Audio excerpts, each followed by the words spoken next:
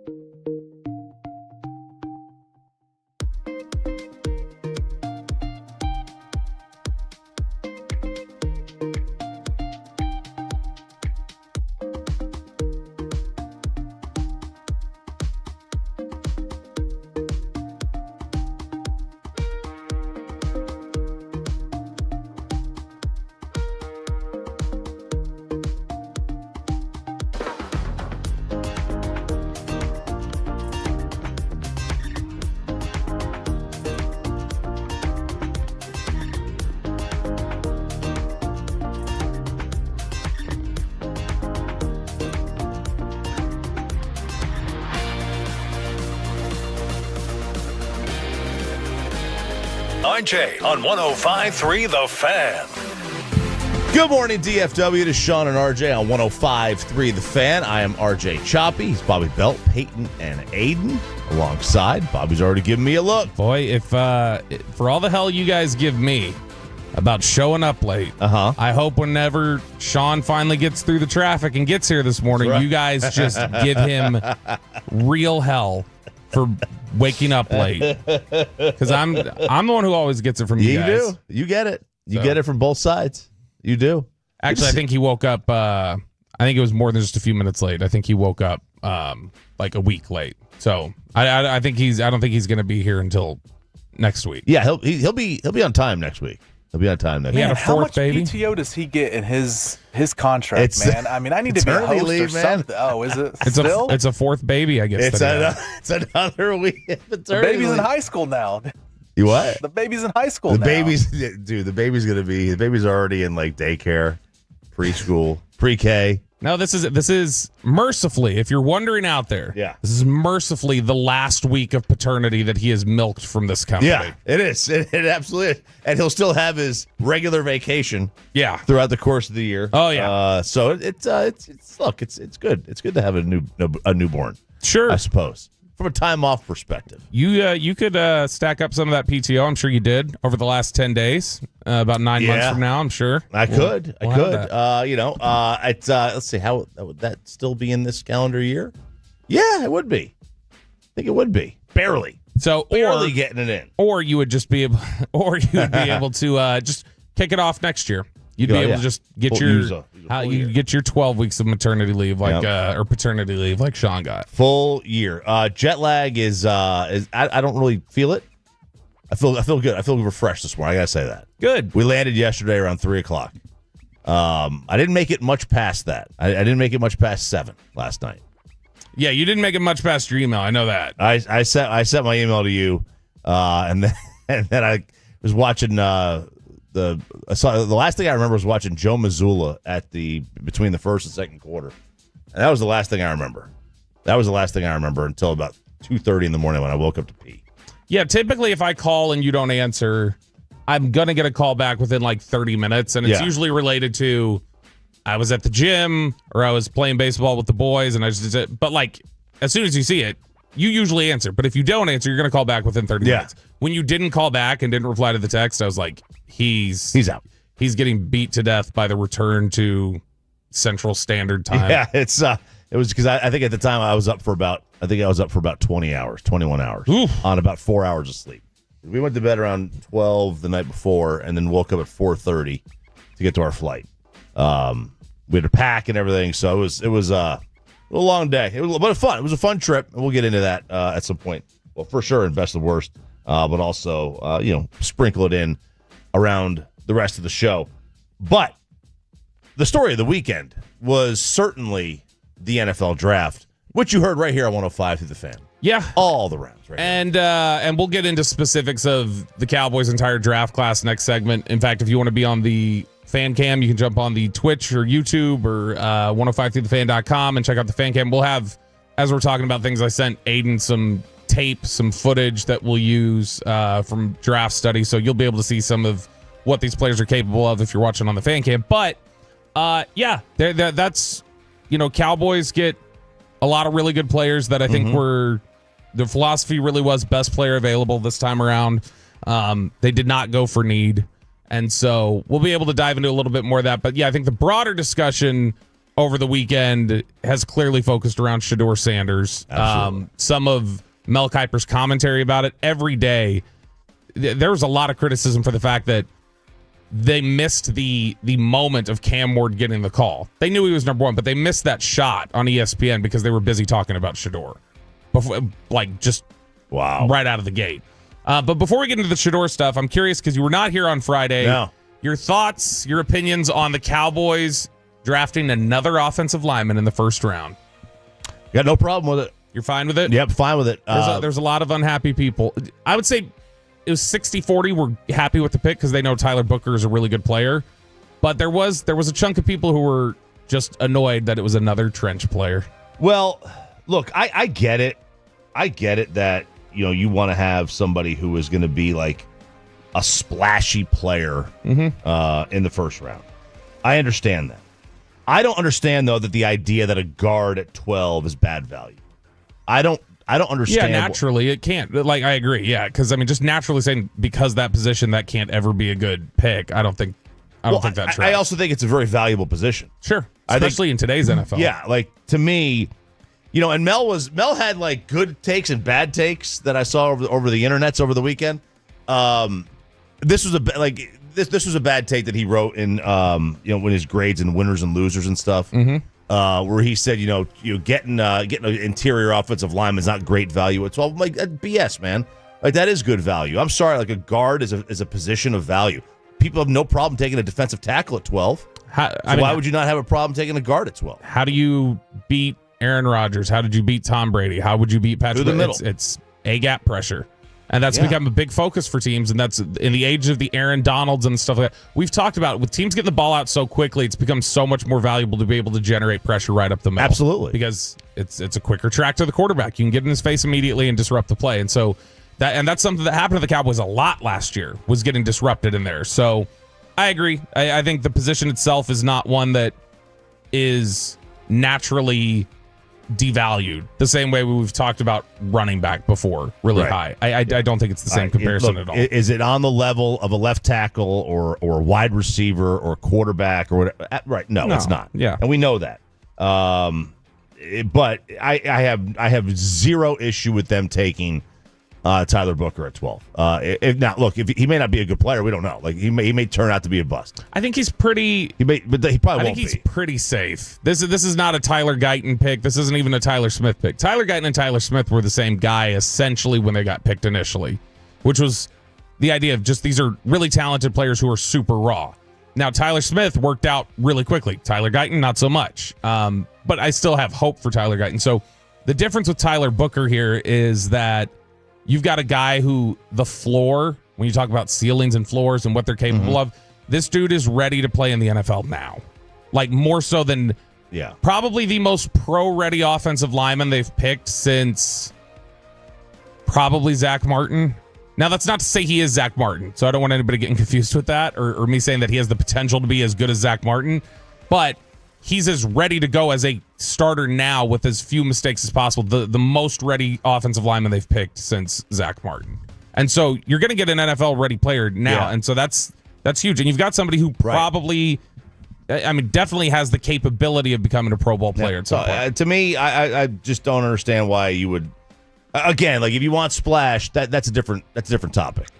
But the Cowboys have generally, and I've always believed that if you're great at selecting a certain position, like if you just evaluate it well, kind of lean into that. You can't miss on your first rounder. Right. You can't miss on your first rounder. So that was my take on the Booker pick, and we'll get into the other selections the Cowboys had as the show goes on. It's Sean and RJ on 105 to the fan. I'm RJ Choppy. He is Bobby Belt. But what were you thinking as you were sitting off in, I don't know, wherever you were, some cafe? See, on Thursday, we were in Florence. Florence. Okay, so what were Firenze. What were you sitting? What were you thinking as you sat in Florence about? Surely Shador will get picked somewhere here in the back end of the first, and then surely he'll get picked at the beginning of the second, and then when it rolled into day 3, did any part of you wonder they're gonna teach him a lesson, quote unquote, and they're gonna let him fall out of the draft? Let's see. It was like 3 a.m. when the draft was going on. So it's 3 a.m. So yeah, I didn't catch any of that. No, live. I know. I'm just more in retrospect. You get what I mean. I was pretty surprised that nobody took him in the first round. Not stunned. I was more like, oh, okay, that's interesting. And then when, he didn't go on like the first part of day 2. I woke up the next morning and it was like, wait, he didn't go again. Or I woke one of my college buddies texted Jalen Milroe just got picked before Shador. I woke up to that text. I was like, you've got to be kidding me, dude! You've got to be kidding me. It was reasonable for him to fall out of the first round. When we left here on Friday and Sean and I were talking about this, I had said, all right, Shador will, my guess, I don't know because I thought he'd go in the back end of the first. I knew it was possible he could fall out, but I thought he'd go in the back end of the first. But the fact that Jackson Dart went ahead of him and nobody seems like super in love with him, then I was like, okay, well, I'm going to guess he doesn't get past the 5th pick of the second round because you've got 2 Browns picks and then you got the Raiders. And so one of them will take him, I'm sure. And when you got through that and you had the Raiders passing on him a couple times and then you had the Browns picking when the moment I went, they're sending a message here was when Dylan Gabriel got picked ahead of him by the Browns. It was like, okay, that feels like you're trying to send a message to him. And maybe it worked. Shador had, to his credit over the weekend when he gave an interview, or I guess when he talked to the Cleveland Beat after he got picked, Shador had talked about the fact that, yeah, maybe I should have handled some things differently. So I don't know. Maybe some of it resonated with him to some extent, but I asked people around the league about it when we were heading into day 3, and everybody unanimously was like, yeah, the talent, he should be off the board by now. Right. This is more about the personality and people just saying we don't want to deal with it. Look, it just reminds me of like we've not seen a player drop this like this. We just haven't. We haven't seen that. We've seen Rodgers dropped. Jordan Love dropped. Malik Willis dropped to the 3rd round, but it was the 3rd round. Like he could have gone in the first, and then we're waiting around until the 3rd, and we're like, oh, okay, this took forever for him to get. But no, you're right. We haven't seen anybody that was talked about like this that then just collapses into the 5th round. I mean, it just doesn't happen. And you wanna get them to collapse to the late 20s. That's one thing, but collapsing into the 5th round is just. It just doesn't happen. I thought whatever message they wanted to send was sent after 2 days, and somebody would pick him in the first 5 picks on day 3. But again, I thought that on day 2. It still didn't happen. Well. No, it didn't. He still had to wait around. For another 30-something picks, 40 picks, right? I think what it does really speak to, though, is he did not handle himself well. Oh, he did not. During the process. I told you guys the story behind the scenes of there was a really well-thought-of prominent coach in the NFL circles who tried to just say hi to him after a workout, after a gym workout at the combine, and he just walked right by him and told him, like, you guys got a quarterback, I ain't got time for you. And he walked by him. And he did that to a couple different coaches. Yeah. And I think that just didn't sit well with a lot of people in the league. It shouldn't. Like you can't handle yourself in certain ways. We got some audio to play, and Rick Neuheisel told a story about this, about a coach that he had heard, that he had talked to about what happened in their meeting. We've seen now, like, people are bringing up articles that were written over the last, right after the combine, and like with their little notes on him. Like, this happened. They're kind of just bringing him back. It's a tough day for Shador. It's a tough weekend. Tough look for him. Tough for Dion. He didn't get close to their pick in the 5th round. And I know we were chit-chatting about this. We'll probably talk in greater detail about it, or just kind of what you would have wanted or what listeners would have wanted. But I think if he would have slid down to their pick in the 5th round, Dallas was taking him.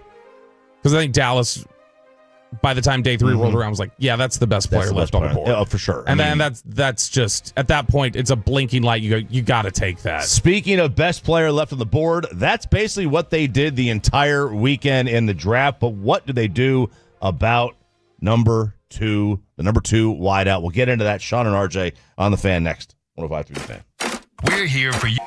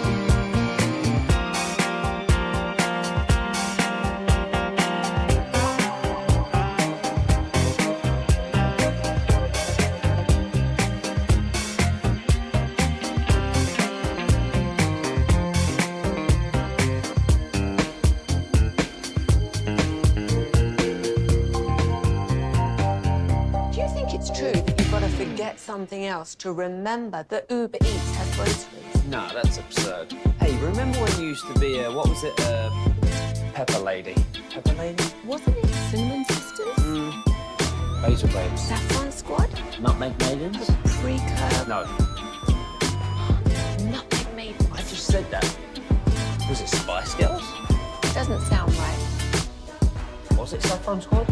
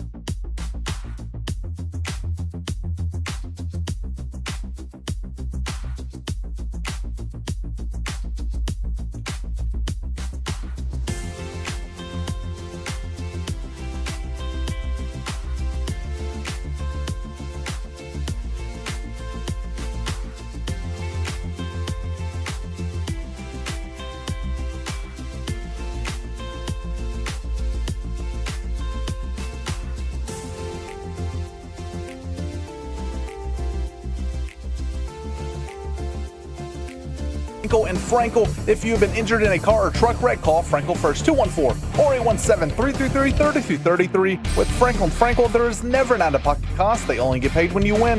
Frankel and Frankel, the go-to car and truck attorneys in Dallas.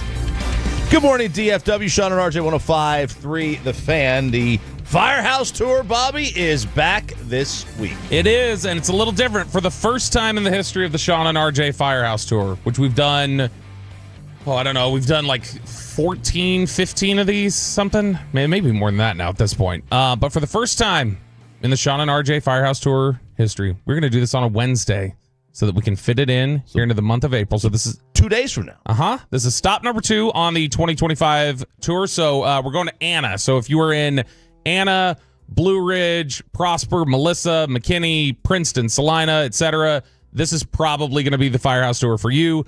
And we're going to have breakfast from Whataburger as well as special edition Sean and RJ Firehouse Tour baseball caps. And those will go fast just like the aprons did. So make sure you swing by and get yours. That's 305 South Powell Parkway in Anna. 305 South Powell Parkway in Anna. It's the only fire station in Anna. So just look up the Anna Fire Station, and that's where we're going to be. So thank you to Whataburger, Firehouse Heating and Air, and Firehouse Movers for being our partners on this year's Firehouse Tour. Yeah. And because we're close to Princeton, which is the home of Nick Harris, I did text with Nick Harris last night. Nick Harris is going to drop by in person and hang out with us for a little bit. I have spent many of the day in Melissa, Texas, and Princeton for baseball.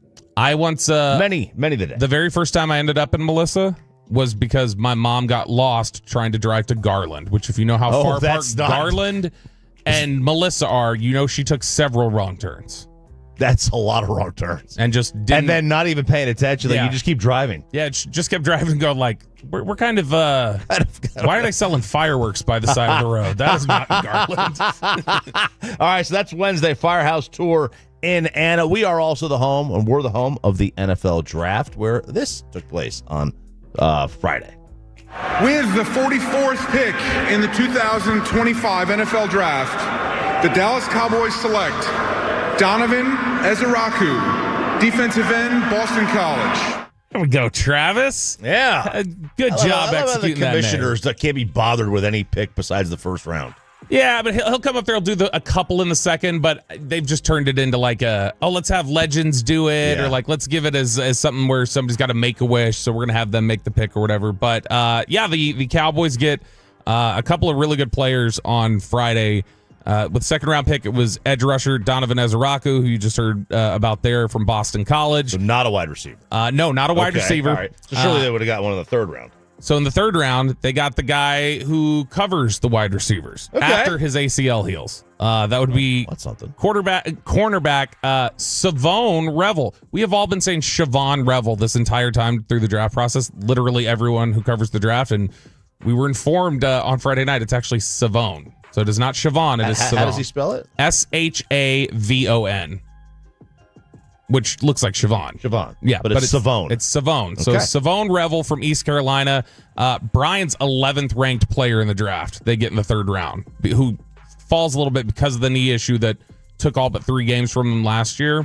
And so teams didn't really get to see him. All right, how does he rise up? How does he play? But then on day 3, they didn't have a 4th. No, they did not. So why? Because they traded it for Jonathan Mingo. So there you go. There's your receiver 2. There's your number 2. Then the Cowboys take Texas running back Jaden Blue, Florida linebacker Shamar James, Oregon offensive tackle, who apparently is going to play guard here, Ajani Cornelius, UCLA defensive tackle Jay Toya in the 7th round, Clemson running back Phil Maffa in the 7th round, and then Maryland defensive tackle Tommy Akingbasote, I think is how you say it. But boy, this is a return to their general principles outside of the East Carolina pick of we're only taking the big school players. Alabama, Boston College, Texas, Florida, Oregon, UCLA, Clemson, Maryland. That's an old Parcells. That's Will. That's been Will McClay in the past because he believes those players are going to have a higher floor. And they're better prepared for what they're going to run into here. Yeah. It's a higher floor. That's what it is, right? You know, like the draft is probably as much, and I'd love to get into like the detail of this with Will or Broaddus even. Like, is the draft as much about not missing as it is about hitting? Like you don't have to hit in terms of like this guy's got a fourth rounder. Probably just depends on where your team's at. Yeah. Like a few years ago, yeah, they needed CD and Diggs to like hit quick if they wanted to extend their window. Where they're at right now, yeah, do they just need somebody to push them over the edge a little bit, or do they need another one of those drafts? I guess it just depends on the philosophy of where they think they're at. So the idea of taking they essentially went best player available the entire time. Yeah, and I'll say this, of their 9 picks that they made, so a lot of people view Dane Brugler as the standard, that they want to know where Dane had a guy. So of the 9 picks that they made, 4 of them went where Dane had them graded. So like they take Jaden Blue in the 5th round. Dane had Jaden Blue in the 5th round. One of them was overdrafted. It was their very last pick. Dane had a King Basodi as a free agent, and they took him with one of the last picks of the 7th round, which isn't that big deal. But 4 of them were picked later than where Dane had graded them. So you're talking about really big value. So Ezeraku is taken in the 2nd round. He was graded in the 1st. Revel was taken in the 3rd round. He was graded in the 2nd. You had Jay Toya, who they picked in the 7th round, the defensive tackle. Dane had him in the 3rd round, and they take him in the 7th. And then Phil Maffa, he had him graded in the 6th round. They take him in the 7th. So they clearly were going best player available. And we'll play some of this audio from the scouting staff next hour at 7:20, where they talk about that philosophy a little bit. But this was 100% about prioritizing who's the best player left on the board. That's who we're taking. Because those first 3 players they got, I'm pretty confident for them were top 40 players. So they feel like they got 3 of their top 40 players. But the issue is, we headed into the draft saying, what realistically? Running back and wide receiver 2 were probably their biggest holes right now. They were big holes for sure. In terms of starters that were ready to play. And they came out of those first 2 days with neither. And that's tough for some people to swallow. So was this too much of a commitment to the best player available philosophy? I mean, probably, because I do think it needs to be the best player you have at a position you're looking for. It's a blend, I think. It's a blend because you can go best player available all day, and then you're going to wind up. I mean, you could wind up taking like 4 players for the same position. And that doesn't work. Now, I think they'd be measured enough not to do that. So they had a bunch of guys that were close together. We talked about this on Friday, that when they took Booker, they had like 5-6 guys that were all graded roughly the same that were at the top of their board. And the tiebreaker was, it needed to be something that they felt they needed, which they did feel like they needed guard. And it needed to be something where, how are you winning on tiebreakers like intangibles, leadership, and Booker just blew everybody away on that. Yeah, look, I think Booker's. I love the pick. I have no qualms about their 1st round pick. I think taking a guard is a smart thing to do. They evaluate the position well. It's a position of need. It's a position of value. So I have got no problem with that. I don't have a problem with the other picks either. But this is the 2nd year in a row where they went into a draft needing a position and didn't get the position. Yep. And they were slaves to their board. And that's fine. If that's what you want, if that's the route you want to take, you're gonna get a good player, right? You're gonna get the best player on the board, but I also think that's very arbitrary. And we are, as people, we are generally bad at talent evaluation, and there's a level of arrogance isn't the right word, but there's a level of like where you just feel like, oh, I'm right right here, so I have to be right. Well, I've got to take this player because he's number 1 on my board. I think they were willing to be more flexible this year because they had, outside of the top like 5 or 6, they had a bunch of guys that were just crushed in this small area together. It was a tight stack for them, where you're talking about the guy you pick at 12 might be similar to the guy you pick at 45. And that is a testament to not only, like, I think a lot of people hear that and they go, oh my gosh, you're telling me I got the player who should have gone in the 2nd round at the top of, a lot of people in the first pick. That no, it's a little bit of, maybe a little weak near the top, but also really deep in the back, to where guys going in the mid 40s were considered in other drafts would have been considered more like mid to late 20s. So it was a combination of that. So I think they were willing to lean more into their needs where they needed to. It's just by the time their picks would come around, for instance, on the 2nd round, I know that they were prioritizing heading into that day. I know they had at least one first-round grade left. Okay. And it was a running back. I think they had Quinshon Judkins in the first round from Ohio State. And he got taken with the 4th pick in the second round. I think they would have been interested in if he would have fallen down to him, the South Carolina safety, Nick Emanwari. He did not make it to them. He got picked with the 3rd pick. I think they would have prioritized taking Luther Burden, the receiver from Missouri, if he would have slid down. He didn't. He was at 7. He was the 7th pick of that round. Couldn't get down to 12. So when it got down to 12, I think they had a collection of guys that were clearly separated from the others. And by the time it got to their pick, I think the only one that was left standing was Ezraku.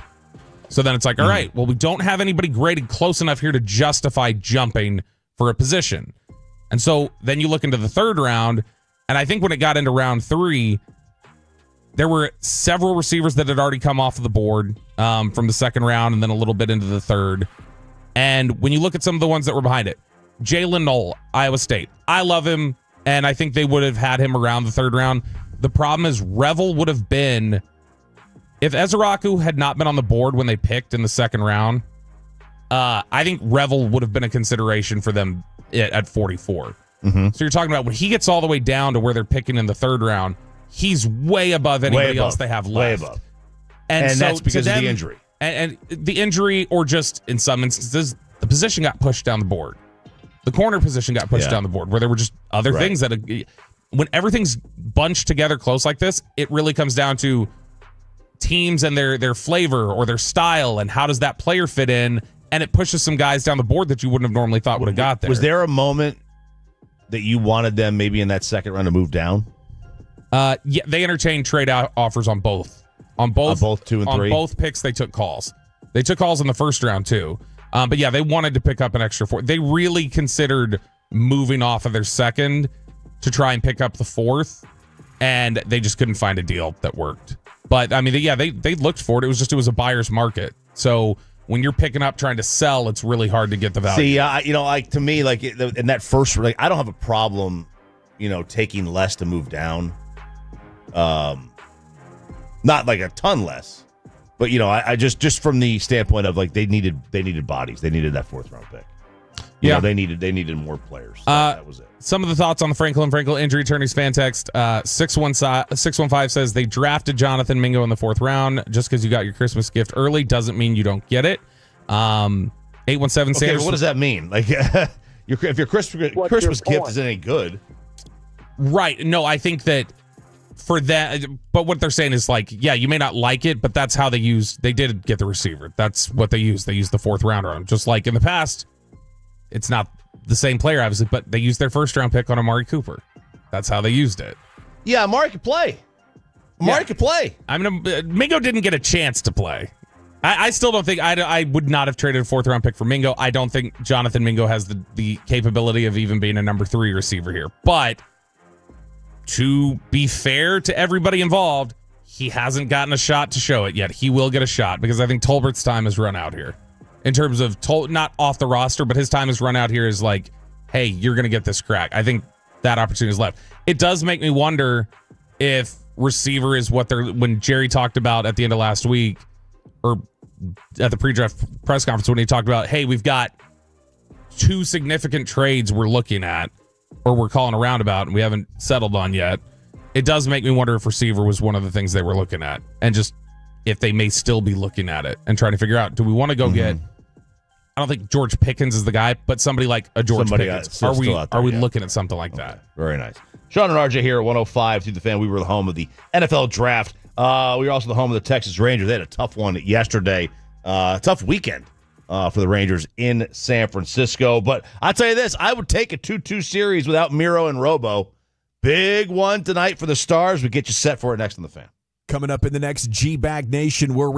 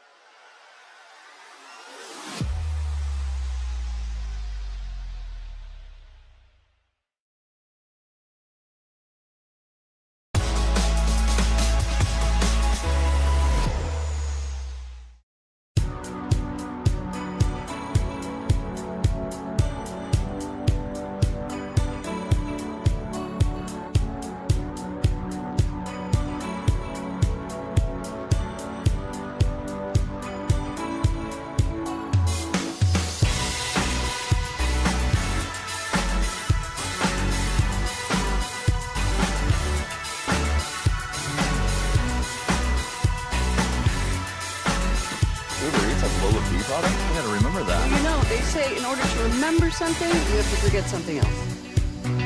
Okay, now that is a very cute haircut. That's like a little shag. I've never seen it before. Well, I mean, of course you have. It's the Rachel. Oh, is that your name? No, I mean like your name. No, I'm Jen. My name's Jen. Right, but I just mean like this is your haircut. But that's hair on your head. I'm not saying this is your hair. Okay.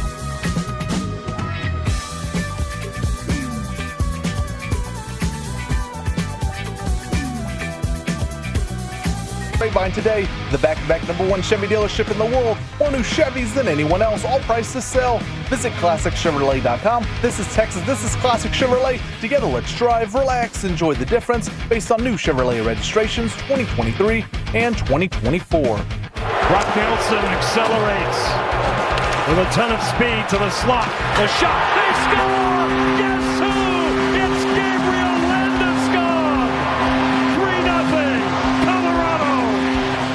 That was TNT with the call on Saturday night. The Stars, they faced an Avalanche.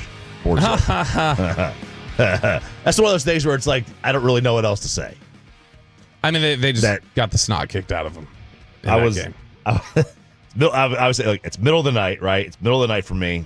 I'm in Italy. Go Stars, baby! When this game is going on, and my buddies are texting in the group. This period's absurd. It's gonna be a bounce back second. I hate the TNT commentators. And it was maybe next time. This game is trash. We're gonna get shut out.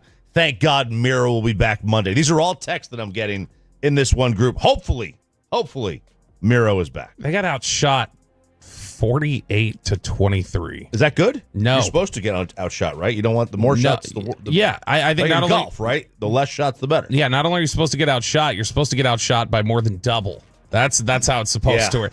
Look, I think given the fact how poorly they had been playing at the end of the season, and the way they've kind of rallied here, and they even got back to the point where they were able to get up while they were in Colorado. I don't think you can be too upset with being, coming back to Dallas 2-2 when you went to Colorado 1-1. Yeah. No Robo, no Miro. You'll take it, right? You'll take it at that point. But I mean, it was tough getting a shot on goal. It was tough getting the puck down the ice. It was just a tough day. Were they due for a blowout? I have no idea. Yeah, I mean, they were due probably to get their heads kicked in a little. I mean, given how poorly they'd been playing. Because, I mean, the first game of the series, they lose 5-1, but it was not that bad. You get 2 empty netters at the end. And before that, I mean, you had basically a clean look in the third period to tie it up at 2-2, and you just missed. And then they come back around and go up 3-1, and then you get the 2 empty netters. So, I mean, they played that game pretty close. It was one of the better games they'd played recently. And then, of course, they win game 2. They win game 3. So, yeah, a little bit of a letdown. I'm not. And what does the money panicking. puck say? What does the money puck say? Money puck said that they should have lost this game for sure. In fact, it was actually 51% to Colorado. That's it. What? I know. So that should tell you. 51 should tell you.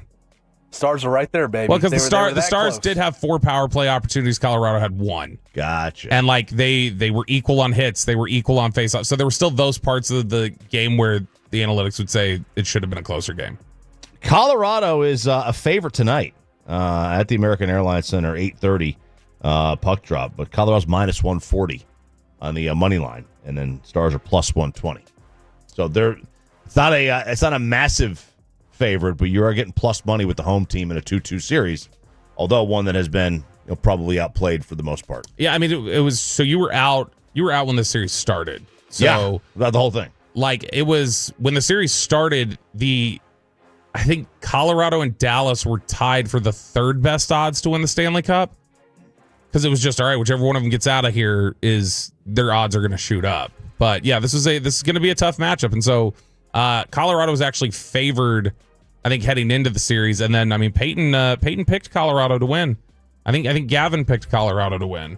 So, I mean, there was not a whole lot of hope for your Dallas Stars here. Wow, Peyton picking Colorado to win. Well, when you lose 7 in a row in the season, it just bad taste in my mouth, man. Really bad taste in my mouth. But the Stars are alive. They got a best-of-3 series here. They got 2 home ice games.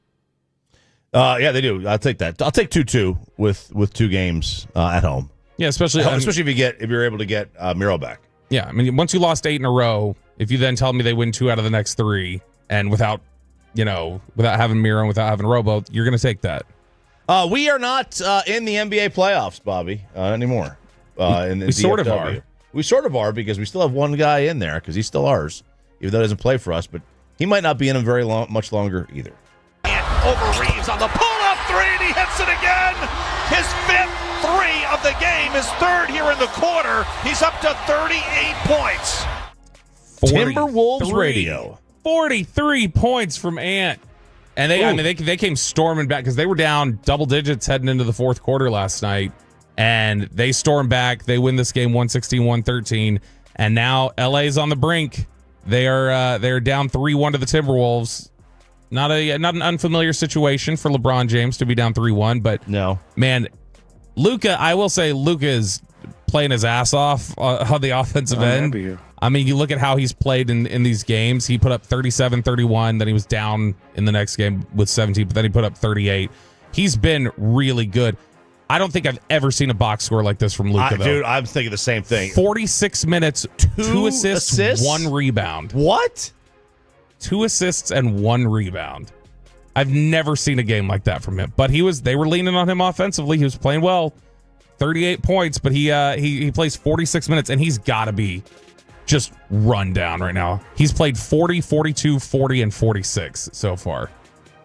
So they're tapping him out. That's a lot. That's a ton of minutes. That's not what he is accustomed to doing.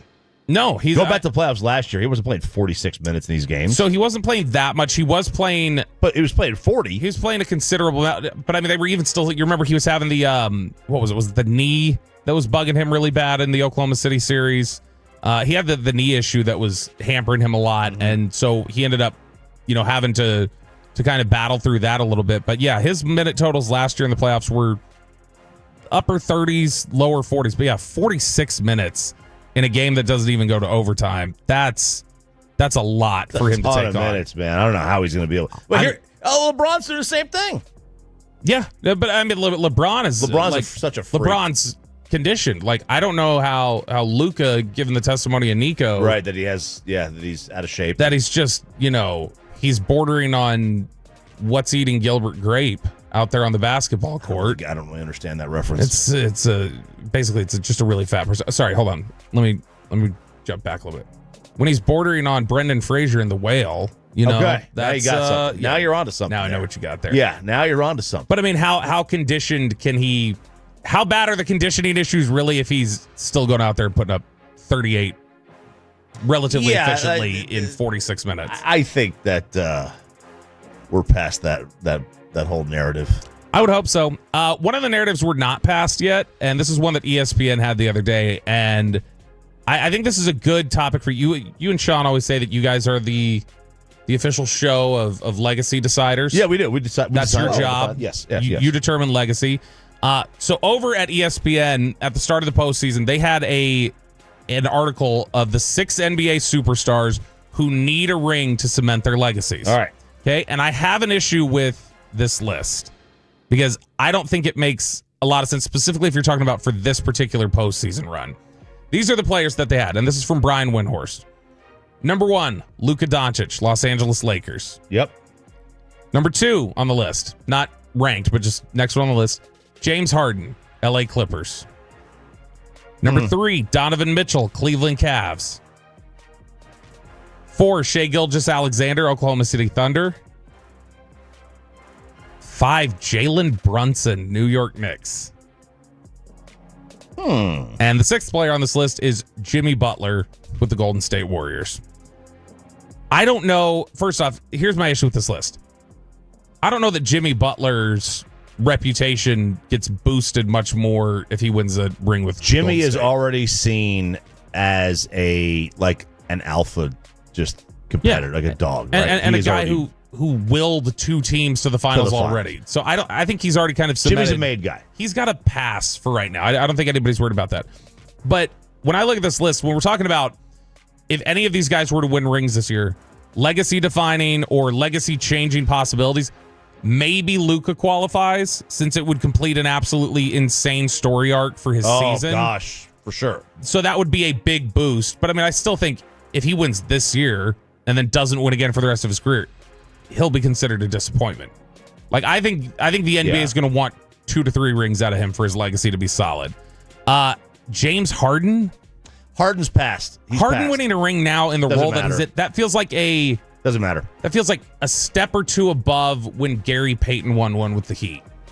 Well, now I know James Harden's more. He's contributed at a greater extent. I know somebody's going to go, "What do you say?" I just said it was a step or 2 above, but it's the same concept of you're done. There's no amount of rings I feel like James Harden could win that save his legacy as he didn't get it done as the guy.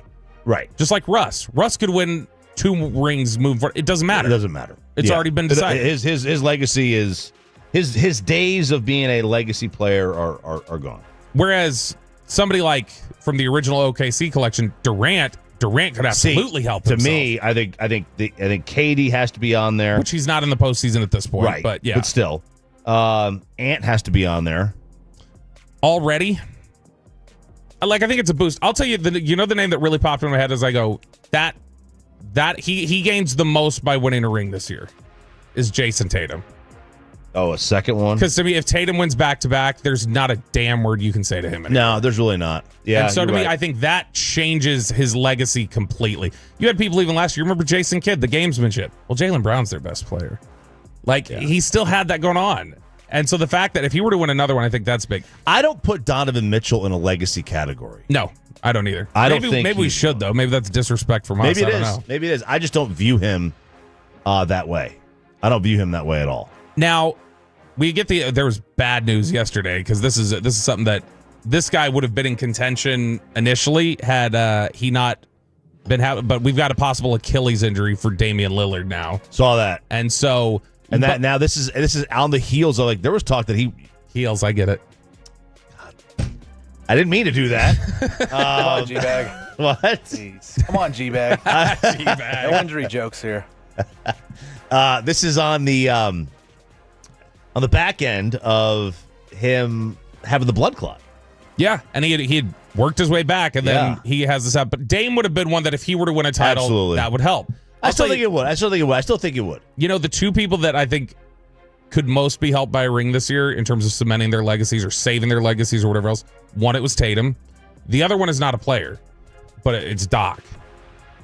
If Doc were to win a ring with Milwaukee, if he were able to salvage that, he's then shifting his narrative a little bit, because a lot of people I think look and go, Boston was a long time ago, and that was a super team, and like you make the joke all the time, his legacy is choking away 3-1 leads. Yeah, if he were to come in there and kind of salvage what has been a train wreck to this point, I feel like in terms of since Adrian Griffin got fired to Doc Rivers taking over and what he's done there, I think it's been a massive disappointment. If he were to rally and they were to win, I think that helps Doc more than it helps any other player other than Tatum. It's also interesting that they didn't put LeBron in this, because it's already solidified, isn't it, for him? How much more does it change it? He's got. I mean, I think he's got one more personal leap in the eyes of half the country. But would that push it? I don't know that it does. Winning an NBA championship at 40 with Luka as probably being your primary guy.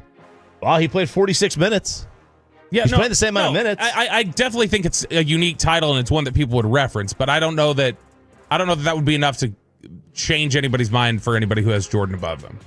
Yeah, look, I mean, I think the people that have Jordan above them, and I still do, but I think there's also a stubbornness that we have. It doesn't matter what he does. Yeah, there's a little back in my day about it. Yes. But I mean, it's also, I think it's impossible, as is the case with a lot of these arguments, it's really difficult to not only try and put Jordan in the LeBron era, but to say LeBron in the Jordan era. I'm not saying with the fouls and the rules and things or whatever else, but I am saying with modern sports medicine and technology and the way that guys train. Like if LeBron was coming up in the era that Michael Jordan came up, and he's not 6'8", 260 and running like that's not. Well, he's also probably getting moved off of being the primary ball handler.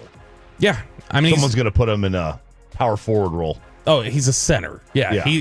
He's down there with Bill Laimbeer. So it changes. A lot changes, but there you go. I still think that he could help himself quite a bit if he wins another title, because that would get him to 6. Right, with another one, he would have either 2 in Miami, 1 Cleveland. No, 1-6. No. It would get him to 5. Yeah, it would get him to 5. I would have to consider moving him ahead if he wins another one. It's the age. It's the age. Yeah, thing. no, I mean it's a big deal. The age thing is a big player in this. The Rangers absolutely blew it yesterday. Diamond Cavs. One thing they could not do, they did yesterday and over the weekend. That's next on 105 through the Fan. Getting you updated on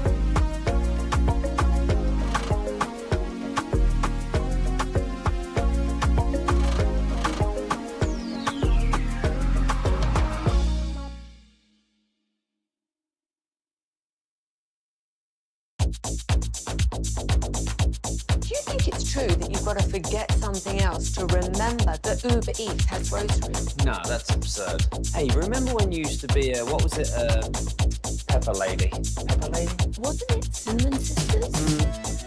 Basil Babies. Saffron Squad? Nutmeg Maidens? Pre-curve? No. Nutmeg Maidens. I just said that.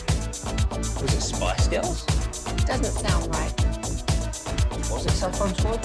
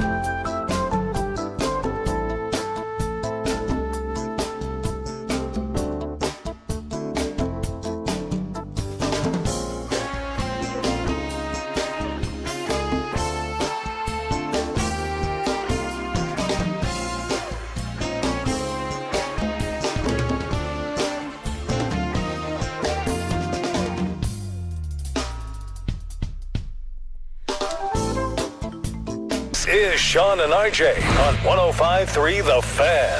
Swings, hits a dribbler, third base side, tough chance. Jackson, bare hands, throws wild, and throws it down the right field line. Ramos on his way to second base, and he will turn for third. Here's the long throw to third. He is safe at third. The ball gets away. He's headed for the plate, and he scores without a throw. And the Giants have won it on a walk-off Little League home run. You're an idiot and you don't know baseball.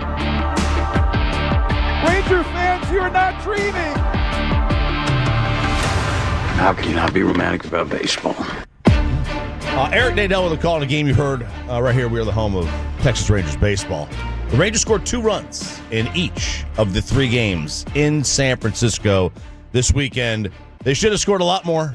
They walk away with just the one win. They lose the final 2 games of the series, and they lose on just a preposterous play. I mean, it's yesterday late afternoon.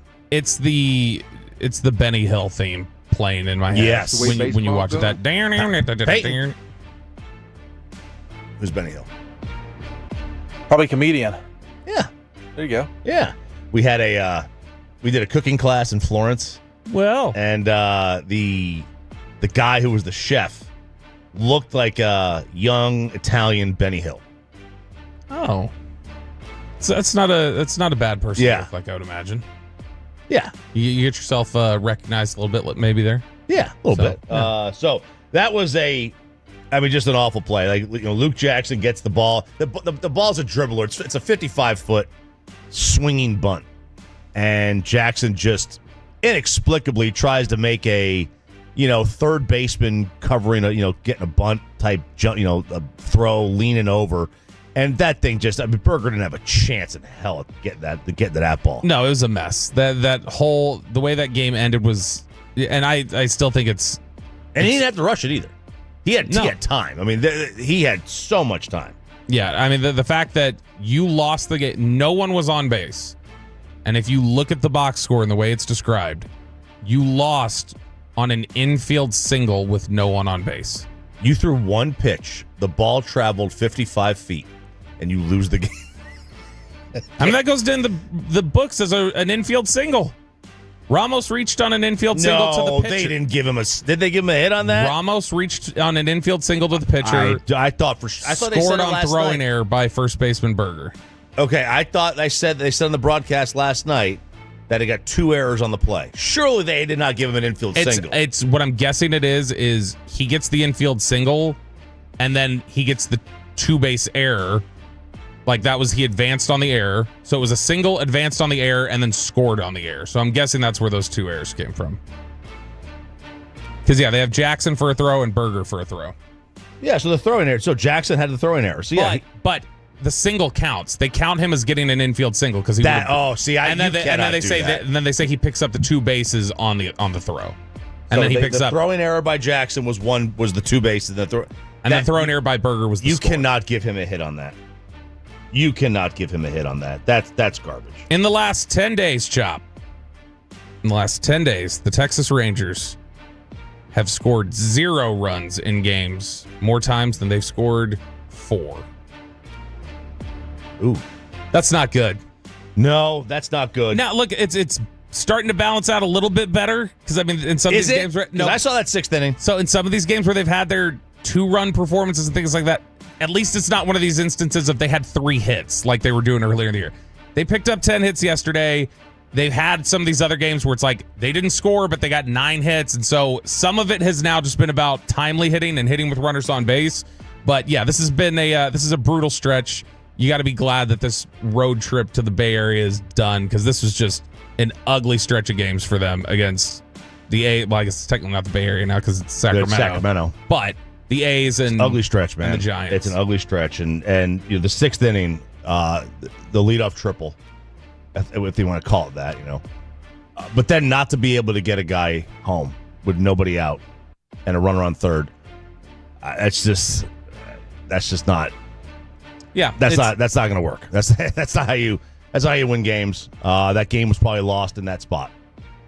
Yeah, but I mean the fact that we got Jock Peterson to break his 0 for 41 streak on this trip, and then he had 2 hits yesterday, both of them extra base hits. Like that's positive. We're gonna stack good days on top of good days. Man. Okay, yeah, it's just fantastic. That's what we're doing. That's what you got to do. That's what you got to get. I still can't believe he has more than half of his hits on the season in the last 5 games. Well, I mean, you go 0 for 42. No, I know. It's just it's a funny oddity that's even the case for him. 7:05, first pitch tonight, right here, 105 to the Fan. We'll have pregame at 6:30 as they host the Athletics. I hate that. I hate that they call them just the Athletics. Just call them Sacramento. Throw the city a bone, for crying out loud. How much have you been able to keep up with the Rangers while you were out? What I saw on like you would just see. I'm guessing you'd see like box scores and different things like that. Yeah, for the moment. I watched yesterday's game. So I picked up. I think we got home around the 5th inning. Are you starting to feel like you're getting that version of Wyatt Langford that you were projecting last year? Because that's the one dude who just continues to absolutely mash the ball. Like, no matter how else the rest of the offense is playing, he is just destroying the baseball. He is 1106 OPS now.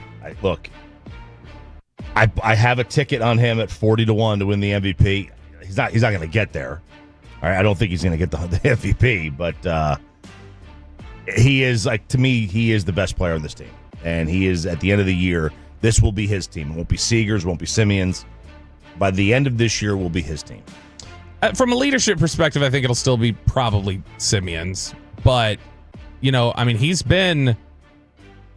somebody who, if you look at cumulatively on the team right now, they have, among position players, cumulatively, they have a 2.3 wins above replacement. And Wyatt Langford is 1.2 of that. Say that again? Cumulatively, they have a 2.3 wins above replacement. Wyatt Langford is 1.2 of it. Now, to be fair, Seager's also 1.4. But you've got guys like Berger, who's some negative 0.7. Simeon's negative 0.8. Jock Peterson, negative 0.9. But you're talking about those two have really kind of carried you at this point. They have. It's Diamond Cavs here, 105 through the fan. They did catch a break with Heim not snapping his shin bone foot on that foul ball. That Duval guy is a monster, throwing a 100-mile-an-hour cutter. Duval. Stop it. Is that Liam Cohen? Yeah. Stop it. That's they caught a break there. They caught an injury break. Yeah, no, absolutely. And I mean, so far, I will say that despite, things have not obviously played out like completely to the way that you want to get. But I will say that when we say defensively, offensively, what you're getting right now, like the framing rate, I think the numbers have been, they're not backed up to 23 levels for Heim yet, but he's better than he was in 24. So Heim's doing better there. And then when you look at what they've done at the plate, Heim and Higashioka, they're both hitting the ball hard. And the two of them are both in the positive range on wins above replacement at this point. So catcher's been a spot where you can feel good about things. And so, yeah, you definitely didn't want to lose Jonah Heim because that would have been the way that he's been playing. He's been good for you. Tommy Pham has been suspended one game for, that gesture that he made, for his gesture in the crowd. I guess they had to suspend him. I guess they had to, right? Did the commissioner... I mean, Adam Silver wouldn't have. Adam Silver would have just been like, hey, buddy, how's it going? I don't think the commissioner can have a player, scratching the record in public. No, but I'm just saying, like, we've got a clear history of Adam Silver just saying, like, you can make any gestures you want, and I'll warn you at first. You think if somebody did that in an NBA game to a fan, they wouldn't suspend him? Yeah, I mean, no, I don't think so. I mean, I think they'd fine him. I mean, what? Anthony Edwards just got fined $50,000 for, obviously different, but flipping somebody off and talking about your stuff ain't as endowed as mine. Right. And so, I mean, they've clearly just warned before. I don't know. I mean, Tommy Pham, I get it because Tommy Pham he's a repeat offender, and that's somebody that the league's already been aware. But that was the argument the whole time with Ja Morant. Was they'd have like, Ja's a repeat offender and should know better than to do something that's a good point. Goofy. So yeah, they don't touch Ja anymore. They're scared of him. Yeah, probably scared. Tommy Pham, he is the one guy like I would be terrified of. I was a fan. Like how you even touch him? Like, dude, don't put your hands on Tommy. Like that is the one guy we know. We have enough receipts on Tommy that he is a tough dude. Like I am not messing with him. Two guys in Major League Baseball. Well, I was gonna say in the history of Major League Baseball, recent Major League Baseball. Three guys in the history of Major League Baseball come to mind of I would not want to mess with them. Okay. It's Tommy Pham. Sure. It's Keone Kela. Yeah. And it's Albert Bell. What? The Fernando Vina, Albert Bell. I don't play. Albert Bell is just, he's... Payne, have you seen that? Do you know what play we're talking about? The one where he runs him over at second base? Yes. God. Dude, it was just Albert Bell was... That was a screw loose. I showed my kids that once, and they were like, "What happened? He did that? He really did that?" I'm like, "Yeah, man. He really ran that dude over." Luka to do it. I did not. I did you not. should. So I missed my kids' game while we were gone, and they had a camera guy there. Like, it was the last game for the season. They had a camera guy there, and they were taking pictures of like all the kids. And there's one. He hits a double, and he gets to second base, and he does the Danielson crane at second base. Oh, gosh. I got a photo of this. It's amazing. That's pretty good. I love it. It's also, come on. Real quick, would you like some positive news, some good news for your Texas Rangers? Yeah, let's do it. Something that you can build on at the plate, Chop. Yep. It's not at the major league level, which is the one thing that kind of sucks. Evan Carter has reached base every single game he has played for AAA Round Rock. So he started off really slow, and a lot of it was he was batting like 114. Right, but he would always draw a walk at least in one of these games, or he'd pick up a hit or whatever else. So that's good. He's now really started to actually hit the baseball a little bit better. In fact, he's got currently a 6-game hitting streak in the minors, but he has reached base every single game so far. You're starting to see a little bit more of the pop. He's had a couple of home runs now since he's been down there, starting to hit extra base hits, but still not striking out a ton, still drawing a lot of walks. His on-base percentage right now in Round Rock is .371. So you're talking about getting on base consistently, and if Texas feels like they need the help and can bring him up again. His OPS right now in AAA is right around 800. So, and that's not bad. That's when it was originally like 410. Remember, for the first 5-6 games. Hit at all. So that fact is encouraging right now that Evan Carter, it looks like, is at least settling down a little bit. Real quick, Blue Jays pitcher Kevin Gausman threw 53 pitches in an inning. Over the weekend. He was Rich Harden-like. He was thrown out of the game, but you can't have a guy throwing 53 pitches. No, not in today's game. I mean, 25 pitches in an inning. The guy they're having somebody warm up, and you're gone basically at 40. Maybe you get to you're in the same batter, you get to 43, but yeah, I feel like if I 53 pitches in an inning. If I found out if you threw 30 pitches in an inning, I'm like, yeah, you're out. Just because at that point, if you've thrown that many pitches, you're giving up a lot of runs. You're clearly just not getting anybody now, out. Now, I get it. It's early on in the game. It was the third inning. So they want to burn a bullpen and have and screw it up. But man, I mean, that's tough. That's tough. All right, that's Diamond Cavs here on 105.3 The Fan. Best of worst of the weekend coming up in the commercial-free Expressway. We have a Renegades ticket giveaway coming up in the Expressway, and we have a special guest next. We have the godfather of NFL draft coverage. All about the tuna. That's right. All about the tuna. The one and only Brian Broaddus joins us next on 105.3 The Fan. This is the story of the one who, as a maintenance specialist for a historic high-rise, knows that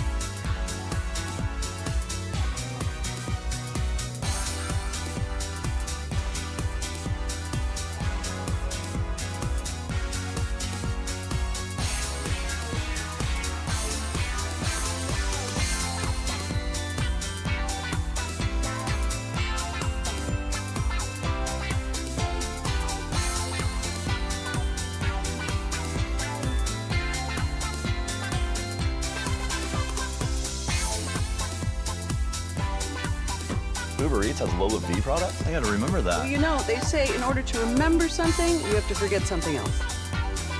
Okay, now that is a very cute haircut. That's like a little shag. I've never seen it before. Well, I mean, of course you have. So Rachel. Oh, is that your name? No, I mean like your name. No, I'm Jen. My name's Jen. Right, but I just mean like this is your haircut. But that's hair on your head. I'm not saying this is your hair. Okay.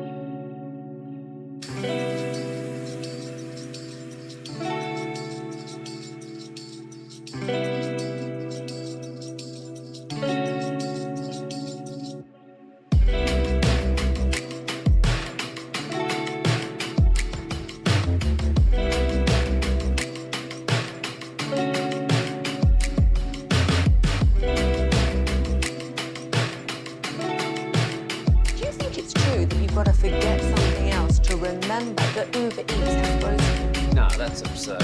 Hey, remember when you used to be what was it, Pepper Lady? Pepper Lady? Wasn't it Cinnamon Sisters? Basil Baby. Saffron Squad? Nutmeg Maidens? Pre-curd? No. Nutmeg Maidens. I just said that. Was it Spice Girls? Doesn't sound right. Was it Saffron Squad?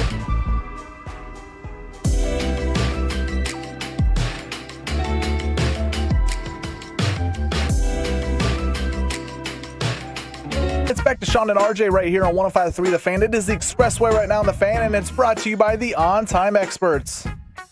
Good morning, DFW. It is Sean and RJ here on 105.3 The Fan. I'm RJ Choppy. He's Bobby Belt, Peyton, and Aiden alongside. It's Sean and RJ. Sean is on paternity leave. Final week of that. He'll be back next week. Allegedly. We will be in Anna on Wednesday as the Sean and RJ Firehouse Tour rolls on. Yep. So Anna is the only fire station in Anna. So it's 305 South Powell Parkway, Anna, Texas. But if you just look up where is the fire station in Anna, you'll find it there. And we'll have Whataburger breakfast for you, as well as special edition Sean and RJ Firehouse Tour baseball caps. And they're going to go fast. So you're going to want to come out to 305 South Powell Parkway in Anna, Texas on Wednesday from 6 to 10 a.m. And thank you to Whataburger, Firehouse Eating and Air, and Firehouse Movers. All right, that's on Wednesday. So Firehouse Tour. We are also the home of the NFL Draft. We had it, this weekend. We did. On The Fan. Had the obviously big day at Pluckers on Thursday for the first round, and then you get into later rounds, and there was some coverage, and Zach Walchuk was on the broadcast.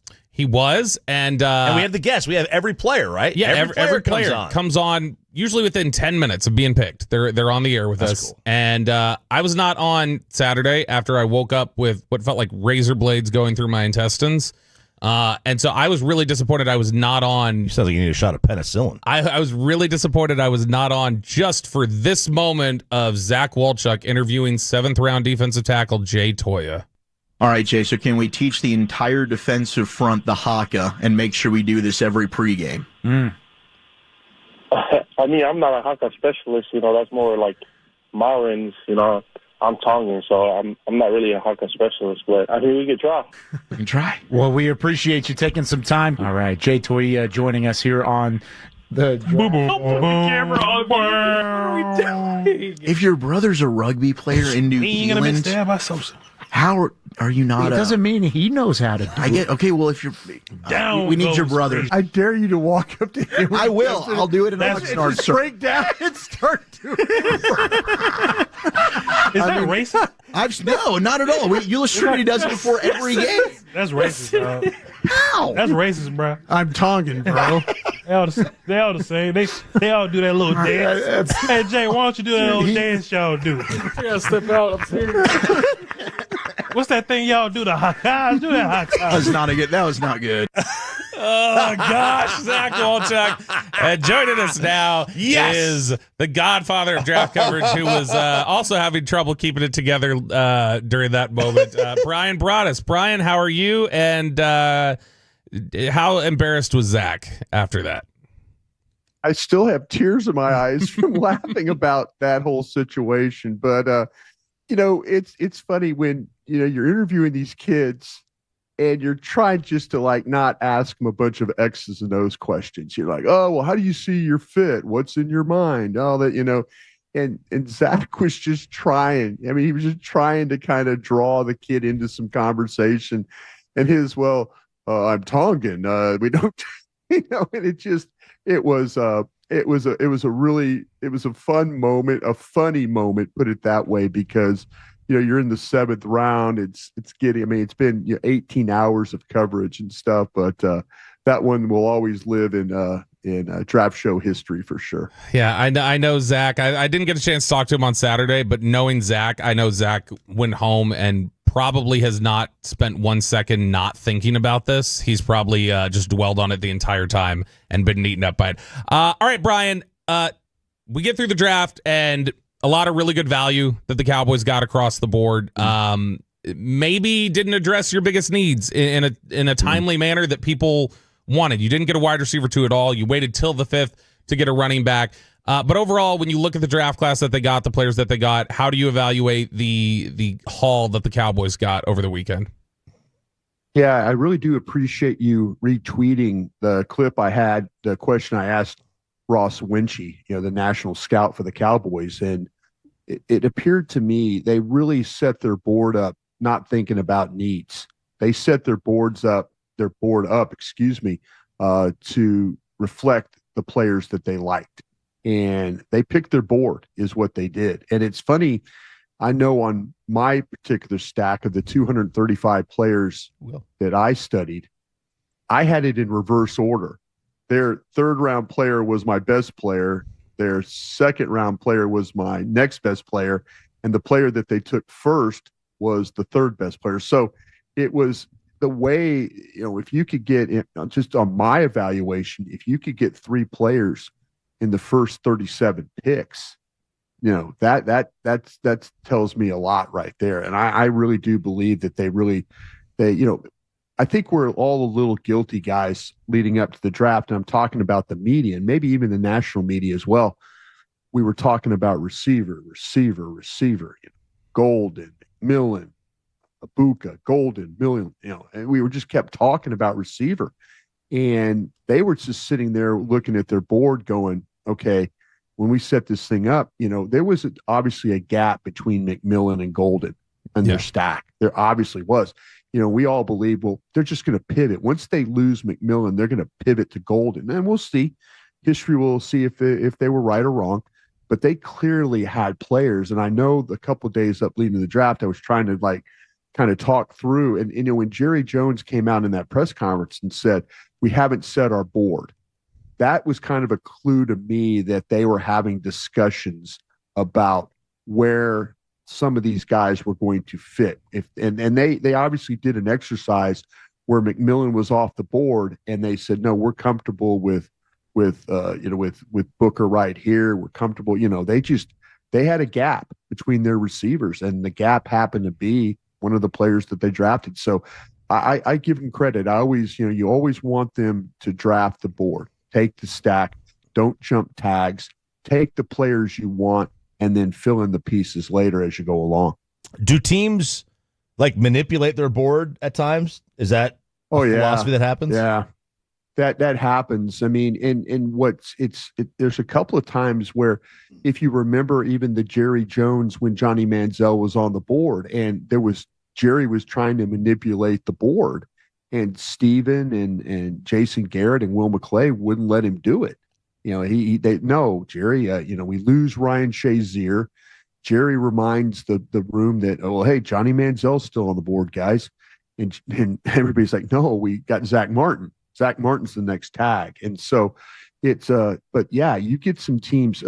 Unfortunately, Tom Siskowski lost his job because of, if you go back to the Sharif Floyd draft, where they had him in the top 5 on their board, and all of a sudden, Rod Marinelli comes in and goes, well, I don't like him in the top 5. And now there's a little bit of that chaos there. And so you're kind of having to move around. So, but yeah, it's teams do kind of say, well, maybe we need to go do this now. Maybe we need to do that. And unfortunately that's just like window dressing your board. And to me, that's just not the best way to operate. Brian, do you think it's also just a function of the fact that they didn't get the wide receiver too, as a function of just the way things fell ahead of them? So, if McMillan is there at 12, they take McMillan. If Burden is there at 44, they probably take Burden. And I don't know. Who knows? Maybe if they get to 76, I don't know how much they liked Trey Harris or Jack Besh, but maybe Besh or Harris make them, it's close enough to Revel that they go, okay, well, that's a need enough, and we have them graded closely enough that we can go that direction.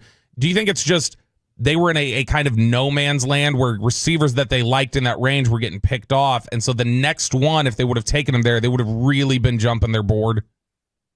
Yeah, no, I think they might have had the receivers that you're talking about in position to take. And you're a little bit at the mercy of the draft at that point in time. Now, they really didn't have the capital to be able to say, listen, we're about to lose one of these receivers and we need to go get one.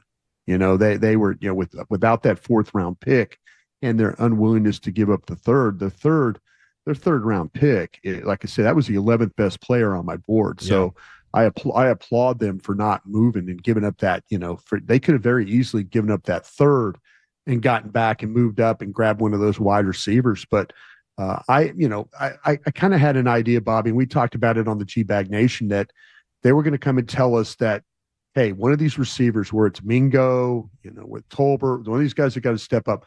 I think they still have a plan for trying to go and grabbing a receiver. I really do, whether it's in free agency.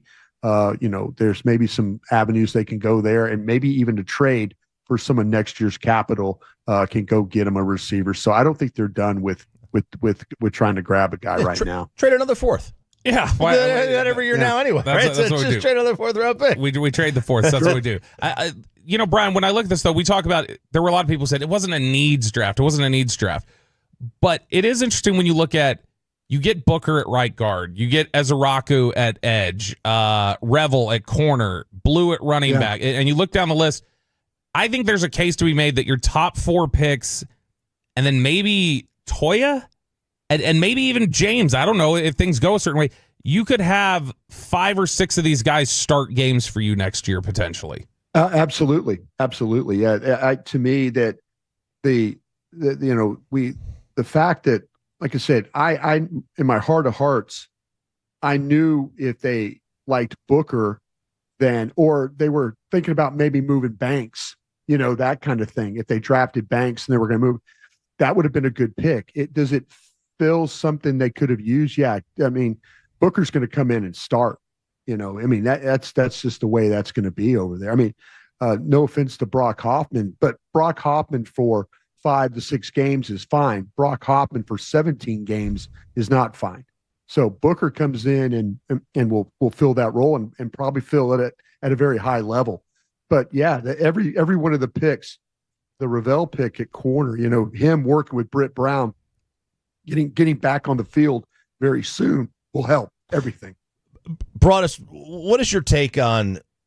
Because I saw a lot of people say that, taking a guard at 12 is not great value. I think it's I have no problem with it. I think, you shore up the interior, you shore up any offensive line position. I'm all about it. Where do you stand on that? Is that bad value?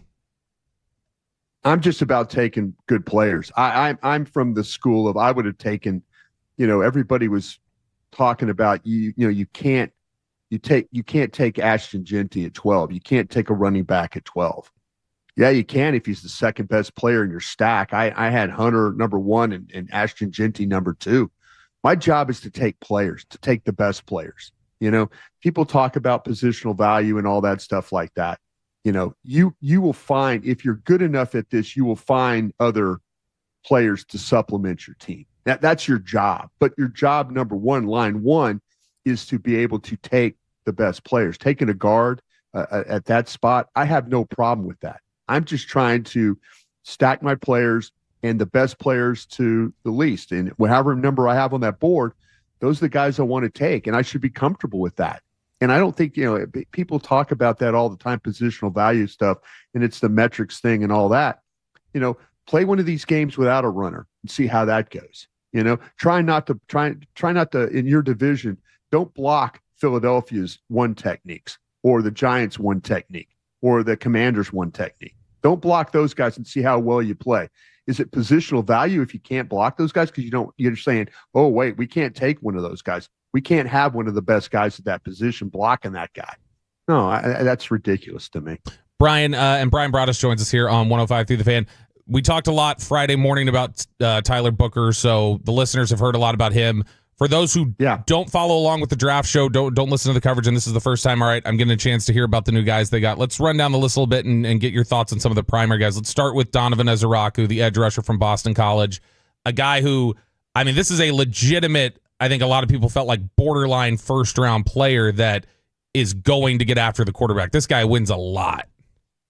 He wins a lot, and he knows how to bend. There was in this draft, there were some bendy guys, and there were some guys that kind of were better run defenders. This guy can legitimately rush the passer. This guy is one of those, the first step, that able to attack. He puts a lot of pressure on offensive tackles because his ability to play really, really low and dip, and then he knows how to finish at the quarterback. And they move this guy around a ton. This is very similar to how the Cowboys will play with Micah Parsons. They'll stand him up over here. They'll put him down over here. They'll make a matchup over here. Boston College did a great job. Tim Lewis did a great job of moving him around in order to make him have opportunities to rush. Yeah, and you're seeing some of the video up on the fan cam right now of Ezraku winning against North Carolina. And man, they used him, like you said, a lot of different ways. They'd line him up on both edges. They'd put him in the A gap. He's a really fun player, if a little bit undersized, but he's a really fun player. The guy you loved a ton, you've already mentioned. Tell us about East Carolina corner Savone, as we found out, Savone Ravel. Savone Ravel is he was one of my. If he does not have the knee problem or the knee issue, then he's going to be one of the best corners in this draft. And at 6'2", the length. The first thing you're going to notice when you see him in person is how long he is as a player, and it serves him very well. He's got really quick feet. He can play with the burst. He's extremely tough. I was watching the Michigan game. They try and run a play down on the goal line to the outside. It bounces to the outside. Edwards is trying to take the ball in, and Ravel meets him at the goal line. And you think, man, a corner with the back at the goal line is a disaster. Yeah, it was a disaster for Michigan because he didn't get in the end zone. This kid is extremely tough. He can rally on routes across the field, down the field. He's a hard guy to run away from. Dr. Cooper did the surgery from the Cowboys. He's in good hands there. And Britt Brown's about to grab this kid and really, really kind of take him to another level and get him back on the field very, very soon. So really super excited about the ability and what this kid brings to it. We talked about a lot of running backs during the draft lead up, Brian, as Brian Broaddus joins us here on 105 through the Fan. With the 5th round pick, the running back that the Cowboys end up getting is Jaden Blue from Texas, a guy I don't know that we talked about as much. And Aiden's going to throw up some video of Jaden Blue on the fan cam here. But tell us a little bit about your thoughts on Jaden Blue. Yeah, extremely explosive as a back. He's, you think at 5'9", 196 pounds, he's a small guy. He is more likely to break tackles the way of avoiding tackles is what he's going to do. You get him in a one-on-one situation, it is a real problem for the defender. His ability to plant, cut, avoid, the quickness. He's an outstanding pass catcher. There's a couple of backs in this draft, him and Allen from Syracuse, who are outstanding. Smith from SMU, outstanding pass catchers. This kid was one of them. You throw the ball to him in space, it is a nightmare for the defense to have to deal with. Really quick, Brian, just on the Blue front, because I know Chop is going to have a question for you. You mentioned him as a pass catcher. Absolutely, like a legit mismatch that you can line up at receiver at times. Absolutely, yep. There were some issues, and I'm curious if you had any problems with this. Some swing passes he drops. Some swing passes that he'll drop, or he had a ball bounce off his hands against ULM. I think they got picked off, or he doesn't. So when you saw any of that on tape, did you look at that was focus or just some off target stuff that he maybe wasn't totally? What is that? Because you do see definitely some real pop as a pass catcher. Yeah, but and then you watch the Ohio State game where they swing him a couple of times and he gets 2 touchdowns as well. So sometimes receivers do have concentration lacks. Maybe the ball got on him too quick. Maybe he didn't identify where it was. I just see so many times with him, though, not just screen passes, but upfield routes, inside Texas routes. Those little out, then inside, quick break, boom, ball on him, and then he's north and south into the end zone. Yeah, you're going to have some of those where you're going to have a couple of them where it could, get on you or you didn't track it the right way. But most of the time, everything that was thrown his direction was reception and resulted into a big play. Broaddus, is there a team in the NFC East that you thought absolutely nailed it this weekend? Well, I'll tell you what, there was a couple of teams that I really, really liked. I liked what Jacksonville did, and I liked what you're talking about the East. In Philadelphia, they had so many picks, and I think where Philadelphia did some damage was in the second half of the draft. Their first round picks, but that's a team that's very, very talent rich. They've got some guys that they made decisions on that they're going to move on from, but Philadelphia, to me, the players where they fell for them. I'm just talking about the draft in general too. Kansas City, Baltimore were another couple of teams where it seemed that the best players, I know on my stack, those were the ones, but I think Philadelphia helped themselves. I think the Giants absolutely helped themselves. I'm a fan of Jackson Dart myself. I didn't have him over Shador Sanders, but both those guys right there in the second round where he was picked, I think he was the 27th best player on my board. So right where he was taken, that's kind of where I felt. But Philadelphia, to me, the Commanders, the division, they picked off 2 or 3 players that are going to be factors in this year's season. Last one before we let you go, Broaddus. We've got a lot of people, obviously, who are curious about Shador Sanders. What did you think about him as a player and in general, your perception of his fall to the 5th round? Yeah, I think it was unfortunate. I don't quite understand it from my perspective. I know on my board, I had him as the 20th best player. I had 15 first-round grades, so that means that put him in the 2nd round where I would have had him or been comfortable selecting him. So, maybe on some other drafts, he's a little bit further down, or maybe he's a little bit higher. But yeah, the thing that, teams might not have liked talking to him in a way of they put him on the board. Maybe they didn't feel like that. They didn't feel very comfortable that he was able to process the information that they were asking him to do. He had a pro coach that was working with him, at Colorado, Pat Shermer. So there's some elements of the pro game that you watch Shador Sanders, attempt to do and been able to be successful doing it. So I think, sometimes teams just don't like players. Maybe he came off bad in the interviews. There's a lot of talk about that. Maybe they put him on the board. They didn't think he was smart enough. Some teams, maybe teams will do different things to kind of get an idea about these quarterbacks. But it's very surprising to me, especially where I had him on my stack, how far he did fall. I think Cleveland got a hell of a quarterback. I personally had him over Dylan Gabriel, who I think Dylan Gabriel's a fine quarterback. But if you watch the tape, to me, the plays that Sanders makes off platform, throwing to his left, there's some things you're going to have to clean up with the feet and stuff, but they'll find a way to get that done. Thank you, Broaddus. Appreciate it. Thank you, guys. Take care. Have a great day. Brian Broaddus, G-Bag Nation, right here. 105.3 The Fan. Do you think Brian knows how to? We should ask Brian if he knows how to do the haka.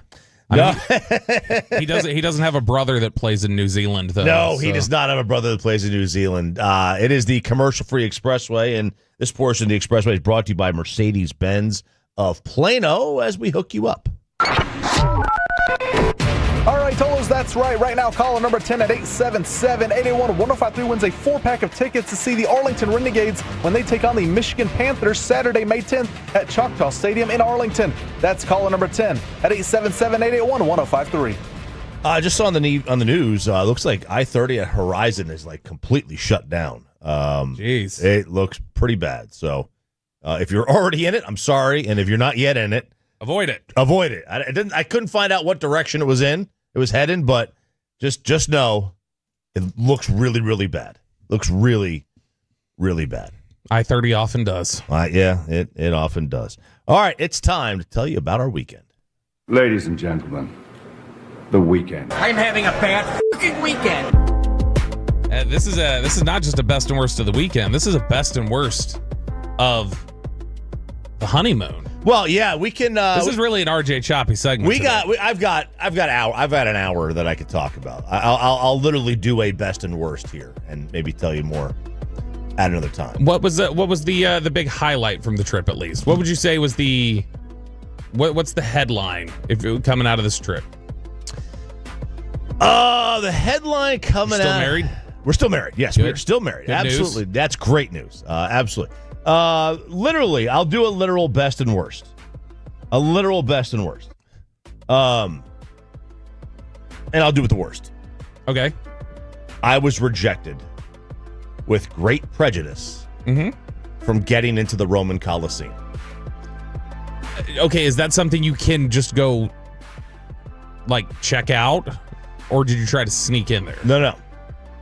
So they have tours set up. Uh-huh. You go in. You go underneath. Where the gladiators, where they kept the lions. Pretty badass. Awesome. You go in. You do a full tour of that. The Roman Forum. All of ancient Rome. The Emperor Palatines, or not Emperor Palatines from Star Emperor Wars. Palpatine? Yeah. Palpatine. No. Some Palantino Hill or something like that. Uh-huh. Right? You can do all that. We buy the tickets. Okay? We had them. And they say, make sure you bring your travel documents with you. I'm like, all right, I'll bring my travel documents with me. We go down there, and we are on the tour. First of all, it's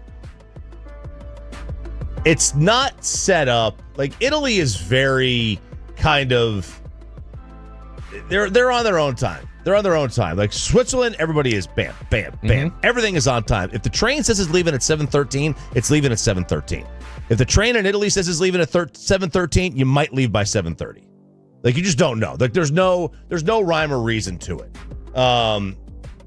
But we get on this tour and it's really a pain in the butt to kind of like figure out where your tour is. There's 500 people there trying to find 10 tour guides. You find them, they hand you your little headset so you can hear them, and we're walking towards. How like distracting is that, by the way? It's very distracting.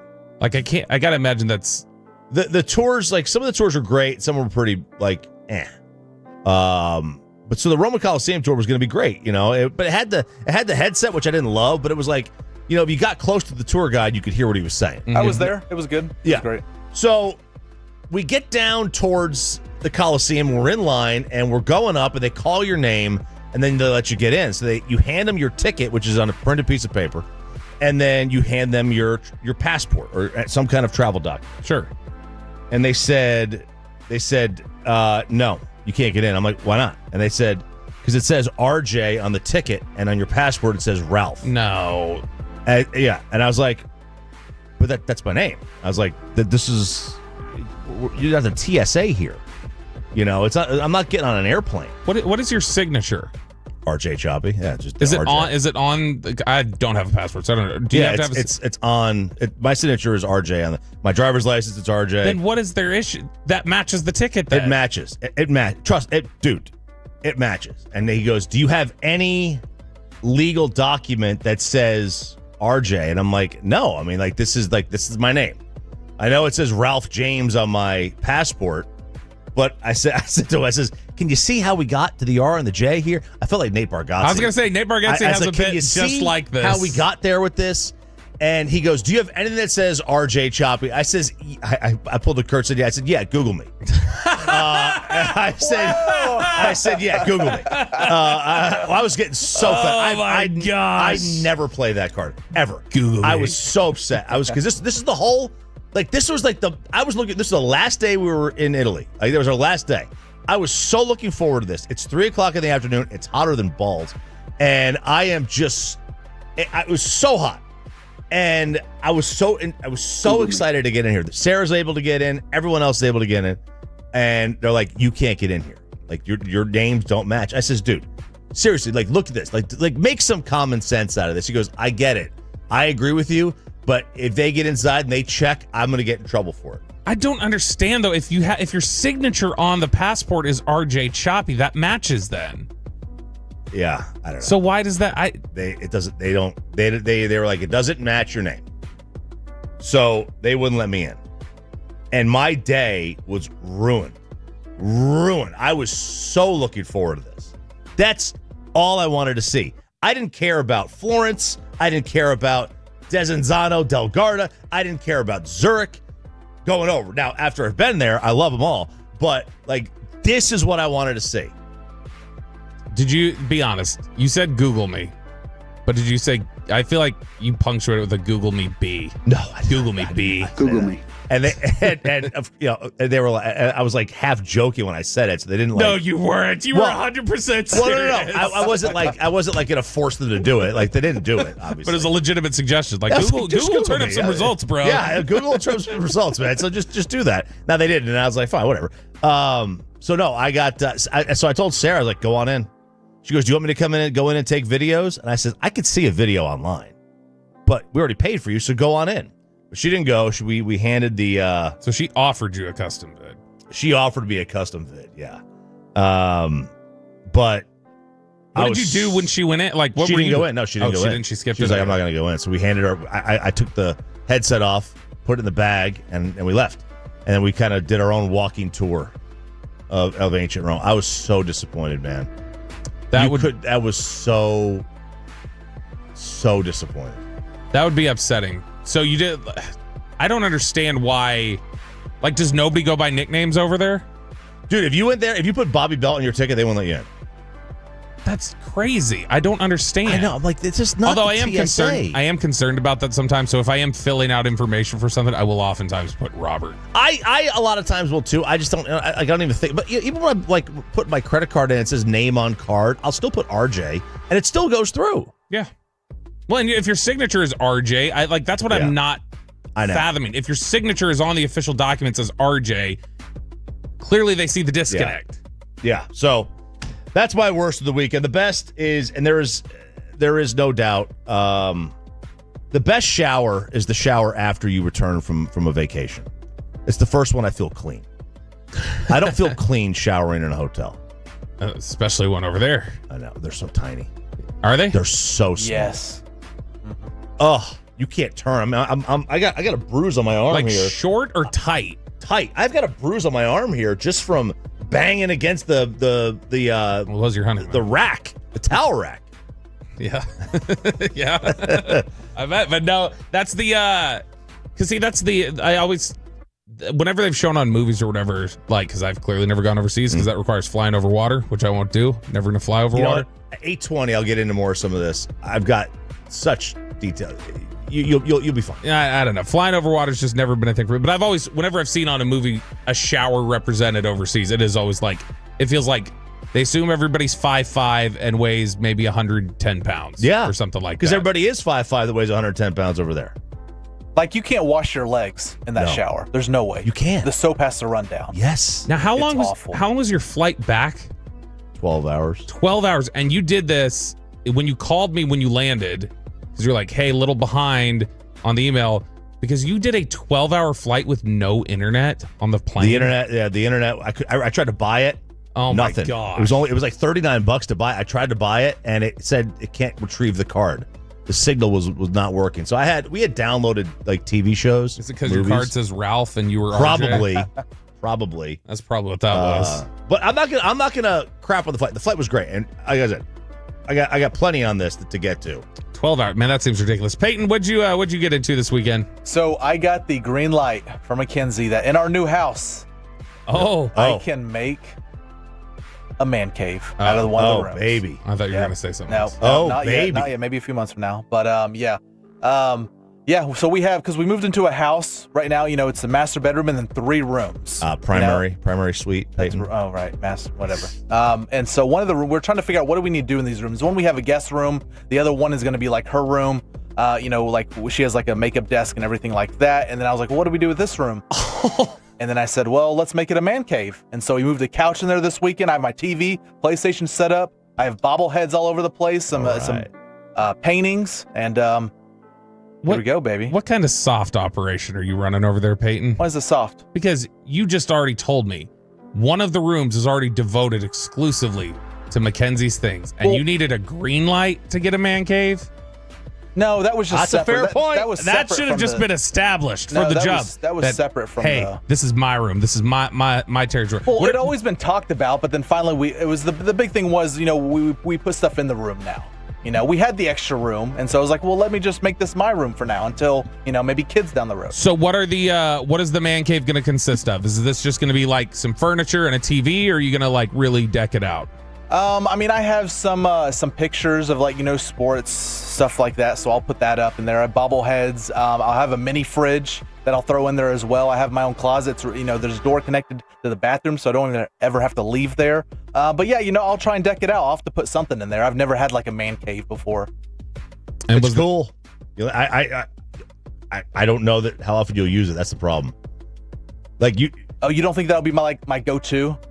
I never use mine, ever. It's upstairs. I go upstairs once a month. Gosh, that's just to clean the toilet that's up there. I literally never use it. If I just had extra space, just another room to go do my prep in, I would use it every day for that. Just because when I'm sitting at the dining room table to do it, I'm going to get chatted up by everybody in the house about something, and it's just like, guys, I gotta focus. I can't even focus right now. Fortunately, like when I'm doing like my prep work, like nobody's home. Yeah. It's during the day, and I don't have to worry about that. So I could either choose the kitchen table or the couch, or I have an office. But it's either way. Good for you, Peyton. Thank you. Good job. You'll enjoy it if you get something out of it. Get use out of it. That's my problem.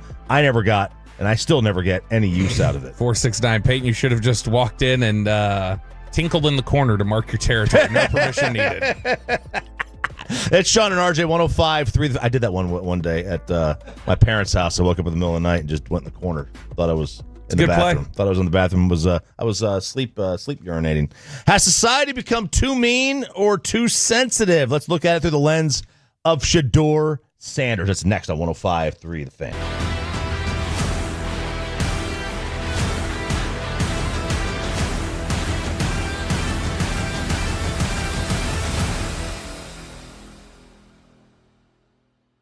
You Bosch, the more you feel like a Bosch. This is Boomer Esiason with an Odyssey Sports Minute, sponsored by Napa, the pros that know how to keep your business moving at full speed. Today's birthday shout-out goes to DeMarcus Lawrence. Last month, the 33-year-old four-time Pro Bowl defensive end signed a 3-year, $42 million deal with Seattle after 11 years in Dallas. The Tank lit up social media by saying he wasn't going to win a Super Bowl with the Cowboys. I'm Boomer Esiason. So, your small business is outgrowing your garage. You could go online, find a space, and get catfished. Or you could work with an agent who's a realtor, here to guide and help protect you from the surprises you didn't see coming. Realtors are members of the National Association of Realtors. Right by you. I'm at a smoothie bar, asking people if they'd switch smoothies with me for $574. Oh, I'll switch. So what about $574 if you switch your home insurance to Allstate? That's a headache. Nope, it's painless. Oh, so it's easy money. Yep, check Allstate first and you could save hundreds on quality home insurance today. You're in good hands with Allstate. Not available in every state. Based on the national average annual savings for new home insurance customers surveyed in 2023 who switched to Allstate and reported savings. Savings vary. You could think you found your dream home online, but here's the twist. The lot next door just got rezoned for years of construction. Work with the of a realtor, here to guide and help protect you from the surprises you didn't see coming. Realtors are members of the National Association of Realtors, right by you. Hey, Tolos, RJ Choppy here for my good friends over at Platinum Ford in Terrell. It is, of course, Stephen Gilchrist-owned store, Gilchrist Automotive, hooking you up with that brand new Ford card.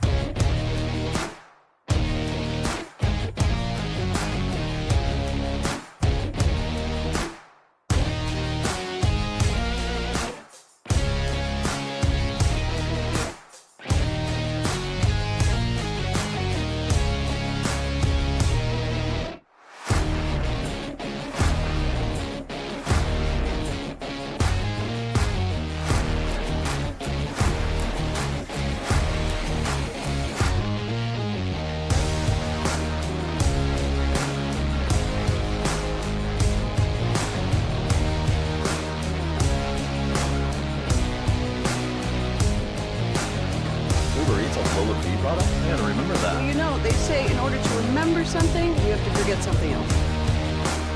Okay, now that is a very cute haircut. That's like a little shag. I've never seen it before. Well, I mean, of course you have. It's the Rachel. Oh, is that your name? No, I mean your name. No, I'm Jen. My name's Jen. Right, but I just mean that this is your haircut. But that's hair on your head. I'm not saying this is your hair. Okay.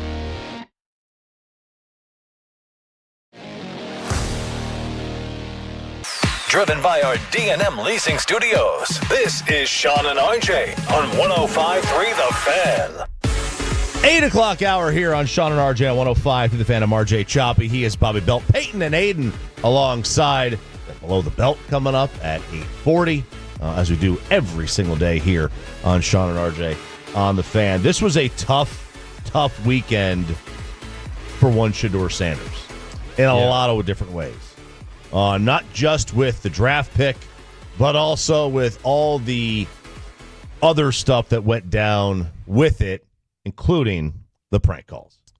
Yeah, this is causing a pretty big split too, I feel like, in terms of reaction for people out there. So Shador Sanders had been obviously one of the loudest and most what would the word be? I don't want to assign the wrong one. I don't want to say arrogant, but he was the most brash prospect in the draft this year, probably, or right near the top. So he probably villainized himself a little bit with some of the swagger and some of the confidence and things like that. So when he started slipping in the first round on Thursday night, he didn't have a ton of sympathy, I don't feel like, nationally, except for Mel Kiper, who I feel like that was Mel Kiper just trying to protect his own reputation. But when Shador fell out of the first round and got to the second round, now people started, I think, feeling like, all right, let's get him picked. And then when it went into day 3, it was even worse. Well, at the end of day 2, we found out, we started seeing stories around there that Shador Sanders had been prank called by somebody posing as a team, and that they had essentially tricked him into thinking he was about to be picked in the second round of the draft. And it was on the live stream. It was on Shador's Twitch live stream. Mm-hmm.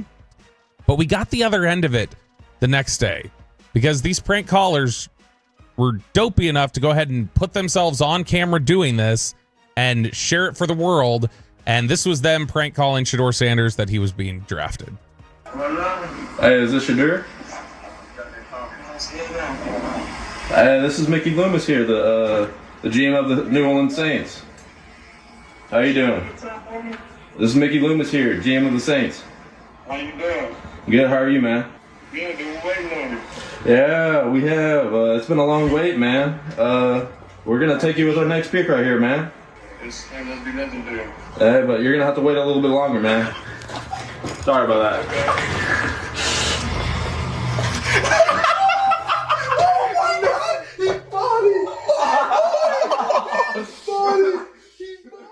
So the twist in this is that one of the people responsible, because this guy's reading off a sheet of paper when he's calling the number, and this was a number that apparently only NFL teams had access to. Yeah, so the league, I found out the league gives these players the phone. Yes. Do they give it for all, or just the first rounder? I mean, they give every draft eligible player a cell phone? I think a lot of the player, I don't think it's every single player, but a lot of the guys that they know are going to be prominently featured, especially if they're going to have cameras on their house, they want them to have a phone in hand.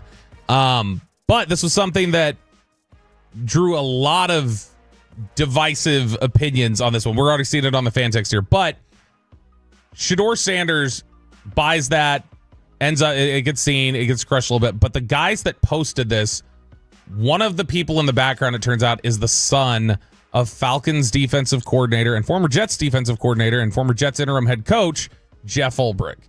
And so he has now outed himself as the one who had basically snatched this number.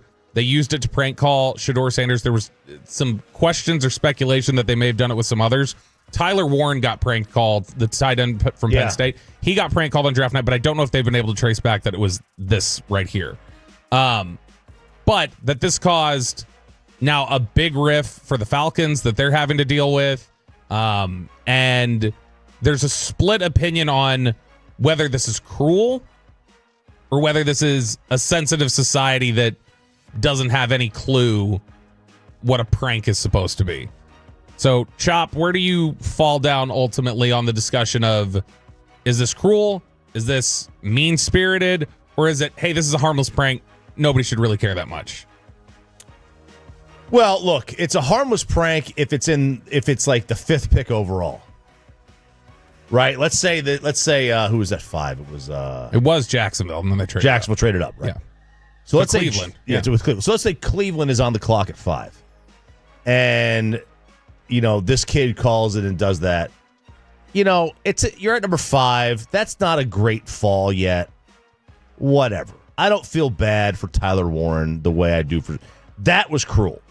You get into the 3rd round, you're expected to go in the top 10, and you've fallen all the way to the 3rd round.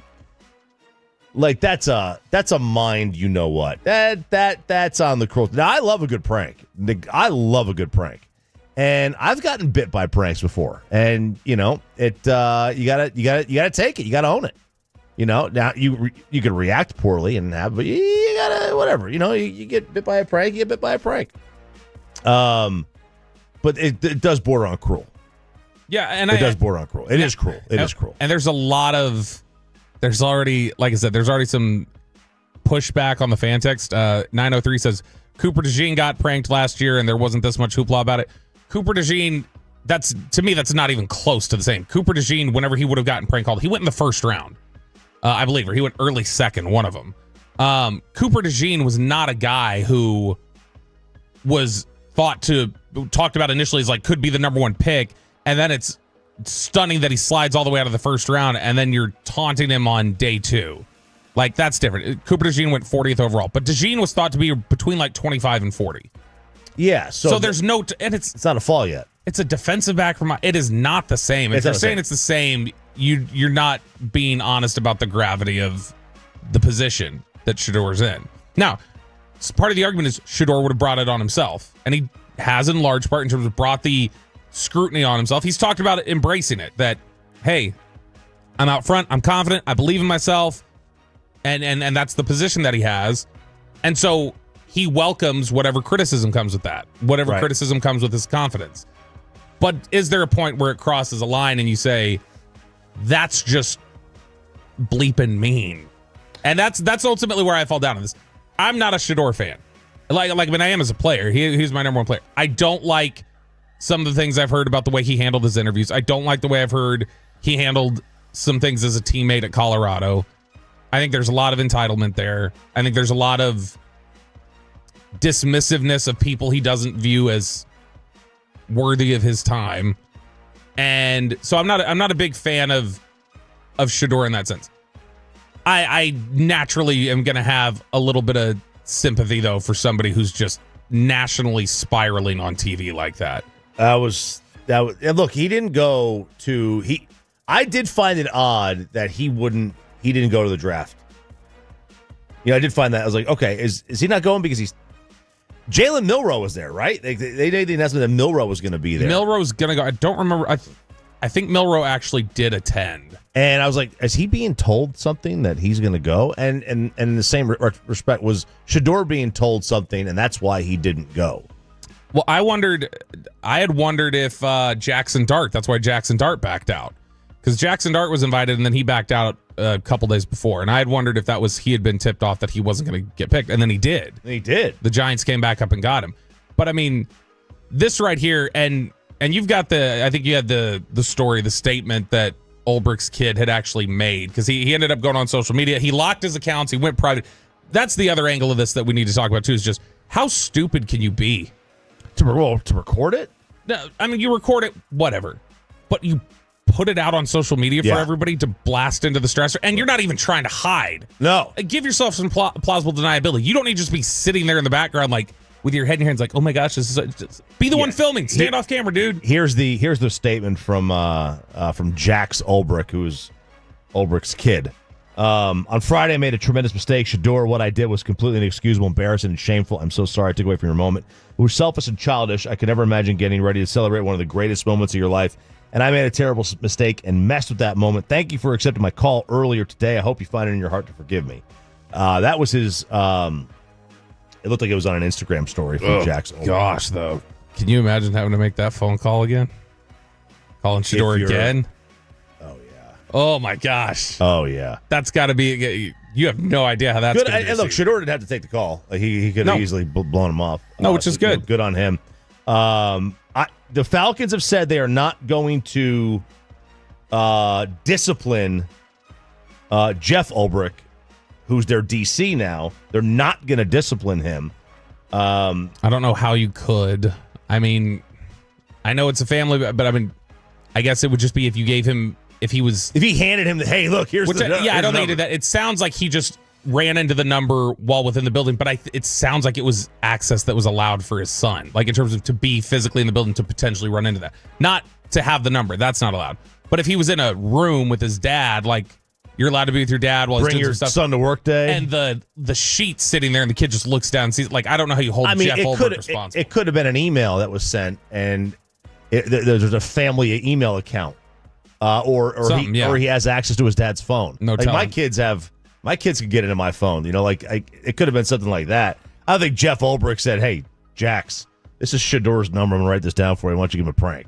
Well, and so that's probably not what that's. I mean, the Falcons aren't going to punish him. They're not going to do anything about that. But the NFL is, and I don't know what this means. They've said that the NFL is investigating, but I don't know. It's a breach. It's a breach. Either way, it's a breach. Right, and so.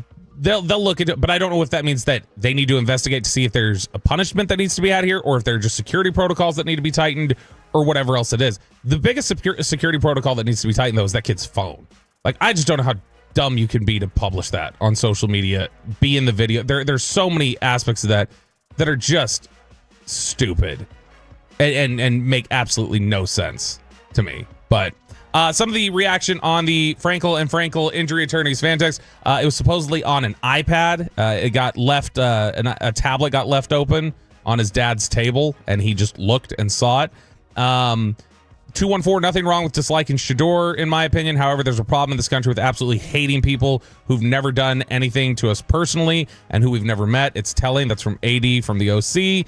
Somebody says this is an employment call. This is from the 703. This is an employment call. What if you were waiting to hear back about a life-changing job and some idiot stole your number and called you to say you got the job? It's wrong. It's mean. 205, I think you were confusing confidence with arrogance. Sanders did this to himself. Well, and that look, the fine line between confidence and arrogance obviously is in play here, but that's also subjective. It's whether he's confident or arrogant is subjective to each person. Oh, I think 100% Shador brought a lot of his drop on himself. I think Shador also sounded a little reflective and that he kind of understood that this past weekend and maybe would have done some things differently. He can bring all that on himself. He did not bring on himself a phone call. Phone call's different. Taunting him when he had clearly already kind of been humbled by the experience. Yep. 214 says the prank was hilarious. So there you go. Well, look, it could also be funny and cruel at the same time. Like, you could find it to be very, very cruel and something that you would never do yourself or scold the heck out of your kids for, but also objectively find something fun. I think you can do both. Yeah. I didn't find this like that funny. Because they were just frat boy kids that you probably don't like anyway. Yeah. There's probably that's Ole Miss. That's Ole Miss in a room right there. It's funny to them because they're sitting there. They're like, oh my gosh, we got him to believe. Like, that's what's funny. It's not generally funny, I don't think. But yep. Sean and RJ here, 105.3 The Fan. Below the Belt coming up at 8:40. Stars, Avs tonight. Potential must win. Yeah. Series tied at 2. That's a must win as far as I'm concerned. We'll talk about that. And I got some more trip notes to get into next on The Fan.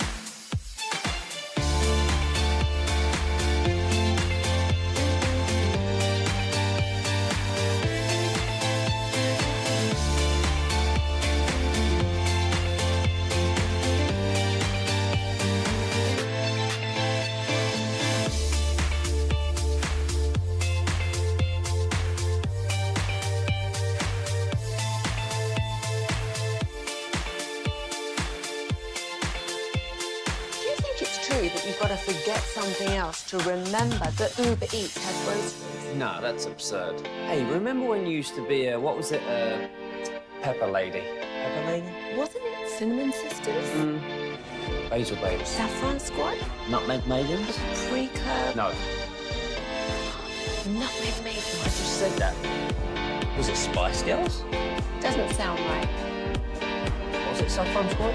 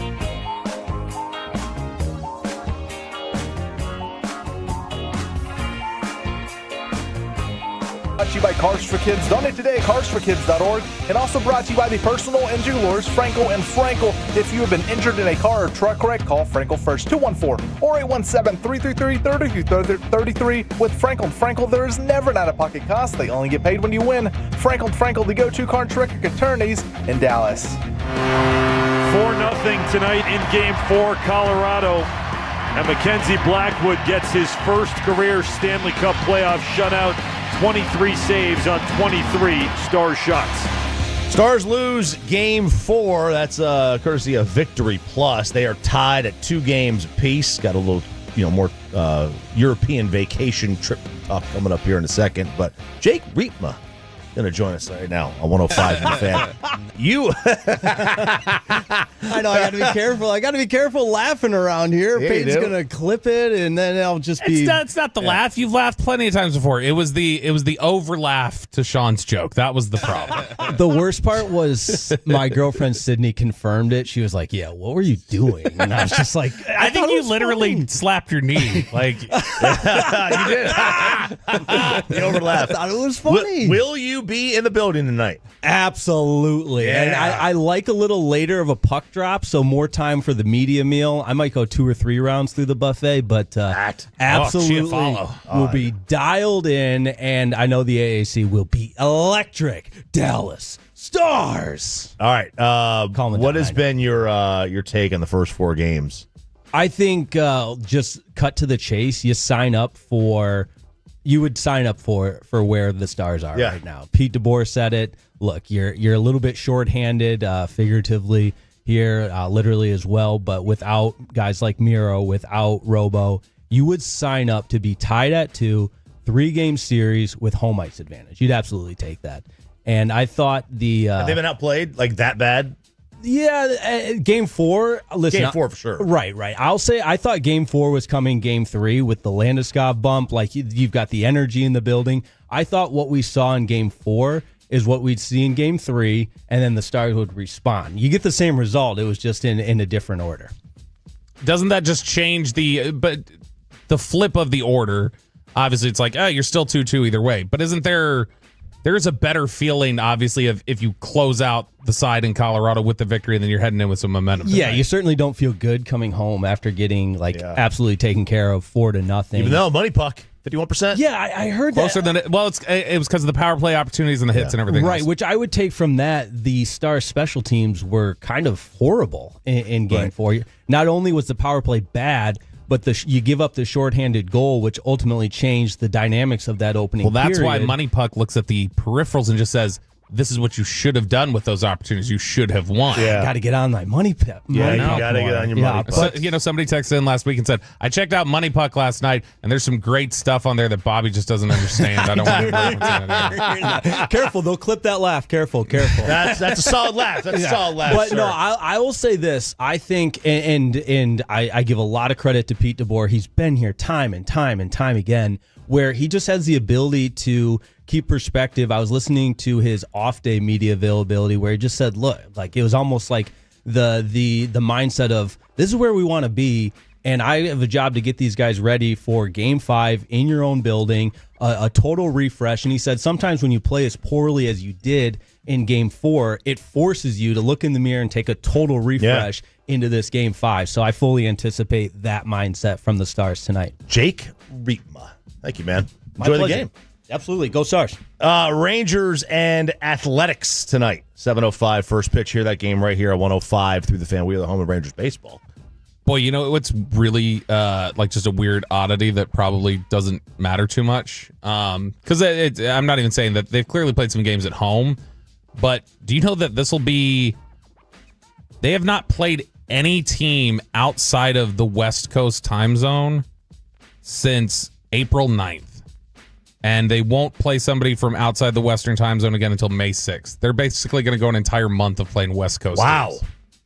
That's a quirk. Now, obviously, they're in the AL West, They're but in then the AL West, they're also... but still, it's a quirk. Yeah, it's been Seattle, Angels, Dodgers, A's, Giants, A's, Mariners, and then they'll finally get Boston. Wow. That's interesting.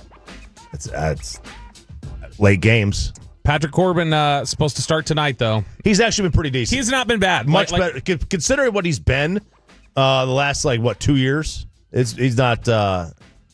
he hasn't been bad this year. But I think he's still what you expect. I think there was a couple starts ago where he was really good. He got 6 strikeouts. He was really solid for you. Only gave up 1 run. But I think overall, he's not going to miss a lot of bats.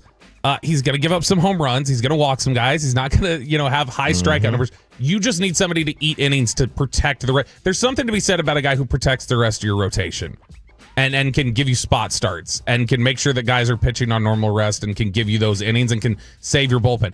There is absolutely a place for a pitcher like Patrick Corbin who just protects your bullpen and protects your rotation. We need. There's value in innings. Yeah. There's value in innings. And he will give you that. If nothing else, he will give you innings. He's got a rubber arm. He really does. All right, so 7:05 first pitch, pregame at 6:30 right here on 105 through the fan. These are my trip notes, Bobby, that I took. Look at that. Gosh. Look at that. Look at that. That was actually just one scroll, but it was very small print. It was very small print, though. Very small font. I'm going to say this here. So I went to Switzerland. Well, Sarah and I went to Switzerland and then Italy for our honeymoon. You should not. I don't care what the cost is. You should never fly overseas any way other than business class. Ever. Why? I can't imagine flying 12 hours in a regular in a seat. I couldn't imagine doing it. I don't care if you want to call me bougie or whatever. I told Sarah, I was like, I don't want to spend the money on business class. She goes, we have to lay flat. She goes, I can't do this. I was like, all right, fine, let's do it. It was totally worth it. And you know why you can afford to do that? Because you're a guy who gets Google results. I get Google results. It was not as expensive as we thought. They have 3 ways you could do regular economy, and they have a premium, which is like a regular domestic first class seat, and then they have the lay flat. I talked to her and I was like, let's do the premium economy so we don't have to spend like all that much. It's not much more. And then for whatever reason, like the business class wasn't that expensive. So I was like, let's do it. We're kind of in the same money range with both. Let's just do it. It is such a game changer. Sell your car if you have to. Sell your car for the week. If you've got to do that, buy a new one when you come back. Whatever you have to do. Rent at least, not sell it, right? Just sell your car outright and then buy it back if you have to. Whatever you got to do to get the cash to do it's so worth it. So worth. Donate a working kidney. Whatever you have to do, you've got to do. I don't know how you do it otherwise. So that's part one. Can I ask you a real quick question? Yeah. Seriously, since you just made the joke about it, what medical donation are you most willing to make in exchange to get some quick cash? Ooh. Is it the blood? Blood is easy. Plasma. I don't want to donate the manliness because that goes into I don't know where that's going. Yeah. I don't know what you're doing. Yeah, blood's an easy one. Just donate blood every day for. Yeah, they got to be my type already, right. so it's guaranteed to be like limited and helpful. Probably. I consider people who are my blood type to be good people.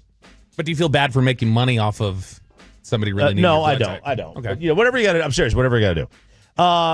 Peyton, I don't know if you noticed this. Everything is hot over there. Like they don't believe in air conditioning. It was 55 degrees outside.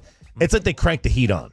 No, they don't believe. You go inside a restaurant, you're better off maybe sitting outside with a little breeze going on because it is hot everywhere. You're lucky your hotel had AC because sometimes I don't think it did. We had the doors open, the windows open. And I went in July. It was hotter there. Oh, it was awful. You talked about this with the Paris Olympics too, didn't you? Like this was a big story where they had to like get all these AC units in there because people were like, no, it's just not a thing. And it gets up to they said it gets up to 40 degrees there. It's like Celsius, so whatever that is, 103.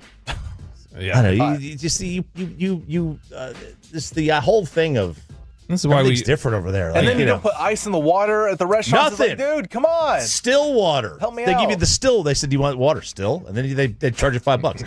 Switzerland is so expensive. It is absurdly expensive.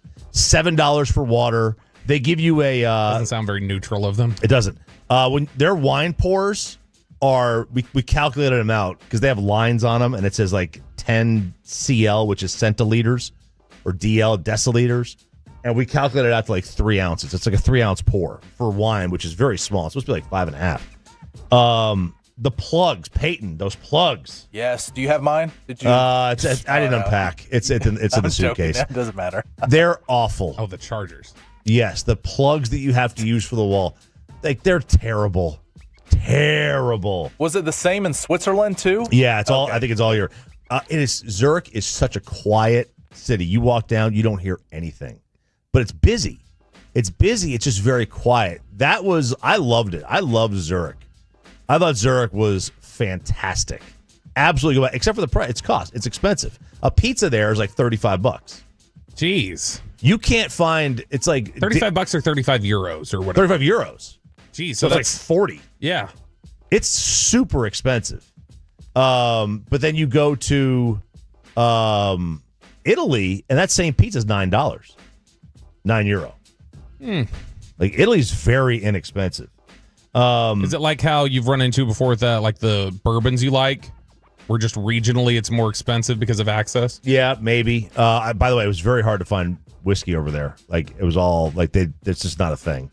It was very hard. Every restaurant had like 1 or 2 types of whiskey. The beer was great. The beer was fantastic. I don't drink a lot of beer anymore. I thought the beer was tremendous. Did you take any to-go wine with you? I know they let some restaurants in Italy let us take. Yeah. They just put a cork on it and said you're free to go. We took like they call it takeaway. They call it takeaway. Not to go. We took a lot of like takeaway alcohol, to-go alcohol, or whatever. I thought it was like because I like walking cities. They're easy cities to walk, and the public transportation is tremendous. The only American car I saw over there was like a Tesla. I didn't see a single American car. Really? I saw car brands I'd never heard of.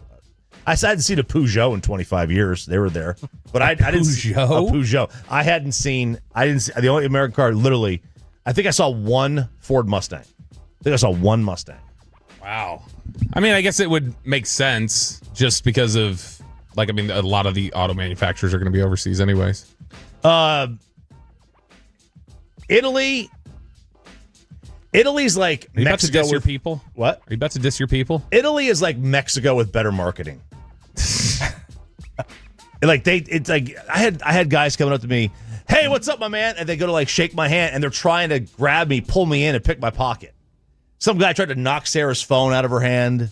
You guys were kidnapped by the cartel, I assume. Kidnapped by the cartel. But man, it's just I loved Italy, but like it's totally different. Like Switzerland is like super clean and very safe. In Italy, you're walking around like with your arms over your bags to make sure that they don't pick your pocket. So you just felt like there was like petty crime, like that, but nothing. You didn't feel like super, because I feel like a lot of people go to Mexico, they feel unsafe. There's parts of Italy where you feel unsafe. Like there are parts of Italy where you absolutely feel unsafe. I heard a guy say to one of the other guys, hit the insult. This is the best insult I've ever heard in my life. Now I'm going to start using it. He goes, "Leak my liver." And I'm like, that's it. That's the best insult I've ever heard. Leak my liver. I don't know. They all sound like Marco from Tripulia from movie Taken. Like everybody over there sound a bunch of honkies with bad tattoos. That's what's filled up with Italy. It's so different. It is so like everyone's kind of attractive. Like there's not really a whole. They're either like these like older, like super old people, or they're like all kind of attractive folk. Did you notice? Did you notice any like kinship? Like, did you naturally feel like I'm here in the land of my people, my Italians? Or are the Italians just different than the Americans? They're just so different. They're so different. People are just very, very different. I'll tell you this. I didn't see a lot of hats. I did not see a single Cowboys hat over there. Really? I saw probably 60 Yankee hats. I counted. I made a count. 2 Red Sox, 2 Phillies, a Brewers, a Timberwolves, Cubs, Patriots, Bucks, Dodgers, 2 Tigers, White Sox. Let's see a single Cowboy hat. I was stunned. But that's just a function of, I would imagine, baseball's just more popular in Italy. It's not football season. It's not football season. It's not football season. You're right. All right, there we go. Little trip notes. What do we have coming up in Below the Belt? Brian Schottenheimer is nobody's puppet, and this weekend proved it. That's next in Below the Belt on The Fan. Coming up on the next kid.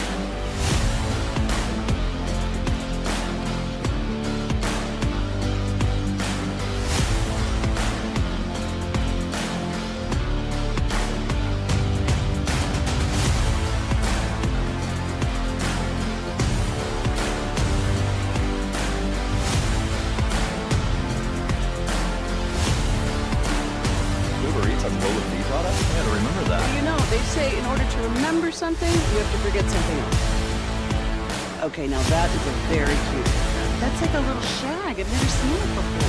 Well, I mean, of course, yeah. So, Rachel. Oh, is that your name? No, I mean, like, your name. No, I'm Jen. My name's Jen. Right, but I just mean, like, this is your haircut. But that's hair on your head. I'm not saying this is your hair. Okay, freaking me out a little bit.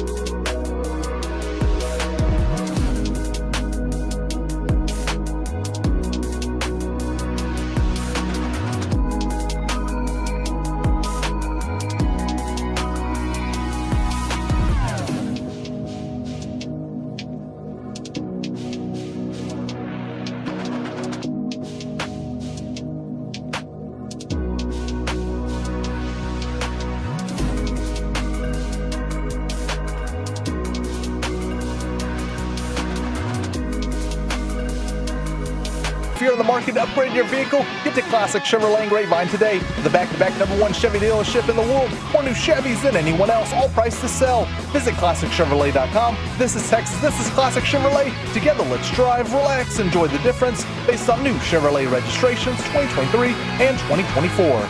The great Bobby Belt. Bobby Belt is an idiot. Don't make me take off my belt. Don't make me take off my belt. We're not. Over to you, Bobby. Did this weekend just prove that everybody was wrong to say Brian Schottenheimer was a puppet when he was hired in January? I think there's a case to be made that it did do that as we get into Below the Belt here on 105 through the Fan. Now, does that mean he'll be good?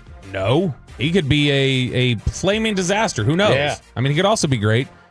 But I think the idea that he's just having the strings pulled by the Joneses, I think that was pretty much killed this weekend. We're going to get into it. Before we get into it, I need to tell you guys that this week, this Wednesday, we got stop number 2 on the 2025 Sean and RJ Firehouse Tour. We're making our way up to Anna. So I mentioned earlier, if you're in Anna, Blue Ridge, Prosper, Melissa, McKinney, Princeton, Salina, anywhere like that, this is probably going to be the Firehouse Tour that you're going to be able to make easiest. So if you want to come out and see us, come on out Wednesday, 6 to 10 a.m. Zach Wolchuk will be there with us. We'll have Nick Harris from the Fort Worth Star-Telegram joining us for the Expressway. We're going to have breakfast from Whataburger, as well as special edition Sean and RJ Firehouse Tour baseball caps.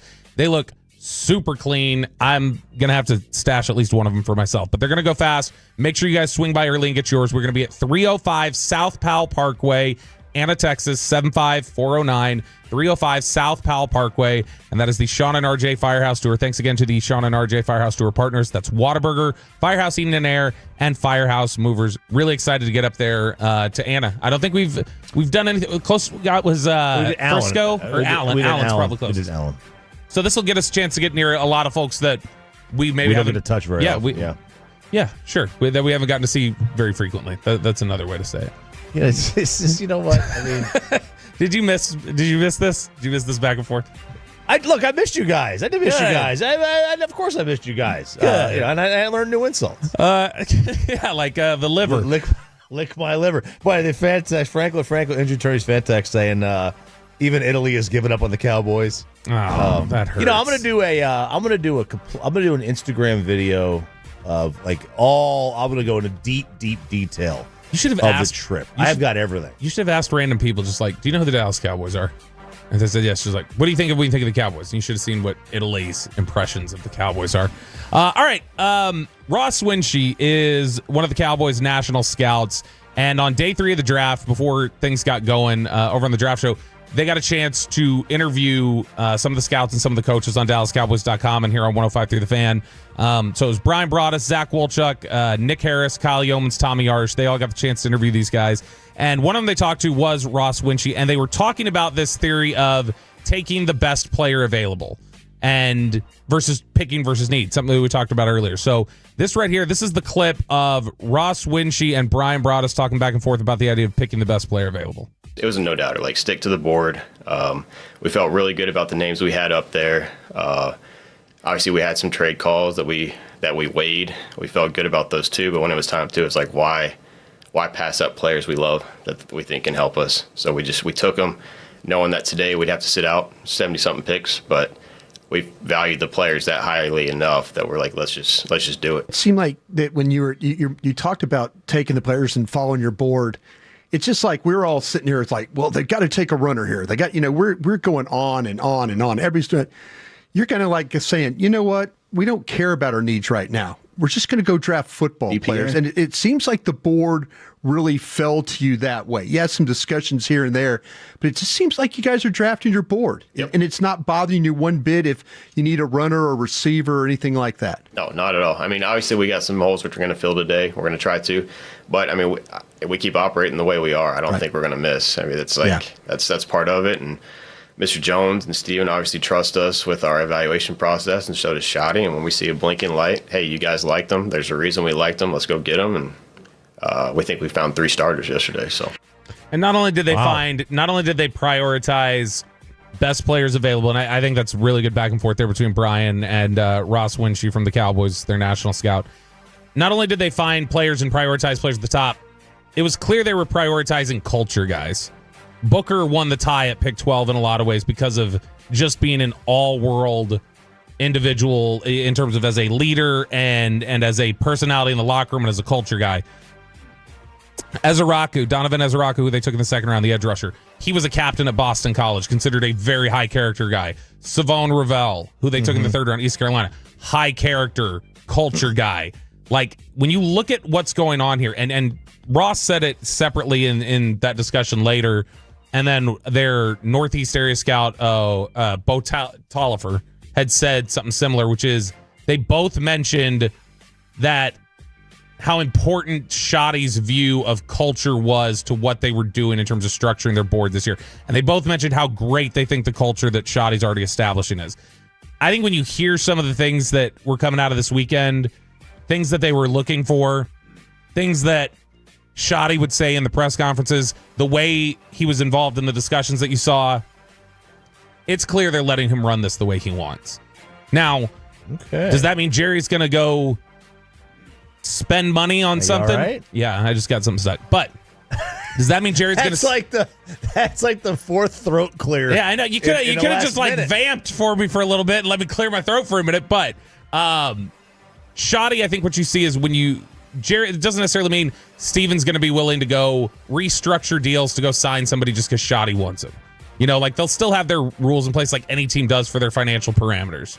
But in terms of within the bounds of, hey, what you want, Shoddy, will matter to us and will be the decisions we make. That, I think, is pretty clear after this weekend. And throughout this entire offseason, Shoddy's got a big hand in it. From the coaching staff that he picked up through the players that he's gotten here already. Yeah, look, if as you can go ahead and I'm good now. Get that hairball out of there. If you did it for Jason and Wade and Mike and Bill in terms of letting them get control, then you got to do it here. Mm-hmm. What my issue would be is if they were inconsistent with how they allowed coaches to have power. Yeah, I think post Campo, Parcells changed a lot. Parcells on, I think they've been willing to. I think they recognize we can't operate that way, and I think they're going to extend that to Shoddy. Now, even with Bill, they did override Bill. I mean, Bill wanted Spears over Ware, right? Sure. Or no, or Merriman. Yeah. So they talked him into, no, dude, Spears will be there. Yeah, and that was also a group decision still at the end of the day. Yeah. Bill was trying to run counter to what the group had decided, which is where it was above. And so that was kind of how that it still was the structure ultimately that led to it. But I do think it's clear a lot of what Shoddy wants to have in place is what's going into effect now. Now let's take a look at some of the guys that they took this weekend. We're going to start with Donovan Ezeraku, the edge rusher from Boston College. Lance Zierlein compared him to Yannick Ngakoue, and I'm stealing that. That's exactly who he's. Once I read that from Zierlein, I was like, that's it. That nailed that. That's exactly who he reminds me of. This is a guy who, little undersized. He's like 6'2", 248. So kind of stout, but not very long. But he's got really long arms, just not very tall. He knows how to use his length, his quickness. He's got really surprising power, the speed to power, the way he wins consistently. I mean, he wins most of his reps as a pass rusher. And the play is not over once a tackle gets his hands on him. So, typically see, all right, tackle locks in, they got their bare paws on him, you're not moving anywhere. He routinely will flip pass rush reps from losses to victories like that, where it looks like he's locked in and he shakes it and is able to get to the quarterback. Really impressive bend when turning the corner or slipping the punch of the offensive tackles. He runs a really tight arc to the quarterback for quick sacks. The tendency to try to dip under the tackle, though, does cause him to lose the edge at times. So he's a little bit smaller guy, so he tries to quickly dip under him or do like a little Euro step, inside move, something like that. He will then, in that pursuit and that aggressiveness, occasionally lose the edge. So if it's an RPO, all right, where you're getting gashed for a big gain there. So works really hard in the run game, plays with a high motor, isn't always assignment sound in the run game. Sometimes, like I said, loses the edge. But otherwise, you got a guy who is legitimately able to project, I think, as, at some point during his rookie contract, that's a double-digit sack guy. And you were able to get him at 44, which is, I think, massive for them. That's really good. All right, let's take a look at Savone Ravel. And he's the corner out of Eastern Carolina. And Aiden has some of the film up there if you're watching on the fan cam. But he's a guy who he checks all the boxes from the height, weight, speed standpoint at the position. He has size, knows how to properly use his length when he's in press man coverage. He also has really good eye discipline to have success in zone coverage, so he's really multifaceted. He's physical. He embraces physicality. He routinely fights back to the ball and run support or after the catch. He does have some Cheeto moments where he doesn't get his head turned around or he's not looking for the ball. Or, that's an issue for him at times. He's not a perfect technician at the position, but he's got a really strong skill set, and you see year-over-year improvements with his technique while he was at East Carolina. So I think that's big. I think the guy I got asked about the most this weekend was Jaden Blue, because that felt like a position, running back, where what are they going to do there? So we'll lead off first with, and you'll see some of this on the fan cam, some of the inside runs that he has. Jaden Blue from Texas, he's 5'9", he's a little under 200 pounds. Really fast guy, 4.3 speed, really good receiver. Jaden Blue is a little bit of a, you'd like to see him be able to take it to the outside or bounce it outside a little more frequently than he does. He generally, it feels like, prefers to kind of stay between the tackles. He does seem to run to contact or settle for contact a little too frequently, which is a little bit frustrating. But I think that you see a guy who shows some pretty decent patience, some good foot quickness, has speed. And the other aspect of this that I like, especially for a guy who does tend to run into some contact from time to time, and this will be the second clip that we have, his contact balance is really impressive. Like, he very rarely goes down on first contact, very rarely goes down on ankle tackles and trips. He is really good at staying on his feet and turning what looks like a negative play when somebody bursts through this line of scrimmage, being able to take that negative play and turn it into even 2 yards or 3, just something that's positive, and be able to get something out of nothing. Was there a clear gap between him and Quintravion at Texas? Yeah, I mean, Texas has a stacked running back room and did have a stacked running back room, so that was a problem. But I mean, guys were always hurt, so there was a rotation. Right. Yeah, I would say that he was not their best running back on the roster anytime while he was there, but he's really, really good. They were loaded. You're going to be good when you play at Texas. You're going to be good. They had this image from over the weekend of all the Texas running backs from 2 years ago sitting on the bench, and like 6 of them are in the NFL now.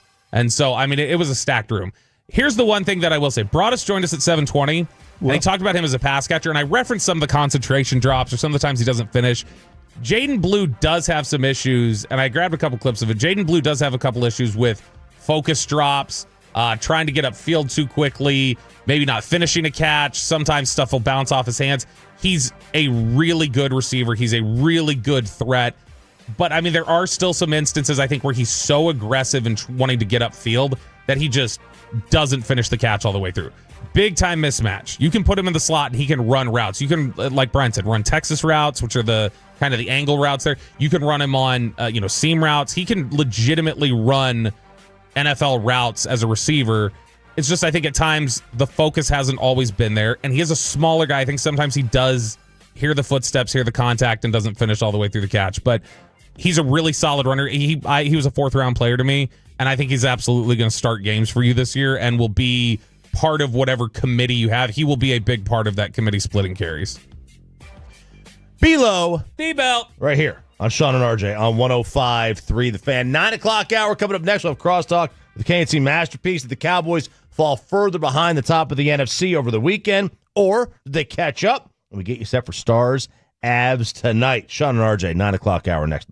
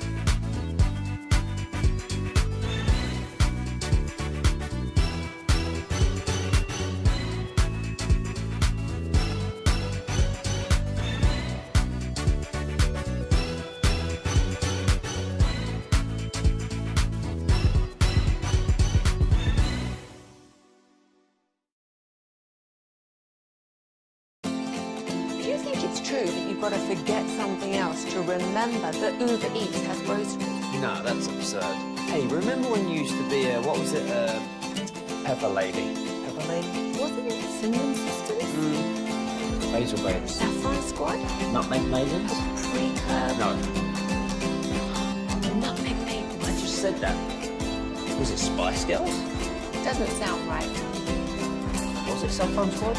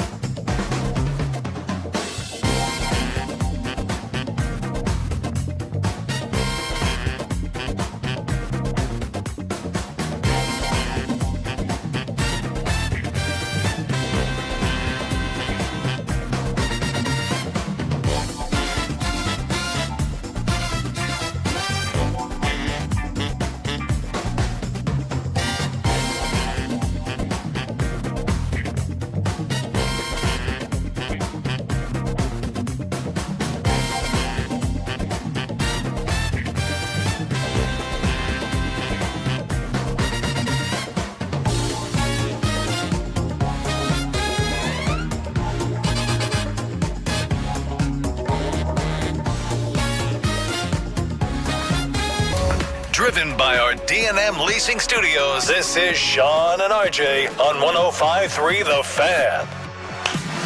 Good morning, DFW. Sean and RJ here, 105.3 The Fan. I'm RJ Choppy. He's Bobby Belt, Peyton, and Aiden alongside. Sean is on his final week of paternity leave. I don't know how he's going to work multiple back-to-back weeks in a row. I have no clue. He's going to be rattled. He just did it. He just did back-to-back, but now multiple back-to-backs. He's going to have to do eight straight weeks or whatever until we get to July. Multiple back-to-back. That's a little like what that's a little bit like you making fun of McMahon a couple weeks ago when you were like, who says dozens of millions? Like who says that? Nobody says multiple back-to-back. You're right. That's fair. I can't fight you on this one. That's very dozens of millions. Very dozens of millions of me. So Sean's back next week. We are at the Firehouse in Anna on Wednesday. So be sure to come out to the Anna Firehouse on Wednesday. But we also will be getting into more draft stuff coming up at 9:20. But right now, we're going to talk about Bill Belichick and this interview that he had on CBS. Stars Avs tonight, Game 5, must win for the Stars. Must win. You can't go back to Colorado hoping to stave off elimination in a Game 6, down 3-2. Stars Avs tonight. Yeah, let's just take care of business. Let's just knock that out. That'd be easier. Bill Belichick was quite the topic of conversation yesterday. So I was scrolling Twitter as we were getting ready to do get our prep email stuff together, and I saw Portnoy had sent a tweet out, and Portnoy was recording his TV, and not even giving Portnoy commentary, just recording the clip, and was posting about how this is the most awkward and uncomfortable interview I've ever seen in my life. Holy cow, I'm cringing. I can't even watch this. I was like, what? How bad can this be with him? And first off, Belichick, did you see what he wore for this interview? I mean, he wore the same thing.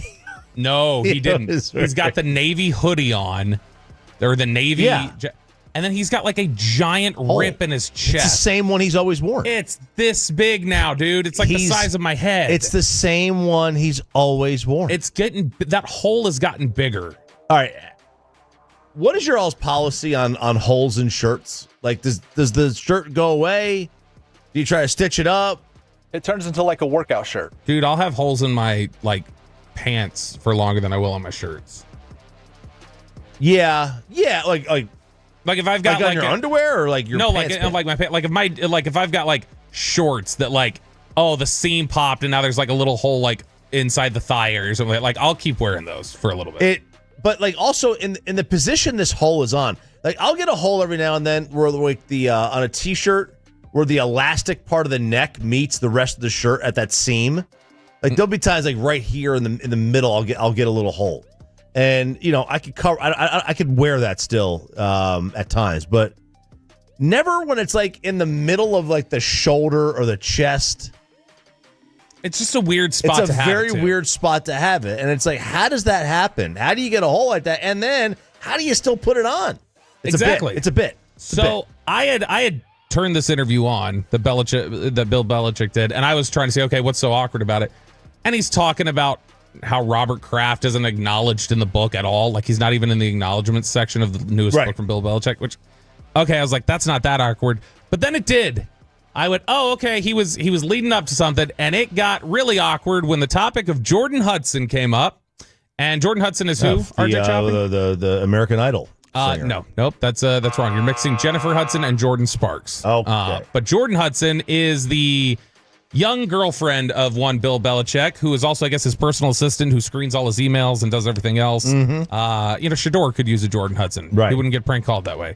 But Bill Belichick was asked about Jordan Hudson, and Jordan Hudson, sitting off to the side, did not like it. The other change for Belichick is 24-year-old Jordan Hudson, his creative muse, as he writes in his book. Make sure that's the Jordan was a constant presence during our interview. You have Jordan right over there.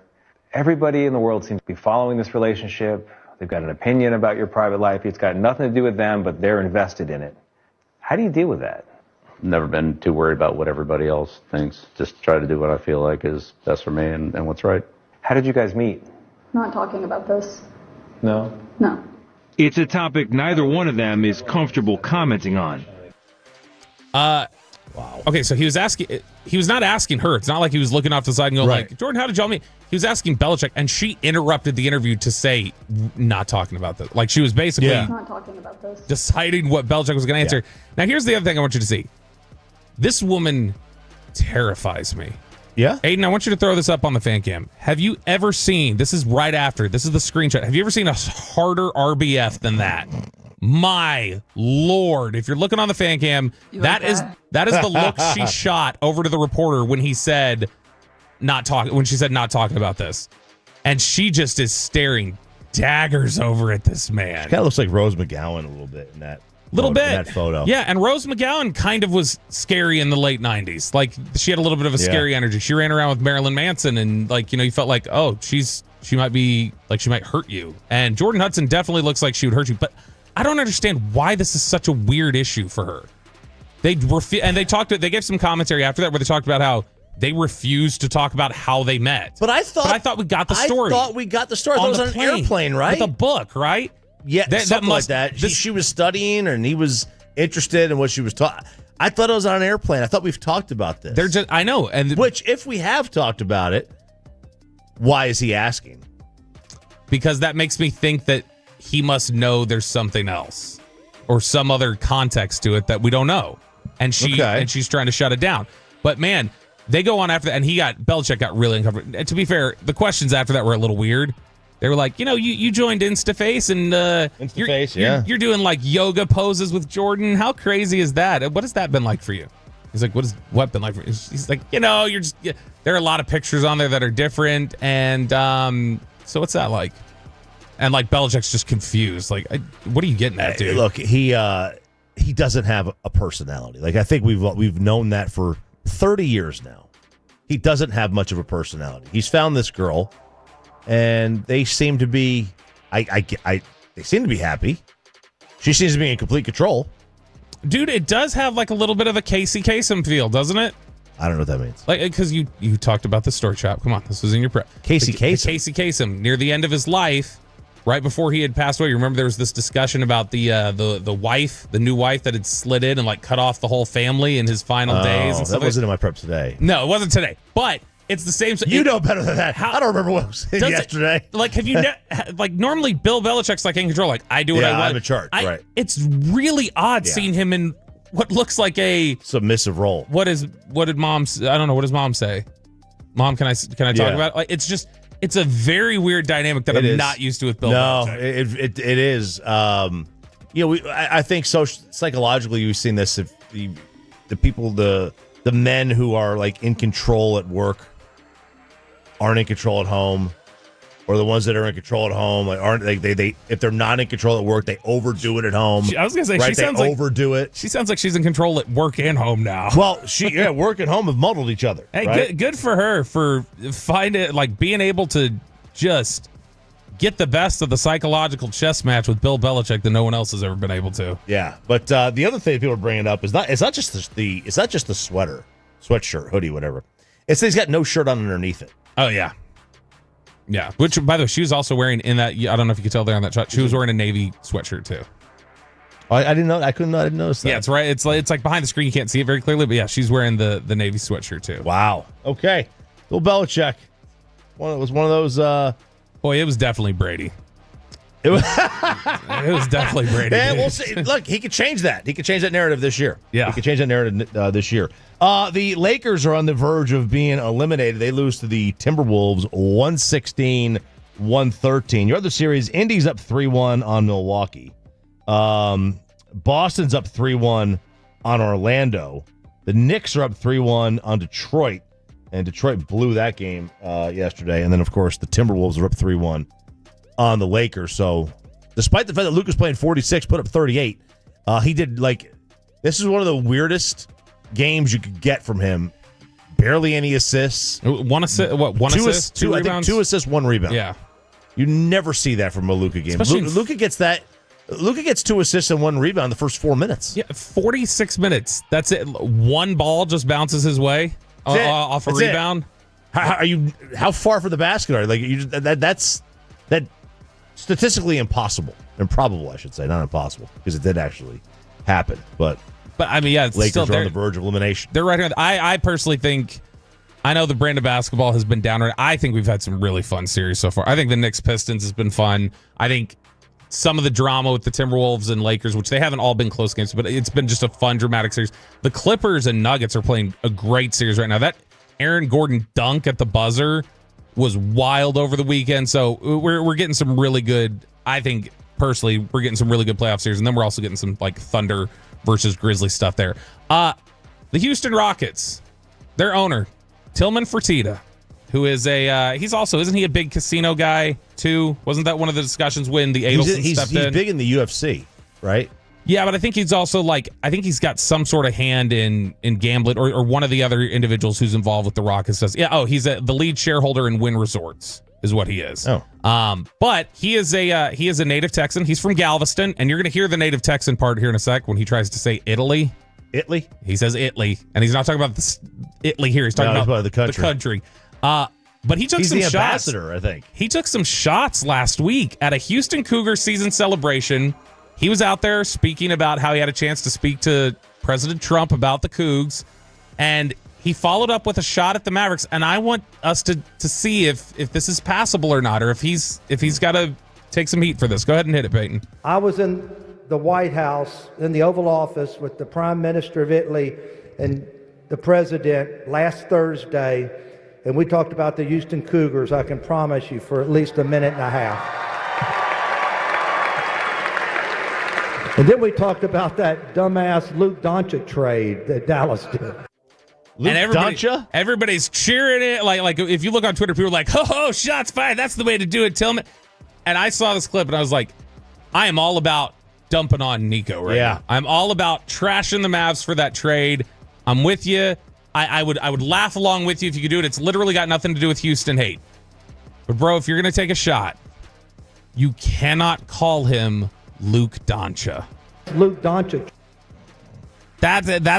That's a screw up right there. That doesn't that invalidate any sort of criticism he has? That's like when Dumont said we made it to the championship games or the NBA championship game or whatever the weird quote he had was. Yeah. But you made a lot of that. To me, it just totally invalidates any sort of shot that Tillman Fertitta wanted to have. This is the same guy though that is like the ambassador to Italy, and he still mispronounces the country. But that's the Texan. That's the Texan. That doesn't matter. That's the Texan. But that's it's Italy, Texas. It's not Italy. Speaking of EU. Speaking of Luka and some side swipes, Luka did the sit down the Sunday conversation with Caleb Presley from Barstool Sports. I clipped some of this. This is kind of a cut up of it, but listen to some of the back and forth here. This is pretty good with Caleb, but at the end, Luka's got a nice little Bronny joke in there. Luka Doncic. Luka Doncic. That was good. That was good? Yeah. Doncic. Doncic. Does anyone ever tell you it sounds like Ja Morant? How? Luka Doncic. Oh. Just kidding, we'll cut that. I'm going to say something that was said on the basketball court, and you tell me if it was you who said it or if it was someone else who said it on the court. Okay? Okay. Hey, ref, you suck. Bad call, ref. I did the second one, not the first one. That was you. It's the second one. All right, next one. Bad call, ref. That was me. That was LeBron. Oh. What about this one? I don't know. Ja Morant. Of course. Are you a bronze sexual? Sure. They say LeBron James spends $1 million a year on his own body. Probably. How much do you spend on your body? $2 million. In this segment, I'm going to name 3 celebrities who might be sitting courtside, and you tell me out of the 3 who would make you the most nervous. Okay. Leonardo DiCaprio, Kim Kardashian, Bronny James. Brian James. You nervous, huh? Yeah, because usually on the bench, so I'm nervous why he in the courtside. Oh God!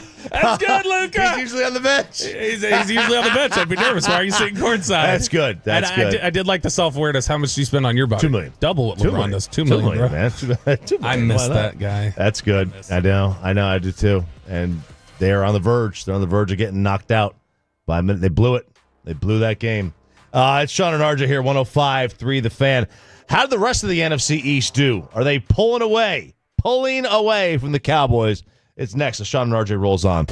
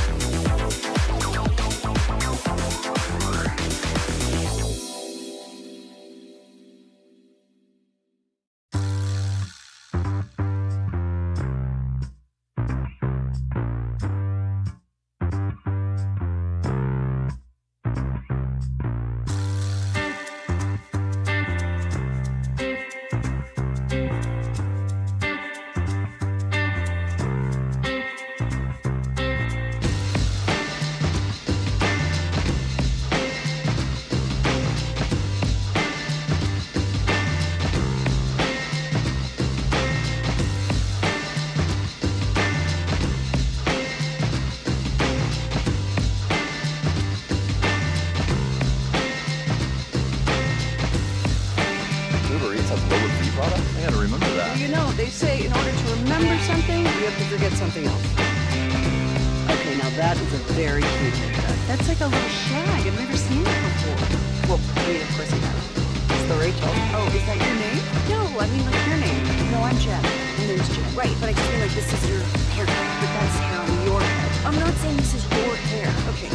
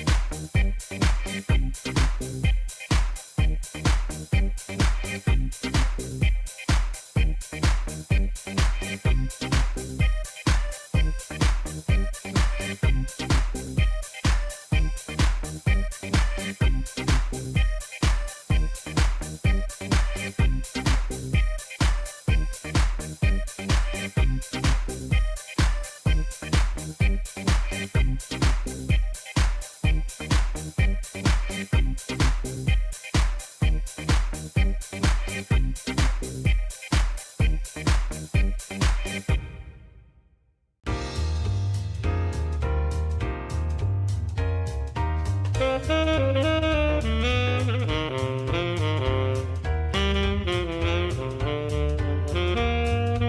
here brought to you by Cars for Kids. Donate today at carsforkids.org, and also brought to you by the personal injury lawyers Frankel and Frankel. If you have been injured in a car or truck wreck, call Frankel first, 214-4817-333-3233. With Frankel and Frankel, there is never an out-of-pocket cost. They only get paid when you win.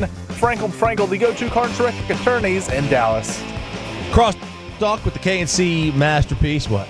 That's a weird hitch in your cross. It was a hitch. It was a hitch. I think I had a sneeze coming on here. I held it in. Cross talk with the KNC masterpiece coming up here in about 18 minutes from now. But we are on the road on Wednesday, Bobby Bell. Yes, we are. 6 a.m. And usually actually a little before then. We have people stacked up waiting outside the Firehouse for the giveaway. We are back on the Firehouse Tour. It is stop number 2 on the 2025 Sean and RJ Firehouse Tour. We're making our way out to Anna. So Anna, Texas is where we're going to be at. 305 South Powell Parkway, Anna, Texas, 75409. That's 305 South Powell Parkway in Anna. And we'll have breakfast from Whataburger, as well as special edition Sean and RJ Firehouse Tour baseball caps. And I think those are going to be gone by 6:20, 6:30 maybe. They'll go quick. They'll go quick. Because, I mean, hats, everybody loves hats. Free hats are great. So those are going to go fast. You're going to make sure you want to be there early to pick those up. And thank you again to our Sean and RJ Firehouse Tour partners, Whataburger, Firehouse Heating and Air, and Firehouse Movers. Again, that is Wednesday, 6 to 10 a.m. in Anna at 305 South Powell Parkway. All right, very good. You know, I love a good hat. And this trip that I just went on was easily an 8 out of 10. Easily. Can't say enough about it. The reason it's not a 10 out of 10 is I couldn't get in the Roman Coliseum. Yeah. And then the other side is I could not find, most of the hats are like those kind of, that they sold at least on the street, with like those dad hats. Kind of the soft, I like a higher hat. You know, I only found one that I really liked. I wanted one that, you know, had like Italia on it or whatever, or just the Swiss cross on it. Yeah, I feel like I just couldn't find one that I loved. I don't know. I feel like over there the hats you're going to get are more like the Newsboys hats. There was a lot of that. Like I feel like that's what's going to be there, like readily available. A lot of that. But hey, can get one, but you can get one tomorrow at the Anna. Wednesday at the Anna Firehouse. We were the home of the NFL draft this year. We had, you know, all the rounds of the draft right here on 105.3 Absolutely The Fan. Crushed the coverage, by the way. And I'm not just saying that because I was on it for most of it. Yeah, you had another day where you didn't say a word. I know. This time, like, I would rather have what happened this year than what happened last year, though. Keep your voice down. Yeah. No, but this was, honestly, I got to say, Zach was really strong this year. I thought Brian was really great getting everybody set up and continuing to kind of pass down his knowledge. It was the first year that we had Tommy Yars from DallasCowboys.com, had Vach Lombardi. They were both fantastic throughout this. Nick Harris, who we've got a good relationship with here, like we mentioned, he'll be at the Firehouse from the Fort Worth Star-Telegram. I thought he was really strong too, really worked hard, really dug deep, and it was just a fantastic weekend. Great job from everybody. Chris Beam, Tim Collins, Peyton, everybody back here running things. It was a great weekend. During that weekend, obviously, you know, the rest of the NFC East makes their selections. How do you think the rest of the NFC East fared compared to the Cowboys? Are we looking at it like there's now a bigger gap, less of a gap between the top of the NFC East and us? You know what? I would actually like to hear from you on this first, just because of one thing in particular.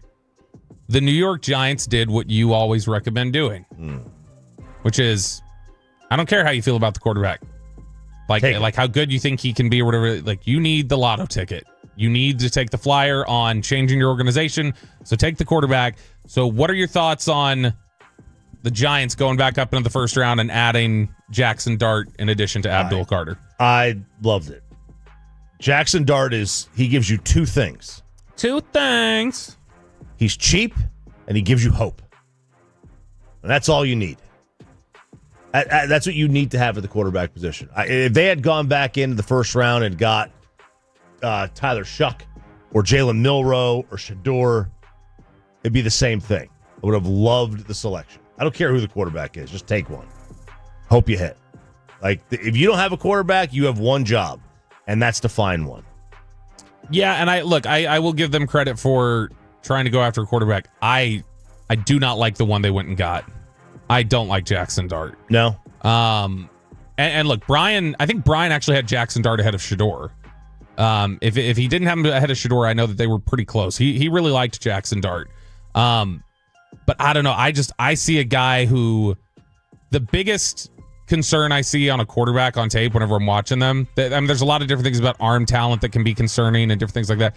When I watch a guy on tape who looks like he is just a slow mental processor at the quarterback position and he doesn't see it the right way, he doesn't diagnose correctly, that scares the hell out of me. If I'm got a great name for a quarterback. Doesn't scare me with the Giants. I mean, I'm glad the Giants took. I would have much rather had them take Jackson Dart than Shador Sanders.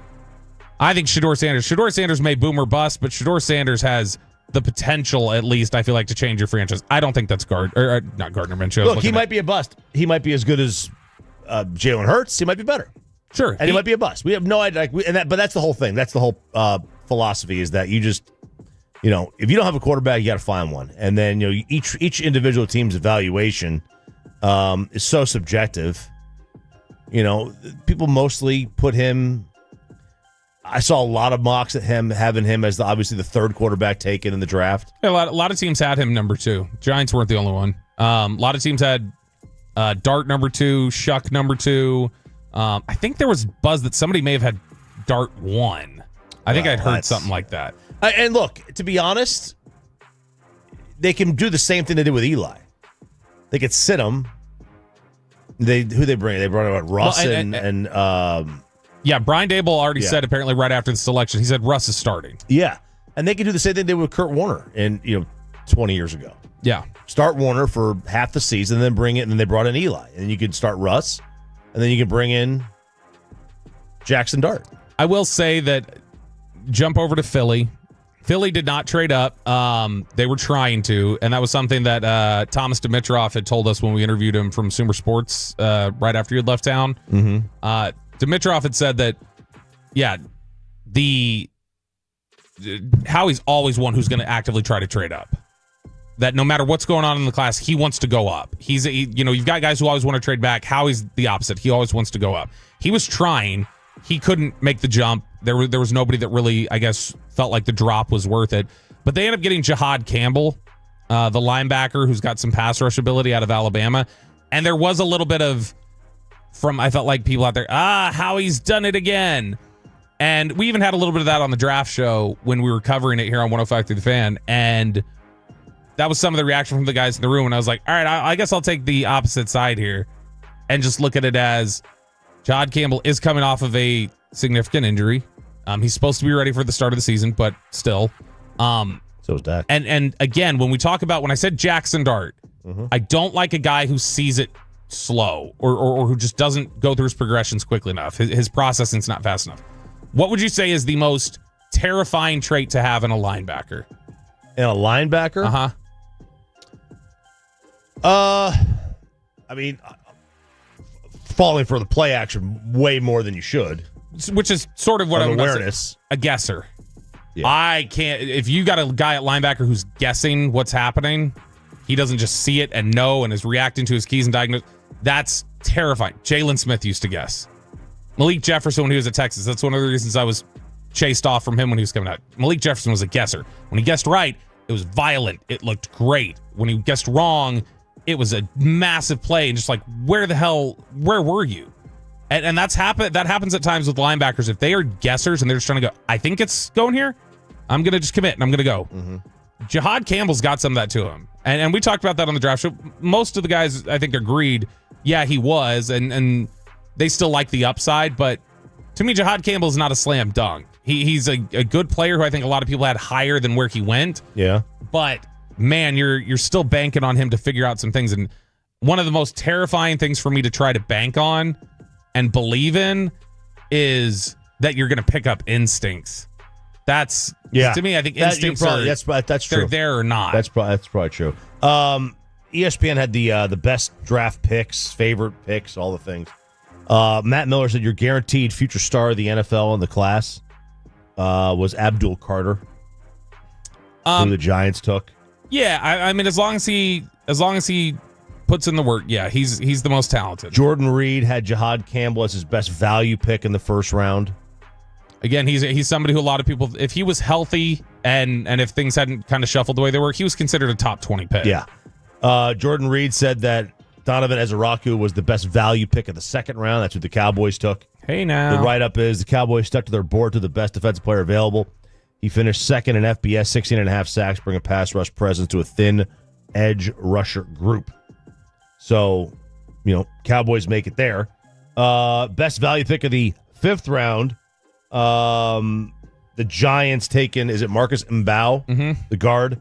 There was a time some people thought, and I think it was obviously Shador was the other best pick of that round. Yeah, I mean, I would honestly think Shador was ahead of that. But Mbao was a guy who at one point was considered, some people wondered if he was going to go in the first a couple months ago. That obviously didn't happen. By the way, I noticed you skipped over to the fifth round. You certainly didn't mention the fourth round because the Giants didn't get value in the fourth round. Well, I'll get that in a second here.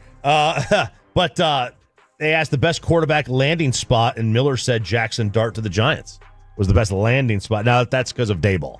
As like fit? Yeah, as a fit.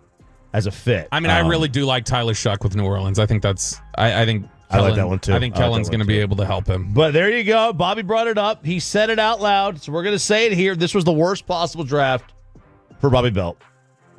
The only way it could have been worse is if this guy was drafted by the Cowboys and you'd be forced to cover him. But Cam Scatterbo goes to the Giants, and by going to the Giants, they're absolutely going to wear him out to death and shove him down our throats. I can't wait. Are you kidding? The media is what I'm talking about. The national media. I thought you were talking about handing the ball. It's like, great, 4th and 9 punts over and over force him down our throats. Bobby is going to be miserable. But that team couldn't even get Saquon to have healthy seasons. I don't know how they're going to expect Cam to do it. Yeah, I'm thrilled that he's going to the Giants because he's a bad player. So the Giants using a 4th round pick on what round should he have gone in like, honestly, no troll, no Bobby troll. Is 4th about the right? 6th. 6th? Yeah. Like he was considered a 6th up until like the playoff, and I feel like there's just some. I think people. He was tough in that game. He was objectively tough. Yeah, he also like half of his rushes went for a yard or less. Like he was just like. He did that. This narrative that got written about like some dominant performance because people box scores out and scout and saw the raw numbers when he busted like 2 plays, and then there was a pass where he did the little sling and arrow when he threw it short. Like the dude threw, and he's still. Gosh, I can't stand him. I can't stand him. Somebody should have prank called him, told him he was getting drafted. I love it. I love you get Bobby all riled up. About Cam Scatterbo. That's not the prank call I'd make on him. No? No. Okay. I wouldn't say this is Mickey Loomis with the Saints. Oh, no. No, I'd say this is Tony Busby. Stop it. Stop it, man. Pain in the back just laughing. He's having a good time. He's shielded from this. He's got a window between them. Let's you know what? Let's do crosstalk with Casey Masterpiece next. Coming up in the next G-Bag Nation, we're reacting.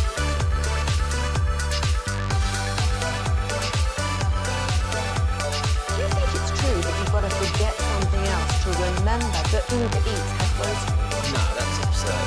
Hey, remember when you used to be what was it, Pepper Lady? Wasn't it Cinnamon Sisters? Basil Babes. Saffron Squad? Nutmeg Maidens? Paprika? No. Nutmeg Maidens. I just said that. Was it Spice Girls? Doesn't sound right. Was it Saffron Squad?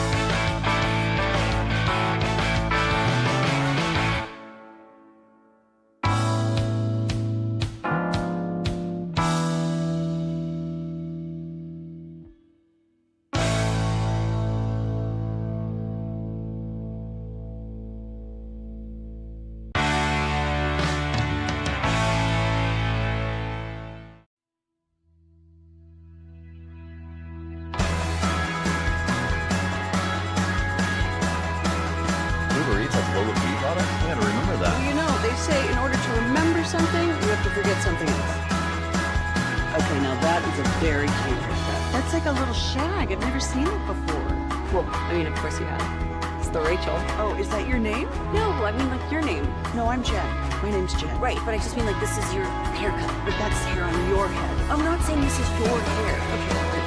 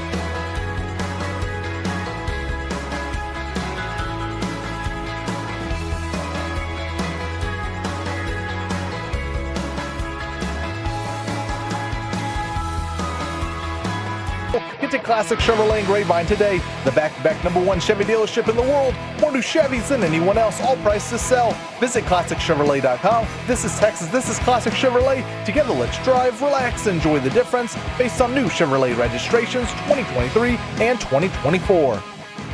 Good morning, DFW. It's Sean and RJ 105.3 The Fan. It is Crosstalk with the KNC Masterpiece. Where is Sean? Did he go to Italy now? With the amount of time that he's taken off, I feel like he could have circumnavigated the globe by now. I'll tell you what, man. Like, if you All had praise to Allah. the paternity leave. No. Oh, my God. Did you tell RJ about the Nick Harris moment? Oh, yeah. He just did. It was so funny. Yeah. Oh, my gosh. He flexed on him with the hookah. Yeah. Is that hookah. Is that He said his hookah. Is that a hookah? Yeah. Yeah, he says it's pronounced hookah. And then And he goes, well, I grew up in a Middle Eastern family. I Yeah. was like, oh, my God. they were flexing their Middle What if Eastern you grew up prowess. in Boston? What that would have had a completely different meaning. Yeah. A hookah. Gotta go pick up a hookah. Gotta go get a hookah. You never know. Let's come up with a show. Let me hold on. right. We'll get to that, I promise. How much hotter than a regular woman would a Boston woman have to be for you to be like, yeah, let's date? Oh, so like it's a sliding scale. Yeah. Are we talking like 20% or? So does she have like a thick Boston accent, like a Dunkin' Donut, like a girl on TV right now? Cat. She starts talking like a Boston Is accent. that Lauren Shahadi? Yeah. Yeah. And you're like, whatever knocks her down stereotypical Boston accent you're envisioning from a TV show or movie, that's what she has. That's a good question. How much Gotta go more to the Hama. attractive? Yes. Sounds like she smoked a pack of cigarettes that morning before her coffee. With some cigars. That's a good question. Like 20%, 30%? Yeah, like I think it's a 2 to 3 point deduction on the 1 to 10 scale. Fair. That's about 20 to 30. That's 20-30%. Yeah. There you go. What do we have coming up on the show? Right out of the gate, Cowboys put need versus BPA to the test. That's the stuff that happens when you drink out of plastic bottles. Right, BPA. I don't know what that is, but it's not what I'm talking about. Bisphenol A or something. Yeah. Did you like their strategy is what we'll get into. And then we'll talk about the prank at 10:20. Okay. Prank that rocked the world and other snubs. That rocked the world. All right. We'll get Did we find out who that third player was yet? Because I know they were like Warren, it was Shador, and one other. Yeah. And they were like the third player. Oh, I guess Kyle McCord said that he got some prank calls. I know you want to play some audio for them. I have not heard. Kevin has questions for me. I was told on Saturday, I think it was by Kyle Frazier, said you have to hear this, and I was like, okay. Good folks over at Frazier Roofs and Gutters, Kyle Frazier. Yeah, this is probably the greatest piece of audio I think I've ever heard. It's pretty and hey, before I play this for you, I just got to know, do you know at least the context of it? Okay, so you do know the context. Yes. Okay. So this is Zach Walchuk. Bobby, I'm a little worried for Zach having not heard this yet because it was but a month and a half, 2 months ago, where I similarly stuck my foot in my mouth for a question. So don't think so. It was about Christmas. I don't think so. Okay. Not as bad. Okay. I don't think anyway. So what you're going to hear here is this is Zach Wolchuk asking a question of 7th round defensive tackle from UCLA, Jay Toya, and then the reaction after that interview abruptly ends. All right, Jay, so can we teach the entire defensive front the haka and make sure we do this every pregame?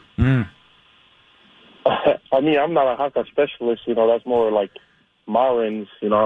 I'm Tongan, so I'm not really a haka specialist. But I think we could try. We can try. Well, we appreciate you taking some time. All right, Jay Toy joining us here on the camera. If your brother's a rugby player in New Zealand, how are you not? It doesn't mean he knows how to do it. I get okay. Well, if you're Down we need your brother. I dare you to walk up to him. I will. I'll do it, and I'll start. Break down and start doing. Is that racist? No, not at all. Euless Trinity does it before every game. That's racist, bro. How? That's racist, bro. I'm Tongan, bro. They all the same. They all do that little dance. Hey, Jay, why don't you do that little dance y'all do? Slip out, I'm serious. What's that thing y'all do? The haka? Do that haka. That was not good. Oh, God. Would you rather have your moment or Zach's? All right. So I think I would rather have Zach's. He did try to. He was like, got aggressive in that, right? Yeah. Like he battled back, Yeah. doubled down, went back. He at it. argued that His brother plays for New Zealand. He plays. clearly knows.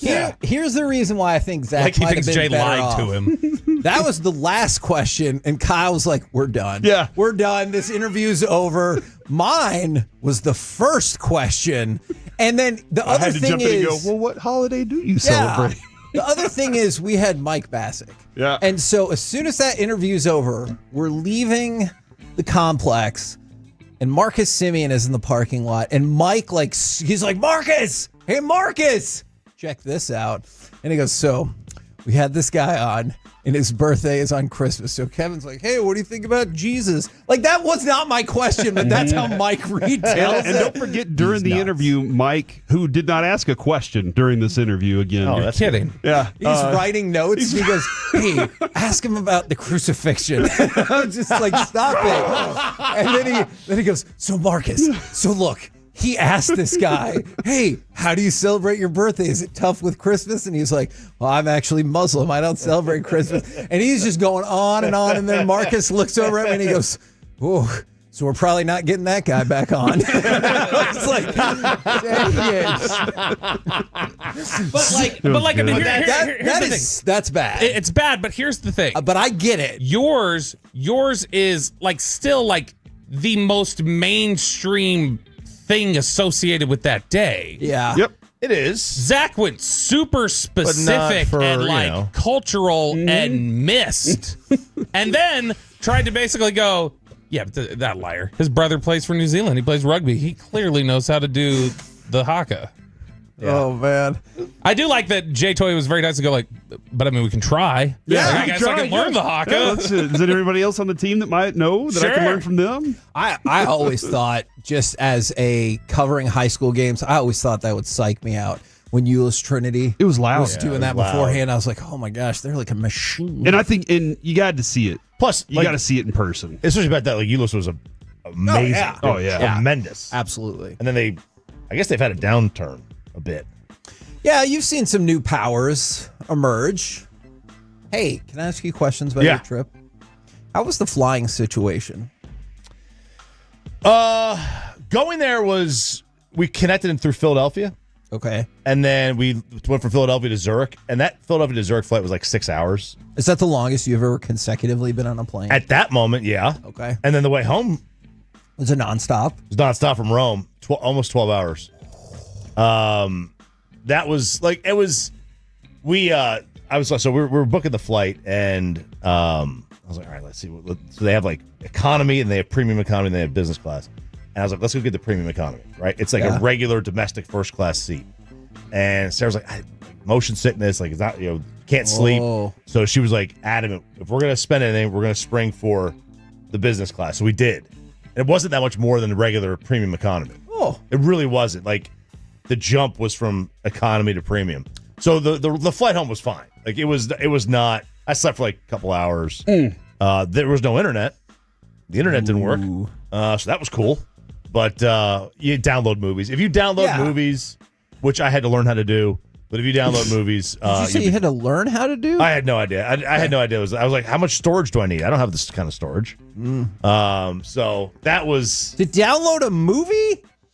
I figured it's like 6 gigs or terabytes or whatever. A terabyte? I don't know. I don't know what these numbers mean. What's beyond a terabyte?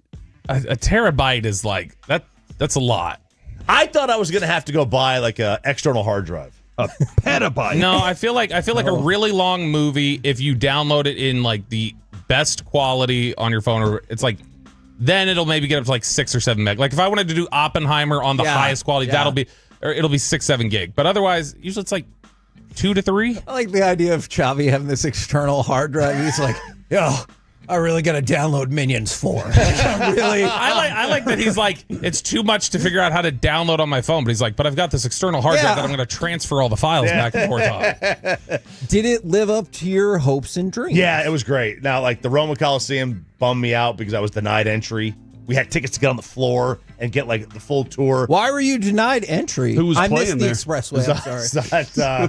Very nice. Maximus Very against nice. Floor seats. So apparently, when you buy tickets, and when we bought tickets, we didn't know this.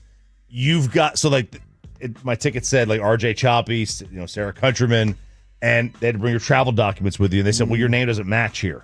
Oh, the RJ and the Ralph. And I'm like, bro, you're not the TSA here. What are we doing? This is ticket to the Coliseum? To get inside the Coliseum. It's like super secure. I guess they have I guess there's problems, right? I guess I didn't know this. Like if I'd known this, I would have easily put Ralph. But guess what? Like I only think of that when I'm flying. Right, exactly. Never else do I when I book a hotel, RJ. Even on my credit card. My driver's license is signed with RJ. Like everything is RJ, right? Nothing goes by Ralph. So they wouldn't let me in. And they were like, do you have any official documents that say yes, my signature on the passport.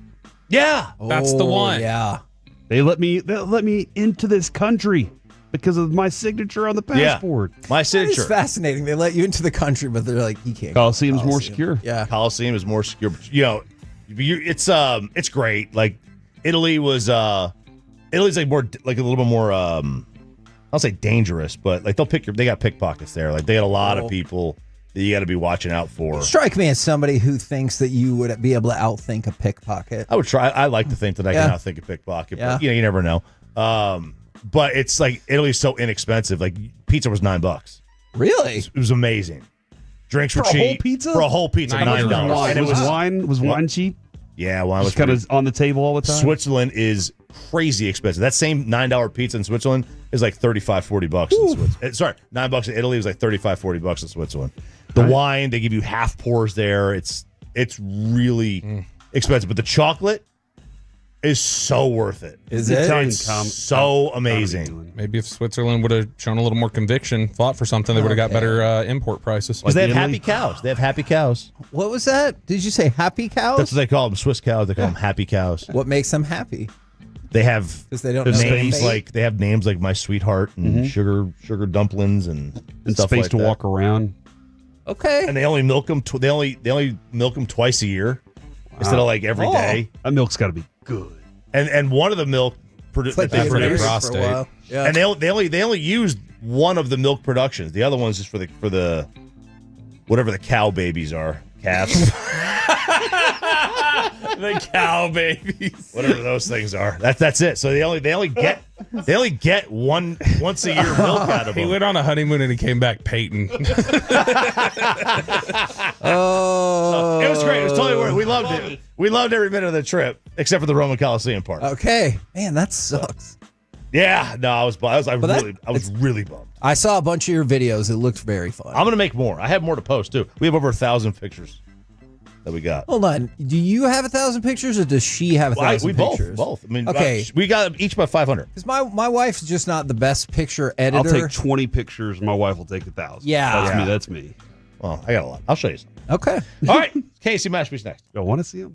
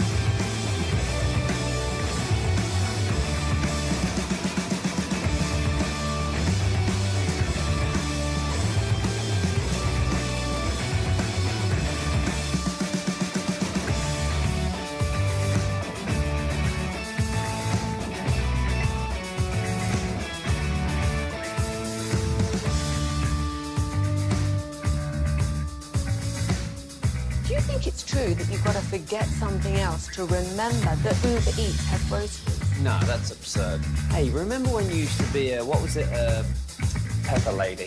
Pepper lady? Wasn't it cinnamon festivity? Laser waves. Saffron squad? Nutmeg maidens? Pre-curd? No. Nothing big. I just said that. Was it Spice Girls? Doesn't sound right. Was it Saffron squad?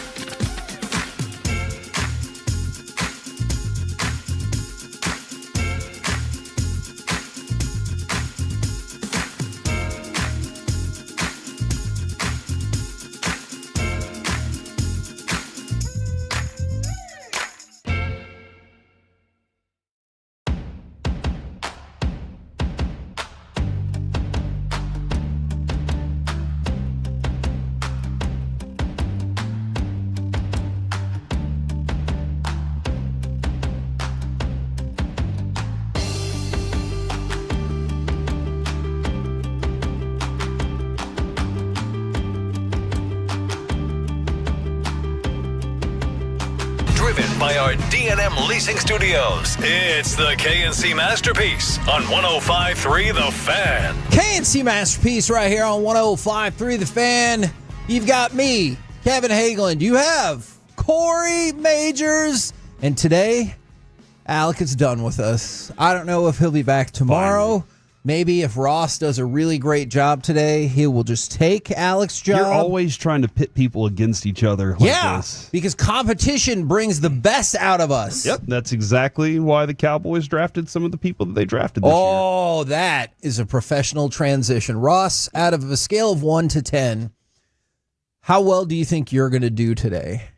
I'm going to guess, so 10 obviously being the best? Nope, 10's actually the worst. Okay, the best. well then I'm going to go with a hard 8. This. All right, just real quick, because Mike would always do this. He would always go, on a scale of 1 to 10, 1 being the lowest, 10 being the highest. If you live in the world, you know how the scale works. I don't know. I think you have to explain just so people understand. No, you know what?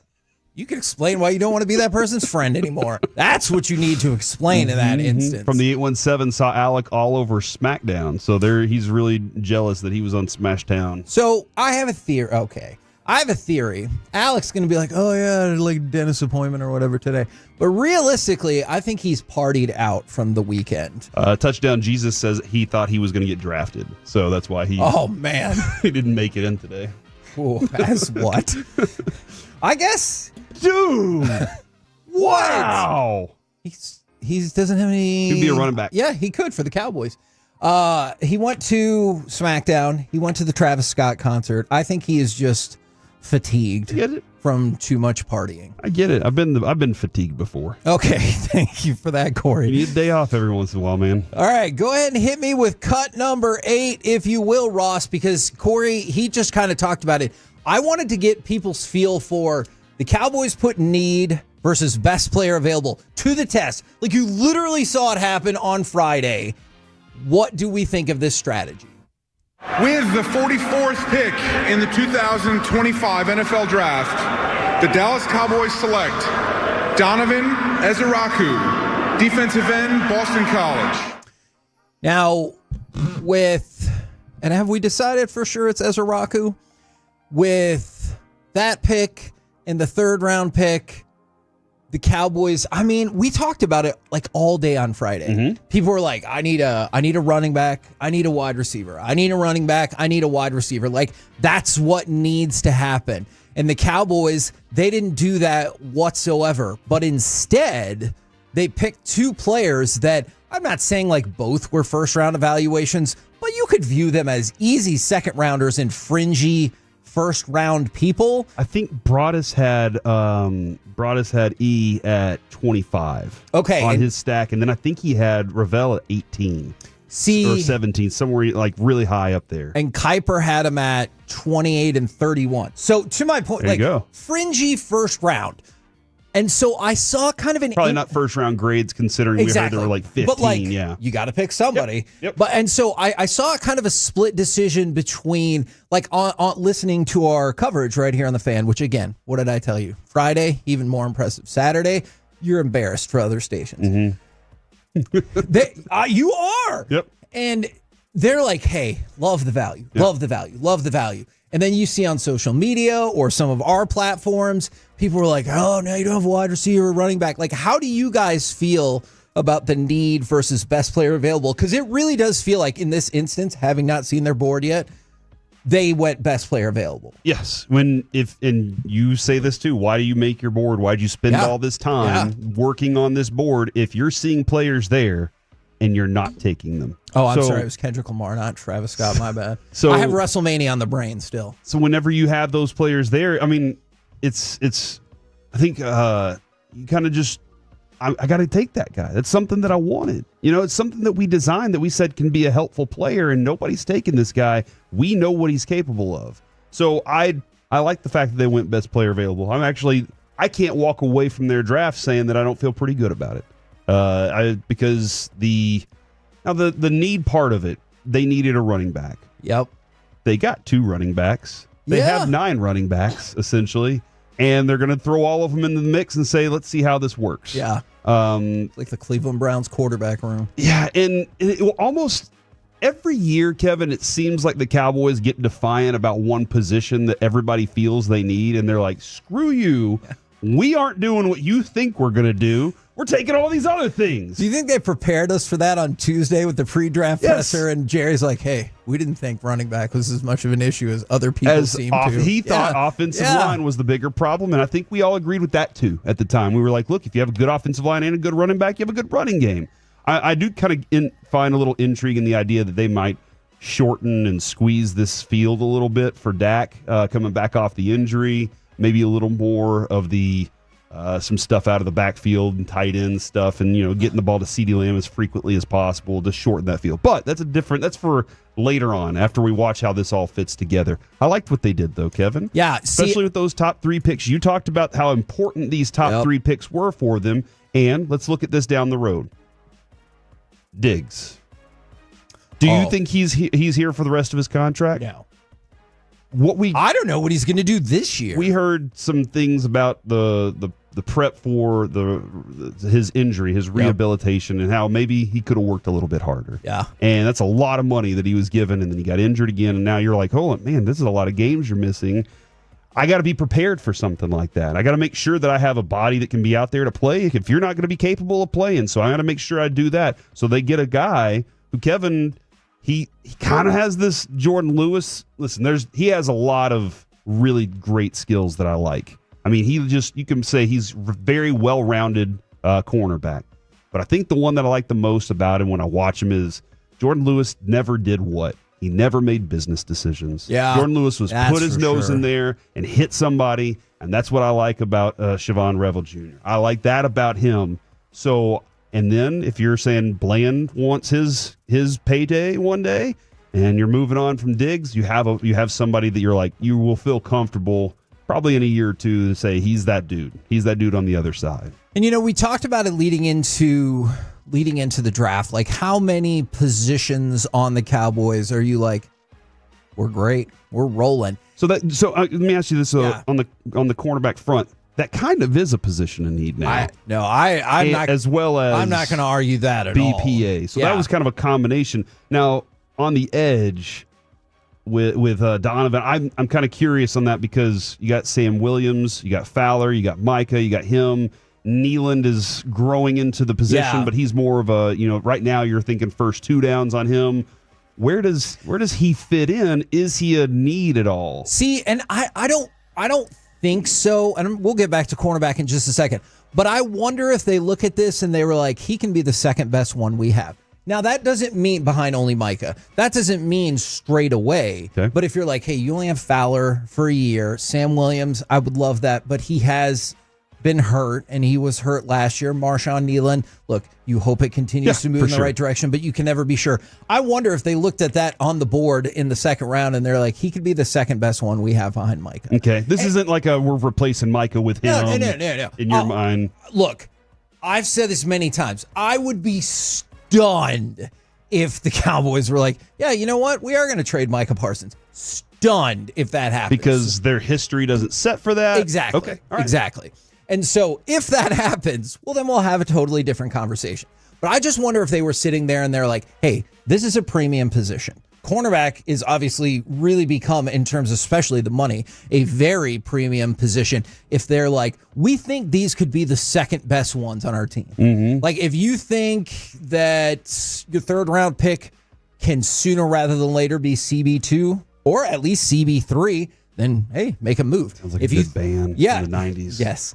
Or if you think your second round pick, you're like, hey, maybe not this year, but within the next 2 years, he's going to be our second off the edge. Then that makes a lot of sense, because when we talk going into the draft about the positions where you're just like, we're perfect, there's not really that many. Yeah. And we kind of argued if there are any on the Cowboys. Like, I can't look at this and go, I know they're good at edge and cornerback, but I can't believe they drafted that person. Like, I know those players were good. I can't believe. Look, I'll take more cornerbacks, more edges. Now, it did come at the expense of wide receiver 2 and running back 1. Do you feel like they're going to try and replace wide receiver 2? Yes. With something else? Yes, or do you think they're going to do it via the old, hey, Ryan Flournoy, he's a dude, he's a guy. Look. Hey, guys, don't forget about Cropper. I also heard those rantings during the press conference, and that's great. If you tell me that in 2029, Ryan Flournoy has moved up to wide receiver number 2. Rock on. Can't wait to see the journey.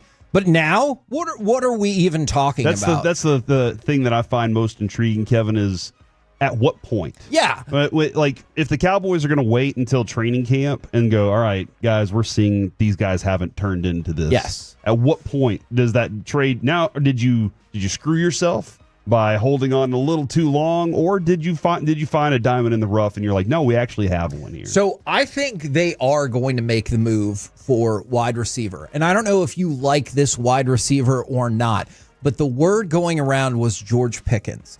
Now, it's not specifically laid out by Todd Archer, but a potential disgruntled wide receiver was being discussed for the Cowboys. So when we talk about those like substantive trades, I think George Pickens is one of those people. And because that's one of the things, I go back to Friday with Steven, I thought this was really interesting.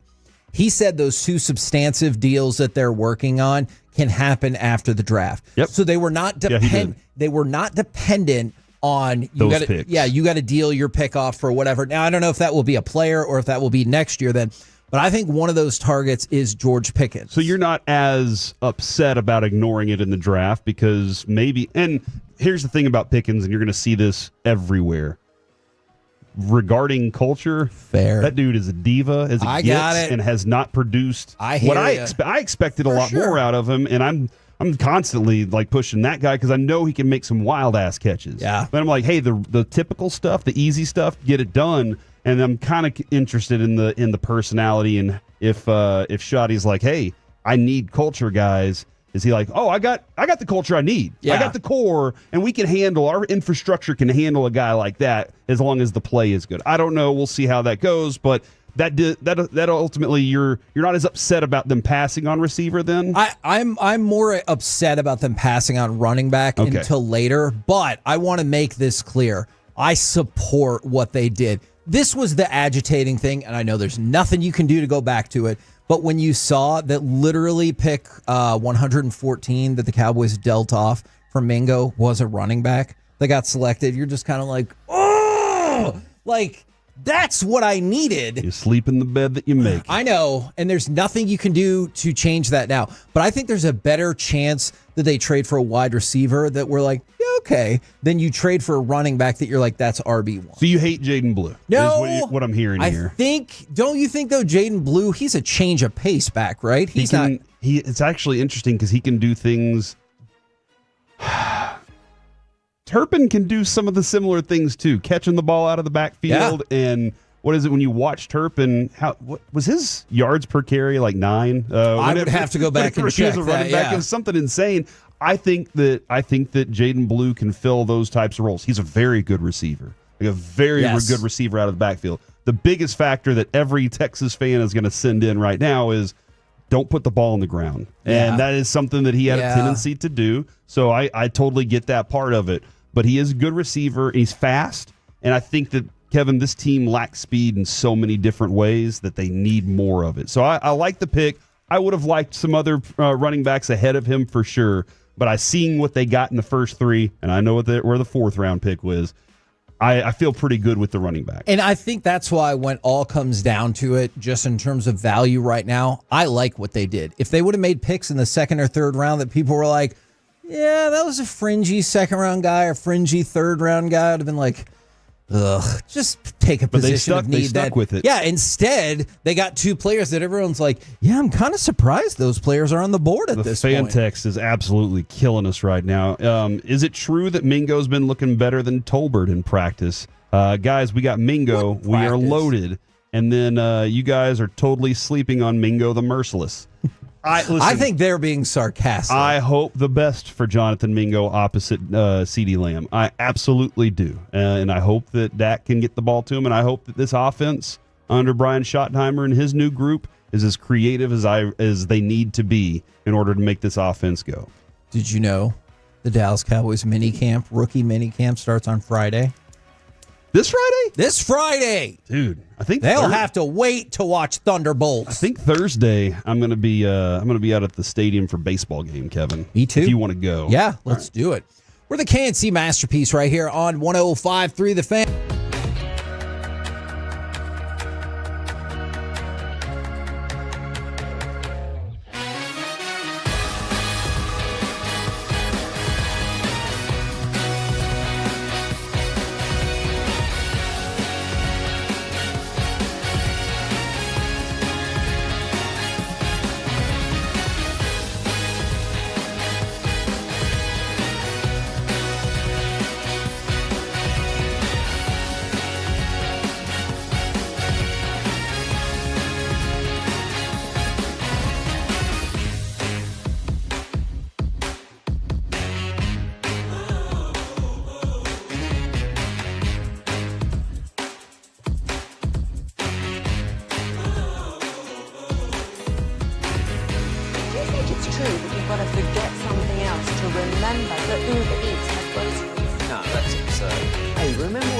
to be a, what was it, Pepper Lady.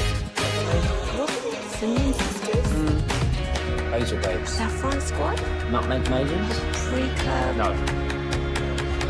No. I just said that. Was it Spice Girl?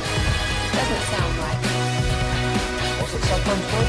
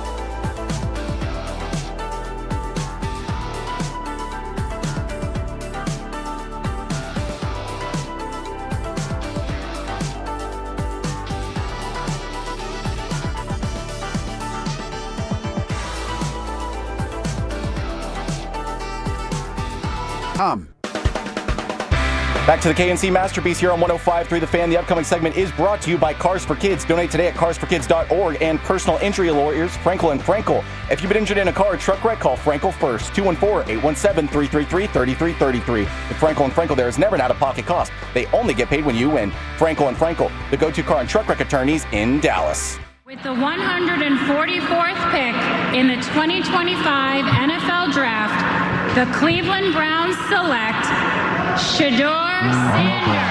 Here it goes.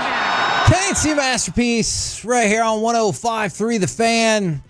Talk about a couple of different things involving Shador Sanders, Quinn Ewers, and did you ever pull off a prank that you regretted? But rookie minicamp for the Cowboys starts on Friday. It will also be going on Saturday where you'll get the, I want to say full-blown practice, but you'll get whatever version of practice is collectively bargained and allowed. Yeah, I'm definitely interested to see how they're able to maximize whatever they're trying to do. Because with, like you just said, the amount of time and hard work that they say you can do, you got to be creative. So all kinds of people had all kinds of thoughts about why Shador Sanders fell in the draft. And we can dive into that. We can dive into if you were surprised that Quinn Ewers fell down to the 7th round. I don't think we were. But also pulled off a prank that you were like, I feel kind of bad about that.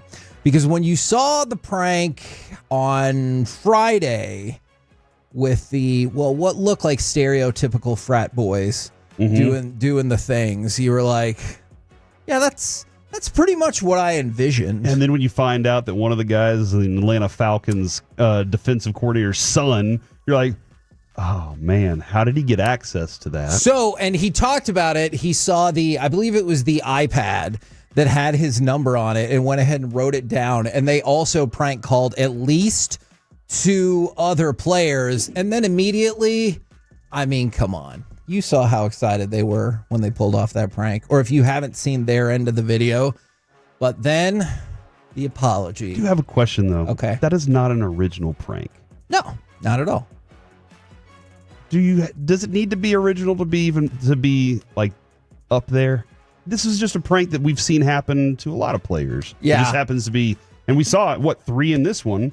It just happens to be the higher profile situation, I guess. Is that what it is? Yeah, Okay. I think that's probably the notoriety. And so the Falcons released a statement, and the DC's son, who was responsible for this, posted a public apology. On Friday night, I made a tremendous mistake. Shador, what I did was completely inexcusable, embarrassing, and shameful. I'm so sorry I took away from your moment. It was selfish and childish. I could never imagine getting ready to celebrate one of the greatest moments of your life, and I made a terrible mistake and messed with that moment. I will tell you this.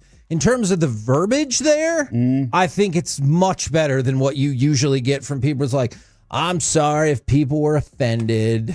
You know, like this feels more heartfelt, except for the fact that it's just written out and, you know, all of that. But they were so pumped the day before. And so, like, you can't put this in your apology. In the moment, you're having a fun time with that. But afterwards, you're like, I'm sorry I got caught. Right? Yeah. Oh, for sure. And I do wonder, too, if somebody, the concept of your big moments in life and somebody doing that and really screwing with you, ultimately, Kevin, down the road, it's a funny story. Sure. Even for Shador. Can you believe I got pranked by that? I can't. That'll never happen again. I tell you that, though. It'll never happen to me again. But like ultimately, it'll be down the road something you can laugh off, and he should laugh it off pretty quickly. But in that moment, you're pissed. You're mad. Yeah. You're furious about that. And then people are trying to act furious for him and everything. And I get it. I can't say how I would respond in that moment, but I'd probably be pretty ticked off. But oh well, man. It was a prank. It happened. I don't like it was childish and I never should have done it. Pranks can be fun. Like they can be fun, but I bet Dad had something to do with, man, come on, bro. What are you doing here? For sure, because here are the key words. The NFL is investigating a prank call. And as soon as that happened, you know his dad was like, hey. You realize what I got to deal with now because you thought a stupid prank was going to be funny? And he's like, I don't care if you did think it was funny. I don't care if you still think it's funny. You're moving into an apartment on your own now. You're out of that place with whoever those guys were. You're in a fraternity. You're not anymore. Yeah, dude. You're on your own. So, so I would just I get. And you're grounded from your phone for a month. How old is he? Can he still pull that off? I don't know if he lives. Depends on if you're taking care of the kids' financials. That's tough for them. Maybe so. So I wanted to know, first off, if there was ever a prank that you regretted, because I'll have to admit, I didn't make the phone call or say anything, but I was in the room when a phone call kind of like this happened. It was after Texas A&M lost by 68,000 points. That's more than anybody's ever scored. Yeah, except for in this game. Putting Georgia Tech to shame. Yeah, exactly. I think they lost by like 38 or 39 points in the 1997 Big 12 championship game. And I guess, I don't know if it was through the campus directory or it's just because we weren't as advanced as we eventually became in society. And some of my friends called and left mean-spirited voicemails on Brandon Stewart's voicemail or whatever. But I feel like I made amends for it by naming my first son after him. So I was like, all right, let's make. But I was in the room for that, and I'm sure at the time when I was 18, I probably thought it was very funny. Yeah, I mean, a lot of kids did the "Is your refrigerator running" prank, and that was hilarious to us right at the time. I did some prank phone calls, but usually it was to my family. I'd do voices and stuff like that. Yeah. The Roy D. Mercer was hilarious, so I used to do that. Caller ID really. It changed everything at that point. The prank call changed everything. I know. Poor Star 67. It never stood a chance. And so that's part one of it. And the NFL is investigating. I don't know what they're going to find. Hey, that kid already came out and said it was him. Yeah. And he said, this is exactly. No, they want to know the security. Yeah. Was it sitting? Did they say it was sitting on? He said there was at their house, the iPad was open and he flipped through it and found the number. Oh, and that breaks rule number 1. You don't scroll. Don't scroll. If you see something, that's fine. You can see something. But Flula has told us you do not scroll. Yes, I agree with that. That was a lesson I learned. But then along the way, unless you're like a spy, then it's your job. Or like PI. That's your job to scroll. Then along the way, Shador Sanders and Quinn Ewers both took really big falls. And the reason why I want to throw Quinn Ewers in there is because going into the season, he was going to be a first-round draft pick. Yeah. Like, he absolutely was. He was, and Dion 100%. was right Dion was right when he said that. Yeah, and so this is for Quinn Ewers. Oh, sorry, yeah. But yeah, for Quinn Ewers, he had the potential to maybe be the number 1 pick, and he went back to school, and everyone was like, you just watch. And then as the season went along, whether it was durability, whether it was arm strength, whatever you think, happy feet, whatever you think the specific reasons were, quite frankly, we've talked about it a lot on the show. I think where he got drafted was maybe a round or two low, but about right. So both of them fall way down. So is the issue with the pre-draft process and not getting honest answers from people, or did the process work exactly how it's supposed to because they were like, you can hype up whatever the hell you want. We've seen the tape, and we don't think it's going to translate to the next level. Dude, it's a pretty accurate opinion right there. Yeah. We know that you got the Arizona iced tea deal when you were in high school or whatever it was, some tea deal when he went to Ohio State. We know you've gotten these things along the way, but what really matters is not the amount of commercials you've gotten. Yeah. What really matters to us is what we see on the field and the character we're looking for. And, when it comes to Quinn Ewers, what you see on the field is a dude that panics whenever he has to run because he knows he can't run. Agreed. And there's a lot of other tools that he's missing there. Although there were they got to where they were for a reason. Like, they won some games for a reason. And that's always the tricky thing, but you feel like you've seen it with whether it was... They're a good team, though. I'm going to cross sports here, whether it was Tim Tebow or Tyler Hansbrough. You're like, that kid's badass. Like, how is that not going to translate to the next level? And you're like, it's just not. And that, who one of the people I thought about, and I thought about it very specifically for these reasons that we went over. I thought about Marcus Mariota. Okay. Because one of the things, I don't know if you remember this conversation from 3 or 4 weeks ago. Marcus Mariota there were some scouts who looked past. He has amazing athleticism for college. But when he gets to the next level, some of those same things aren't going to work. And so I thought about that comparison with Shador. I wonder if they were like, some of that escapability or that mobility, I don't think is going to work anywhere near the same at the next level. And if not for that, then you're going to slide him quite a bit down the board. Yeah, and I think Mike was right when he said this a long time ago. You've played under one coach your whole life. How are you going to handle criticism from another man? Right. And how's your dad going to handle that?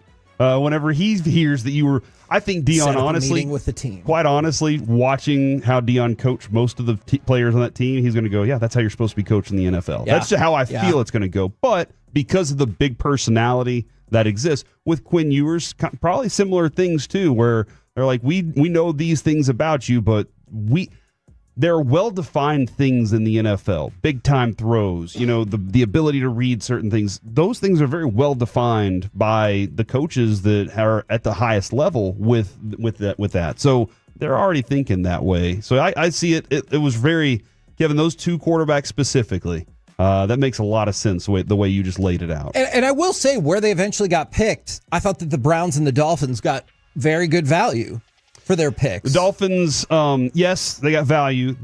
It's interesting because Zach Wilson's there, Tua's there. Now they got him. I'm very Cleveland has every quarterback that it feels like has ever existed. I think they're going 5 deep in their quarterback room right now. Yeah, and you know what? Let the competition play itself out. Definitely let the competition play. Obviously, in Miami, the contract is going to own the competition there because the contract is what it is. Now, I love these pranks that we're seeing, though. This is sad, Kevin. But I will say, real quick, don't you think that if Tua goes down and Quinn comes in and he lights it up, that conversation becomes a little bit murkier? Like, it's just as you said, that contract is so massive that it's going to make it difficult. But, it could plant a little bit of a seed of doubt there in that Dolphins ownership. Don't you think Wilson is going to get the first shot, though?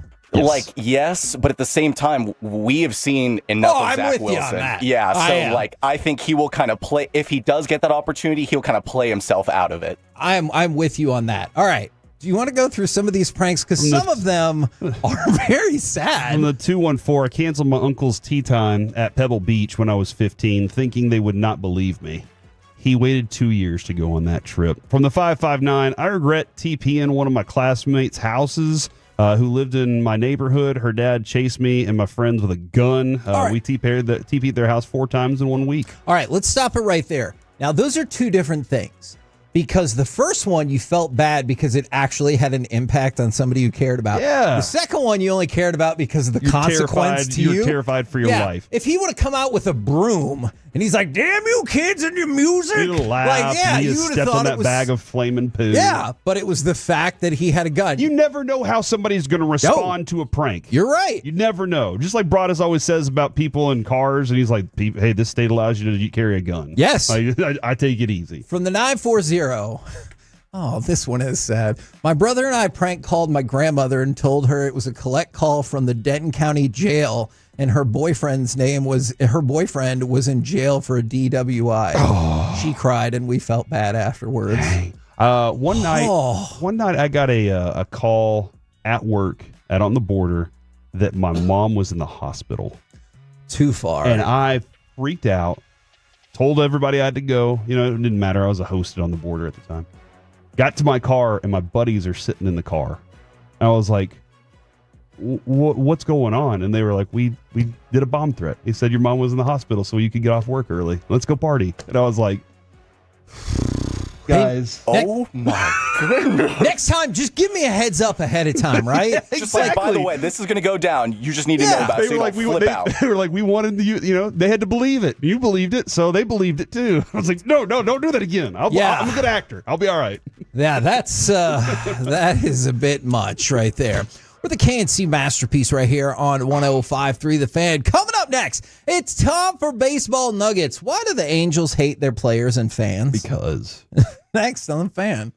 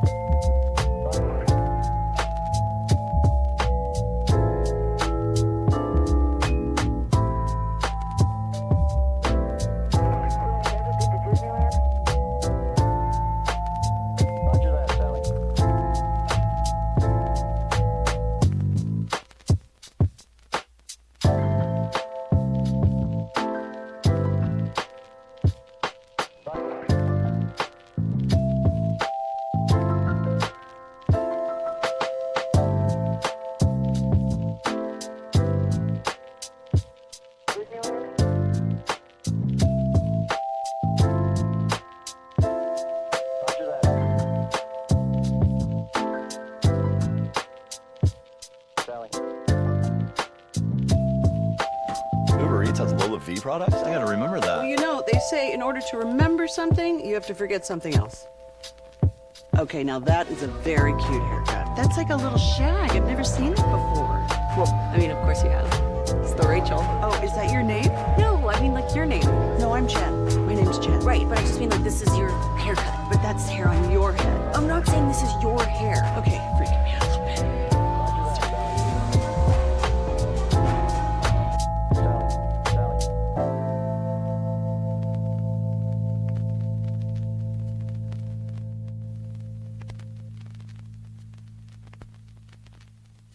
Roger that, Sally.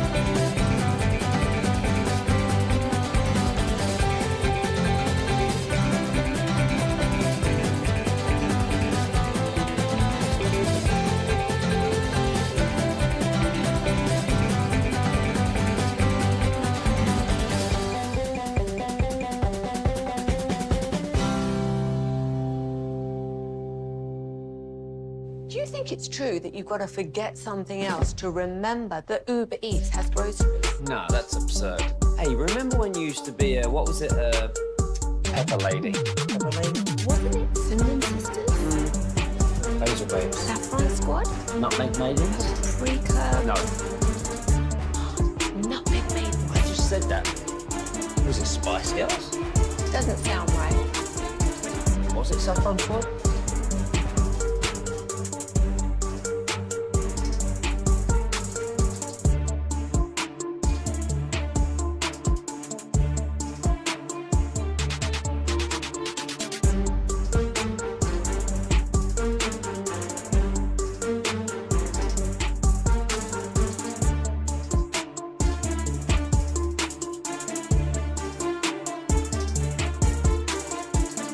Masterpiece here on 105.3 The Fan. The upcoming segment is brought to you by Classic Chevrolet in Grapevine. If you're in the market to upgrade your vehicle, get to Classic Chevrolet in Grapevine. Back-to-back #1 Chevy dealership in the world. Visit ClassicChevrolet.com. This is Texas. This is Classic Chevrolet. Together, let's drive. Relax and enjoy the difference based on new Chevy registrations 2023 and 2024. Suarez! Fly ball! There's 4! And we're tied! And they still lost that game. KNC Masterpiece right here on 105.3 The Fan. Right now, it's time for Baseball Nuggets. Now let's start with the individual we just played the highlight of. Eugenio Suarez hit 4 home runs. First time players hit 4 home runs in a game since 2017. And the Diamondbacks still lost the game 8-7. 4 home runs. What a day. Yes. That's a magic day but right they there. lost. Dude, remember, was Josh Hamilton's, did we lose or were we gonna lose? I thought we won that game like 20-2 or something. Yeah, pretty handedly, didn't we? I think it was like 12-3 or something. All right. Never happens then. Never happens where you hit 4 home runs and almost lose. I believe the only other time it's ever happened was in 1986. Really? Yeah. To who? Oh. Mr. Fact Man. I think the Cubs lost that day. And if they didn't lose, they won. All right? Look it up. I don't, it was something like that. 1986. All right. Let's take you down to Class A. That's Boach. Yeah. Okay. There's a lot of things I want to ask Boach right now. So, Mets Class A pitcher Ramon Gomez threw a pitch 104.5 miles an hour. Nice. All right. That's impressive. Very impressive. Are we getting to the point where people can throw the ball too fast? Like, if you got to 100, that's really neat. 104.5? What do you do? Just stick your bat out? What's his average velo? Do we have that? Ooh, because if I'm like, gonna check on if that was a one-off thing, like that's a dude just reaching back and grabbing a little extra and putting some on it. And maybe there was adrenaline that went into it too. I don't know which pitch that was, if it was a first one or a last one. But 104, no, Kevin, we want faster. We want 100. We want to get to 110 at some point. All right. Can people hit at 110 miles an hour? I bet back in the 40s, whenever only dudes could throw 60, they were like, man, nobody's ever going to be able to hit 75 miles an hour plus a curveball. What is this? Yeah, his curveball is going to be like 84. And you're like, what the hell am I supposed to do with that? Yeah, no. Let's keep. Now, the thing about it, though, is our bodies legitimately aren't built to last. Yeah. Damian Lillard's a perfect example of that. All these guys that get injured at some point, and being able to throw 104 that frequently with the kind of grip they're talking about, don't know if it'll last. From the 817, can we not talk about the Little League way that the Rangers lost? Coming up at 11:20, leave your radio on, but just turn the volume down. No, keep it up. Okay. Well, that's what we're going to talk about. Yeah. Tyler Glasnow, he exited after his last start. He said it's shoulder discomfort, and look, I get it. I kind of wonder if Josh Young is in this place. After the latest injury, he goes, it's just kind of getting exhausting. Because it's like, whether it's something different or something not, but you're just like, again, why can't I just be healthy and play freaking baseball? That's got to be the most frustrating thing of an often injured player, especially when you have DeGrom. Think about like all the skills that Jacob DeGrom has, but what's the one thing we always asked was his health. Yeah. Corey Seager. Yeah. When we signed him, I was so excited about all the things that Corey Seager can be. And then you're like, crap, he's probably going to miss 10 games every month. It's a weird feeling to know that you're best player. And it happens like that. Now, for the Angels, I meant to talk about this last week. I find this incredibly fascinating. Do you know that the Angels do kind of getaway days different than pretty much every team in Major League Baseball? I did not know. So, most teams, you'll see it. Early afternoon game, maybe 1 o'clock, 2 o'clock. If it's a late game, usually the next day they're off. Exactly. Exactly. For the Angels, for example, you look back a couple of weeks ago, they scheduled theirs for 6:29 instead of 6:38. So they did a whole 9 minutes early. Do you know why?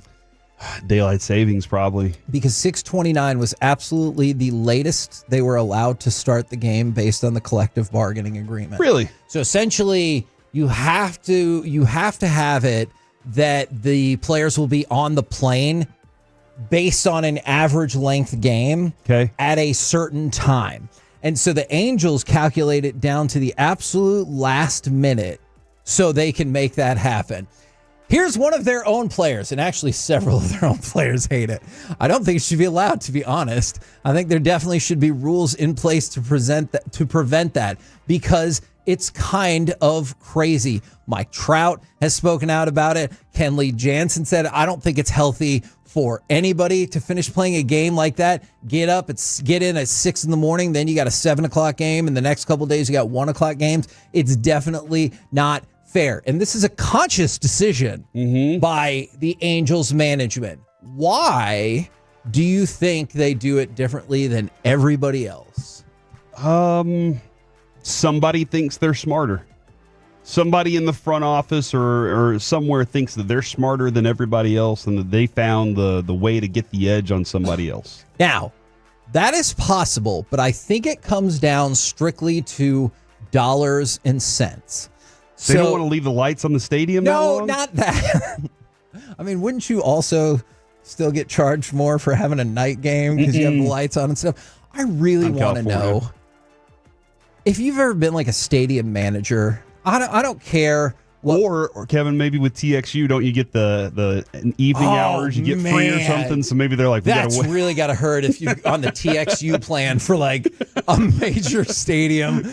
But I really want to know if you're like if you run a stadium or you have access to see the power bills for any of these. I really just want to know. Can you just give me an example of 1 month what the power looks like? So a year ago, the night games for the Angels drew 24,442 fans. And then the day game drew about 5,000 less. Okay. And so they're like, hey, if we're going to draw 5,000 fewer people in a day game, we need to have it at night. And so while most teams would have the afternoon game, this year the Angels play 11 of their 13 getaway day games at night.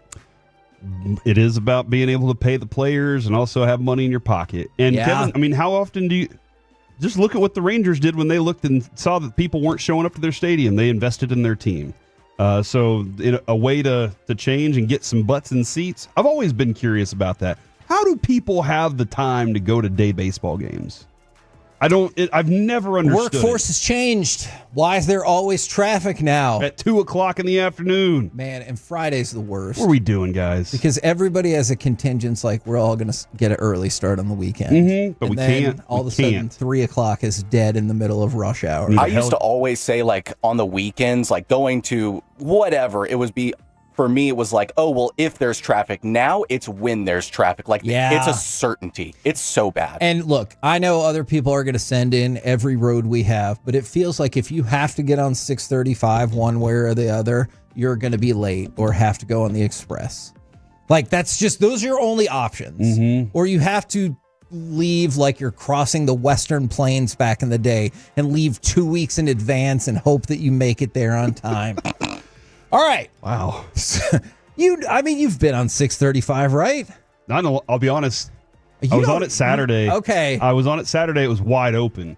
It's been a while since I've been on 6. I even said that when we got on there. I was like, dude, it's been a while. This looks amazing. Yeah, and But Saturday evening does seem like it's pretty functional. And they try to entrap you with, hey, we got this bootleg circus that always seems to be up. Or you can go to the mall or this IMAX theater. But no, you're stuck having to be in traffic. Anyways, let's go from that to this. 2028. We've talked about the collective bargaining agreement coming up and how that could potentially lead to a strike or a work stoppage. But I wanted to throw this out there because this is something that the San Francisco Giants did last week as well. They said that they were open to joining the nationalized MLB package in 2028. So Rob Manfred, one of the things that he's talked about is he wants to reorganize the entire structure of how the league does media rights. And he essentially wants to sell it as an entire package. Because obviously now you're wrapping up the deal with ESPN. You've got the deal with Apple TV. Teams have regional sports networks, and we've seen how problematic that's been.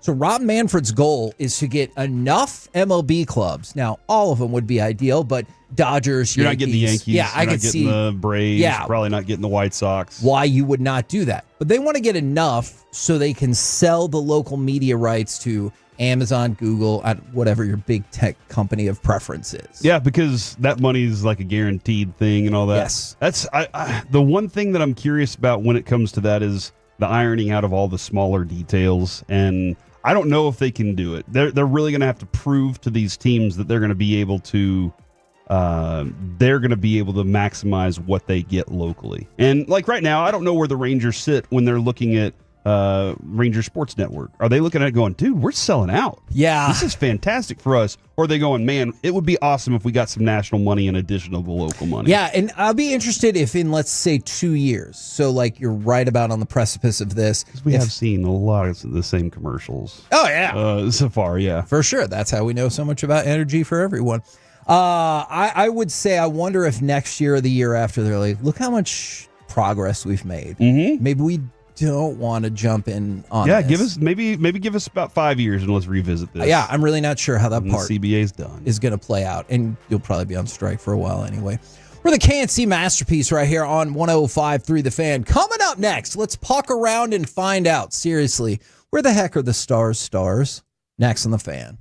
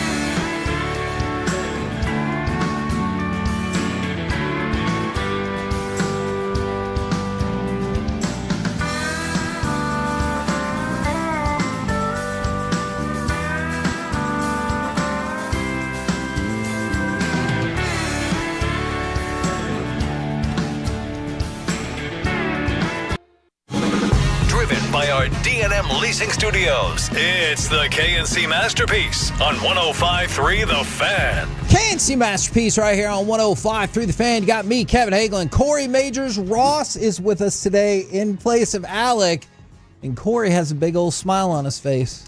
Dude, I get to watch you do this every day when we're working together. And I just think that's really cool because you're really good at this. Intro the show? Yeah, I think it's awesome that I just get to be here for it. And everybody else out there is probably thinking the same thing. I wish I could be there for it. I mean, how many times we have Tolos pop into the station and hang out with us and stuff? And I'm the lucky and fortunate one. In the mornings, we get to hang out with Sean and RJ and Bobby and Peyton's show. And then who's that first person you said? Sean shows up. He'll be back. Ross, are you familiar with the Sean character? Doesn't ring a bell. All right, and then I get to watch this, and then the afternoons we got all the G-Bag fellas and Brian Broaddus. Dude, it's a wonderful thing. I'm lucky to be able to hang around with this station. I like it. In the last 2 months, RJ has gotten married and gone on his honeymoon to Italy and has missed half the amount of time that Sean has. Hey man, that's crazy. Take it. Take the vacations. They give you the vacations. Take the vacations. It's always been my approach on this. All right, let's talk about the Stars. We could go a couple of different directions with this. If you want to go back to Saturday, you know what? I could play any number. I could play cut 15, 16, 17, 18, 19, 20. Let's just pick cut 17, for example, of the Stars getting their heads smashed in on Saturday. 4-0 tonight in Game 4, Colorado. And Mackenzie Blackwood gets his first career Stanley Cup playoff shutout, 23 saves on 23 Star shots. All right, so we can reflect on that and talk about that if you want. Or we could look ahead to Game 5, or most likely probably a combination of both. What I want to talk about is looking ahead to Game 5. Where the hell have the Stars been? Now, question. I think you have a totally different one to throw in there, and that's how problematic this series has been. First of all, Jason Robertson is not playing in this series. Like, when you heard, hey... I haven't seen him so far. You're right. No, he is not going to play in this series. I agree with you. Yes. When you're like, hey, he got back out there and skated, that's a positive step. It is. It is a positive step. Yes, it is very positive. For his recovery. But it also means he's not going to play in this series. Miro, I still think you're going to have to wait a few hours to know for sure, even though it feels like maybe he's not going to play. Wyatt Johnston. Isn't it wild, though, that you're still, here you are with 2 wins in this series against Colorado, who's a fantastic team, and you haven't had those 2 players on your team? It's 2-2. You have home ice advantage against the team that was the betting favorite or second favorite to win the Stanley Cup going into tonight, and you've led in the series for 75 seconds, and it's 2-2. Yeah, and DeBoer said that too. He was like, if you'd have told me in December that I'd be missing these 2 guys, and all the situation that we're in, and we're playing against Colorado, and we're tied 2-2, I feel pretty good about it. And knowing that at some point one of those guys might come back could be a very beneficial thing. But when you're talking about this team and what's been missing in a 4-0 game, Kevin, everything was missing. I felt very good after the win on Thursday. I was like, man, I'm feeling really cocky right now. You know what's really ironic about that? Except for maybe their hits. Yeah. Like, I thought they were physical enough in that game. Everything else went wrong. Yeah. But I thought they were physical enough. So I want to focus in on 3 players, and I think you're going to add another one to this. Wyatt Johnston, Mikko Rantanen, and Matt Duchene. Gentlemen, the series has started. Join us, if you will. So, Wyatt Johnston last year, breakout playoff run, right? He had 10 goals, 16 points as the Stars made their way to the Western Conference Final. This year, you know how many goals he has in the playoffs? None. I'll say 0. Exactly. And he has 2 assists. That's what he has contributed thus far. All right, let's go to Matt Duchene. Matt, hold on real quick, because you have consistently every year we're asking where Jamie Benn went. Yes. And he is one of your leaders in goals right now. I can definitively answer that this year. Him and Tyler Seguin. Look, I gave them a lot of grief over the last several regular seasons. I know where they are. Yeah, absolutely. And it's not, and what I mean is you can tell their impact on the ice, not just they exist and skate on the ice, which brings us to Matt Duchene. He led all Stars players in points this season. 82 points in 82 games. Corey, that's an average of 1 point a game. Yes. You told me that. But he's got nothing in the playoffs so far. Nothing. No goals, no assists, nothing. How much of that on the assist point? Because he almost doubled his goals this year he had 52 assists, 30 goals. Yeah. That's 82, Kevin. I don't know if you know that adds up. I did. How much of that is on him and how much of it is on the people that haven't finished? You know what? When he's laid those in there. Okay. But I'll be honest, he hasn't gotten a lot of clean looks for assists either. Exactly, because I was going to go and drop that in. All right, let's convert 2 of those goals. Mm-hmm. That still puts you at 2 points in 4 games. That's not going to cut it. And then we get to the person who, like, you went all in on this fella at the trade deadline. Mikko Rantanen. So in 80 games with Colorado in the playoffs, and that's what's relevant here, he had 100 points. All right, so you're like, whoa, 1.25 points per game. Heck yeah, here we go.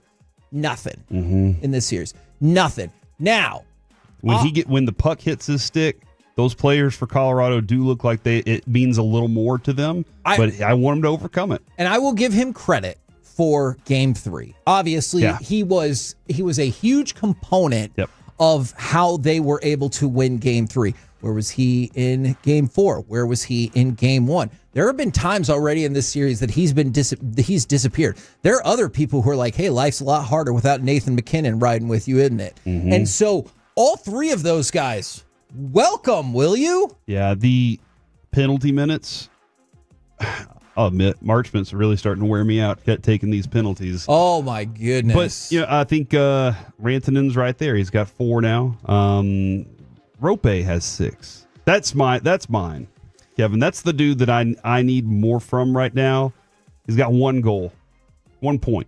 Yeah. -3, plus minus. You can take that however you want with plus minus. Sometimes I don't. It can be misleading. Admire it that much, fair. But I just haven't seen him be a difference maker with his speed and a difference maker with his ability to make those shots. So yeah, there are names across this Stars team that if you're getting what you're getting from Jamie Benn and Tyler Seguin, you're like, oh man, we're cooking. Yeah. Because Mikko and all these other names, but they're not. And Kevin, you can say it's Jason Robertson not being there, and that kind of junks up exactly the way they would want it. You can say that it's that there's maybe Mikko just hasn't gotten used to his team yet, and he's still trying to figure out how that all. There are lots of different things that could be going on when they hit. Again, they're 2-2. When they hit the ice, they got to be ready to go, man, and they don't look like they are right now. Now you brought the Stars for Colorado. You hear their names and you feel like you're seeing them show up. Although, if we can dump on one of the Stars of Colorado real quick, kiss my ass, Makar. You know that you faked or embellished, as they like to say. All right. He was laying all over that. You're right about Marchment and the timing of the penalties. That Game 3 double minor, hey, good for the Stars. That was their high point in the series where they're like, the hell with it, kill it off, win the game, take the series advantage.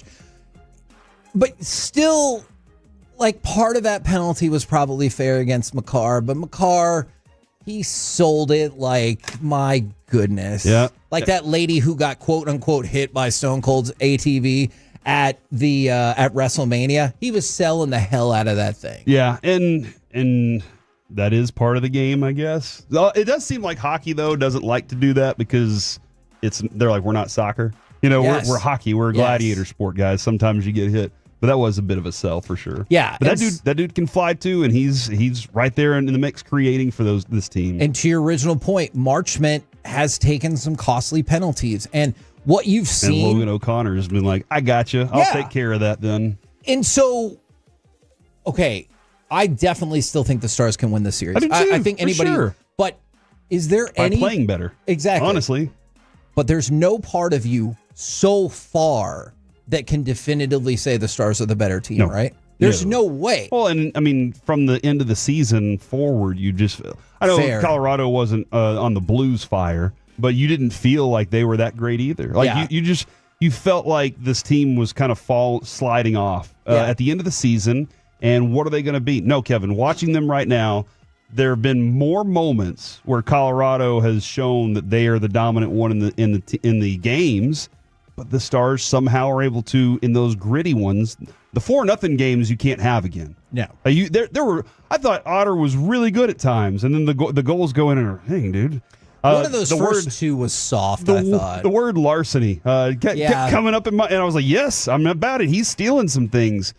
But the 4-0 game is not going to be one of those that you feel good about. The gritty ones are the ones I like the most. But I would love for the Stars to have one of these turnarounds and going, no, we got 4-0 now. It probably won't surprise you to know that the Colorado coach, Jared Bednar, he's like, oh, stay the course, good buddies. Yeah. He's like, yeah, we're doing just fine. After a win, that's how you act. And after a loss, you still don't panic. You just say, all right, we got some things we need to adjust to, fellas. He said, if we play like that, like they did on Saturday night, we can win against anybody. So we're just going to try to repeat what we did the other night in a lot of different areas and try to get a win on the road. But you're right. All of these negative things have happened, and it's still now a best of 3. Mm-hmm. And that is one thing that I find like bizarrely encouraging. This series has been uber frustrating, just like the last part of the Stars regular season, but it's still best of 3. If you can which hockey has to love. Oh my God. Hockey's got to love the fact that here we go now. And there is a steep tradition of game 7s between these two franchises. Yeah, and if you can get that in round 1 of the playoffs, exactly. People are like, why am I not watching round 1? You know? And some people think whoever wins this series is going to be the favorite to win the Stanley Cup, or we'll have the inside track, I guess, to win the Stanley Cup. Are you agitated? Similar last year. Yeah. And, I mean, and look, you look at the rest of the West, and I will say this. Hellebuck has been pulled in 2 straight games. The Jets are struggling. The Golden Knights needed to score in overtime to hold on for dear life. Yeah. These hockey series have been fun, man. Yeah, and so you're looking at the West, and you're like, yeah, I don't know who you're going to play next. Like we said, the favorites would be you'd play Winnipeg, you'd play Vegas. Now you're looking at it, you're like, I don't know at all if that's how that would shake out. The 906, the Stars have the talent, but they played lazy. They deserved to lose on it. It's Kevin. In both of the Stars wins, they looked like they were active. In both of the Stars losses, they looked like they didn't have the legs to keep up with whatever the Avs were doing. That's what I'm not saying it's lazy, but there are times when you're talking about finishing your hits, making sure your passes are getting where they're going. Those are clean. There are things that they can be crisper at. And that's what I've felt is they don't look crisp when they've lost so far. I agree. And I don't think, in my mind, it hasn't been Colorado making them look that way. It's been themselves. So if they can figure that part out of it, then I'm feeling pretty good about this. Now, just real quick, I wanted to throw this out to an NBA happening of the weekend. And I know lots of people have lots of opinions about whether or not the Aaron Gordon dunk should have counted. At the end of the day, they were like, hey, it's going to count. Congratulations. You win. Nuggets 101-99. I want to play that audio for you, and then I want to play the better audio after that. All right, so let's take it away. Cut number 4. This is the Denver game winner, unless you disagreed with it. Cut 4. Yeah, sorry about that. On him. And this is for the win. Whoa! It's close. They're going to call it. Buzzer. Did Gordon beat the buzzer? They're going to take a look at it. But the official, Sean Wright, signaled it was good. Now, ESPN Research and Basketball Reference said that Aaron Gordon's dunk is the first ever game-winning buzzer-beating dunk in NBA postseason history. Really? Yes. Now, before... That's wild. It is pretty crazy. And remember, I know people are going to be like, oh, what about this? What about that? Like, it literally has to be at the buzzer, which you can imagine. That is probably a rarer play as opposed to 0.2, 0.1, whatever. The ball's got to be out of your hands. So the ball did go out of Jokic's hands first. If you watch this possession, he's trying to get open. It's not happening. He takes this weird, like, twisting cross the body three-pointer that was nowhere. It felt very much like the end of the NC State Houston NCAA championship game where you're like, oh, yeah, no, that was a totally pass. So this is Nikola Jokic, cut number 5, talking about what he thought when he fired up the potential game winner. Nikola, what was going through your mind when you let that shot go at the end? This is going to be bad.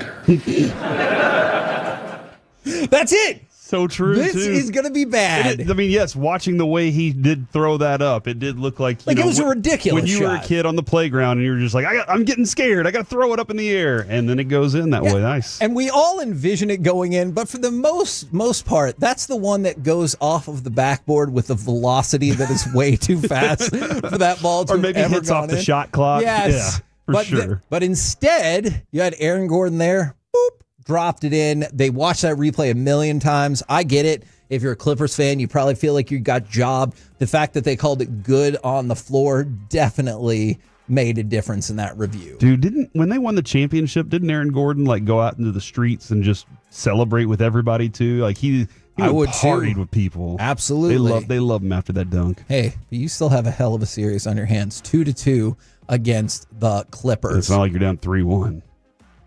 Like the Lakers. Ha.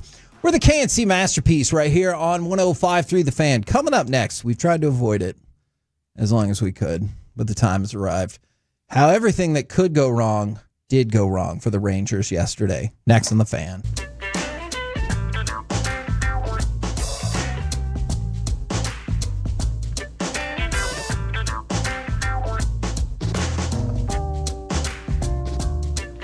Uber Eats has low fee products? I gotta remember that. Well, you know, they say in order to remember something, you have to forget something else. Okay, now that is a very cute haircut. That's like a little shag. I've never seen it before. Well, I mean, of course you have. It's the Rachel. Oh, is that your name? No, I mean like your name. No, I'm Jen. My name's Jen. Right, but I just mean like this is your haircut. But that's hair on your head. I'm not saying this is your hair. Okay.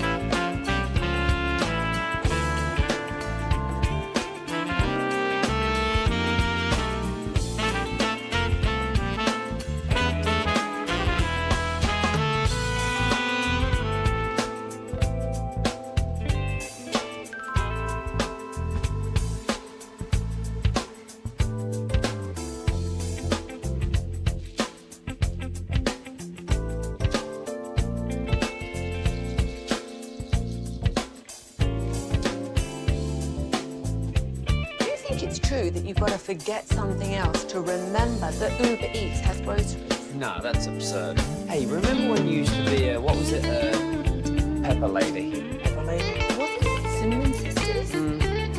Basil Babes. Saffron Squad? Nutmeg Maidens? Paprika? No. Nutmeg Maidens? I just said that. Was it Spice Girls? Doesn't sound right. What's it, Saffron Squad?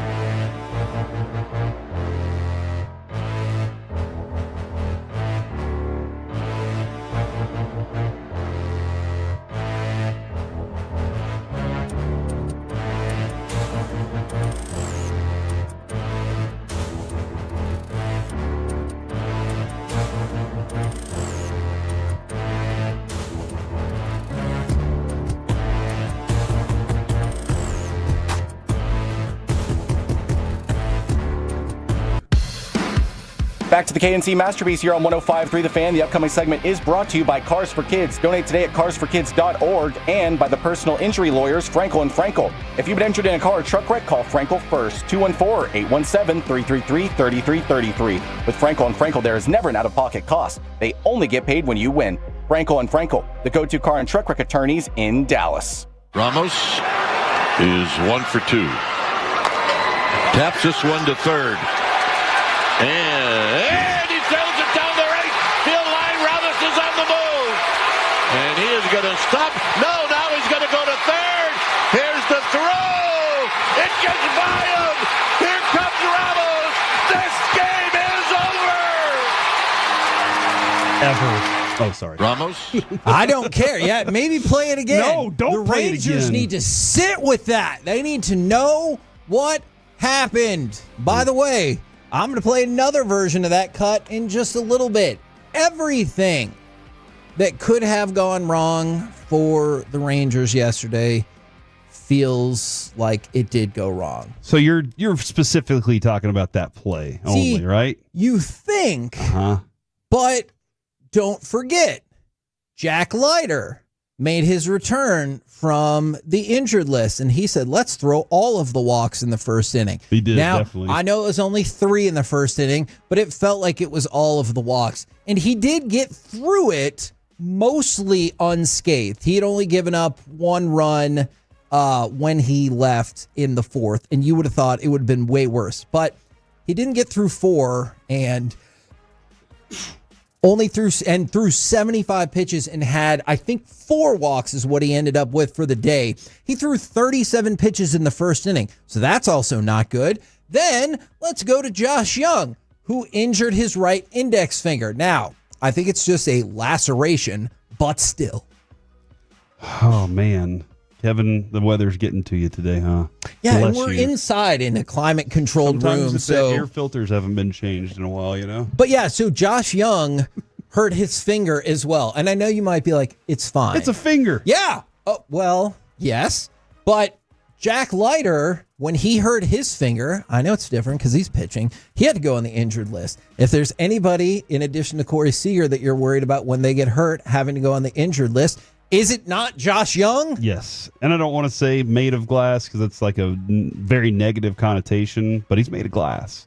And it seems to be, you know, that one vase that you have sitting up on the ledge that you're like, it's going to get knocked off every time. I say Voss, but yes. All right. You have one of those, but everybody knows it's going to get knocked off, and it probably does. And you've glued it back together the other 3 or 4 times now. That's Josh Young. But you know your kids are going to kick a ball up on the mantle and it's going to knock it off soon. It just happens. Now, from the 214, sorry, bros, I can't listen to this segment. The way that game ended yesterday had weekend ruining potential. Now, that's fair. That is definitely a vomit in your mouth type of play. And just to hammer that home, I really need you to understand what happened. So let's get another call. What are you doing? Of the exact same play. Give me cut number 1 and Eric Nadel walking us through this debacle. Swings, hits a dribbler, third base side, tough chance. Jackson, bare hands, throws wild, and throws it down the right field line. Ramos on his way to second base, and he will turn for third. Here's the long throw to third. He's safe at third. The ball gets away. He's headed for the plate, and he scores without a throw. And the Giants have won it on a walk-off Little League home run. So Jake Berger afterwards said he's run it through his mind multiple times, and he still thinks he would have done it the same way. And I'm with him. I would have made better Make the throw. Yeah. And Luke Jackson's kicking himself because, PFPs, we do this all the time. We make these things so that we can make those plays. And it was a tough play. The throw from Berger, if you're trying to figure out, how that is, the reason he would make that throw is he's trying to get the runner out at third base because that runner could easily score from third base. And you saw how easy he could score whenever the throw is not made. So he was trying to get that lead runner out way over there. So I get it. The execution was absolutely dun dun dun dun dun dun dun dun. It was just a carousel, man. It was bad. Yeah, and it was frustrating. I just saw somebody said, no, I legit dropped an F-bomb when I was watching this on TV. That is totally fair. I can take you back. I know that's how the game ended, but I can take you back to the 6th inning. And somebody just mentioned that. Jock Peterson hit a triple. Yeah, he did. To right, I believe, to lead off the inning. Did he have a double in the game, too? Lead off. Okay, so you have somebody on third base with no outs. I don't care what the scenario is. You're never, ever, ever going to be able to convince me that you didn't S the bed if you have a runner on third with no outs and don't score at least that run. Never. And yet that's exactly what happened. This after it kind of looked like it was going to be an offensive bonanza because you had Marcus Semien, who we might need to revisit how he's been doing since he dropped in the lineup. He had the single to left, scored a couple of runs, got it going, and then Leiter was able to, like I said, get out of the first inning with relatively little damage based on what I thought would happen. But then the chances aren't very plentiful after that. And when you get a golden opportunity in the 6th, you do nothing with it. And then I'm not going to play the audio again, probably. Thank you. Good gosh. Unless you have like a third magical call from somewhere else that we could hear. No. Like the Spanish call or something. And then you lose it like you did. And it was just the worst. The 806. Jared probably thinks that y'all are being too negative and everything is fine. Jared's mindset is typically 162 games. It's a long time. There's still stuff to work out. That's in the years that I've worked with Jared, Kevin, we did not agree on a lot of things very early on. Sure. And I remember. Now that I get him more and he gets me more, we understand each other a little bit. I think the big factor is minus 15. And that's your run differential right now. And Seattle, who's a game ahead of you, is plus 15. They're good. Somehow you've been able to manage and win games and still not be able to score a ton of runs. I don't want that anymore. And Bochy doesn't want that at all. I guarantee you that's not something he wants. And Kevin, you just said the opportunities aren't plentiful already. Correct. That's a big problem because stringing together 4 hits in an inning is such a big key. And not often does it happen like all the time for you to be able to produce 2, 3, 4, 5, 6 runs in an inning. And so the opportunities are so few. And they got to figure out a way to manufacture runs and do it more consistently, and be up at the plate whenever these opportunities are happening. I realize we would love it if the Rangers are scoring 10 runs a game. That'd be great. But realistically, not just for the Rangers, but for a team in baseball, how many runs is the number that you're like, whew, offense was out today? Was it 7, 8? Like, what's that number? Yeah, I mean, 7's probably pretty good. 6 is a big number. Okay. 6 is a big number for runs, for sure. All right, so let's take a look at that. We're getting close to the end of the month of April. How many times do you think the Rangers have scored at least 6 runs this month? In April? In the whole month of April. 1? Believe it or not, it's actually 4. Okay, I know they scored 8 against the A's. And that is the one game we're going to circle back to because how many times have they scored more than 6 runs a game? I believe it is just that this month. Okay. I believe it is just that game. And so, wow. Yeah, exactly. And that's going to lead to some unfortunate statistics. Didn't they lose to the Cubs 10-6? Correct. Yeah, okay. And so they even a game they had 6 runs, they lost. That is true. They did get to 6 runs in that game. And so going into the game yesterday, the Rangers were last in runs per game, 29th in walk rate and on-base percentage, 25th in batting average and OPS. And like I said, they were last in runs per game. Chris Young says everybody shares some responsibility for this. 1,000%. Yeah, and if you want to get more specific, line drive percentage and OPS with runners on base. All right. So you get somebody on base. What are you doing with it? The Rangers are last. Okay. What's their OPS in the crunch? Innings 7 through 9. They're 28th. Okay. What's their OPS when they're ahead in the count? So this is an advantageous situation. 26th. What's their batting average with runners in scoring position? 24th. So you are pretty bad in the bottom fourth of like every most advanced and basic statistical categories. And the things that really stick out to me were line drive percentage and OPS with runners on base, and then OPS in the last 3 innings, and batting average with runners in scoring position. Bad. And Jared's right. You talked about our philosophical, sometimes disagreements. It's just one game. They all count like the same. And I know this is not how baseball works whatsoever.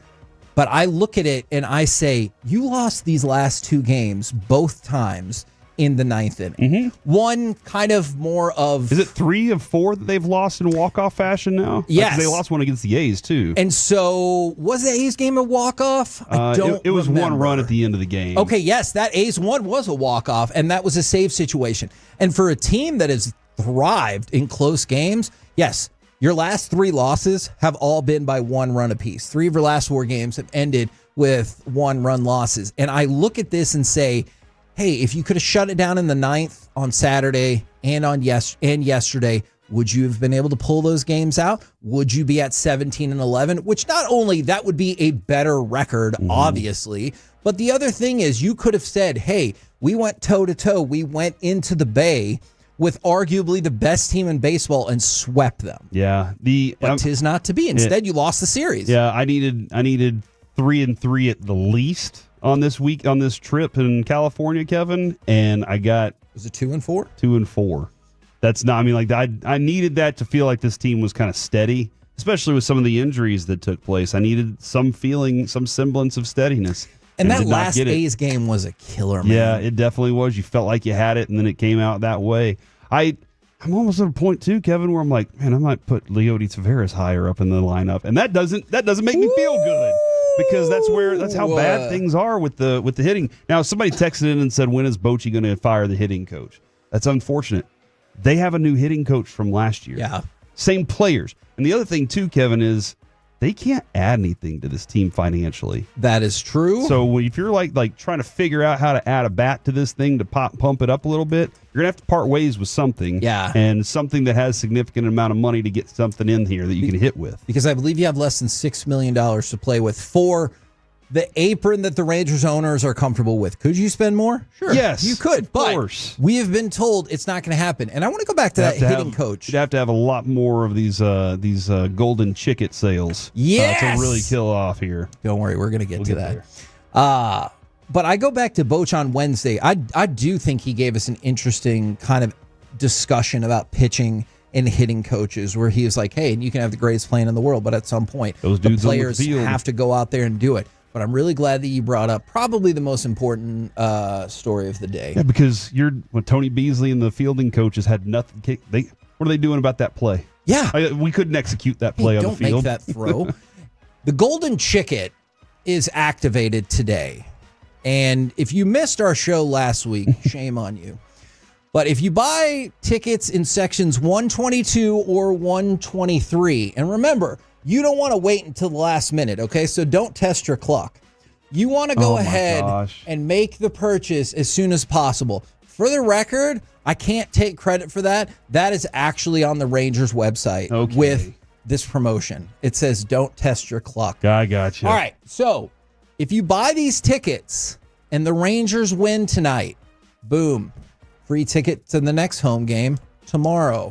You're like, oh, that's pretty cool. What happens next? Well, guess what? If they win that home game, boom, free ticket to the next home game on Wednesday, and on and on and on. And they have 7 straight home games this week. So 7 days, 7 home games. If they were to go on a 6-game winning streak and you bought the golden chicket and did not press your clock, you would get tickets to all 7 of those games for the low, low price of 1. Yeah. That's neat. Or they can lose tonight. My kid, he's like, this is the coolest thing ever. Me and my buddies need to do this. And I'm like, yeah, sure, go ahead, man. It's awesome. Get it going today. Going back to that conversation real quick about like y'all talking about like how do people do games?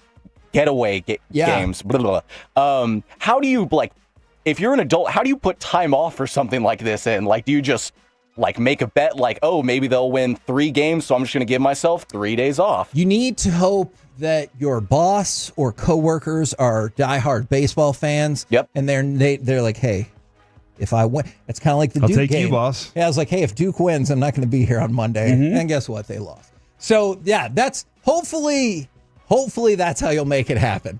We're the KNC Masterpiece right here on 105.3 The Fan. Coming up next, Gridiron Gravy, perhaps the best story of any player in the NFL draft. Next on The Fan. Coming up in the next G-Bag Nation, we're reacting to the draft, including...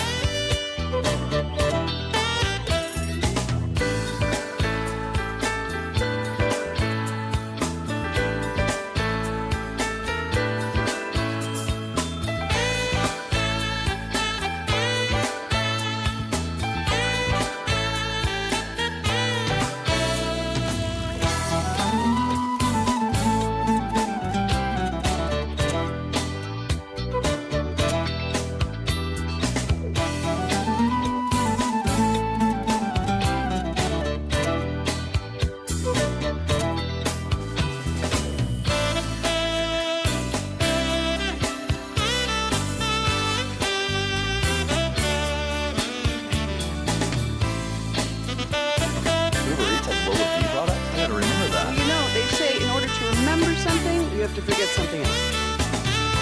Okay, now that is a very cute haircut. That's like a little shag. I've never seen it before. Well, I mean, of course you have. It's the Rachel. Oh, is that your name? No, I mean, what's your name? No, I'm Jen. My name's Jen. Right, but I just mean like this is your haircut. But that's hair on your head. I'm not saying this is your hair. Okay.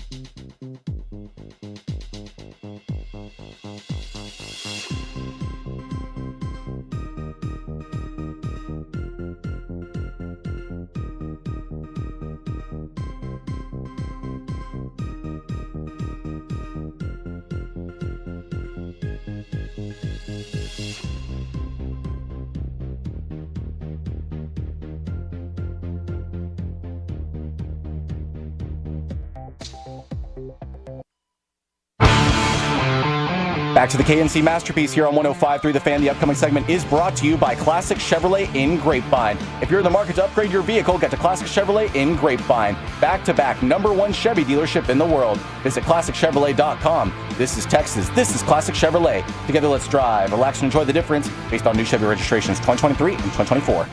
The official graphic with the fifth round, 149th pick in the NFL draft, running back Jaden Blue is your newest Dallas Cowboy out of Texas, and he is official at this point. KNC Masterpiece right here on 105.3 The Fan, dominating all aspects of the NFL draft, all the way back from the Pluckers to the shows after the fact, dominating the NFL draft. So that's what we do, and thank you, Tolos, for helping us do it. True. Now, let's go around the entire NFL and dip into some gridiron gravy. Dip. Ooh, I like that. I like that. It's like that little toy that you turn upside down and it goes. Yes. That's what it sounded like to me. I wasn't sure if I did it the last time, so after I talked with Alec about it, he was like, yeah, if you ever do that, just the next time around, just make it so pronounced and so obvious that they're like, oh, wow, okay. More dip. Or else we'll crap all over you. That is a very good way to put it. Now, I don't know about that. Gabriel Taylor, this is a neat little story here. Gabriel Taylor is the younger brother of former Washington safety Sean Taylor. Okay. He has accepted an invitation to the Commanders rookie minicamp.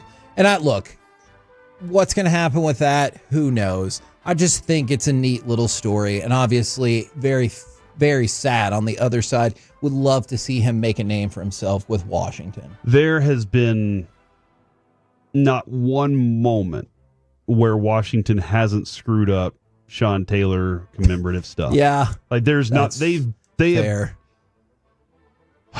By the way, somebody says I gotta find this for sure, but they've screwed it up every step of the way, and I do think that Josh Harris's group is a little bit better, and that might be something that they can really pay tribute in a better way.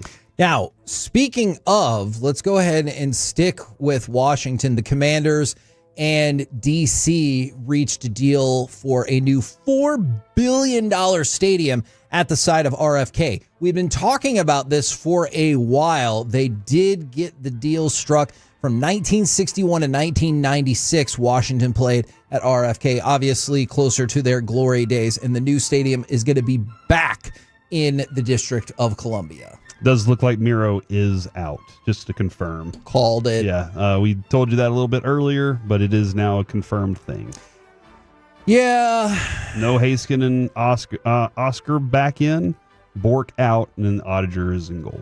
And I mean, you can look. We talked about this earlier. I think you can go and mark it down. Robertson is not playing in this series, right? And now it becomes, hey, look, what would you love? A win tonight, win in Game 6, and you're like, hey, Miro and Robo will be ready for Game 1 of the second round. There's just nothing in me that has seen thus far to say you're definitely going to win these next 2 games. And I know you're probably like, this is gridiron gravy. Well, there was your ice gravy.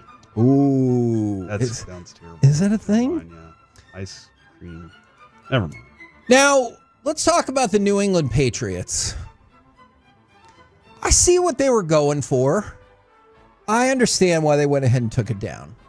So, Kobe Minor was the defensive back from Memphis. He was taken with the 257th and final pick in the NFL draft. Mr. Irrelevant. So, there's a picture of him, had the links to his social, but the New England Patriots, when they tweeted this out, originally put a minor. Now, you could see why perhaps cooler heads prevailed and was like, hey, we should probably take a not so veiled reference of the accusation that Drake is a pedophile off this tweet about the final pick in the NFL draft, right? Gosh. I'm not saying it's not clever.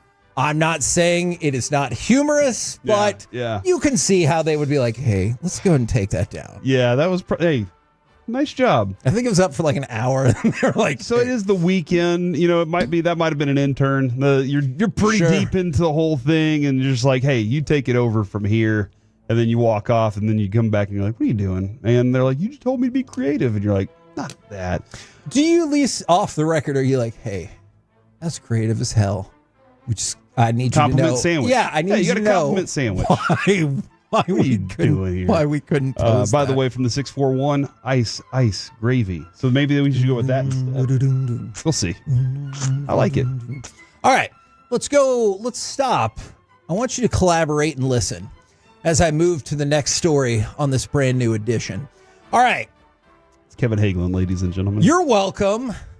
Did you feel it? You felt it. Something grab hold of you tightly. Okay. All right. Shador Sanders, at one point, as you probably have heard, he was projected to be a top 3 pick. He slid down into the 5th round. Theoretically, if he would have been drafted in the top 3, his first contract would have been $45 million. Dang. This contract is for $4 million. So again, he'll be fine. You think? But, yeah, I feel confident that he'll be fine.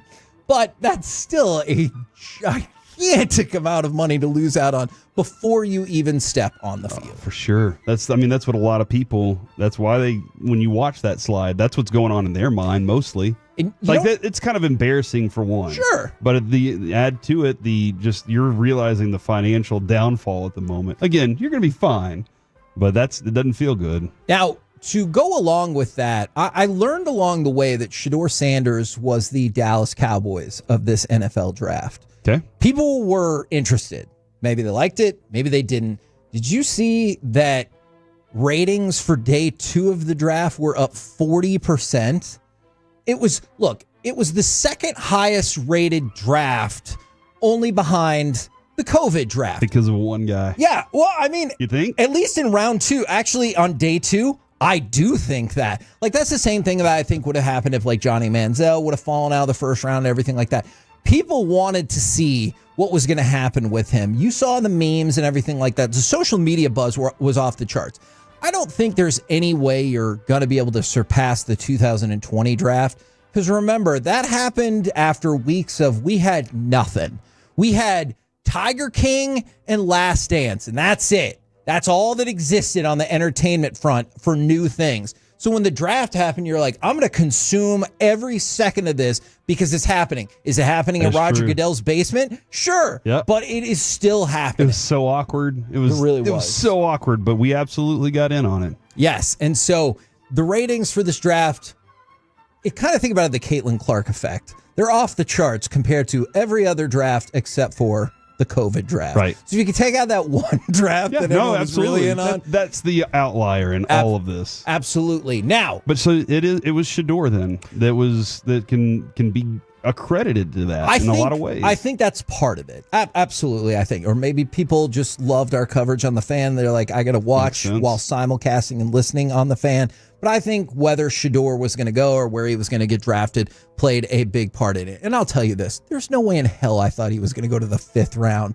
The 2nd round, okay. Mm-hmm. I could believe that. Yeah, no, for sure. All right, 600,000 fans attended the draft in Green Bay, which is a ton. That is down 175,000 fans from last year in Detroit, which was an all-time record. Oh, do you think Detroit's going to hold that over them too? They're going to be like, oh, yeah, can't even get your fans to show up for the draft. But you're right. You didn't even need to count. You saw those gaps in the back, and you're like, all right, so there's space. Yeah, and sometimes, whenever you have a large venue like that, maybe it's too large of a venue, and it looks like that. Sometimes it is what it actually is. Very true. I don't understand this from Sean Payton. I really don't. I saw Shador when he was in junior high. I saw him in high school. I saw him when he was a sophomore in high school when they're on their way to Florida. He's going to there's going to be this chip on his shoulder, and beware, because this guy is going to play in the league. Take him in the 4th round. Okay. Why not? I know, and because I know you have Bo Nix. Oh, I'm sorry. I thought you said Sean Payton said take him in the 4th round. Gotcha. That was my editorializing at the end. If you think this kid is going to be so awesome, why not take a flyer on him with a day 3 pick? Sometimes you're just saying something because you feel like it's popular. Yeah. Or you're saying something because maybe you have a connection to somebody else that you want to have. I mean, Kevin, where is Sean Payton coaching? Denver. Where is Deion Sanders coaching? Colorado. So wouldn't you want to appease your fans just a little bit to make them think, hey, that guy that you just watched at Colorado for these years was pretty good? I want to take you real quick to Ahmed Hassanin. He was the first ever Egyptian-born player drafted into the NFL. Wow. First of all, that's super duper cool. Yes, it is. Then I take you to cut 14. This is him talking with the Lions. Coach, I'll die for you, Coach. I just want you to believe in me. I just want you to believe in me, Coach. I will die on that field for you, Coach. I promise I would. I hope he doesn't. Sure. That would be so bad. I agree. And people, they get overheated. And I just, go work, dude. Do your work, bro. I think he meant more of it as just an expression. I got you. But you especially don't want that to happen because guess what happened after that? What? He proposed to his girlfriend. Oh, okay. Well, that's nice. Man. Yeah. First Egyptian player drafted into the NFL, getting to talk Dan Campbell's language. Yeah. And then getting engaged. Yeah, dude. That's a busy day. That is a busy day. And good for him that happened. You hope his marriage fails, though, right? Because he was connecting that day to his marriage proposal. No. Or is it just holidays? Different. If it's a personal day to you, it's fine. It's when you get engaged on the holiday for everyone. I don't understand it. But I hope all of your marriages work. Yeah. We're the KNC Masterpiece right here on 105.3 The Fan. Coming up next, the most ridiculous annual tradition in all of sports media. Give us your grade for the Cowboys 2025 draft class. Next on The Fan.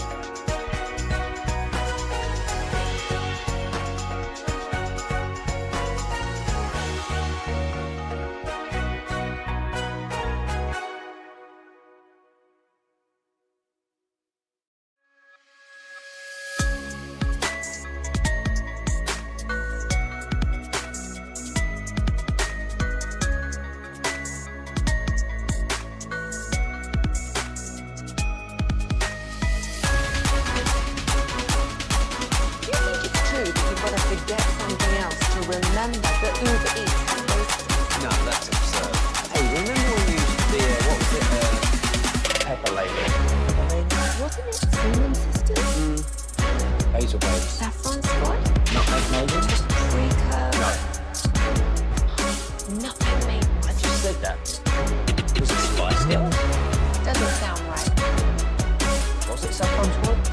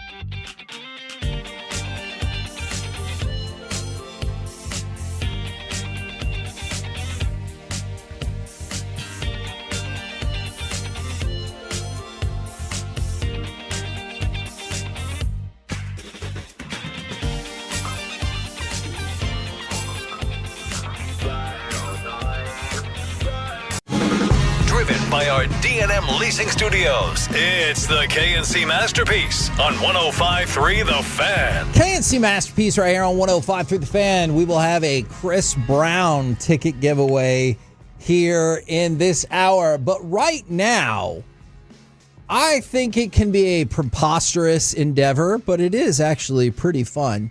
877-881-1053, your opportunity to go ahead and grade the Dallas Cowboys draft. Now, in reality, should we probably wait 3 years to do this? Sure. But as Dion told me, we're in a now culture, and we may need to make these decisions right now. So go ahead and give me a grade for the Dallas Cowboys draft class. I will give you, I think that they got a 91.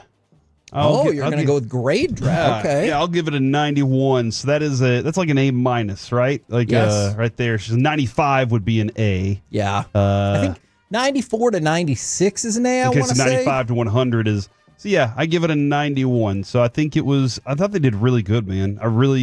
I like what they added to this team, and the areas that they added some youthful legs, and some of the areas where they added a lot of power and toughness that I think this team has been missing for some time. Now, how quickly will that be able to see itself on the field? I don't know, because some of these guys might be, hey, that's a special teams guy that might not be able to get in a lot of reps until something happens here or until he grows and improves. Now, it looks like most places that you look, I think everywhere I've seen the Cowboys have gotten at least a B, and I'm going to change that to your specific number grade. 84, 85. 84 to 86. And so ESPN gave them a B, so 84 to 86. Yahoo gave them an A minus, so kind of that 90 to 93 range.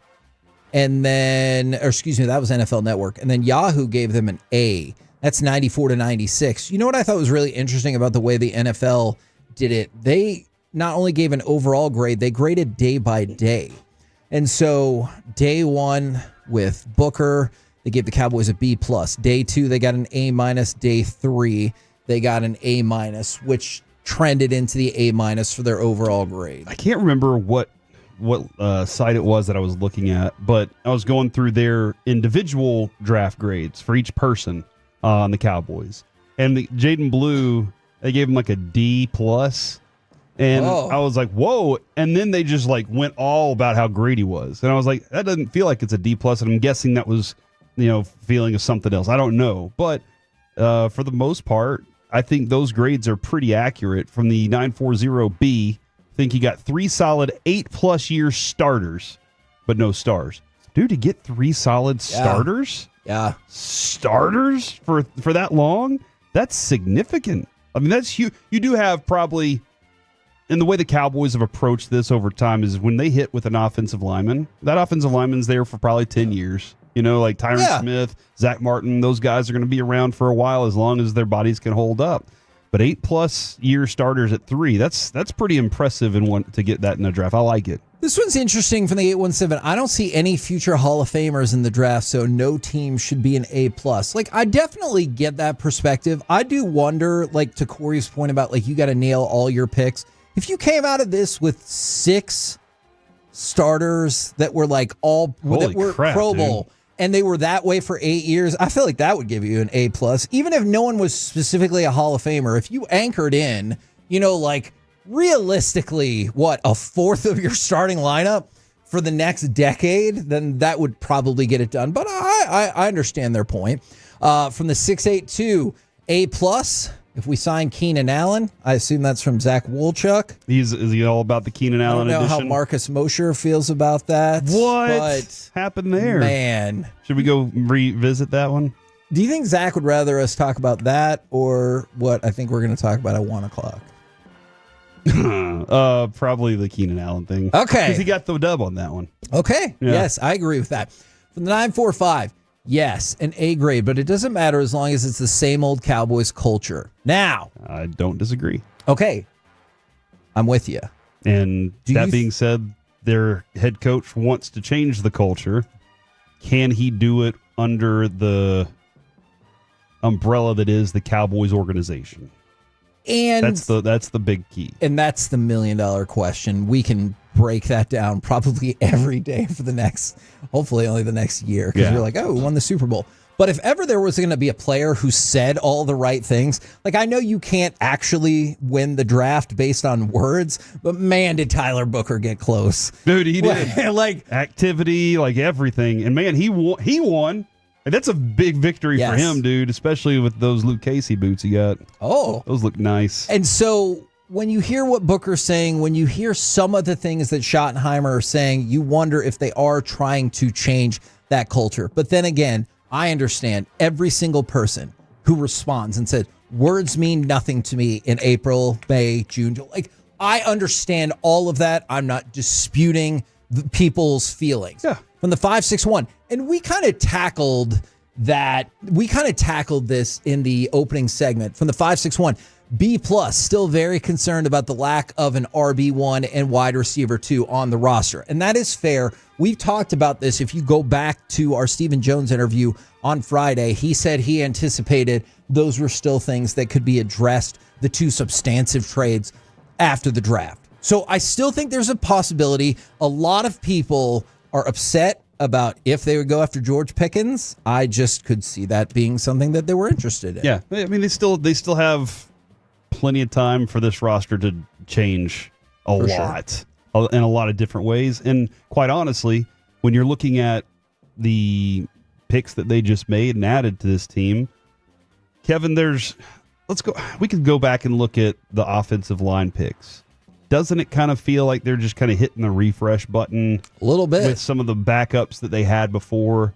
When you're adding like Cornelius, I don't know that he's a starter, but you are kind of looking at the spots that he could be, and you're like, okay, we just lost this guy, we just lost this guy might be on his way out the door. I mean, how much longer are they going to try and hold on to ball?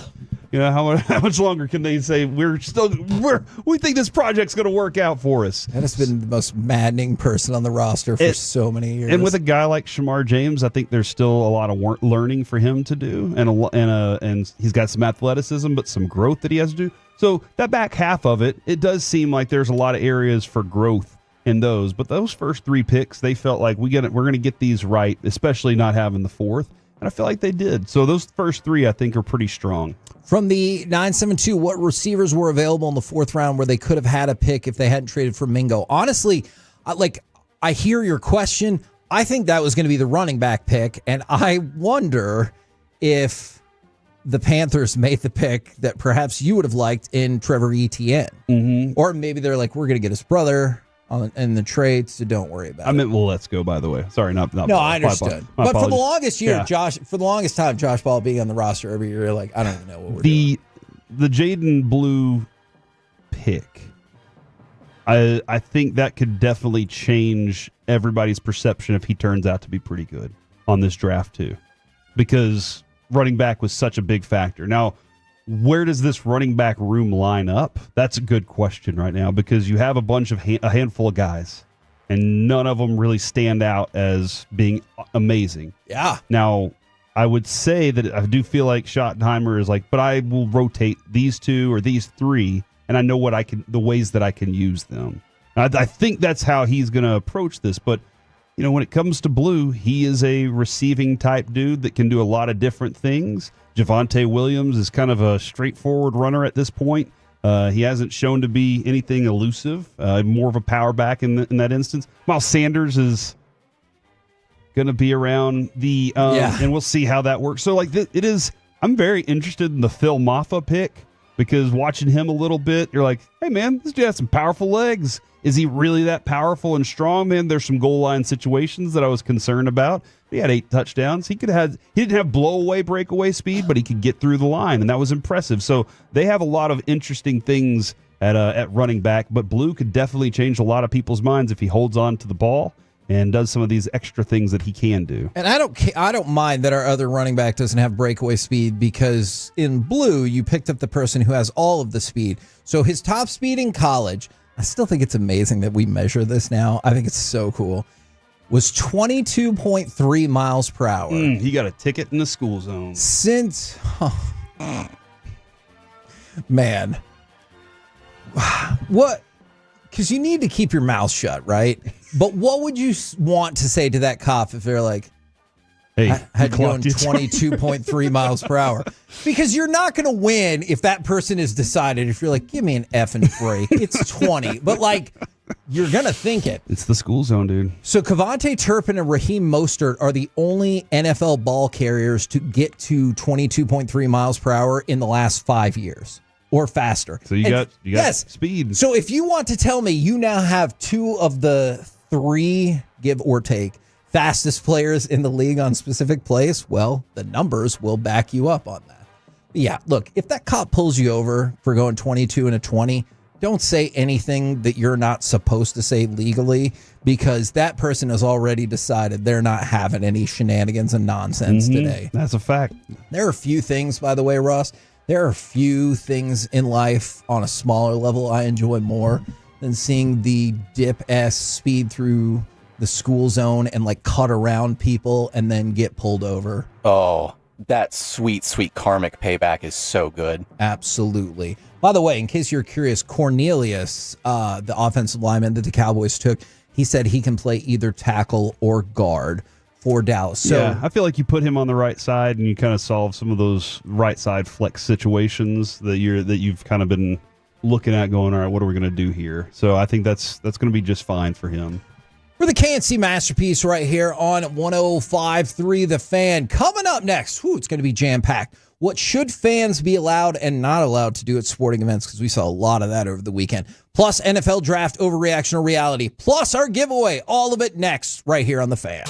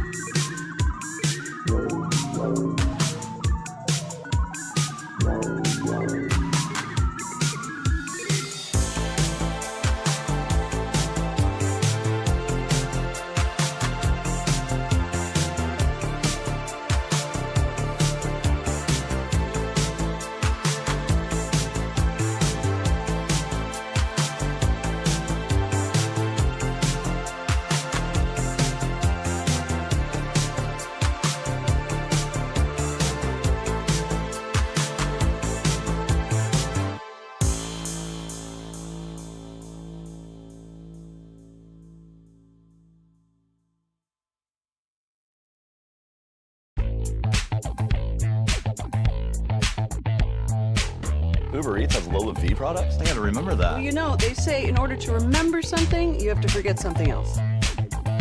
Okay, now that is a very cute haircut. That's like a little shag. I've never seen it before. Well, I mean, of course you have. It's the Rachel. Oh, is that your name? No, I mean, like your name. No, I'm Jen. My name's Jen. Right, but I just mean like this is your haircut. But that's hair on your head. I'm not saying this is your hair. Okay, freaking me out a little bit.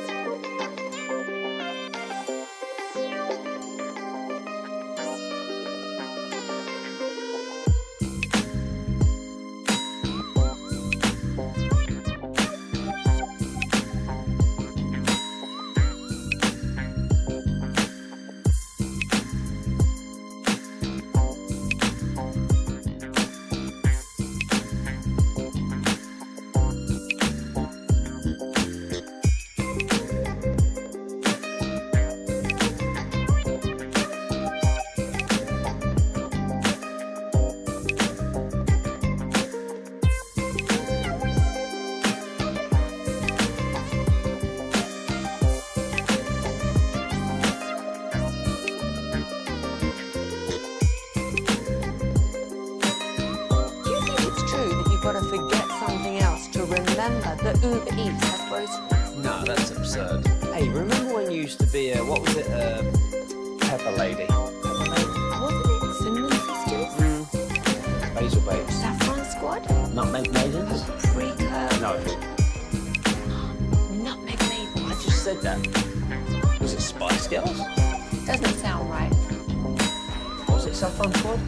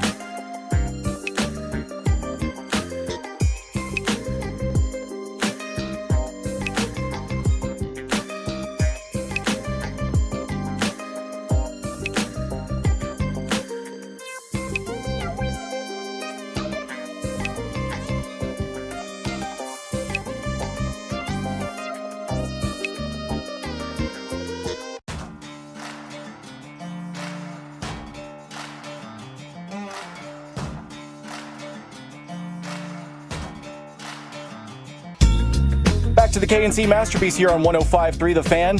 And it's time now for the Expressway, which is brought to you by the On Time Experts. There it is. There it is. Paul Shamar James So this was Florida. This was a guy that they met with at the combine and really liked, and he had a lot of similar affection for Dallas. Trade details here: they're giving up 174 and 204 for this pick for Shamar James. KNC Masterpiece right here on 105.3 The Fan. And they really wanted that guy, huh? Yes, they did. Man, that was the funny thing about the Shador move, and I understand why. They're like, hey, we passed on him 8 times. We got to trade up now to get him. You're like, okay, did you not think last round he might not be it. there. So, NFL draft overreaction or reality? I'm going to bounce it between you and Ross and get your thoughts on some of these questions that I have crafted or stolen. NFL overreaction or reality? You care more about the NFL draft than training camp? I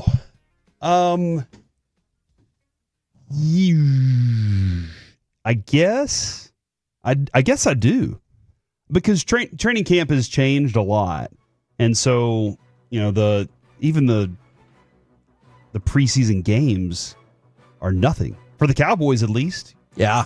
I have no clue what these receivers are going to look like with Dak Prescott. No clue. Yeah. And I have no clue how they're going to get that game time timing down, and the first few games might be a little ugly because of that. So, yeah, the way that this the way that it all falls together, I feel like the excitement and the possibility, it's like Christmas. You don't know what your presents are that are wrapped, but you're excited about what the potential could be. And that's what the draft is for me. Being able to start trying to fit players into what I think they are and who they're going to be for this team. And, what coaches were probably saying, I want this player, and talking to the scouts about that. So I get what you're saying there. Ross? No, I feel the exact same way. I think the way you put it is so apt. So just like Christmas, you never know what you're going to get, but you're still excited nonetheless. When training camp hits, I'm not usually very big about it because it feels like it's like, okay, cool. I'm excited because the NFL season is almost here. But I also know that I have to go through the rigmarole of training camp and then preseason games where starters will sit out. So just like you were saying, it's lost a little bit of weight. But I'm interested to hear what y'all have to say because y'all are out there, every year doing this. Yep. So it's probably different on y'all's end. I still, Kevin, I still love the work out there. I still love the getting out there and being able to watch these dudes run their routes and compete one-on-ones. And that's probably my favorite part of it. Whenever they're doing their walkthroughs twice a day, and I don't know how Schottenheimer's going to do it. Yeah. I have no clue what his plan's going to be. But whenever they're out there doing it, it is fun, and the competition can be fun, especially whenever they bring another team in. Yeah, and that gets a little bit heated, but for the most part, it's kind of a vacation warm up. It looks like a lot of times. NFL overreaction or reality? One of the best decisions the NFL has made in recent memory was taking the draft on the road. Instead of Rockefeller, okay, or no, that's City not right. Music Hall. Yeah, Radio City Music Hall. Thank you. I said it whenever they dropped the first one. Was it Chicago? Whenever they started moving around, I was like, this is brilliant. This is great because now it's like moving it's like the Super Bowl. You get another city that gets more invested in it, and a ton of people come out. Maybe not Green Bay, because maybe that's just not the place. I do like not a destination. The not home run was 600,000 people. Now, are some of those carryover? Sure. But, that's still an unbelievable amount. How many people does Radio City Music Hall hold? Yeah. And when will Dallas get the draft back? It was pretty beautiful when it was here. So let's do it again. Yeah, no, I really do enjoy the touring aspect of it. It makes me excited because it shows all these fans are all excited at all these locations. But going back to what you're talking about, the Super Bowl changing, I would love for the Super Bowl to not just be in Miami or New Orleans or Las Vegas. It'd be pretty cool if it came back to Arlington sometime. It would, but you saw the exact reason why it hasn't, unfortunately, that year. And they're like, we have unpredictable weather. Could be fine, could be ice storm. Yeah, very unpredictable weather at that time of year. NFL overreaction or reality? Shador Sanders' slide had more to do with non-football things than it did actual football abilities. I believe that. You can rub people the wrong way, and they say that they'll turn on you very quickly. Because what I watched of him playing, there are a lot of qualities that I like a lot. Yeah. And so that's why I think that the football part of it really wasn't the biggest factor. I do wonder, though, if the people that watch him felt like that was his ceiling and he had no more upside for them. That's something I don't ever really know when it comes to projecting. And so if the projections were this guy's going to be far better than him, he's already at his max, then that's something that I'm not aware of when it comes to that. But it did seem like it was mostly personality, and maybe the kid needs to be humbled a little more. That's what it seemed like from what I was hearing. Yeah, and I just kind of wanted to look this up real quick to confirm that this wasn't just, me getting scintilled or whatever. But according to this article I'm reading from the Colorado Buffaloes, it looks like Todd McShay revealed his sources said the Giants sent Sanders a binder to prepare for their private workout. And Sanders showed up to the workout without studying the binder. So absolutely, mental preparation, that's something that you may have been able to get away with in high school, college. But once you get to the pro level, you can't just kind of wing it and be successful. So I think it's absolutely non-football related. You can choose to answer this question if you want or not. NFL overreaction or reality? President Trump helped get Shador Sanders drafted. This was an actual thing that actually happened in an actual press conference. What are you doing right now? That there was a question about it, and there was an answer about it, And so if they're going to bring it up, I think I should be able to bring it up. He put something out on Truth Social, and a couple rounds later, Shador got drafted. Overreaction to reality. Trump made that happen. Do you follow him on Truth Social? I don't have Truth Social. Okay, I don't either, yeah. So I don't want to know the truth, I don't have guess. Blue Sky either for, like, if we're trying to balance things out. All right. Do you have Twitter? Yes. Oh, so I guess that's... I've had Twitter for a really long time. Yeah, before whatever. Okay. Let's go to the next question. I honestly don't think it does. It could be a coincidence. I don't know. The NFL legitimately reached out to the Cowboys once and said, "Hey, will you draft this person?" That happened. That did happen. NFL overreaction or reality. By Saturday, Shador, and this will be my last one with that. The last Shador one? Yeah. Okay. Shador would have been better off going undrafted. Oh, interesting, because then he could go wherever he wants. Yeah, and they just took a quarterback 2 rounds earlier, and then you still have Deshaun, Flacco. Like, that is a crowded room. I do wonder this, because I started thinking about this. He won't have a 5th-year option, team option, Correct. right? So he can, after 4 years, he doesn't like Cleveland, he has better opportunities to get out of there. True. That is a positive thing about Or this. is he going to be holding on for, I don't know. I don't know. But yeah, no, I'm with you. I'm right there. Yes, I agree. That is reality in my mind. By the way, the sad Browns quarterback room, Shador is tied with Dylan Gabriel and Joe Flacco for backup. The leading betting odds right now is that Kenny Pickett will be the next starting quarterback of the Cleveland Browns. So that's unfortunate for Cleveland. There's that. I mean, he's a Super Bowl champion through a touchdown against the Cowboys. Just like freaking Brandon. That's what he says every time we talk about Kenny Pickett. He goes, a Super Bowl winning quarterback. He threw the touchdown against the Cowboys, Kevin. Don't you remember? And he won a Super Bowl. Okay, and he played in the Super Bowl. All right. I mean, it was 68-0 or whatever. He was on the field at the end. NFL overreaction or reality. Quinn Ewers should have stayed in school and just transferred somewhere else. Like, when you look at Carson Beck getting all of the money and apparently for one of the Cavenders being a bad person. Yeah. Did you hear that burn? Dude, I've seen the videos. Like, it's been constant. I'm destroying you. She put a devastating burn on him. We didn't broke up because he cheated. We broke up because who he is as a person.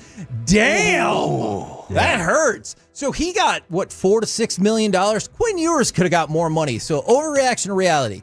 Quinn Ewers should have stayed in school and just transferred somewhere else.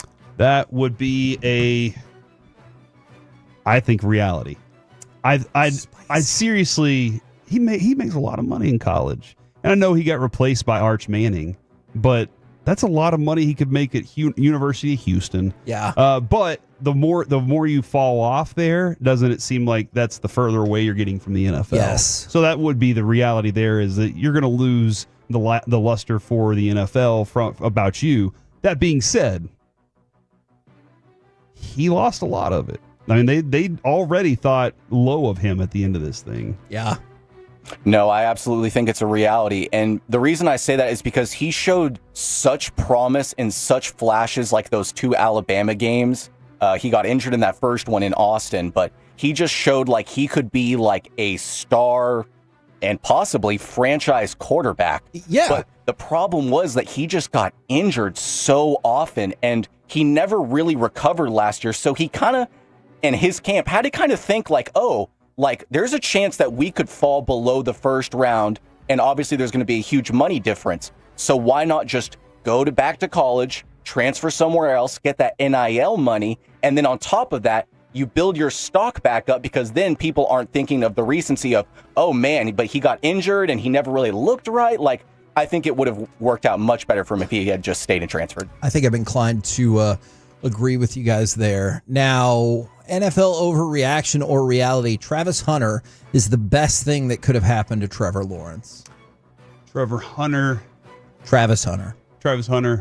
Trevor because because now he has a great receiver. Yeah, and hopefully somebody who can flip the field on the other side. I think Brian Thomas definitely is a really good receiver. So now he's got a couple of good receivers if they're going to let him play there for sure. But yeah, man, on the defensive side of the ball, They added an athlete there. Now, I haven't looked at their complete draft yet to like analyze how that all has gone down for them, but that's a very good player for him. Now, the thing is, though, Kevin, if you're saying this, a lot of people with Trevor Lawrence, they're giving up on him.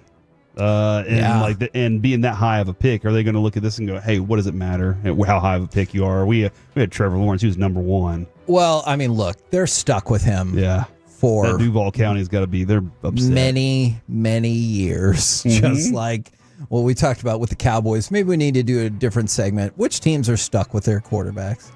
Like, they don't necessarily want them. They're not good enough, but the contract says, hey, you aren't going anywhere. Cowboys love their quarterback. Yeah, He finished second in MVP voting 2 years ago. I remember that. I heard all about that. Ross, please make this stop. NFL overreaction to reality. Travis Hunter is the best thing that could have happened to Trevor Lawrence. I think it is the best thing that could have happened for him because he needs some kind of like dynamic number one wide receiver to complement him. And I don't know how what's his name, Etienne, has been doing out in Jacksonville with Lawrence, but he's fine. But I think some fumbling issues. You know, you really need for a young quarterback, and I understand he's been in the league for years now. He's gotten that second contract, but you really need to kind of help your quarterback's confidence by giving him a just well that he can consistently go to. And I think it could make a difference, but if he's really worth that contract he got, remains to be seen. NFL overreaction to reality, and I have heard the reasons why they did this. The Steelers blew it by not drafting a quarterback before round 6. Now, I know people have doubled down and they're like, that means they're going to get Aaron Rodgers. I don't care. They got their guy. I stand firm with this. They got their guy, dude. That he was a tough quarterback. I think they're going to be just fine. You're standing firm that Aaron Rodgers won't be their quarterback? Oh, he will. That he's not good. No, yes, I agree with you on that. I think, yeah, you get in there and you say, hey, learn from this guy if possible. You got 1 year, but he's not the kind of guy that's going to teach. Like that's the unfortunate he's thing. Like, oh, maybe I will. He's not gonna teach anybody. So I don't think that's gonna happen. Well, Will Howard's a good one. Yeah, and I agree. Will Howard is a good quarterback. I mean, I watched him play when he was at Kansas State. I watched him when he beat my Longhorns back in the playoff. I mean, he is a very dependable quarterback. But the problem I always have with the Steelers, and this goes back to Big Ben when he was somehow still playing football, they cannot block. Like, they cannot. So you can pick however many quarterbacks, running backs, wide receivers you want. If you can't keep your quarterback protected and give him time to throw the ball, it's not going to make a difference. But I do like the pick for him. Now, I'm just going to tell you going into this question, I agree with this so much. I disagree. You might. NFL overreaction or reality. The commissioner is right when he says, quote, we got to shorten the first round of the NFL draft. I agree. Couldn't agree more. The first round specifically. Yes. The whole draft, you'd still probably speed it up a little bit more, but the first round specifically, yes. Kevin, I agree with teams that make trades. They should share the time. So if there's only 10 seconds left, they got 10 seconds to get that one. You made the trade for a reason. All right. Now you can't. There's no reason to go back on it. But yeah, I agree. Let's shorten that. What are they? Where are we at? How many minutes is it the first round? 10 minutes. And so one of the things that 5 max. Goodell was even thinking, he said 7 or 8 minutes. You don't need that long. You don't need that long. Let the guys go ahead and do the pre-GM collusion thing where they're making trades together before the draft. They can start this conversation off the right way and then be like, hey, look, let's get this all done. Get all that work done beforehand. Okay, hold on. That way you can really draft. Are you throwing out a binding pre-draft mock draft? I love this. Everybody, like, they're all sitting in that big U-shaped table, and they're like, all right, Giants, you're up at 3. Who are you going to take? I'm probably going to take Abdul Carter unless, and then somebody goes, and they ring the bell, and they're like, I would like to offer a trade. And then you could still pretend all these things are happening on air. That's going to leak. They've already worked it out. Oh, that's going to leak, though. That's true. The problem there. But yeah, they need to have, they can have these secret phone call discussions, Kevin. That's perfectly fine. Have your phone call discussions and have lined up what you want to trade before you get into that room. Ross, you immediately said agreed to that too, right? Oh, yeah. Like, I worked the draft last year. I didn't work this year over this past weekend, but my goodness, I was just like, I wanted to beat my head against a table. I was getting so fed up with all of the pomp and circumstance and how it's so just dragged out and clearly like, we have this whole weekend booked, so we are just going to milk it all night tonight. And it just takes way too long, especially when the later rounds go, lightning quick. Yeah. And I got one more for you, if that's okay. NFL overreaction or reality. At least one undrafted free agent will be on the Cowboys roster in week 1. From the ones they picked up? Correct. Just this year, not ever. Oh, okay.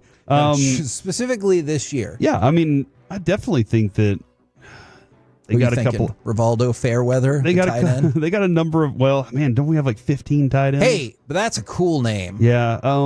Seems like Justin Barron, like that guys that could be special teamers for sure. Like that's what the first mark is for you. Is where your special teams is. A lot of people are asking about Isaiah Bond. And I think that's interesting. I mean, they picked up Holden. They picked up Josh Kelly. They picked up a couple receivers in the UDFA already. But do you think most people view Bond as, I don't know, where you thought he was going to end up going fourth or fifth round? Yeah, and they're like, hey, so. that's a good value. But a lot of these positions that they picked up, just look at it. That is the positions they picked up are built for special teams. So that's where that lands right now. So, yes, you can definitely make your way on. And you're going to hear a lot of that from Christy Scales, from everybody we're talking to. When we get out to Oxnard, they're going to say, his best way onto this team is through special teams. So he's really got to make his mark there, and then maybe they'll allow him to do the next thing. One of the local kids on the list so far, Bruce Harmon, a cornerback who went to Rockwall Heath. And then he was at Stephen F. Austin before coming over here. Bruce Harmon Killebrew. I don't think that is right. We're the K&C Masterpiece right here on 105.3 The Fan. Now, we're going to continue with the content and get into another topic. But I feel like we'll do that in probably Let's give something away! 877-881-1053. Caller number... Okay, we'll win. Number 10. Caller number 10. A pair of tickets to go see Chris Brown at Globe Life Field on Wednesday, September the 3rd. You can, of course, go buy tickets, or you can win them for free right now. Caller number 10, 877-881-1053. All right. Got a totally different topic that we're going to go with here. And this is something that I know you and we've talked about doing this for a while. Mm-hmm. But then there was a lot of fan, coach incidents over the weekend, and it felt more relevant than ever. What should fans be allowed to do and not allowed to do? Ooh, I like this. At sporting events. So don't stab a fellow fan. I agree with that. Hopefully most of this is common sense. Do you agree? But the Guardians addressed the comment that Jaron Duran, he was pissed and ready to go after somebody in the stands. And it was like, what did he say? What did he say? And all he said was he crossed the line. But then you were talking about how things leak. The word is that allegedly a fan joked about his suicide attempt or mentioned his suicide attempt. And look, I can also see how that would throw you off your game or drive you into the stands. But I'm curious how many people were like, it's fine. Hopefully most people do not. But I know people have differing opinions about what you should be able to do or say as a fan. Yeah, a lot of this morning, Bobby and Chop were discussing whether or not the Shador Sanders prank was cruel.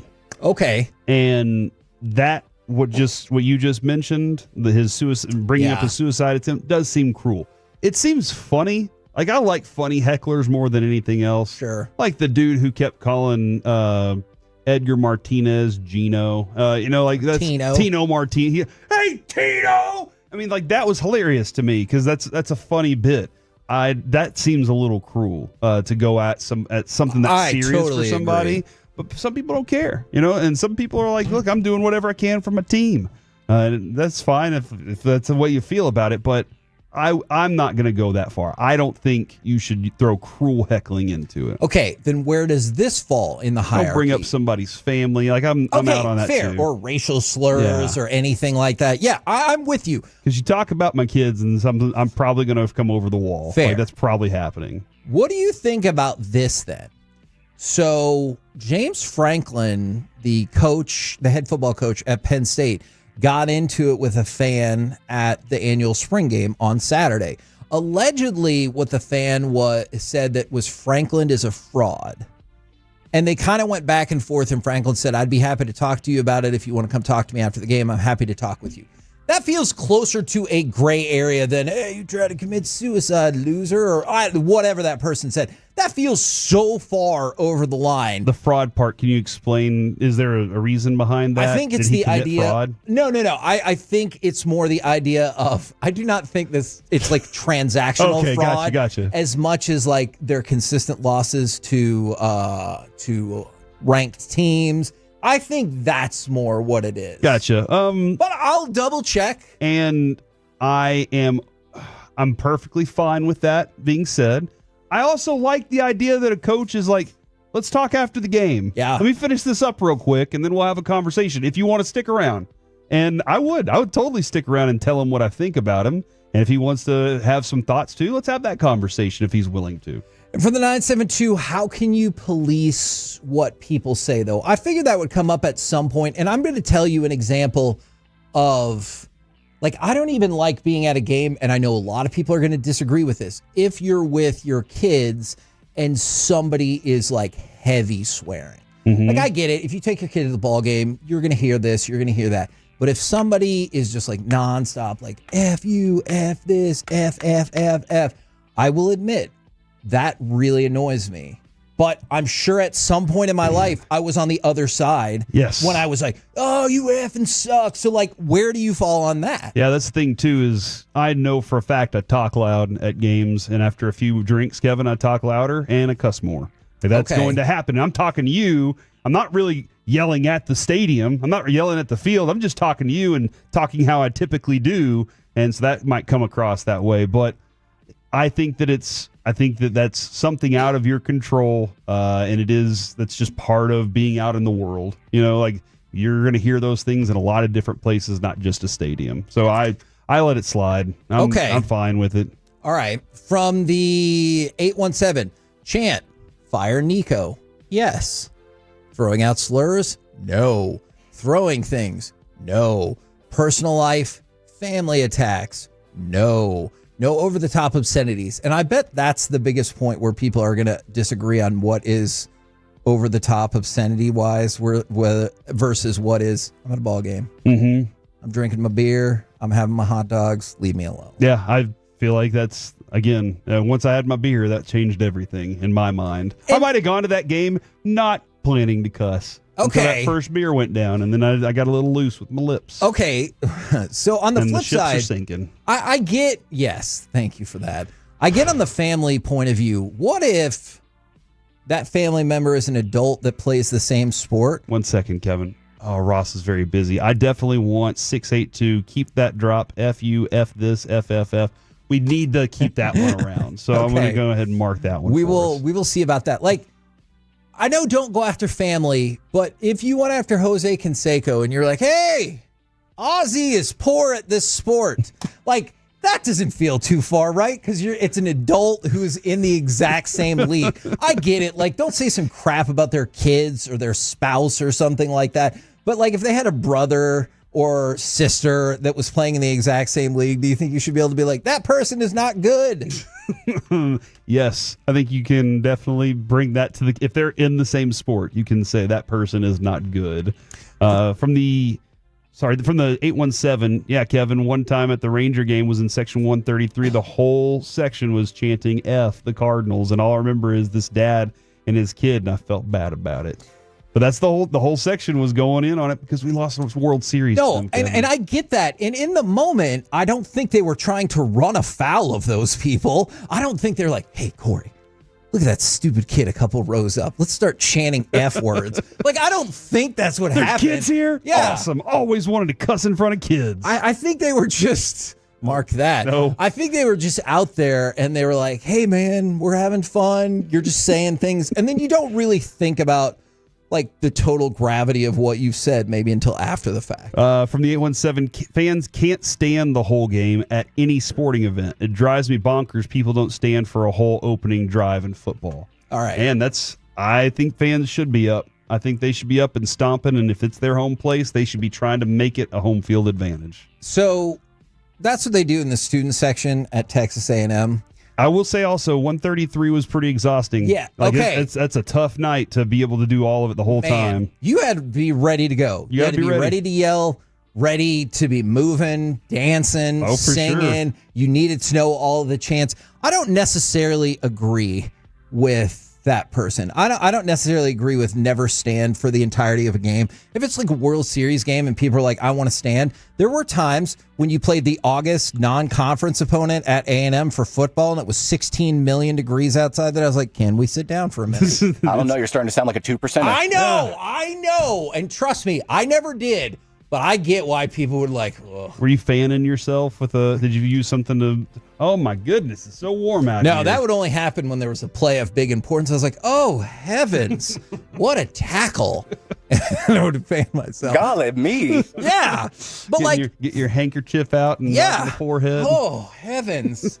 Need to dab myself. From the 214, standing in overtime hockey is a must. Go Stars. That's a great example. Tonight. Oh, my gosh. I know the series won't necessarily be decided for sure. The series hinges on tonight. But, okay, if it's 2-2, you're in overtime, and everybody wants to stand, well, hell yeah. Stand. Do not sit. Yeah. Honestly, do not sit tonight if that happens again. You need to be up. Don't wait for the players to, hey, you're in the playoffs. Don't wait for the players to give you something to cheer about. You cheer so that they can get that energy off of you. That's the way I feel that should be. I agree. By the way. From the 469, can you explain when the proper time is to do the wave at a Rangers game? Never. I would say just don't do it. Chuck is not going to be happy with you. That's true. Especially if it's a big moment and like of significance for the Rangers. Yeah. That's usually you're getting blown out, you're blowing somebody out, then you can do it. And here's one more rule I'd like to add to that if possible. Not to sound like Eminem, but you get one chance, one opportunity, all right? You try to rally the people in your section to start the wave, and it is DOA, you're done for the day. No, dude. I still have audio. Oh, my God. I still have audio from that dude that was in front of us. Drunk off his ass. He was drunk, and he just kept turning around trying to get everybody to go, and you were just furious with him, and I was like, no, man, this is a great bit. I love it. Here's the issue. He didn't make it more than 2 sections. I get it. Like, you're all the way at the left field foul pole. You get it all the way to the right side, and then maybe the richer people in their better seats decided against it. Fire that thing back up again. He didn't even get to left center. All right? That wave went nowhere. You're right about that. And he did it again and again and again. I remember I got a couple of Tolos, Kevin, that we got to hang out with when we went and did the Rangers game out at Globe Life. Or maybe it was the old ballpark. It was the old ballpark. And they would just sit there, let's go Rangers. And they would do that. And they did it the whole game. They didn't. Rangers. It wasn't, and they did it exactly like that too, and I loved it. But they weren't waiting to be told to cheer, and they did that thing the entire game. I liked it a lot because it felt like I was still connected to the game more in some way. And this is tough, and I do get this from the 682. Not everybody is the same height. It can be unfair to stand the whole game or concert. Fact. So if you have general admission, I think that's part of the deal. Then like you need to get up to the front for like a concert or whatever. But if it's overtime, I'm not standing to like spite the shorter person in front of me, behind me. I'm standing because this could be the goal that obviously it'll decide the game, but this could be the goal that decides the series. This could be the goal that decides if you get your first Stanley Cup in 25 years, 26 years. And if I'm sitting, I'm less likely to be locked in on what's going on. Oh, interesting. And more likely, if I'm standing, I'm more likely to be standing there watching. If I'm sitting, I might look at my phone. I might look at something else. That's probably what's going to happen. And from the 214, stop the damn sing-along when the Stars are losing. Frequently, I will not engage in the nonsense if we haven't like started elements of a rally. Like if the Rangers are losing by 3 and there's 2 outs and nobody on, I might be quieter. The second you get that hit or a walk or what, somebody's on base. All right, I'm fired up. Like, let's go. Chuck knows what to do, and I'll get fired up. But if it's 5-2 in the bottom of the 4th and there's 2 outs and nobody on, I might not go crazy for the noise-o-meter. I'll be honest, which too, goes Kevin. up no matter what you cheer. The noise. Hey, you need to stop that. It does. No, it doesn't. Look it up. No, it doesn't. I would like this to happen one time. When you see the noise-o-meter, and it's like, we got to You get just it want louder. everybody to be quiet? Nothing. I want everybody to lay out. You watch that thing still go to the top and know that it's all a lie. Tonight, I want before the puck even drops, before the national anthem's even sung. You know, like that's what you need in playoff situations, regular season Ranger games. Chris Young wants that environment all the time. Sure. He really does. He does. He's begging for something like that from the Rangers fans. So yeah, as we're talking about this, as we're discussing it, that's what Chris Young wants you to do for this team. And you're probably saying, I want them to score more runs. Hey, it feels like it's a hand-in-hand kind of thing. Yes, and that's the case. If you cheering a little harder led to a run more a game, yes, holy crap, this team would be amazing. We're the KNC Masterpiece right here on 105.3 The Fan. Coming up next, it's time for the C Block starring Corey Majors. We're going to play the name game with the draft and relive the Zach Wolchuk moment. Next on The Fan.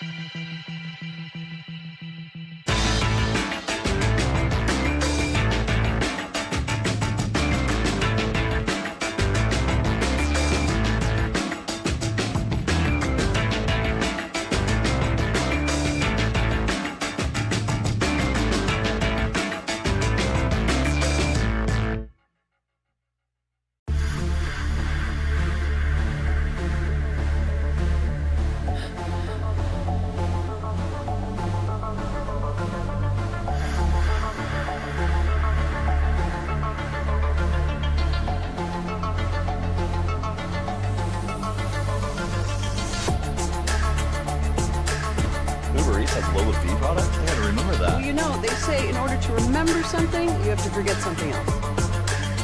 Okay, now that is a very cute haircut. That's like a little shag. I've never seen it before.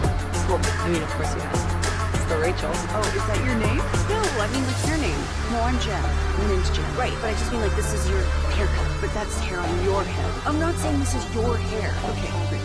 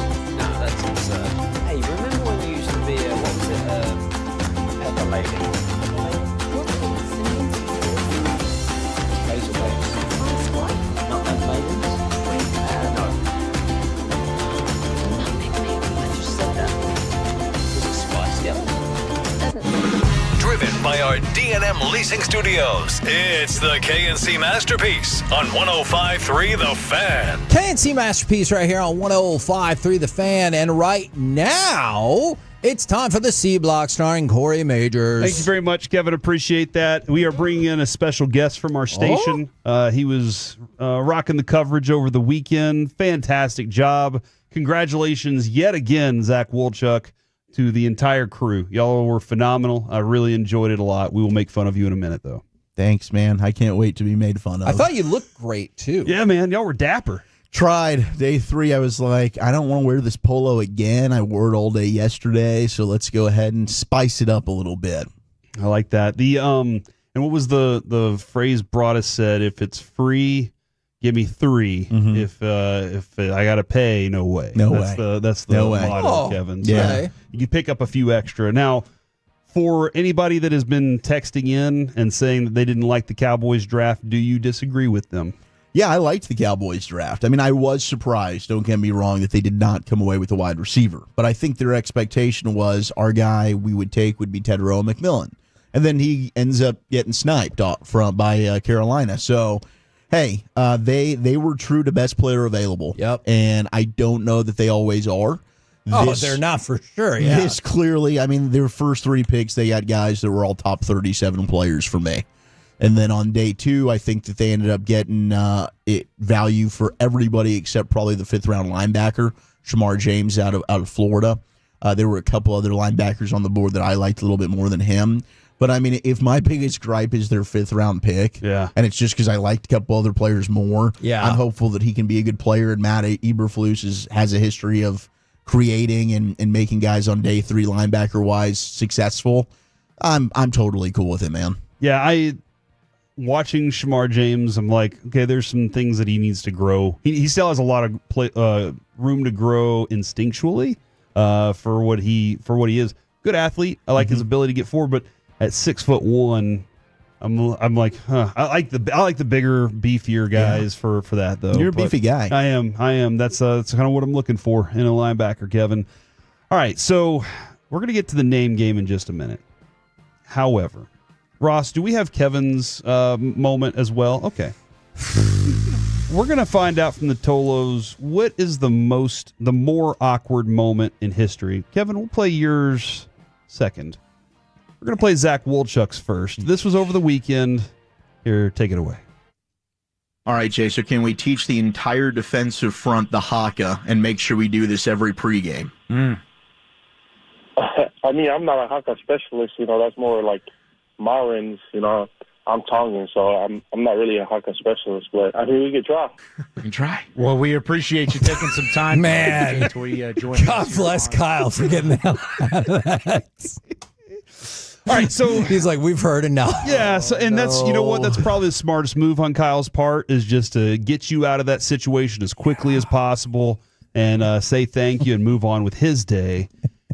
What were you thinking?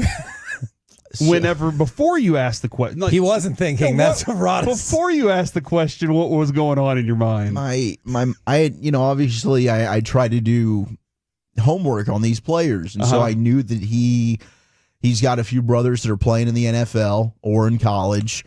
He's got another brother that is a professional rugby player in New Zealand. Gotcha. And New Zealand, obviously, their pro rugby team or their national rugby team is the New Zealand All Blacks. Right. And they are known for the haka.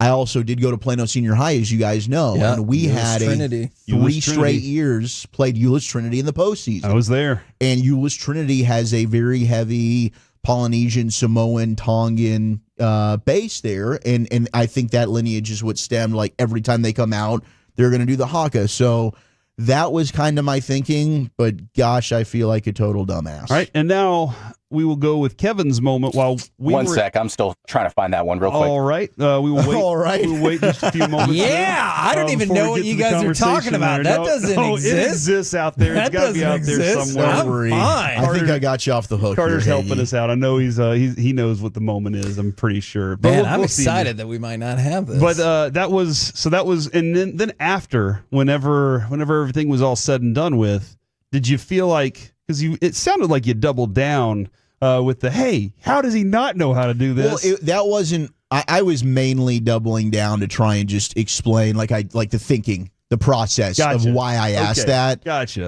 Because Vach's response, I was like, no, like I wasn't trying to be like disrespectful in any way, but everybody had a really good laugh about it. I just wanted to crawl underneath the table and hide forever. All right. And at this station, Kevin, I think it is our responsibility that whenever things like this happen, we put a big old bright light on it, have fun with it, because we're humans. So mine happened with an FC Dallas player. His name is Lawless Abubakar. Nice work. And his birthday is on Christmas. Christmas Day. Christmas Day. And so my wife's birthday is on Christmas Eve, and one of the things she's always had a hard time is getting people together to like celebrate her birthday and all that. I was like, do you ever have a tough time getting people together and like to celebrate? And he goes, yeah, not really. And he goes, I don't celebrate Christmas. My family, we're Muslim. And I was like, son of a gun. And so... And then Mike, throughout the whole interview, not asking questions, is jotting down little notes about Easter and stuff like that. What does he think about the resurrection? And so I made it worse in the car, in the parking lot at spring training, because I was like, no, man. And I looked it up because Mike kept saying, yeah, that's his last name. and he follows Jesus. And I was like, I think you're wrong about that. So he's from Ghana. And of course, I didn't know this ahead of time, but I looked it up. Ghana has a Christian population of 70%. And I was like, see, I tried to justify it retroactively to myself. That's not how you said it, though. But what I actually said, and we had the windows down, we drove past the security person, and I yelled out, "In your effing face, mother effers." And it was about the Christian population of Ghana, but just driving by, none of that context is available. Amazing. And the security guards we weren't allowed in the parking lot for the rest of the week. Yeah, it was a tough time. And I was extra amped up because, as we talked about early in the show, Mike sprinted out in the parking lot to get Marcus Simeon to tell him all about what had just happened. Yes. Oh, Mike was loving this. He really was. Somebody did say they're both really bad, but Zach had to live with that all weekend. Kevin can still try to win the player over. I think that was our first question. I think the fact that Marcus Simeon's relationship with Kevin is now different because of that. I think that's one of the things that it hurts more for Kevin and Zach. I listen, man. It happens sometimes. Yeah. All right. It happens sometimes. Nobody's going to remember now. We'll never bring it up again after this discussion in G-Bag of the Day. It's going to come up all the time. Tonight, it's going to come up next year because every time, Wednesdays at 1:30, every week, we have interviews with FC Dallas players. Every single time, hey, I know it's what you want to do, but just don't ask about Christmas or Jesus.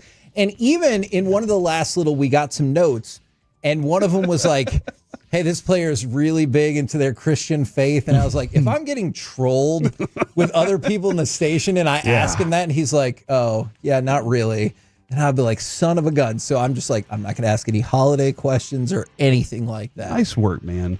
So you feeling any better now that we got that out of your system here? Well, I just know that, coming up, I'm going to have to relive that at least 2 more times on our next show. Yeah. And then I'm sure anytime Jay Toia makes a play, I'll be inundated with Sippy Towel, which is actually the dance that the Tongans perform, or the Haka GIFs or GIFs flooding my timeline. Next year's draft show, I'll probably have to relive this. So, yeah, it's never going to go away. I've just got to, own it and apologize to anybody that I might have harmed or offended during the making of the broadcast. On the player front, though, how are you feeling he's going to turn out for us? I loved the player. Big body, man. I had a 4th-round grade on him, man. Really? I really Wow. did. Okay. I was absolutely thrilled. He's one of my favorite picks, I think, in the entire class. Really? I think he's exactly what they needed. They needed to add some one-tech. He's a true nose. He's also got the ability to get up the field.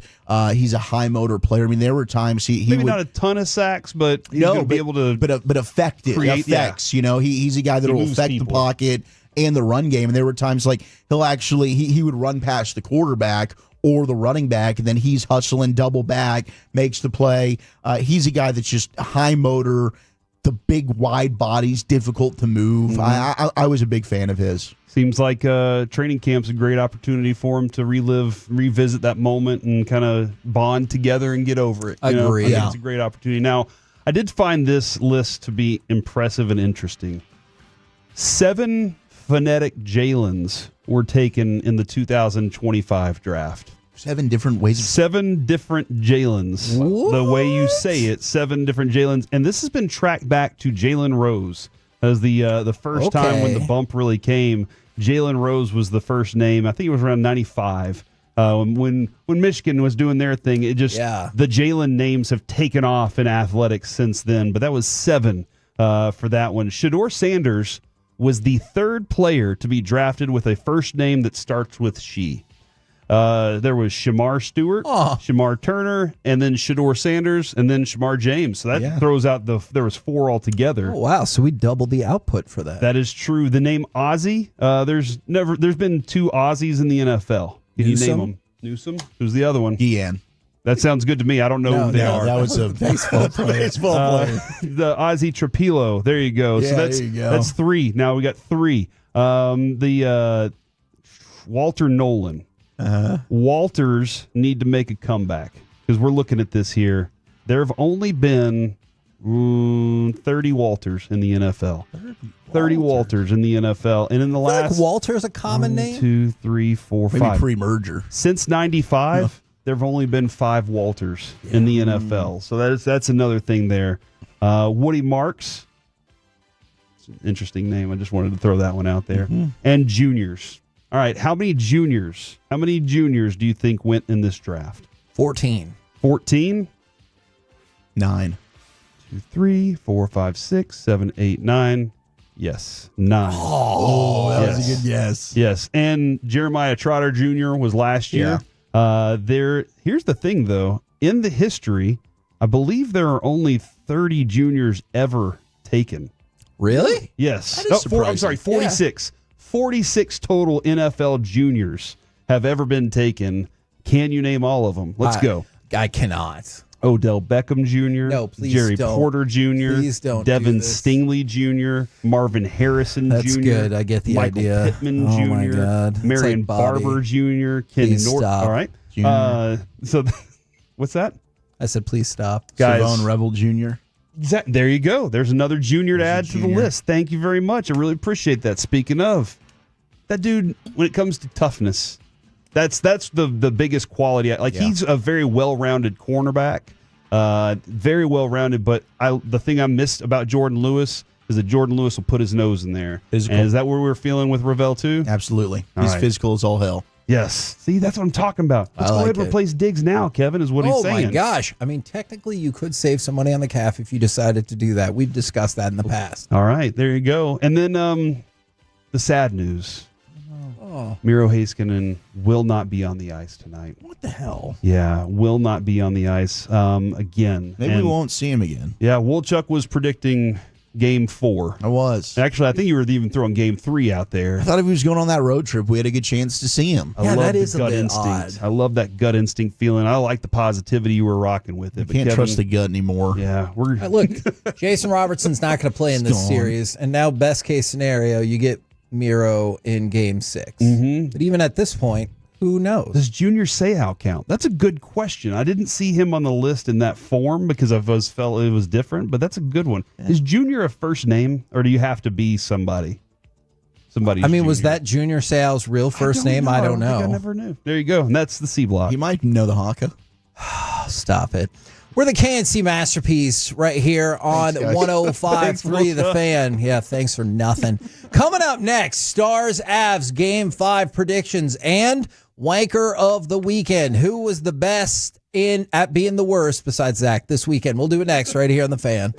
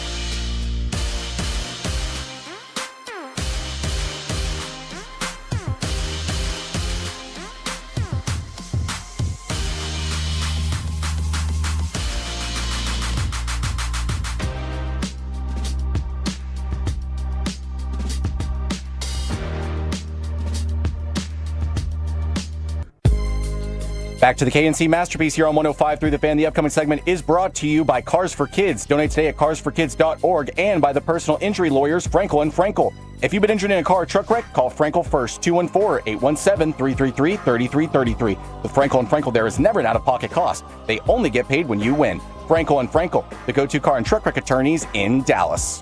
Kicks it up top. Taves walking. One-timer! Saved by Walker! No score! He got through him!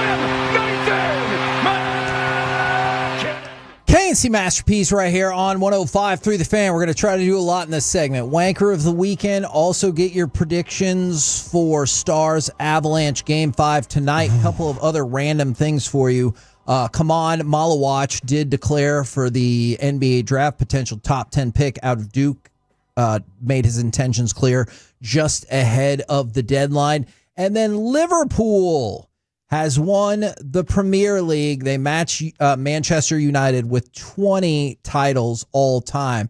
They beat the brakes off of Jared Sandler and Tottenham. Just like you predicted. On Sunday, yeah. Look, I would love to tell you that I got all my plays in on underdog for Liverpool at the beginning of the season, but that would be a lot. Oh, maybe next time. All right. Do you want to start with Stars, Avs, or do you want to go to Wanker of the weekend? Or I realize not to stop that time, or just bounce back and forth. You know what? I like the idea of bouncing back and forth. Okay. So let's bounce from the 469. This is a must-win game. They say whoever wins Game 5 only has to win one more game. No, not they say. That is a fact. Uh-huh. So that's why they say it, Kevin. Oh, my God. Otherwise, like... You know what? Hold on. Because of y'all, we're going to play Cut 6. So this is Joey Logano talking about his teammate. And when I first saw it, I was like, how can you talk about your teammate with something like that? But I totally get it now. Give me cut number 6. Way to go, Austin. Way to go, you dumb. Way to go. What a stupid He just gave it to him. Gave a Toyota Stagewood. Nice job. Way to go. That's dumb. I get it. That's how he feels about it. That's how I feel about Corey right now. Oh, come on. What did I give to him? Yeah, that's what a stage win. Mm-hmm. Except you gave them a text win by being like, yeah, and that's why they say it. Yeah, I'm glad they texted in. I appreciate that. So you're telling people not to text in? 877-881-1053. No, I didn't say that either. Kevin doesn't want you to text in. How are you going to respond? Look forward to seeing your text. What do you want me to do? Is this the part where I'm supposed to go, oh, you don't have the balls to text in? Or the ovaries? I don't know what the equivalent is. You might have ovaries. All right. So there's that. And you know what? I get it, Joey Logano. I understand exactly how you feel right now. Yeah, I get it too.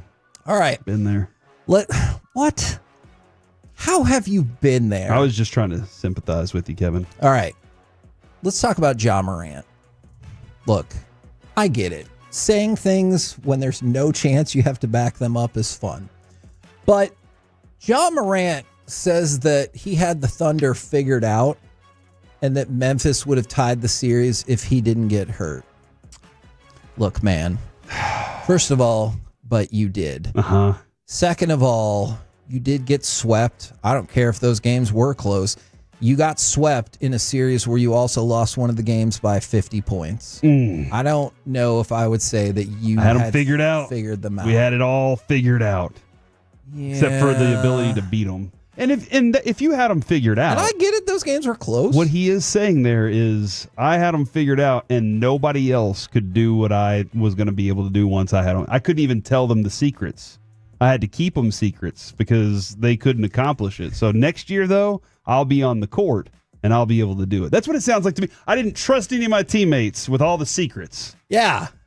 Or they just weren't good enough to execute. Just weren't good enough. That's what happens. Just like the Mavericks weren't good enough to beat the Grizzlies that night. From the 817, I'm texting in just because Kevin doesn't want me to. I'm not against that. Oh. From the 214, texting in just to say, screw you, Kevin. And then from another 214, Kevin, I, in fact, do not have the ovaries to text in. Oh, from the 469, I have. They say they have the ovaries to text in. We were so close to getting that. From the 716, F off, Kevin. I just texted in. I'm fine with that. Appreciate everybody out there. If you have messages besides F me, that'd be great. Maybe let's not say that. Maybe let's say something different. Maybe now we can say something nice to Kevin. How about that? Oh, that would be lovely. Hey, Are the Los Angeles The Lakers 940, go get texts. Are the Los Angeles Lakers the wankers of the weekend because they lost again? They're down 3-1.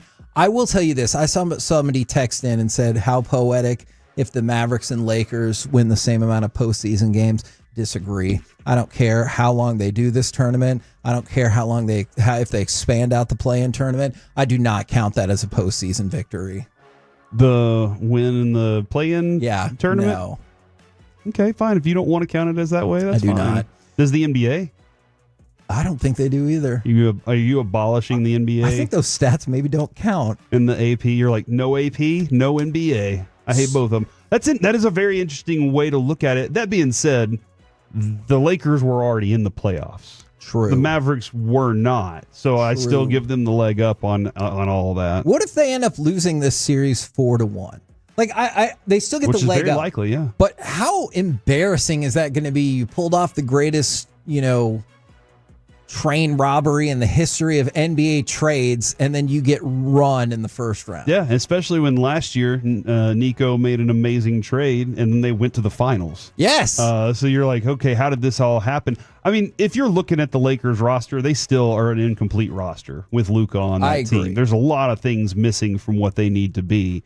But at the moment, Mavericks fans are taking some sort of credence in this. And then there are some other people that are starting to do hold on, what if Nico was right?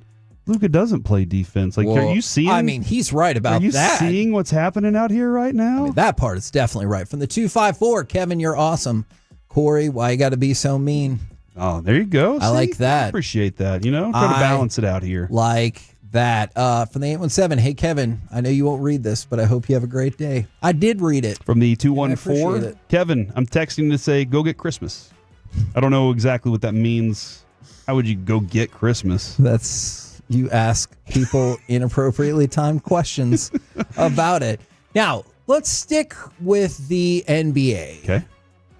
So officials, they admitted they dropped the ball, which here's what happened. So the Knicks are up by 1 over Detroit. Tim Hardaway Jr. gets a three-pointer off with 0.3 seconds. Draws contact. He should have gotten the foul call. Yes. And he should have got 3 free throws. They were losing by 1. One would think. Hopefully he could make 2 or 3, but who the hell knows? Do you want to hear the NBA after the fact be like, yeah, we messed that up? I don't. I do not want to hear that the NBA. It's like when the Dean Blandino Des Caught It moment. And then what, 3 years later, they come out and tell us, guys, yeah, we got that one wrong. Yeah. It just makes it feel worse. Like, it makes it feel absolutely worse. And if you got it wrong, why can't you change it? Why are you even telling me if you can't change it? You go back and you have that conversation with the guys that are making that. Otherwise, it's a moo point telling me something like that. It's like a cow's opinion. Like a cow's opinion. It's moo. I understand. That's still moot. But if they said, we're all going back to the gym. We're going to finish this up. 3 free throws in front of many fans as we can wrangle up. Yeah, I'm not joking. Do it. Then I would be like, great. Yeah, if you really want to get it right, I don't care what happened. Just what's going to be the outcome of it. And if the outcome is nothing, then I really don't need to know. Man, this is a great point. It's like finding out that girl liked you after you're married. You're like, hold on. You would have dated me? Who was that girl? I've seen it in shows, movies, I think.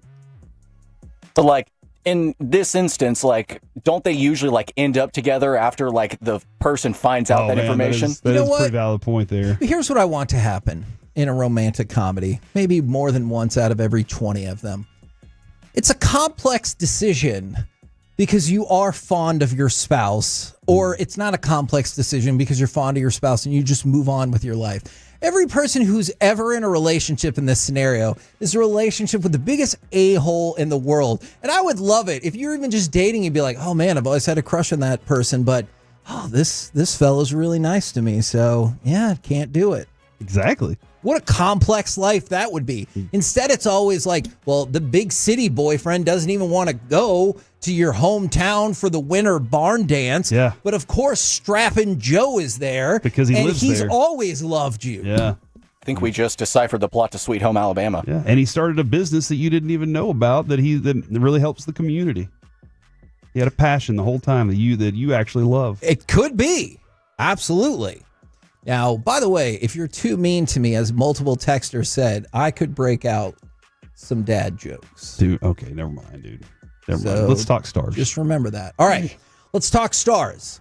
What are your predictions for tonight? And, we talked about this earlier in the show. For Winnipeg, they need to regroup. Hellebuck has been benched in back-to-back games. They have lost the last 2 games by a combined run of 12-3 against St. Louis. So they have been getting smashed. So meanwhile, we've talked about, obviously, the Stars have plenty of their own problems in this series and not being able to ever score first and maintain a lead.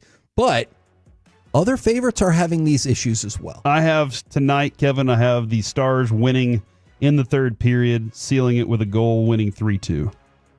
This is going to be one of those where you get a couple of goals to early from each side, and it sits at 1-1 for a while, and you're kind of stressed by the amount of speed that's going on and the hitting. You're going to be stressed by it through the second period. Oh man, I just broke the thing on my pen. Everybody hates that part. And then you're going to tie it up again. Here's what's going to happen. Stars are going to get a goal in the second period. And then in the third period, Colorado's going to score and look like they're coming on strong. Stars get a final one to finish it off late in the game. That's how I'm going with this one. Somebody says 4-2 with an empty netter from Mikko. I would love for Mikko to score 2 goals tonight. Like, that would be, how amazing would that be to see him go, you know what?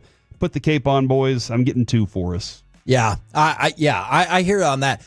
By the way, I'm pretty sure all of the Western series are tied 2-2.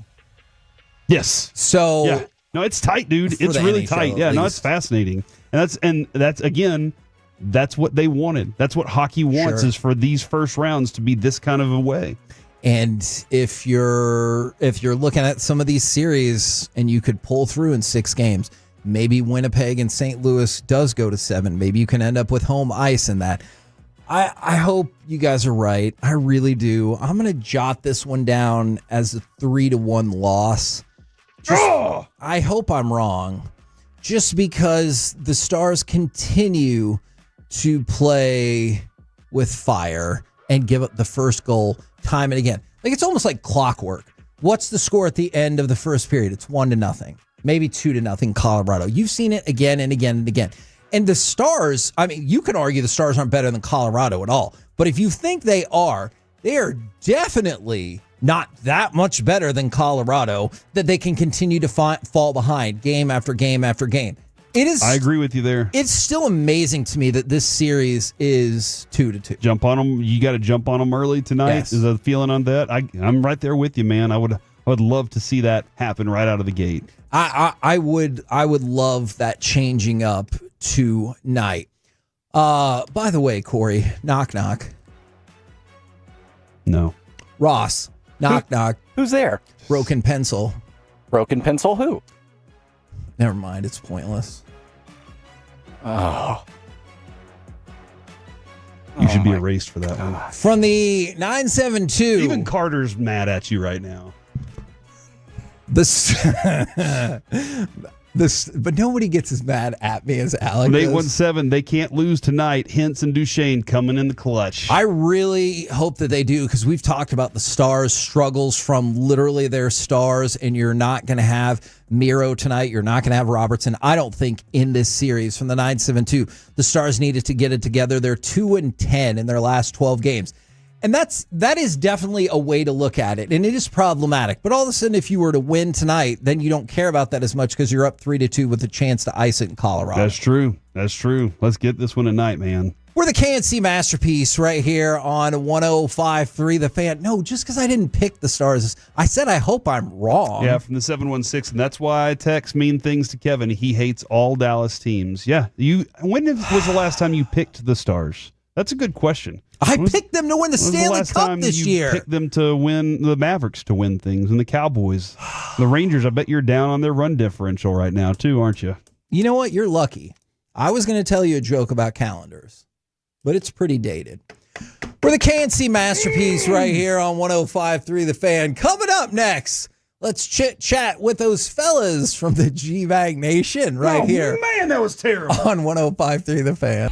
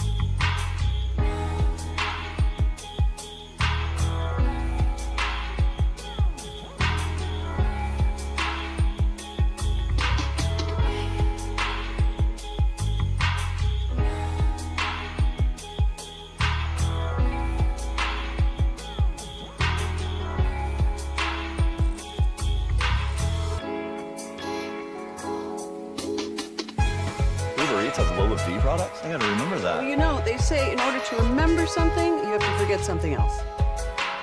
Okay, now that is a very cute haircut. That's like a little shag. I've never seen it before.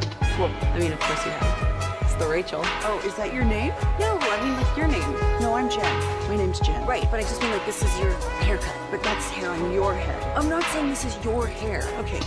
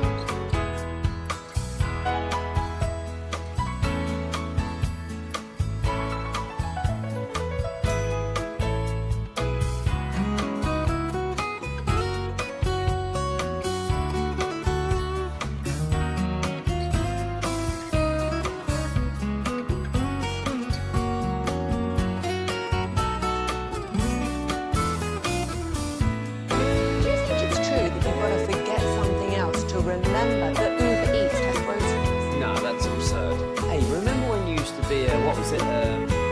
Pepper Lady. Wasn't it Cinnamon Sisters?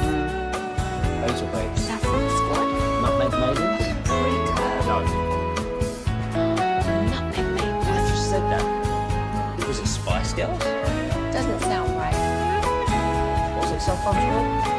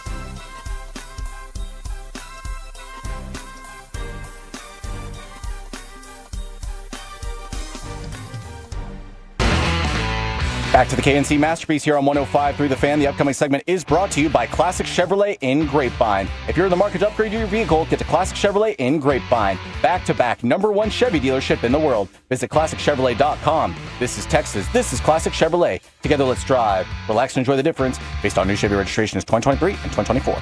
Brock Nelson accelerates with a ton of speed to the slot. The shot. They score! Guess who? It's Gabriel Landeskog. 3-0. Colorado. KNC Masterpiece right here on 105.3 The Fan right now. Courtesy of D&M Leasing. It's time for our chit-chat with those fellas from the G-Bag Nation. Gentlemen, how is you today? Peggy, we are rolling. How about you? I love it. I love it. I'll tell you once you answer this question, how we feeling about Game 5 tonight? Excellent.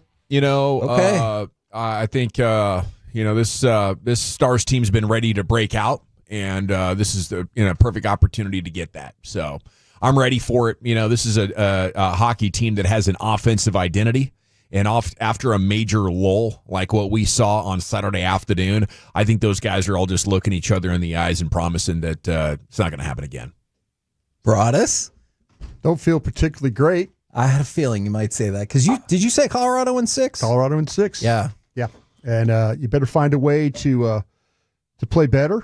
Better find a way not to give up the first goal. Yeah. Better find a way to handle the speed that Colorado has. I think for the most part, there's been some times where you haven't really done that very well. I think there's a little bit of a down thought about Miro not being available. I think that's something, that you were kind of hoping that would give you the bump. Yeah. But, you've got to kind of figure some things out in this one. And getting off to a good start early, building momentum, using your crowd to your advantage, because that crowd will carry you, but you've got to play better. That was awful on Saturday. I always do find it weird when a team has played as miserable as they did, as bad as they did, and then they're like, well, we're not going to play like that again. How do you predict that? Yeah. You just did it. How do you know that you're not going to do it again? Because that was embarrassing, and we won't let it happen to us. Hope not. It's crazy. Like, you're in the playoffs. Every game is an opportunity to inch one step closer. Yeah.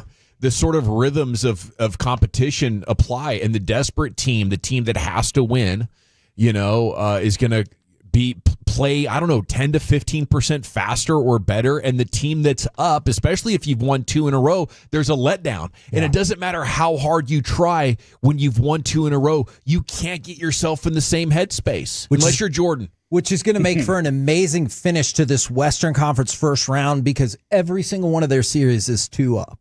I'm really surprised of how St. Louis has taken advantage of Winnipeg the way they have. And my biggest playoff fear, Connor. My biggest fear right now is that Dallas somehow doesn't advance and St. Louis does, and you've knocked out Winnipeg, and there's your path, a little bit better path to it. And so unfortunately that's hopefully that won't you won't see that happen. As far as, I'd like to see Dallas get in and continue to go, but man, it's not the way you played Saturday.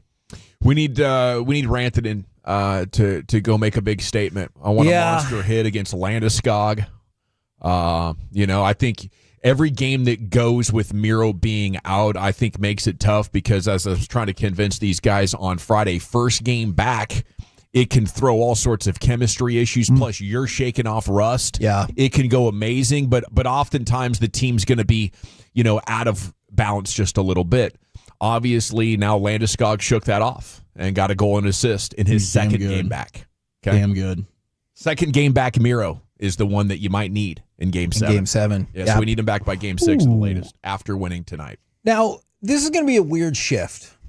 What is the weirdest thing you've ever seen take place on a plane? Oh. Dawson flew next to a lady that flew without her pants the whole time. Took her pants off. Had a nice butt, some nice white panties on, as I recall. Like grannies? Check Like your grannies? panties. And then her and her husband tried to pick me up on some swinger action as we were leaving. What? Yes. Of course he obliged. I didn't realize what they were doing. I was just like, okay, I'll text you about this book I was reading, I guess. And then they asked me what I was doing later, and I was like, I got to go. Okay. He was reading a Kama Sutra book. And I was like, okay. How far into the flight until she was like, I'm just going to take my pants off? As we were taking off. Yeah. And she never put her seatbelt on. Okay. That's crazy. How about this? How about breastfeeding too on a plane? Okay. First class, sitting up there right next to a lady that went ahead and did it. Okay, but how egregious was she? Oh, she didn't care. Really? Did not care Just let one that bit. thing fly. Yeah, I was sitting next to her and just had the kid in her lap, and away she went, and I didn't say a word. The way she said it was like a 5 or 6 year old too, which was crazy. I had I had an awkward situation where it was an emergency flight to Cleveland to go see Lucy, and I got the last ticket to get on the plane. There was one seat, and it was between a couple. They were on their honeymoon. They didn't want to sit next to each other, and they kept passing drinks in front of me to each other. And I was like, "Y'all can sit next." And they're like, "No, we're good." All right, Were they honeymoon time. Were they going to Cleveland for their honeymoon? 'Cause that sounds exciting. That's a little weird. Oh, so they were already defeated about that? Rock and Roll Hall of Fame. That's Yeah. what checking it out. Budget issues, man. They were All going my to friends Canton. went to Fiji or whatever. You're like, sorry. Going to Cleveland. So the whole reason I brought this up is I guess Southwest Airlines is still investigating an incident in which the police were called because a passenger, she took off all her clothes and pooped on her seat. Pooped on her seat? Yeah. That's drugs. And so, like, my next Yeah. question for Dawson was going to be, No when did they step in? Like, if she took her top off, they'd be like, ma'am, that's too far. Or, like, I know obviously It was if you the poop. poop on your seat, that's too far. The poop is definitely too far. But Corey wanted to speculate of what was wrong with that lady in the moment. Yeah, there were drugs. That's got to be drug induced. She got bit by the Noid. If you're blackout drunk, that might happen. But Sure. just drinking, that's not going to happen. No. It's got to be a bath salt of some sort. to put her in the Oh, you're zone. going salts on beer. I And can see Xanax it. could do it. Okay. Is there a responsibility like when they check you in to kind of notice those things? You would This think person because looks like they're going to get naked and you poop on hear the chair. stories We about gotta- people not Well, like being able they- to get on planes Yeah, because you of like that. when you show your boarding pass, they beep and they thank you. You know that, aren't you kind of like observing like this person doesn't maybe look This right? person might get naked and poop in a chair. Some people have those faces. There's no way to tell that. I have You don't never think? looked at like somebody and thought like you that. notice them in the area, like they're kind of doing weird things in the Sniffing area. around like a dog. Yeah, I mean, like, Crawling on all you're just fours. kind of like they're just sitting there. They're all nice. fidgety and doing weird things. Eyes maybe. dilated like I'm saucers. fidgety. Well, sometimes I do think sometimes they maybe consume whatever drug is like once I get on the like plane. walking down the ramp. No, like at the bar. But like once you, Yeah. yeah, I guess the booze. You got a factor. pregame Oh, for or it. you're saying getting on the plane so you can't catch that. Gotcha. Yeah, like Oh, so it they're wasn't already until on she the sat plane? down that she maybe All right. took Yeah. the drug of what Well, was her She seemed choice. fine and everything. Yeah, The crap your pants drug. yeah. Maybe she overdid it with the Metamucil fiber thins, Stool in Dawson. the seat. Maybe this Let's is see that a hazardous outcome. Now- Usually that's non-violent. You know, it's not Okay. like a, Was this violent? I guess if she did it on her own seat. okay, it well, feels how about- malicious if you're pooping How in the about chair. the people sitting next to her? Yes. Like you're hitting that bell, aren't Yeah. you? Aren't you? Oh, her top. Okay, Sorry. question. Ding, ding, ding, ding, ding, You gotta take care of this ass. Yeah. Yeah. What's going on? Are we not hitting the bell and trying to like stop this before it happens? There was that person. There was that person that died on the plane a while back, and they just sat the corpse right next to a couple in They didn't have like any for the room rest for of the him. flight. Yeah. Would you rather sit next to the corpse or the poo? I think I'll take the poo. Flick the pool in the aisle. Just put the corpse there. Just That's grab fine. the cup and just try and like You shove saw the me poo get off. Bernie. Lay some paper Give me- towels over it. Give me you a know? blanket. Give me a blanket. Put it over the corpse. I'm not sitting next to. See, poo. Broaddus, would you also ask for their drinks and snacks? You'd be like, hey, and then give them drinks and snacks. Oh, here. man. Just pull Hey, where's those that over. bag of pretzels? Let's go. Oh no. Now, believe it or not, I didn't guys think I'd wanna have a see a dead tie-in for body? this, but did you see that one of the things that pushed Roki Sasaki to the Dodgers was he goes, are you going to have Japanese toilets? And so they were getting him so cheap, they're like, hell yeah, I'll get some Japanese toilets if that's going to get the job done. And it did. Is that just bidet? Is that really what that amounts to, or is there there's- something special? There's a lot of action. There's a lot It's of like different massage buttons. elements. I think it's a step above the bidet. Yeah. I mean, we Change it all. talked. It'll talk to AJ you. Brzezinski Little blow swears dryer. by him when he jumped on with us. He is all about these Japanese toilets. I mean, South Park had a whole episode about Yes. it. Yes, it did. What an illuminating crosstalk we've had today. As yes, Damian Lillard does have a torn Achilles tendon. We thought that was probably going to be the look of it. So he is out the rest of the way and puts next season in jeopardy as well. What do you guys got coming up on the program Well, I'll tell you one thing, Higgy. Looking into this Japanese toilet, we got to step our game up here in the States. It's true. I know those, some of them Very will simple sing to toilets you, in our houses. and We got LED lights. We got heated seats. Yeah. And they get like a little blow dryer element to the end of it. And then at the end, they spray a little perfume, Look at that. Oh. Well, we have Pure Gold as always. Thanks for asking, including the Chris Young Show at 420.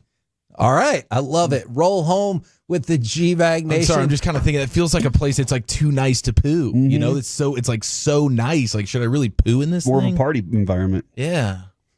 Roll home with the G-Bag Nation. We'll be back tomorrow at 10 a.m. to 2 p.m., I guess, right here on 105.3 The Fan. Say goodnight, Kevin. Good night, Kevin.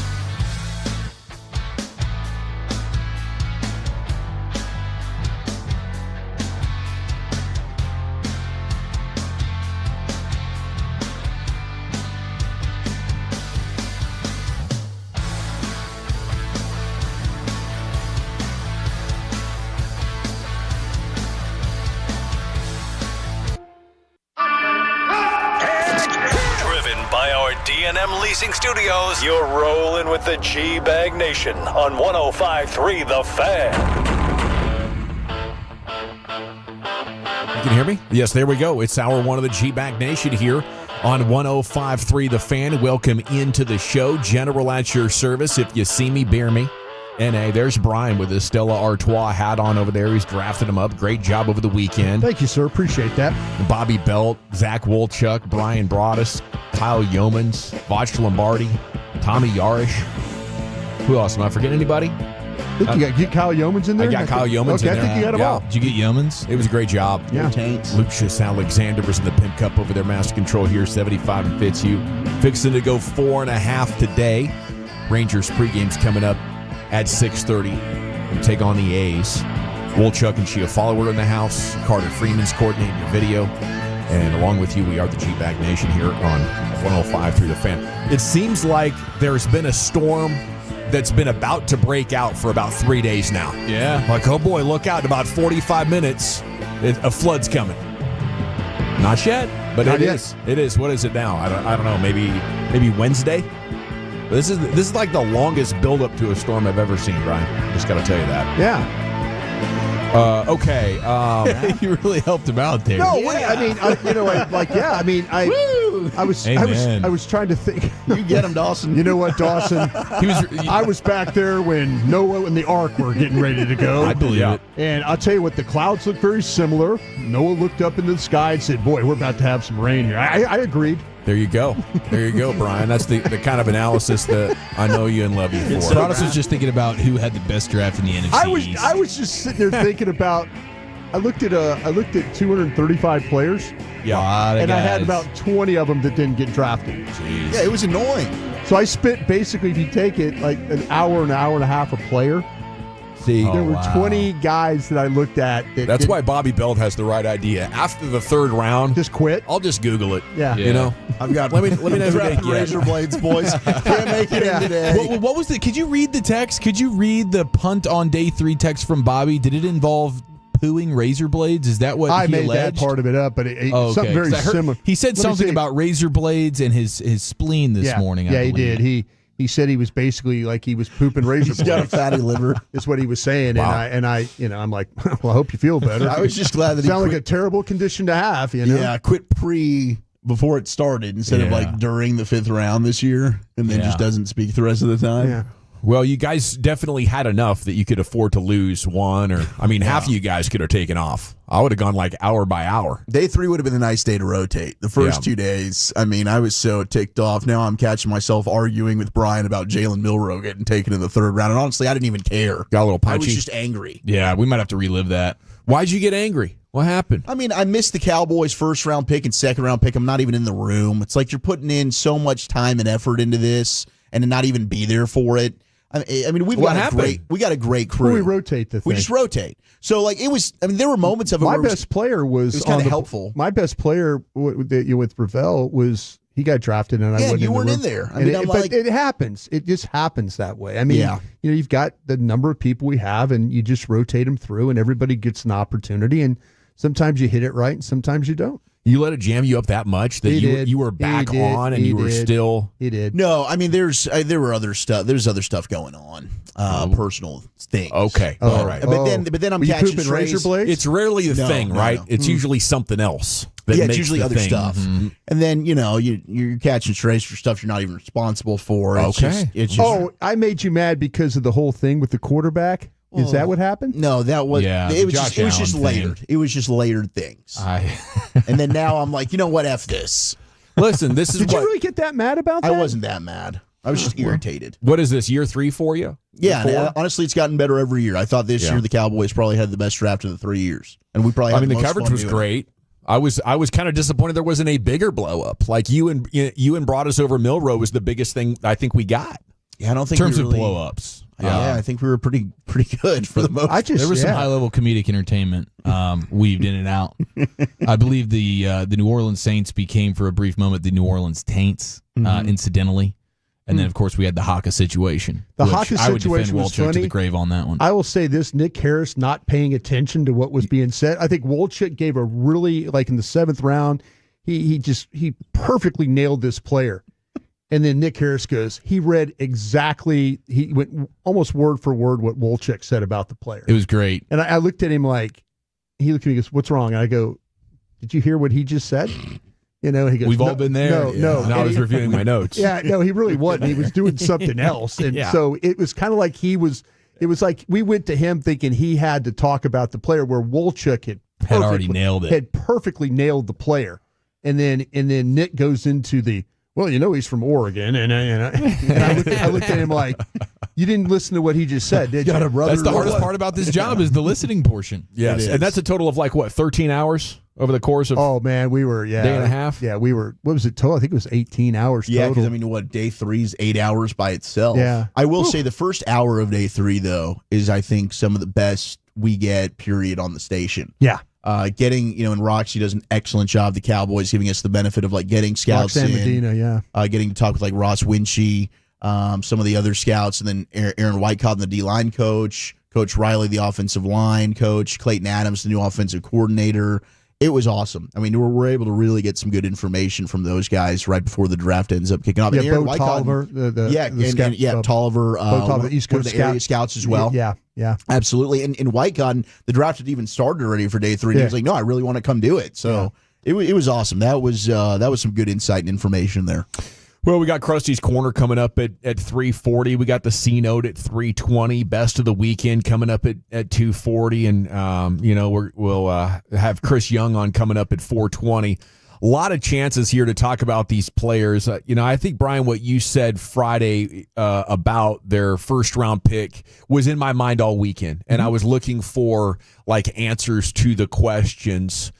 At 12, you take a lineman that had such a low athletic score. Right Sure. Now, you see his college production and his size, and you're like, wow, this is a big guy who played at Bama, and you couldn't get sacks on him. He was making a lot of successful plays, but how do the Cowboys see him being able to overcome that at the pro level? And how did they ultimately decide that was the best thing they could do with the 12th overall pick? Considering his athleticism was so much lower than just about every other player they've taken in the first round. I mean, this isn't quite Taco level, but it's not far off. Well, it's exactly what you said. It's the number of games he's played at Alabama. It's the high level he's played at Alabama. It's the production of actually the game tape that they're watching of the guy, and they're watching him go against SEC competition, block those guys. We had a chance to talk with like Zach was talking about the coordinator and the line coach, and we've had a lot of discussions about scheme, pin and pull and all that stuff, and Clayton Adams, the OC, was saying, listen, we're not going to do things that these guys can't do. Mm-hmm. I'm not going to sit there and ask somebody to reach block if he can't reach block. I'm not going to ask somebody to pull if he can't pull. I think there's enough tape of him pulling and playing in space and connecting with his guys. There's some guys you watch in this draft that can't do that. And this guy at that size can do that. Is it the number one thing? No. The number one thing is his ability to move people at the point of attack. When he could combo block, when he could reach block, scoop block, those one-on-one blocks. Those are the things that he can do. And I don't think that, like I say, they're going to ask, just listen to the coaches talk. They're not going to ask these guys to do things they can't do. And I think that's how you work around if you feel like that maybe his athletic score might be a little low, but the fact that he handled, you watch these games and he's one-on-one with these big one techniques, these quick 3 techniques, and they're not getting past him. And, he's sitting down on these guys and, giving Milroe clean pocket to throw. So I think that's what they really are the clean pocket. Mm-hmm. Yeah. I think that's what they're looking forward to. This is not like I say, there are other guards in this class that are more athletic.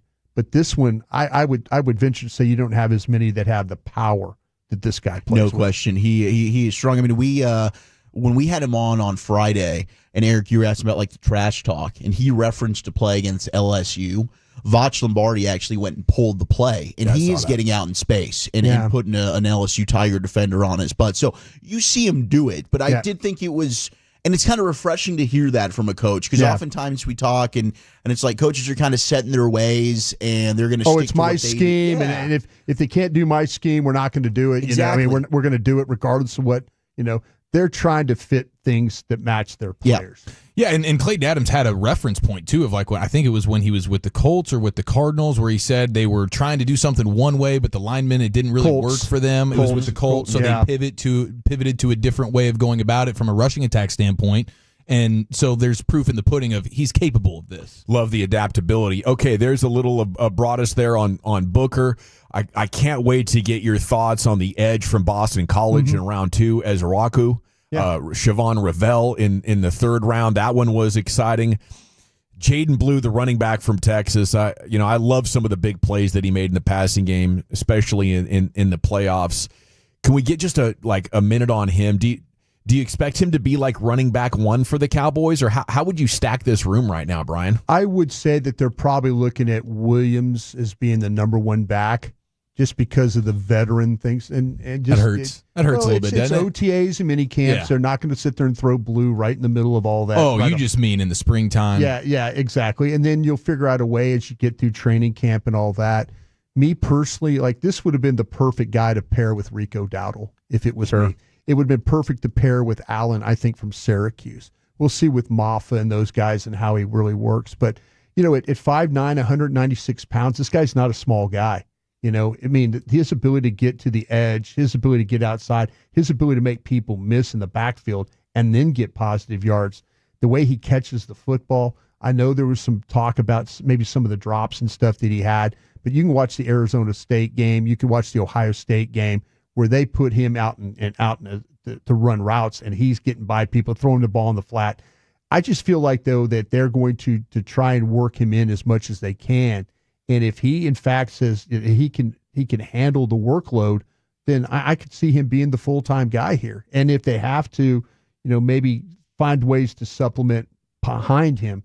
But he's not a small guy. And his explosiveness, his quickness, the only thing that real question about him is the ball security stuff. Yeah, the fumbles, man. If he gets past that, then this guy can be an every down back. Ball security's big. Now, what'd you say on Maffa? Do you think he's in play at all, or is he just like big run into you guy? I think he's right now, like you say, when I sat down and watched him play, I thought of a straight ahead power type of a player.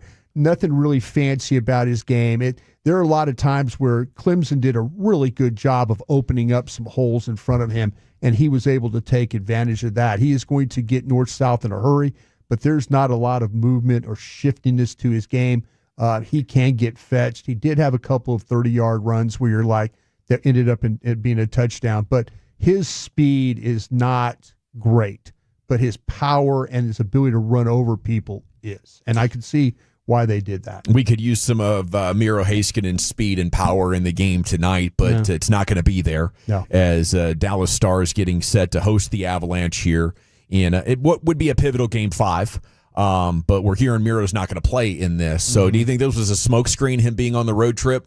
You see this in hockey quite a bit where they're talking about maybe a guy's coming back, and he was never going to. Maybe there might have been some mind games there. Maybe they also just wanted to keep him working with the team, I suppose, because he was alternating with the top power play line, so to keep him progressing forward, maybe that was the best case.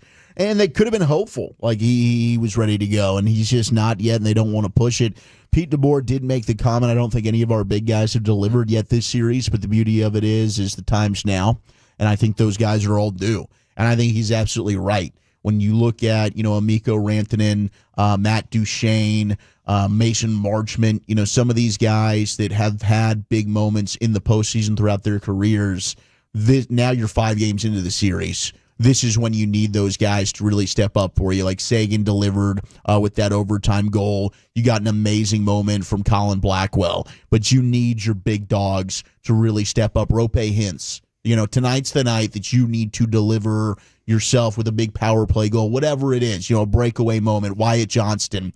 These are the guys that need to step up and deliver in a Game 5. So hopefully they're able to do it. But I am bummed. I really was expecting Miro to be back here, and unfortunately he's not. You were hoping to get an emotional boost from having him. Maybe you get an emotional boost from not having him. Definitely in that locker room. everybody's got to be thinking this is a big opportunity to step up. I do feel like in these games you're looking to your guys, but so much of great hockey or great soccer is from great players on the back line that are able to shut things down, and they're clean enough and aware enough to take advantage in that split second that the moment is there where the pass has got to go in. And, I don't think their forwards are getting great opportunities because the playmaking isn't quite there behind them. And at this level, salute to their netminder who's playing well. Hadn't started a playoff game up until this moment, but 24 saves and a shutout on Saturday. That was, tough to watch at times, but I just start to get the feeling as this could be slipping through your fingers if they don't win tonight, that maybe, being up 2-1 was really fortunate. And the vastly better team, at least without Miro and Robertson, was just waking up, right? And now going into Game 5 tonight, it's the truth serum game, right, Chief? Where you're going to find out. That's right. Yeah, this is as close to all the marbles as it gets here, because God help you if you lose tonight and have to go back to Colorado. I don't imagine that team losing that game. So, yeah, this is absolutely the ultimate true serum right now. You got to step up. And these guys have been super gutsy. As soon as you thought they were just done for, boom, they hit you with the game and they say, no, we're here to stay. Yeah. Okay. And then, we're no longer the home of the first place Texas Rangers. Okay. We are the home of the second place Texas Rangers as the Seattle Mariners. After another lost series, this was tough as they embarrassed themselves yesterday. At least they didn't get swept. Okay, not getting swept, I think, is good, right? That's more than a silver lining. But basically, they gave the Giants a little bit of a Little League home run there. A swing and bunt, error at first, error at third, score the game-winning run there in the ninth. It was bad, dude. We were watching in real time. I'm surprised Mike Bassick didn't cuss on the air. This was like one of those first moments where I was like, we were applauding Mike in the studio when we were doing BetMGM yesterday because he was able to keep his cool. Yeah. I can't imagine the frustration that must be going through everybody's minds over there as you lose one like that. You score 2 runs in every single one of those games. Now you're 28 games in, guys. I think we got to have some honest conversations throughout the day. Mm-hmm. Are you ready to call it bad offense? You've scored the least amount of runs of anybody in Major League Baseball. Sounds like Brian's there. It is just 28 games. Do they need another month? I don't think so. Not after last year. I mean, what effectively did they do? They added Jock Peterson. It's nice he's getting on base. You added Jake Berger, right? You lost Evan Carter.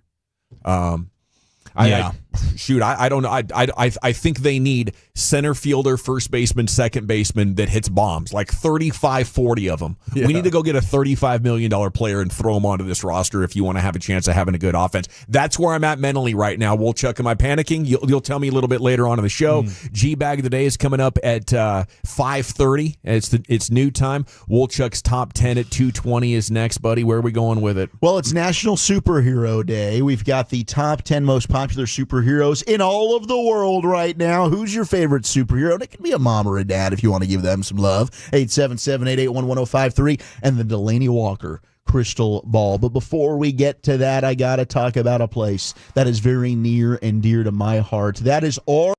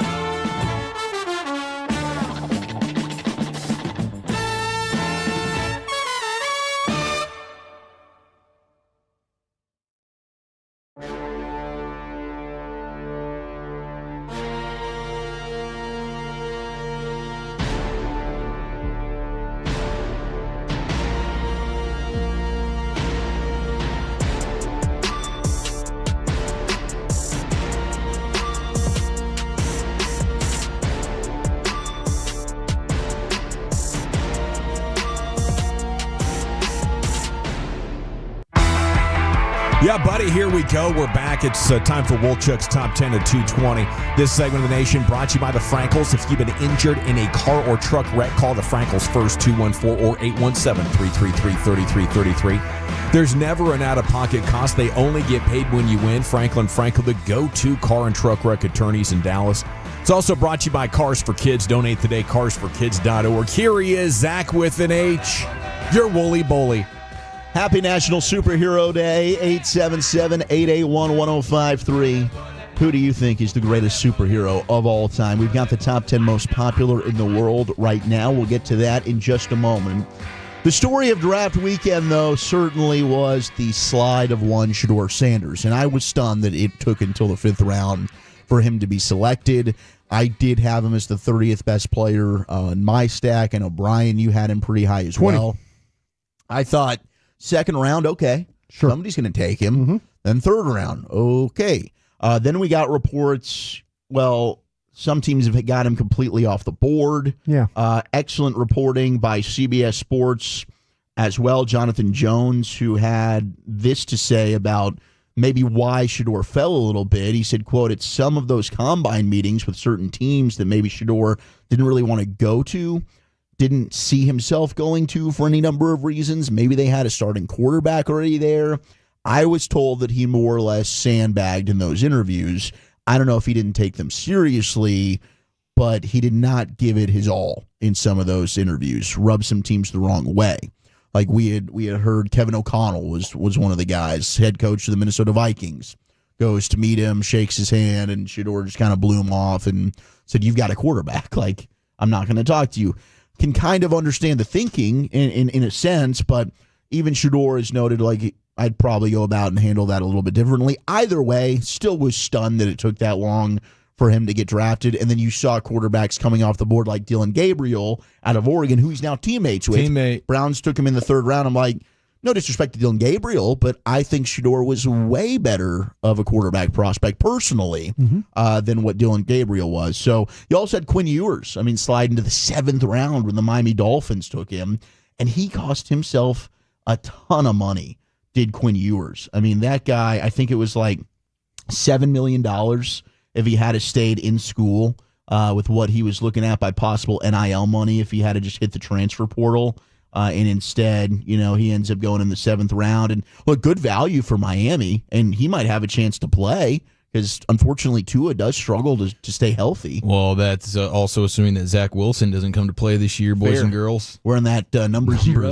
Is so weird for a quarterback. Very strange. I don't think I've ever seen a quarterback wear number 0, but that's what Zach Wilson is going to be doing in Miami as the backup. But the Shador stuff has to be, Broaddus, you would know better than the rest of us, the craziest draft story you've ever seen, right? My only experience of pre-draft major quarterback discussions, and this is why you can say what you want about Michael Vick, but in 2001, we didn't have a first-round pick with the Cowboys. And Michael Vick sat with us and met with us at the Combine, and we didn't have a first-round pick. We were scheduling interviews. We just wanted to get to know the guy and see what, see if as we evaluated him, we just wanted the full picture. Michael Vick, we had no first round pick. He did not come in and tank the interview. He put his best foot forward, looked everybody in the eye, did everything he had to do. But deep down inside, he knows there's no way in hell you don't have a first round pick. Mm-hmm. But he sat there with us and answered our questions for about 20 minutes. And then he moved on. And we all had a better feeling about Michael Vick. Maybe there's some things that we can learn from this, if you're quarterbacks. Maybe some agents and stuff need to kind of tell their clients, hey, these interviews are important. Man, this is the first opportunity these coaches have to put you on a board and talk to you and get a feel if you can diagram a play or talk about, walk through what, checks you need to make here. These things are important. I think this is what got him. I think the interviews really, really, really hurt him. And it gets around the league when a guy interviews somewhere and then it goes poorly. He's calling his buddies and he's talking about it in a way of like, man, did you get a chance to talk to the Sanders kid?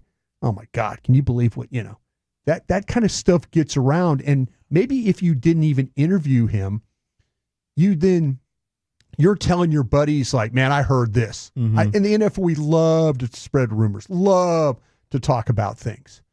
But I think the interview part of it, the film is good enough to get drafted.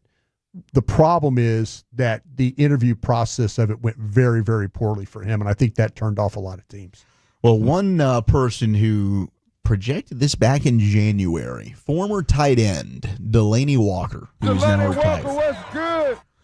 had the crystal ball working here, and he jumped on Bussin' with the Boys and actually had a bet with Will Compton. Now, this is from their podcast back in January. Taylor Lewan, Will Compton, and Delaney Walker, and this is how that conversation went. Hey, before we get going, you got to hear this bet. Yeah. So I come in and he's just talking nonsense. Always. Shador Sanders not going to get drafted in the first round because he probably saw a tweet that said a couple scouts doesn't have him as a first round grade. That sounds like the. And I graded him. Our bet, 1,000. You graded him. What do you know about quarterback? Yeah. $1,000 bet. This dude. $1,000 bet that he goes in the top 2 rounds. If he goes beyond that, Delaney wins. What you think of that bet? I think you're going to lose $1,000. You crazy. He said Shador's going to slip to the 5th round. Mark my words. But this is an offensive line draft this year. A lot of old line going to go. That's going to push a lot. Offensive line draft every year, bro. No, he's not going in a good quarterback. He's not going in the first round. Take the bet back. I ain't taking it back. No. I ain't taking it back. He was so confident we shook twice on that bet. Twice. He's not going in the first round. That is wild. That's like pre-combine. Yeah. January, Delaney Walker, he's going to go in the 5th round. Get this guy in the front office somewhere. My gosh. I mean, look, I know Mel Kiper was not happy with this. We can go over Mel calling out the league, which I did think was funny, but then when you look at Mel's track record, Mel, come on, Mel. Nobody knows how to evaluate quarterbacks. It's a crapshoot when it comes to evaluating quarterbacks. But I mean, it's an okay take if you want to have it. He just lost like the rules of decorum and professionalism that are supposed to happen up there. Yeah, he was so embarrassed. Yeah. He was so embarrassed by his own grade of the player, and you're going into the 5th round with a guy who's been your top-rated player since night 1. He was starting to lash out because his own grade had this dude way higher, and then he got stuck in there and couldn't see the truth for what it was. I think only Nico Harris from the sports world can relate to that at this point. This is the huge disadvantage that media scouts do have is you don't get to interview the players. Totally, you don't get to. I mean, you could watch his tape and watch him roll to his left and open his hips and square his shoulders up and make some incredible throws. You can watch him make legitimate NFL throws, and you can see accuracy, you can see toughness, you could see poise when he's just getting crushed. You could watch the Nebraska game, and they did not block one play for him, and just kept getting up, and trying to make plays. That part of my respect for him. But tough as hell. The interview part of it does matter. When you turn these people off, that's hard. That's a very hard thing to deal with. I think he maybe had the confidence of his dad, who the legend goes just showed up, ran a 40 in his businessman shoes, and hopped back in the limo and left. No. His dad was incredible. Maybe he wanted to be like dad in that way. But I'll tell you what, he handled it so well. And the celebration they had when they drafted, maybe it just wasn't all that important to him that he made a great impression. Maybe he made a giant mistake that the film should tell you everything about me, and I don't have to respect this process of the interview.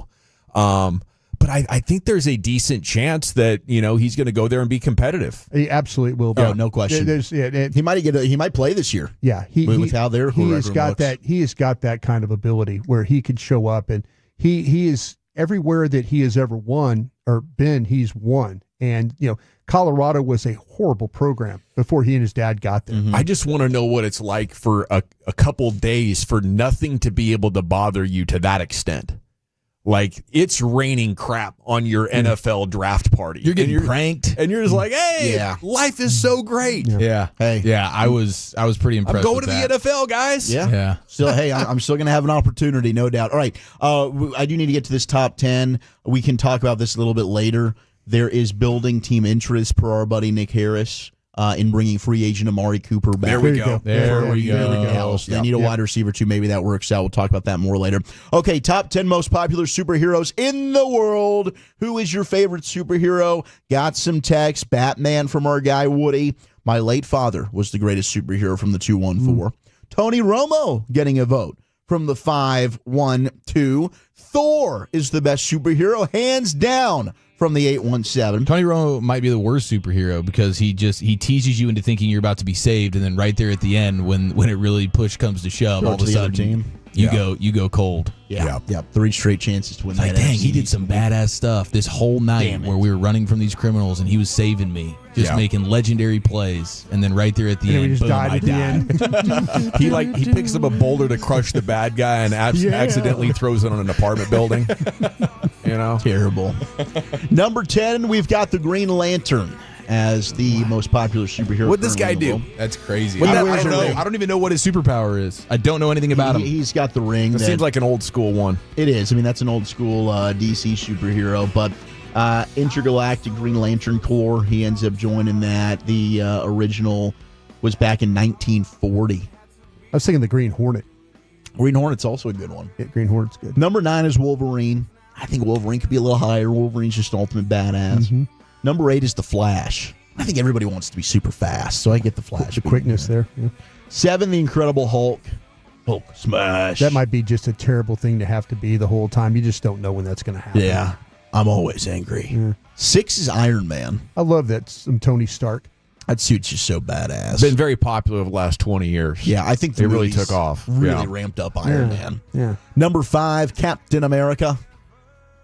I'm a Roger Staubach fan. Absolutely. There you go. Yeah. Number 4, Wonder Woman. That Yeah. lasso of truth, man. I like the. Is she back? I know she was big in the 80s. Oh, yeah, She's back. Yeah. She's back. Linda Carter was. Yeah, that was who played it in the thanks 80s. to Gal Gadot. Honestly, with like the DC Invisible movies, Airplane is the best. the first Wonder Woman is probably the best that they did out of those. Spider-Man coming in at number 3, which you did not like Spider-Man. Have you come around on Spider-Man? Yeah, I didn't like the Tobey Maguire Spider-Man. Fair. Who did Spider-Man work for? Is that Perry White? Was he at the Daily Bugle? What was that? Oh my gosh! Am I asking too many questions? It wasn't Perry White. No, I know exactly who you're talking about. J.K. Simmons plays him, the character. J.K. Somebody's going to text this in. Yeah. Somebody's going to text this in. Who was Perry White? He was part of somebody. I don't know. I think he was a Superman. He was Superman's boss. Okay, Perry yeah, I White think you're was. right. Yeah, that's the okay. Daily Bugle. That's Yes. the Daily Bugle. Yes. Yeah, there you go. Somebody please text in J. Jonah Jameson. Thank J. you so Jonah- much. there we go. Thank Ross you. Boss. Thank you, Ross. J. Jonah Jameson. That's There you go. right. Number 2 is Superman. pictures? I want pictures now. Get the Spider-Man guy. So Take care of good. him. Yeah. That's a menace right there. We got a vigilante. Number 2 is Superman. But number 1, the most popular superhero in all of the world right now, and yes, my personal favorite, and others might crap on it, but Batman. I do love me some Batman. The Batman whole franchise, I think, has gotten a lot better. With the introduction of Bane, and now you got the Penguin.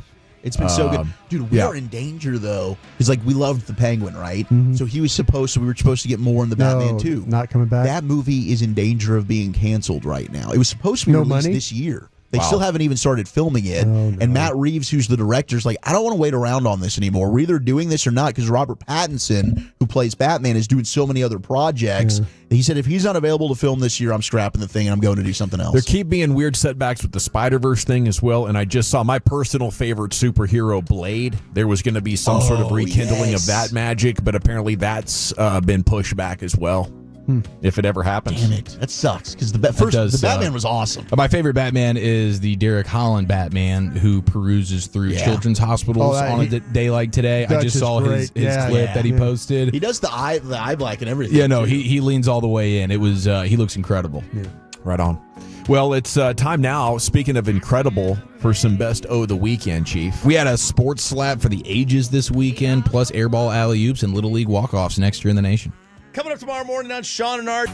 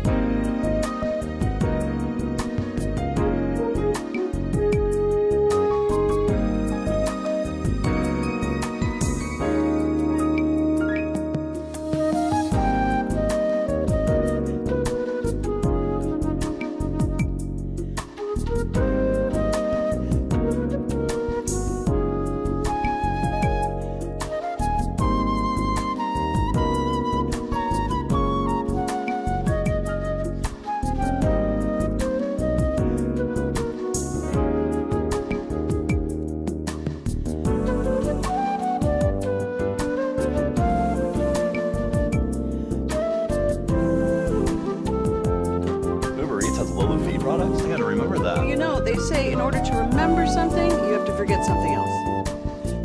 Okay, now that is a very cute haircut. That's like a little shag. I've never seen it before. Well, I mean, of course you have. It's the Rachel. Oh, is that your name? No, I mean like your name. No, I'm Jen. My name's Jen. Right, but I just mean like this is your haircut. But that's hair on your head. I'm not saying this is your hair. Okay.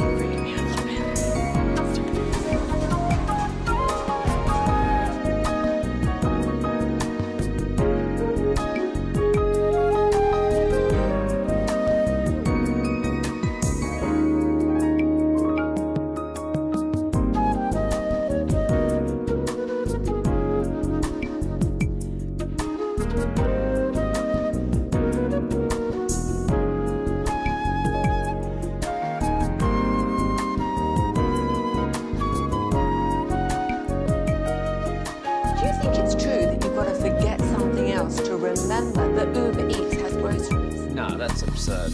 Hey, remember when you used to be what was it, Pepper Lady? Pepper Lady? Wasn't it Cinnamon Sisters? Basil Babes. Saffron Squad?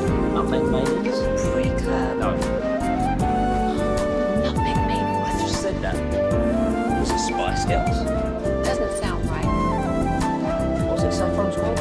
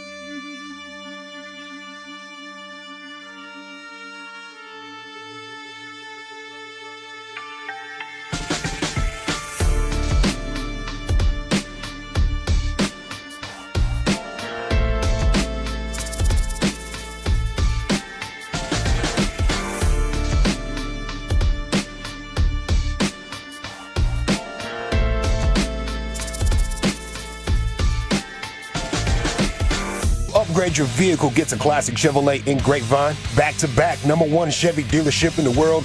They've got more new Chevys than anyone and their own price to sell. Silverados, Tahoes, Blazers, Malibus, Equinox, and more. Visit ClassicChevrolet.com. This is Texas. This is Classic Chevrolet. Together, let's drive, relax, and enjoy the difference. Based on new Chevrolet registrations 2023 and 2024. Yeah, buddy, welcome back. It's the G-Bag Nation here on the Fan. We'll talk Rangers, Stars, Cowboys draft coming up at 3 o'clock with you. Here's your Chief with the best of the weekend. We'll get you to the sports slap here in just a moment, but we have to talk about the two craziest finishes of the sports weekend. Unfortunately, one involves our Texas Rangers, a comedy of errors here. Little League walk-off home run style. It's 2-2. It's the bottom of the ninth, and it's Mr. Ramos at the plate. He swings, hits a dribbler, third base side, tough chance. Jackson, bare hands, throws wild, and throws it down the right field line. Ramos on his way to second base, and he will turn for third. Here's the long throw to third. He's safe at third. The ball gets away. He's headed for the plate, and he scores without a throw. And the Giants have won it on a walk-off Little League home run. Ooh, he said it. He said the walk-off Little League home run. Eric Nadel, back-to-back weekends, meeting the moment for walk-offs. One was in our favor thanks to El Bombi. That was last week, and then what a difference 7 days can make. Well, that was brilliant broadcasting. I think from Eric, he was doing a tremendous job of like staving off what must be frustration and cynicism and sarcasm, just like, in his Ranger bones, just aching to come out. But it couldn't. He denied it. But he still managed to sneak in the dagger. He just slipped it in right there like a brilliant assassin that he is. Bassick had something similar, like at the end. Like he just like gives you the analysis, and then right at the end he's like, it's just something you don't see in the major leagues. Or like something about like surprised to see that in Major League Baseball. That's tough. This is number 1 on SportsCenter's Not Top 10 on Friday, right? Every Friday they crank it out.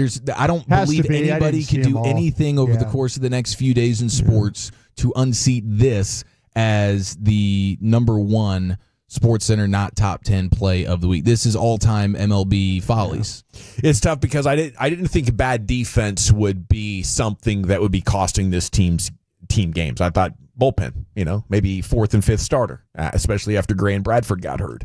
And I guess I thought a little about the lineup, but I didn't think one of the worst offenses in Major League Baseball. It hurts. No, and plenty of opportunities. Plenty of opportunities. They hit the ball plenty yesterday, but couldn't really drive anybody home. You get a leadoff triple from Jock Peterson, and it results in nothing. Other than maybe a sprained ankle. They get the bases loaded in games. They can't do anything with it. It's just it's ridiculous how they just can't get the timely hit with runners in scoring position. Now, you had that as a crazy ending yesterday. How about over the weekend, the Denver Nuggets pulling off the airball alley-oop at the buzzer? Nikola Jokic to Aaron Gordon. And that thing, you slow that thing down, the ball was off his fingertips and in the hoop when the buzzer went off. It was clean, and it was hilarious because Nikola Jokic after the game's like, that was definitely not a pass. I was trying to get that bucket there. Yeah. I think I need a higher resolution TV or something, because when I look at that deal, I still can't tell. I mean, it must have been 0.001 seconds difference. Yeah, no, very. I mean, it was very close, and it was on just my computer. I went back and saw the clip, and I just slowed it down multiple times and tried to see. And it's like, every time it shows the ball is just out of the fingertips as that thing's expiring. What a great series! I mean, with that going on, and then T-Wolves Lakers is amazing, and the drama with Pacers Bucks, like they're all trolling each other and trying to fight each other. It's amazing. Bucks are done for now. Old Damian Lillard with the Achilles. That's super unfortunate. Gosh, that sucks. Maybe he can have a crazy recovery like he did from the blood clot. They'd never seen a recovery like that. Maybe he can even beat Aaron Rodgers with the Achilles. But the Bucks are done for, man. But Giannis could be on the move. That's what's exciting about that one. Could be. And that ending to the Lakers game yesterday was bad, dude. Bad for the Lakers. Probably for sure. The Lakers probably get Giannis. They blew a double-digit fourth quarter lead. LeBron put up a bagel in the points in the fourth quarter. Anthony Edwards is bullying LeBron and going scorched for 40-plus. How much do you think that the Lakers are going to continue to put up with that coach? Seems like to me he's always. They love firing their coaches. I mean, like he's always. You mean because he yells at him so much? Just constantly. Yeah. Well, the last he did do it once in this series, and they rallied and won. Sure, but it just seems like he is just. I think he's done a pretty damn good job there. Okay, so I did want to get to the slap, and I don't know if you guys saw this or not. This is a UFL slap for the ages. Open hand. We got a Battle Cat fan that got hit. A Battle Cat. Battle Cats. What are they called? Fortunately, our Renegades were not involved. No, but what's they're the Battle Hawks. Battle Hawks. Yeah, Battle Hawks. There's a cat. I think there's a cat there in the UFL somewhere. Battle Hawk. I'm sorry, Battle Hawk. This involves the Michigan Panthers. Oh, okay. Oh, there we go. And brother of one Puka Nacua. Yeah. His brother Samson. I guess this is like right after the game. There was a fan that was leaning over, like sitting in the front row, basically, and leaning over and talking smack. And Nacua just hauls off and smacks the dog S out of him. And I think Carter's got the video up on the fan cam right now, and you can see it. But it was just clear, open. They're talking face to face, and then boom, slap, and then he walks away. His teammate starts laughing and pointing at the guy who just got slapped. I mean, the whole thing is truly hilarious. That's the best part of it, is the teammate laughing, and I'm like, I got him. I don't know. I wonder what the UFL. What's the ruling on this? I don't know. I haven't seen anything about UFL suspensions or anything like that. Maybe it's just, hey, dude, I was popping dudes off. don't make I enough probably deserve money. the slap, so I'm not really going to go as far as pressing any charges, but I'm sure this guy probably could. Yeah. It was. You probably could if you wanted to. It was hilarious, man. And the pop on that, it was loud. I think yes, he'd probably get suspended a couple of games if it's the NFL or the NBA for slapping a fan who's sitting in the stands. Absolutely. If this was like the NFL, this would be this is not. This was actually Puka Nacua on like Sunday Night Football or something. Yeah. This would be the biggest story going right now. Move over Shador, make a place for the slapping Nacua, and we do have a slapping Nacua. It's just not it's not Puka. And it's not the NFL. So I don't know. This will probably go relatively underreported, but one hell of a slap, no question. And that's way more disrespectful than just punching the guy. Just slapping him in the face. Slap probably. Does less damage physically, but emotionally, you're like, dang, I just kind of feel like a I just straight up got slapped like that. What did you think about the Nationals over the weekend combining their fireworks night at the ballpark with pups in the park night? Yeah, see, that's not a good play there. That's just not an awareness. They didn't have that plan. Don't have any dog people in the promotions department, I assume. Now they threw him, and you know that's a bad idea, Chief, and you hate dogs. Yeah, that's probably going a little far with it, but I'm not crazy about the idea of them. Nonetheless, you take your dog to the park, all of a sudden there's fireworks, and they did throw up like a 20-minute warning of like, hey, just so you know, this is going to happen, so you might need to get your dog up out of here. But that just feels like one of those double promotional nights that doesn't need to intersect with each other. Yeah, Bennett was telling me, Bennett fires the cannon, Smokey the Cannon down at Texas, and they bring your dog to the park night, and Bennett's like, they told us, please don't fire the cannon. They were at least the university was thinking like, listen, we're going to score some runs, you're going to fire the cannon, and we don't need the dogs to like lose it. So they got the night off from having to fire the cannon. Good. That's smart. Yeah, that's good awareness. Good awareness. I feel like that must have been a disaster. I haven't seen any clips or anything of just dogs barking like crazy in frustration. I mean, even on July 4th, you can't have a dog anywhere near what's going on because it usually gets ridiculous. And then I'll close it down with just a tip of the cap to one of the greatest American athletes and competitors that this world's ever seen, Joey Jaws. The legend. Buffalo Wild Wings is doing the all-you-can-eat wings again. So they threw him into the promotion, and there's a video. I'm not going to play it here, but there is a video of him hammering home 14-plus pounds of bone-in chicken wings. That's amazing. From Buffalo You were Wild jealous, Wings. weren't you? Yeah, I did. There was a little bit of envy involved there, but he continues to impress. Like, this is a guy that's at the height of the sport, and he's still willing to go out there and put it all on the line. Thank you, Chief. Hope Yes, sir. everybody had a terrific weekend. We do Best of the Weekend every Monday at 2:40. We'll look at your top stories of the day. Let's get a snapshot of the Cowboys draft as a whole. What does some of the national grades say about the work the Cowboys did? Does he get a Broaddus and Wolchuk thumbs up? Plus the latest on the veteran wide receiver the Cowboys are potentially closing in on. That's coming up next here in the Nation.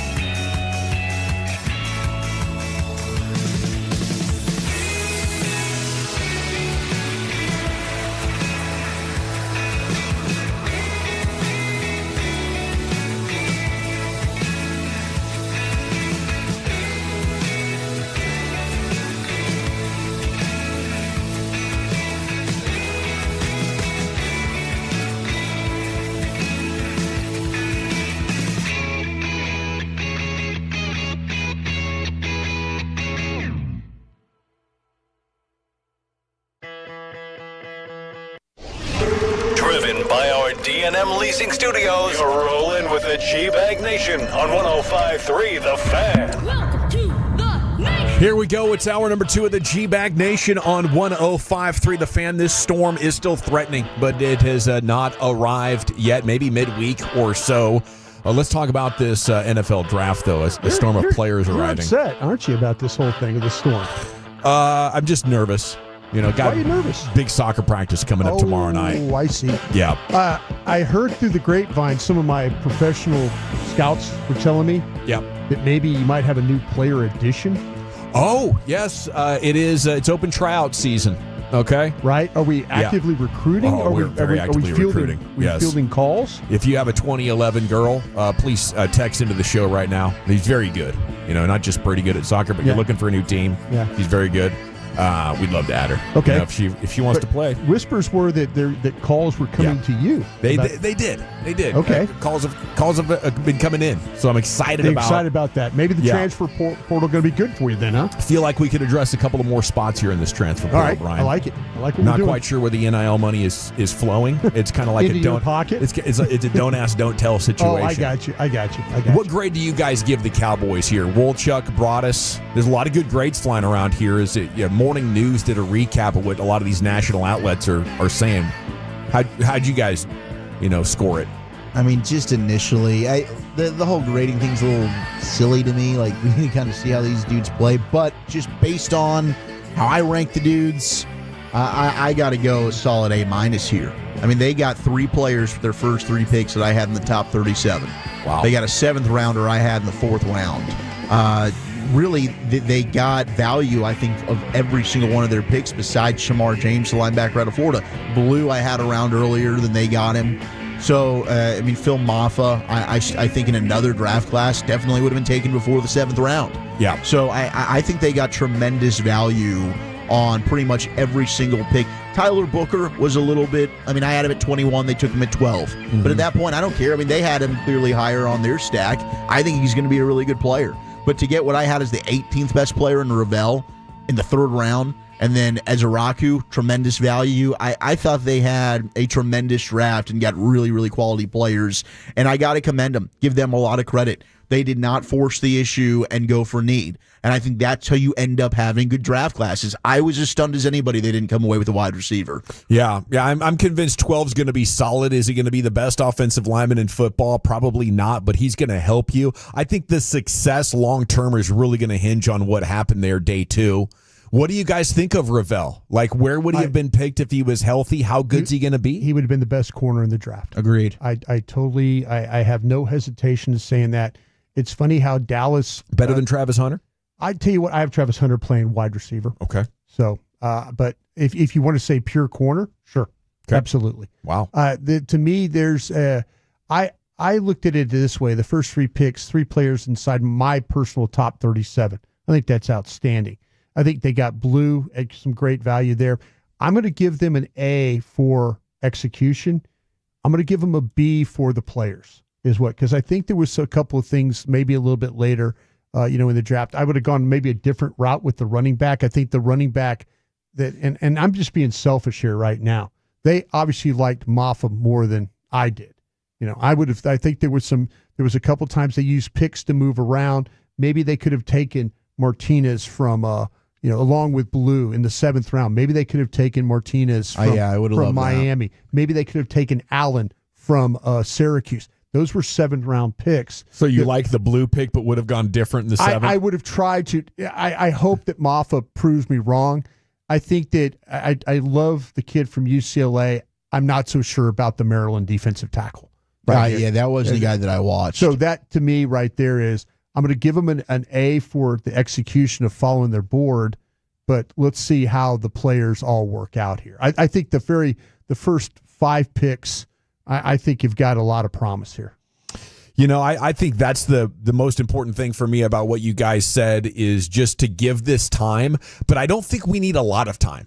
Like, if you don't have people reacting to you positively after the first week of training camp, I think it's like, oh, what's going on here? He hasn't had people talking about him well. There's no highlights popping up on Cowboys Twitter. By the time we're done with preseason game number 1, if you haven't made a great impression, then you're probably not going to show up and make a big impact in your rookie year. I'm going to transition you to, hey, hopefully in the rotation as a rookie, and we'll see how much you can grow long term. So, I think rookie mini camp that's going to happen here in a week or so, and then OTAs. These will be, real evaluation opportunities, and we hope you can make it through the spring and summer months with us as we build into camp. Now, Pro Football Focus did give him an A+.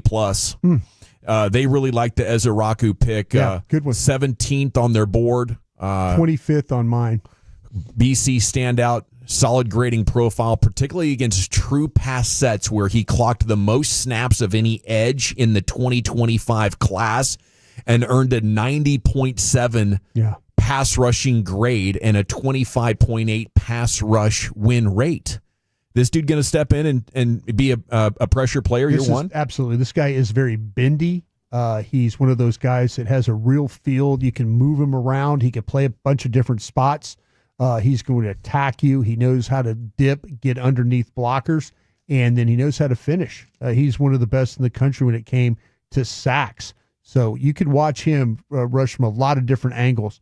His pure pass rushing is pretty special. How are we available at 44?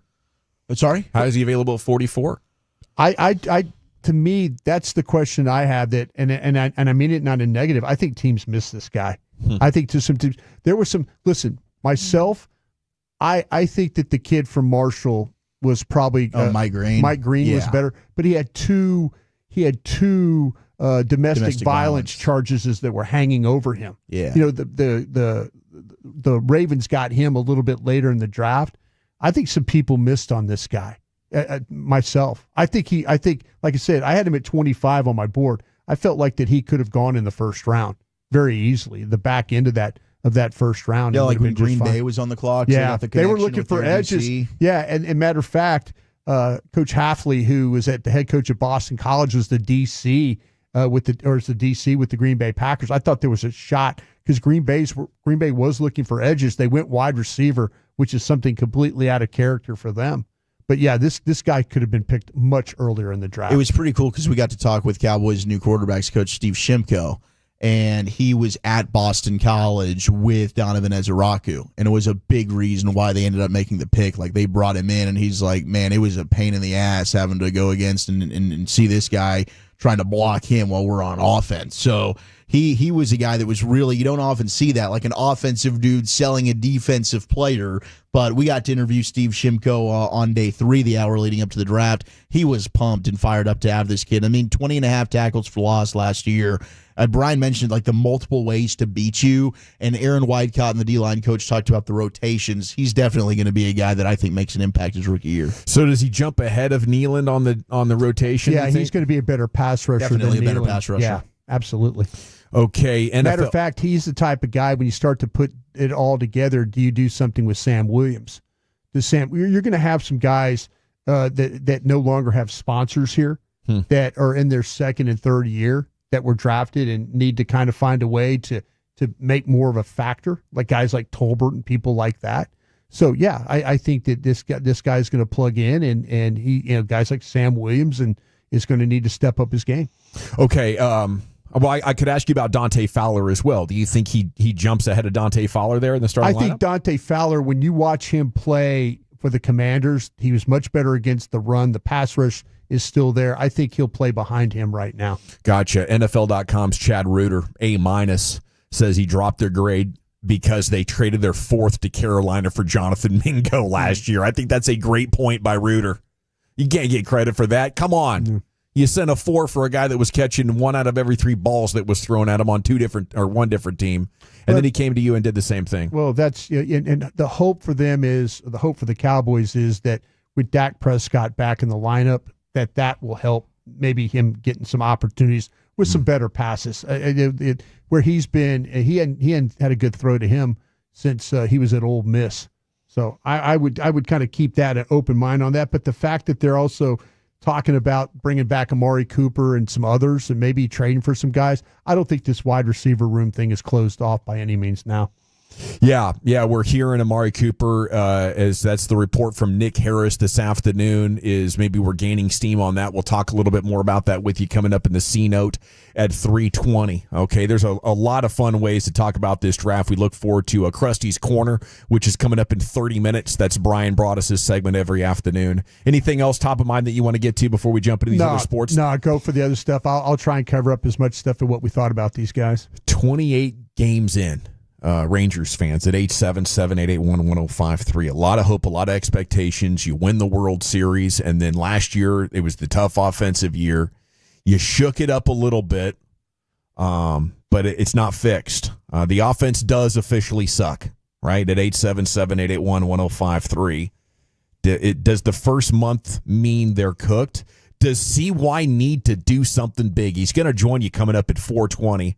Text in. Leave your name and city you're texting. They are last in runs scored, second to last in on-base percentage, sixth worst in OPS and batting average.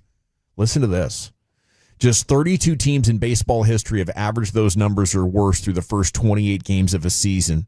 The most recent team to do so before these Rangers was last year's historically bad White Sox. Only one of those 32 reached the postseason. It was the White Sox in 1917. Wow. And only 3 won more than 78 games, 3 of the 32 that have started this bad. That 8-2 start, very fortunate. It gave you the cushion. We didn't think we'd be relying on this cushion so soon, but dang it, we're there. So those numbers are from the morning news today. And I don't think you can run from this at all. It's shocking, but I would say yes. I think if they play the season out the way that things are going now, I wouldn't expect them to make the playoffs. How about you guys? Yeah, I mean, your offense can't be this bad and expect to be able to sustain throughout the season. Like, the pitching has still been good. It's not even like the pitching has really gotten super away from you, and now you're like, dang, we would have had to score 6 or 7 runs to win these games. Your pitching is still really dang respectable, and you're not going to be able to just win all season 3-2. It's just not going to happen. You put way too much pressure on your defense, as we saw yesterday. Well, and I just wonder about their approach, like the overly aggressive nature. Their swing rate is like historically high. Yeah, they don't walk at all. But what's also now a concern is you're talking about is the defense. They lost a game the other night with Tavares making an error in the game. Right. So here you've kind of pitched away a couple of games or kicked away a couple of games that your defense, which traditionally is pretty good, has kind of let you down the last couple of nights. Yeah, if this is going to be a 2-year-long stretch, I think you got to look at making a change with your hitting coach. I mean, that's something that I think that they're going to have internal conversations about as well, because you added some pieces that you thought would help provide some more offense, and you're having some similar issues when it comes to just timely hitting, chase rates, not having necessarily consistent quality at bats. It's definitely something that is frustrating. I mean, Adolis Garcia is streaky, but guys like Jake Berger and Jock Peterson that have been successful throughout their careers, and all of a sudden, you're starting to see some things even with them that seem to be bad habits. I do have to wonder about that. Yeah, the thing about it is that CY will come on here, and the way he'll answer the question is that, we're confident in the approach. We're confident in the message. We're, he'll kind of support, the staff in that way. But I agree with Zach. I think internally you have to have those types of discussions. Like, okay, is the approach the best thing? Are we doing everything in our power to take advantage of technology, to take advantage of time that we get to work with these guys in the cages? Is the message the right message?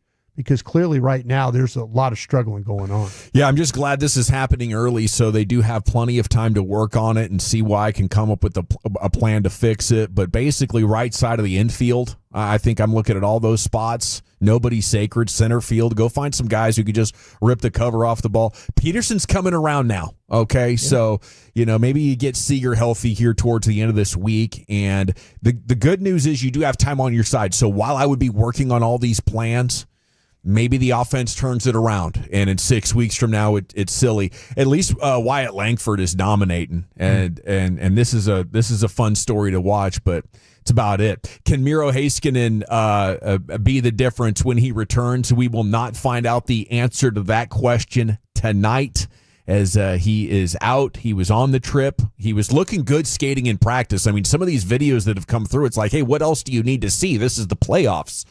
But, clearly he's a tough guy, but he's not going to be able to go tonight. So we'll hope that the Stars can pull one off back at home. Go give him an emotional surge. The fans are going to be great. Lakers lost to the T-Wolves. LeBron and Luka were great in the first half. They sputtered in the fourth, and the Lakers gave up a 10-point lead. They went down 3-1. So this thing is basically over.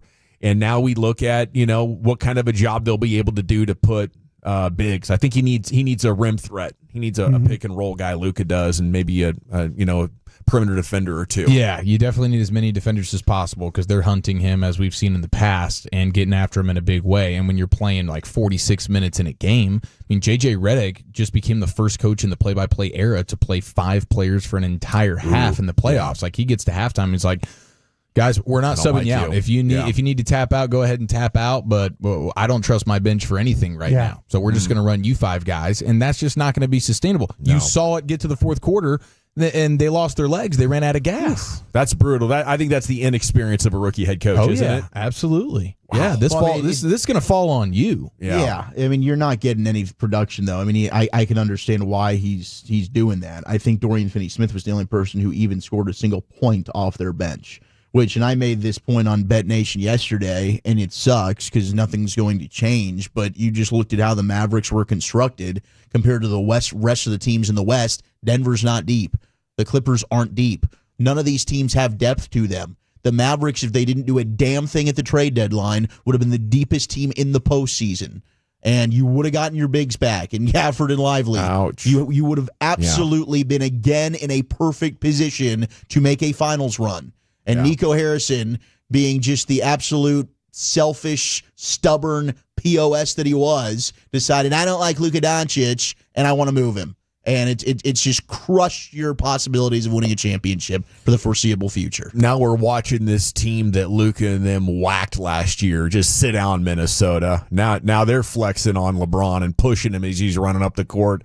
Luka and LeBron can't do anything.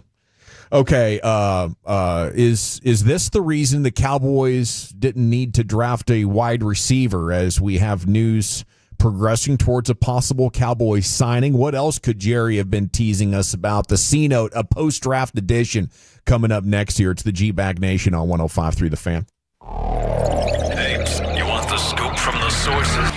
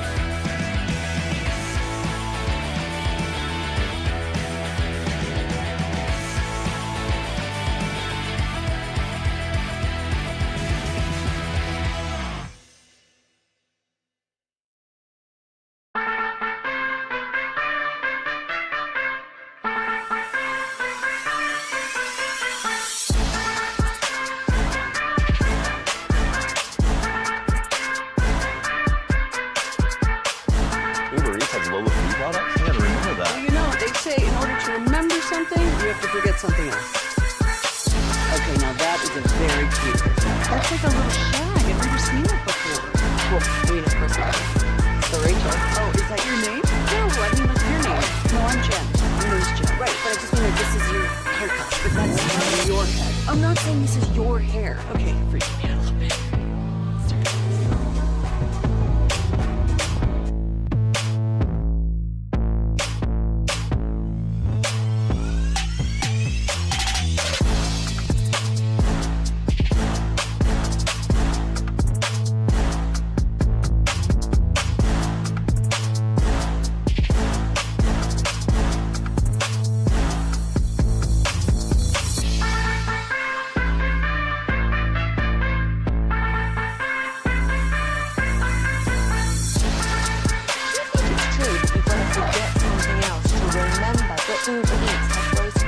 That's absurd.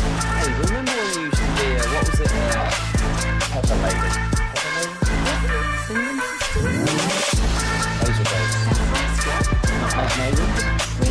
No. You said that. Was it spicy? Yeah. Doesn't sound right. Was it something for?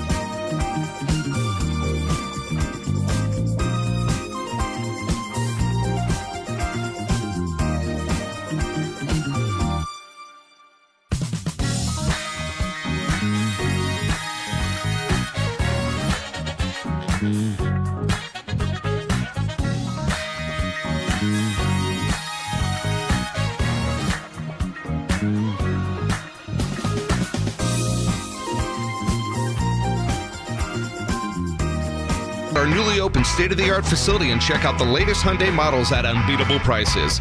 Visit us today or explore our deals online at alliancehyundai.net. Yeah, buddy, welcome back. It's the G-Bag Nation here on the Fan. Time for the C-Note. Cowboys news of the evening brought to you by Cars for Kids. Donate today, carsforkids.org. The Cowboys bringing back a former star wide receiver. Is he still good? Segment's also brought to you by the Frankels. If you've been injured in a car truck wreck, call the Frankels first, 214 or 817-333-3333. There's never an out-of-pocket cost. They only get paid when you win. The Frankels, the go-to car and truck wreck attorneys in Dallas. 561 says Amari didn't produce Jack with Josh.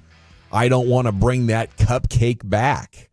Okay. And I think that's where we'll start here. I wanted to tell you, though, that it's Nick Harris who tweeted, there's building team interest in bringing free agent Amari Cooper back for a reunion. That, is after last year started with Cleveland, then to Buffalo, wasn't good in either situation.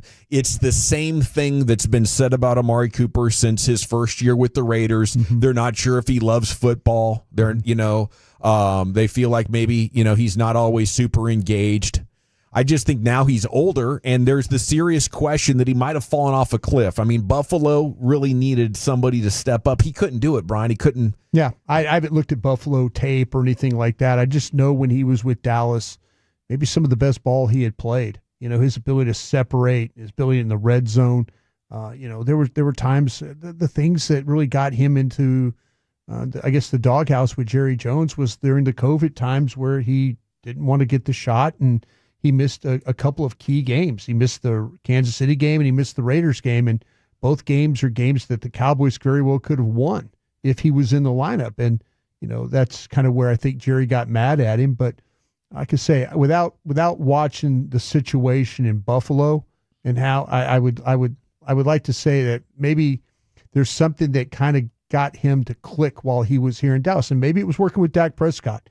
Maybe that was something that the feel that, and working with Josh Allen is one of the best to play.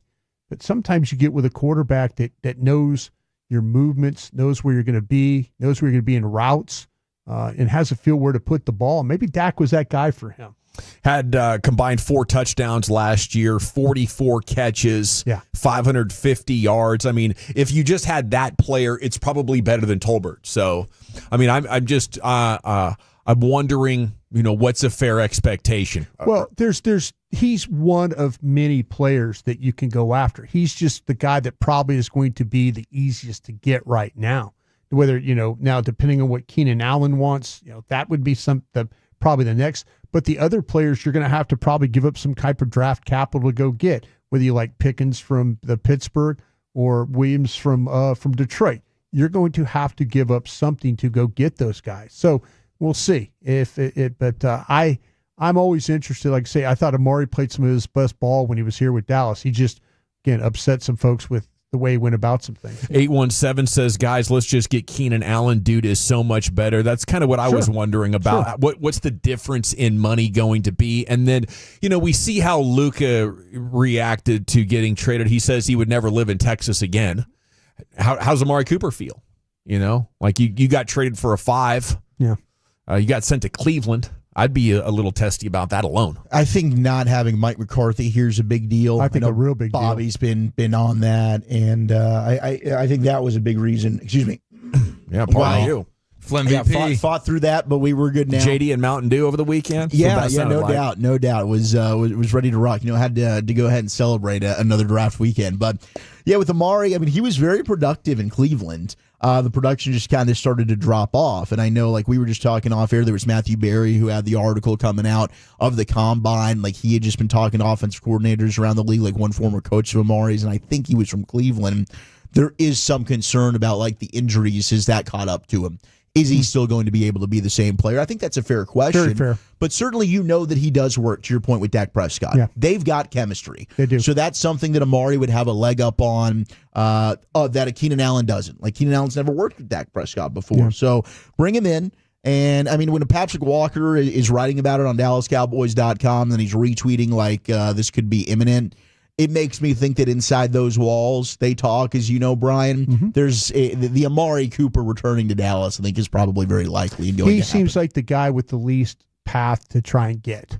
Like I said, I think other guys you're going to have to either come up with more money or come up with draft capital to get them. And then even if you trade for some of these guys, then it turns into you're going to probably have to pay those guys too if you want to keep them around. So, there's a couple of different ways that could go here. Is Keenan Allen like a $10 million one-year player? I meant to look that up while you guys were talking. He might be. I mean, that might be why he's waiting around. I think that was what he was. Might be right about that with Chicago. I kind of remember him just signing a one-year deal and it being for like $10 million.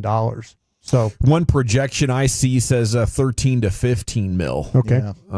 So that I think that's significantly more than Amari's going to get. I think Amari's more in the 5 to 8 range. I think that's where Amari's going to probably fall well below that, and that's the path of least resistance right now. And you're probably getting a lot less of a player, but you're getting a player that the quarterback does have familiarity with. Okay, Jerry Jones with quite a spicy comment on one of his players. Could this signal the end? I think this might be the final season that Trayvon Diggs is a Cowboy. He was asked when Trayvon could return. Jerry said, "We have a good idea. He's working hard." That's very important because if he will be very good and diligent in his rehab, then he'll get back quicker. And when he does get back, he'll be sounder. If he has not worked as hard, he is more subject to injury. He's learned that one time. Yeah. I have a lot of hope that his actual rehab and experience from the time before is really helping him out, and I think it is. So calling the player out for not rehabbing that first injury and maybe suggesting that he's injured again as a result of that. And I think that's one of the things that's going to get a frustrated Jerry Jones. Seems like he's on his bleep list right now, Brian. Yeah, he absolutely is. And this is something that, to me, is not new. We've talked about this. You've talked about it on I the wonder show. where we've heard this before. Then people want to tweet like videos of Diggs working out hard, but it's just we don't know what the hell we're talking about, Brian. No, this time last season we were talking about this. I keep saying we're talking about it, but there was some concerns. There was some concerns that whether he would be ready for the 2024 season, and that he wasn't working on his rehab as diligently as he needed to be, and that were others that were working diligent on it, and he wasn't one of those. And there was some talk too about that maybe that he, and the secondary coach was kind of coddling him a little bit and keeping him. Al Harris was protecting him from being a guy that should be diligent with his workout. And, the player was trying to do some things. Al was like kind of had his back, and, people in the organization were like, well, he needs to get this going. If we're going to have him for 2024 and be ready to go, he's got to be able to do this better. And it just didn't happen that way. And it's like, say, Jerry's now saying things that we really knew about this time last year. That's probably another guy that they talk about when they're talking about trying to make sure they're drafting high character football players who love football and are as dedicated to it as you would want your professionals Smith to be. Could fall into that. Yeah, there's a handful and of maybe guys. Guyton could fall into that too. Yeah, there's a handful. Yeah. But Trayvon Diggs, not only did you draft him, but then you got to the table a little early and gave him the big deal. And you should have known better than anyone. It's clear when you watch him on Sundays. This isn't a guy who is all in. So Cowboys, Jerry, you're probably ticked off, but don't be surprised by it. Right. Great stuff, guys. Okay, so many things to ask you about with this draft, and the text is asking about another one. What about Isaiah Bond? I want to bring that up for sure, but did the George Pickens thing actually get close? My guy in Pittsburgh, buddy of mine up there, Steelers fan, was bugging me thinking the Cowboys were going to send 12 to the Steelers. I was like, dude, that's not happening. No. They asked for 44. I was asking around some media, some people that cover the team over there too. Pittsburgh would have wanted 44 for Pickens. Yeah. I just don't see the George Pickens fit in Dallas. He is an outstanding talent, but this is a dude who's fighting teammates and fans every single weekend. There's something going on with him on a game day. And for Brian Schottenheimer, who's talking about, you look at their draft, high character guys, team captains. They're preaching love football, the commitment level. I don't know that George Pickens doesn't love football, but clearly he is easily distracted by things that are not just the game. And when Mike Tomlin is like openly, okay, I'm totally cool with parting ways for this guy who's put up with a lot of dudes that have different types of personalities, Antonio Brown, Le'Veon Bell, go through the list there. That makes me think I really want no part of a George Pickens personally here in Dallas, despite the talent there.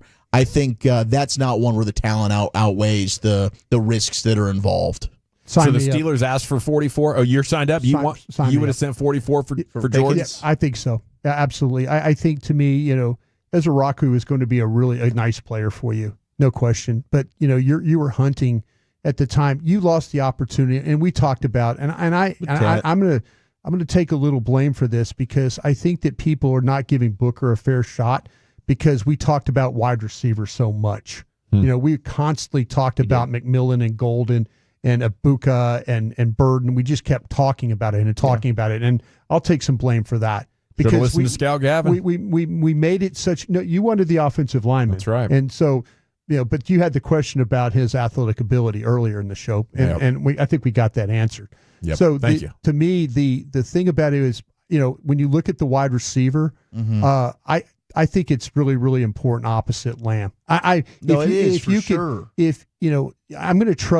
trust Shoddy. I'm going to trust the room. I'm going to trust. And you're right. Tomlin is one of the best in the league, but I'm willing to make that deal to add that kind of talent to this football team. I just am. I don't think they could go into this season, and we talked about this. We said this was going to happen. They were going to tell us about Mingo. They were going to tell us about Tolbert. They were going to tell us about they didn't take the opportunity. And to me, this is where with the way that they ran their draft tells me that maybe they have a plan. Maybe they do have a plan to go out and get a guy legitimately. And maybe it's not just Amari Cooper. Maybe it is one of these other guys. Yeah, maybe they're going to trade a pick for next year. But they didn't, I guess, want to part with the second rounder for this draft to go get that guy. And maybe the price goes down. It's possible that it does as they get closer to the season. Maybe Pittsburgh says, let's screw this. I mean, we got DK Metcalf. We'd rather just get the guy out of here. It's crazy. We're going to go into a third draft in a row next year feeling like we need a running back and a wide receiver, aren't we? I don't know. I think the blue thing, to me, if you had Rico Dowdle, I think that would have made the blue thing, I think, is going to be really good for you. I'm just interested in the pairing that comes with that now. Is he kind of like a Tony Pollard guy where you're wondering, can he be in every down? I see Devon Achane from the Dolphins. I think this guy is better than Tony Pollard. He's faster, which says a lot. I do. And he's a better, Pollard was a really good receiver. Obviously, he was a converted wide receiver in college. But I think that is kind of the expectation of how things could play out in Dallas. He's not going to start immediately, but he could develop into your starter. But he's got the tiny hands. Like I saw that chart. That means you are probably going to not totally get rid of that fumble issue ever, are you? I can't say that. A big problem.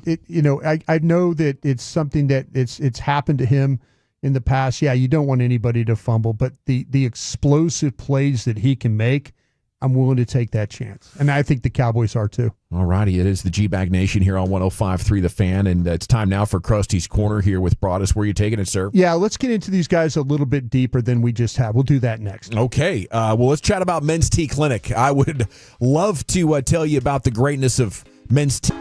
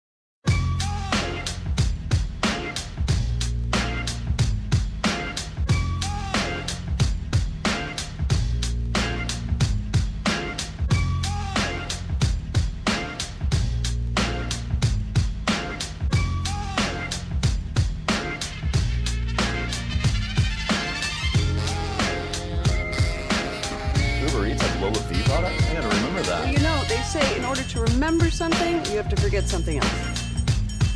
Okay, now that is a very cute haircut. That's like a little shag. I've never seen it before. Well, I mean, of course you have. It's the Rachel. Oh, is that your name? No, I mean like your name. No, I'm Jen. My name's Jen. Right, but I just mean like this is your haircut. But that's hair on your head. I'm not saying this is your hair. Okay, freaking me out a little bit.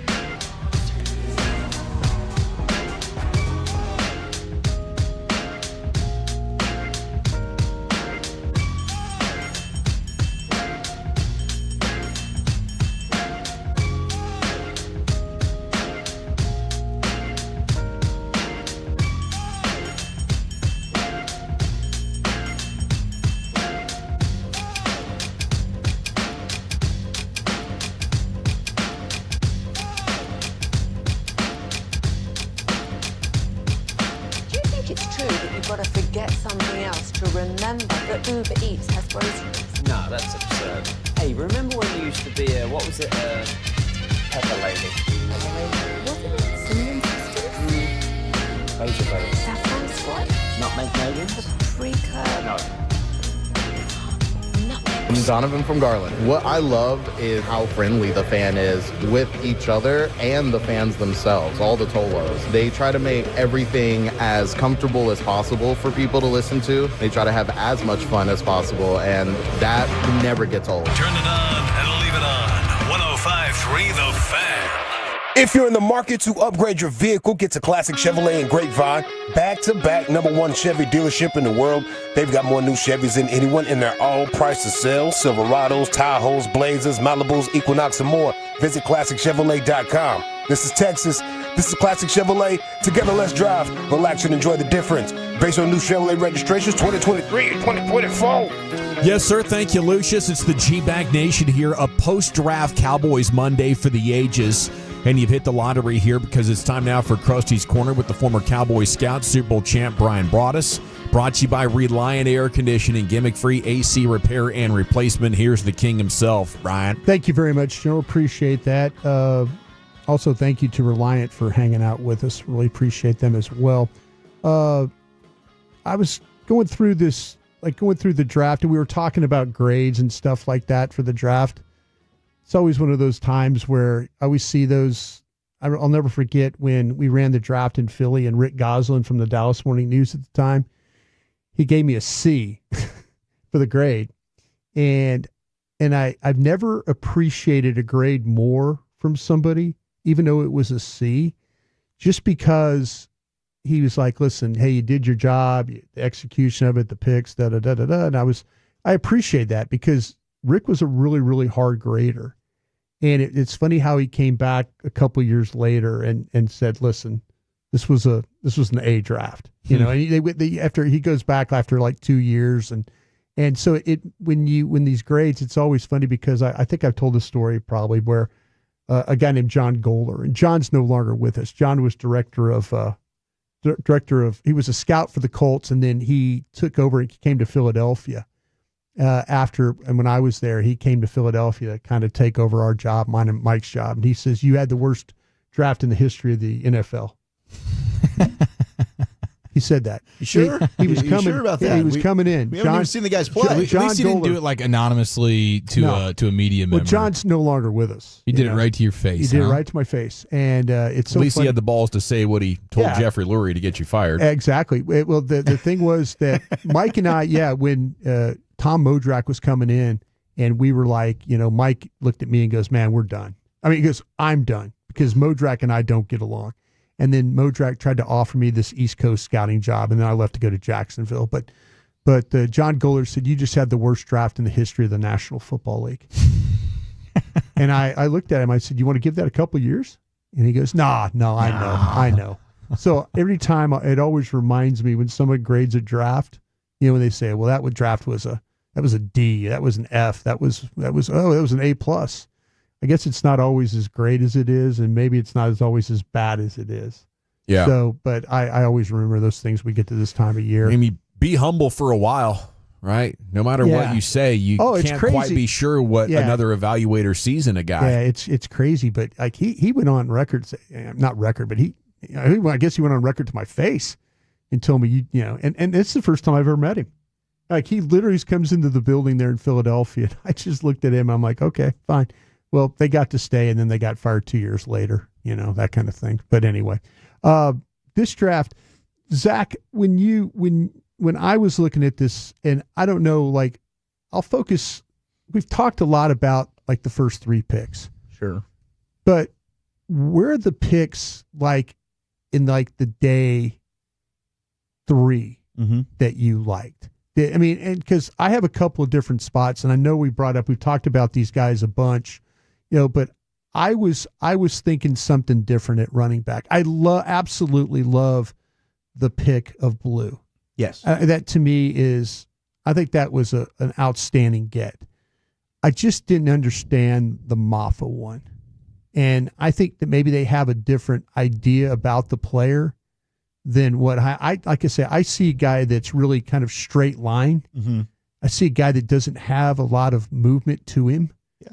I see a guy that, he caught the ball a couple times there. I don't know how really great that is a part of his game. I just felt like there were a couple of guys that were taken, especially I mentioned Martinez from Miami. I mentioned Allen from Syracuse. I just kind of was thinking about if you're going to draft and pair, because I was thinking they were going to double dip this thing at running back. And I'm glad they did. I just don't know if I'd have done it with this particular player. Yeah, I wonder if you could have gotten Jay Toia with the pick that they ended up taking Maffa. Yeah. And then you end up grabbing, say, Damian Martinez from Miami. Right. Or Kyle Monungai from Rutgers, who right. I kind of had my eye on. Those guys, I think Martinez would have been an absolutely perfect pairing.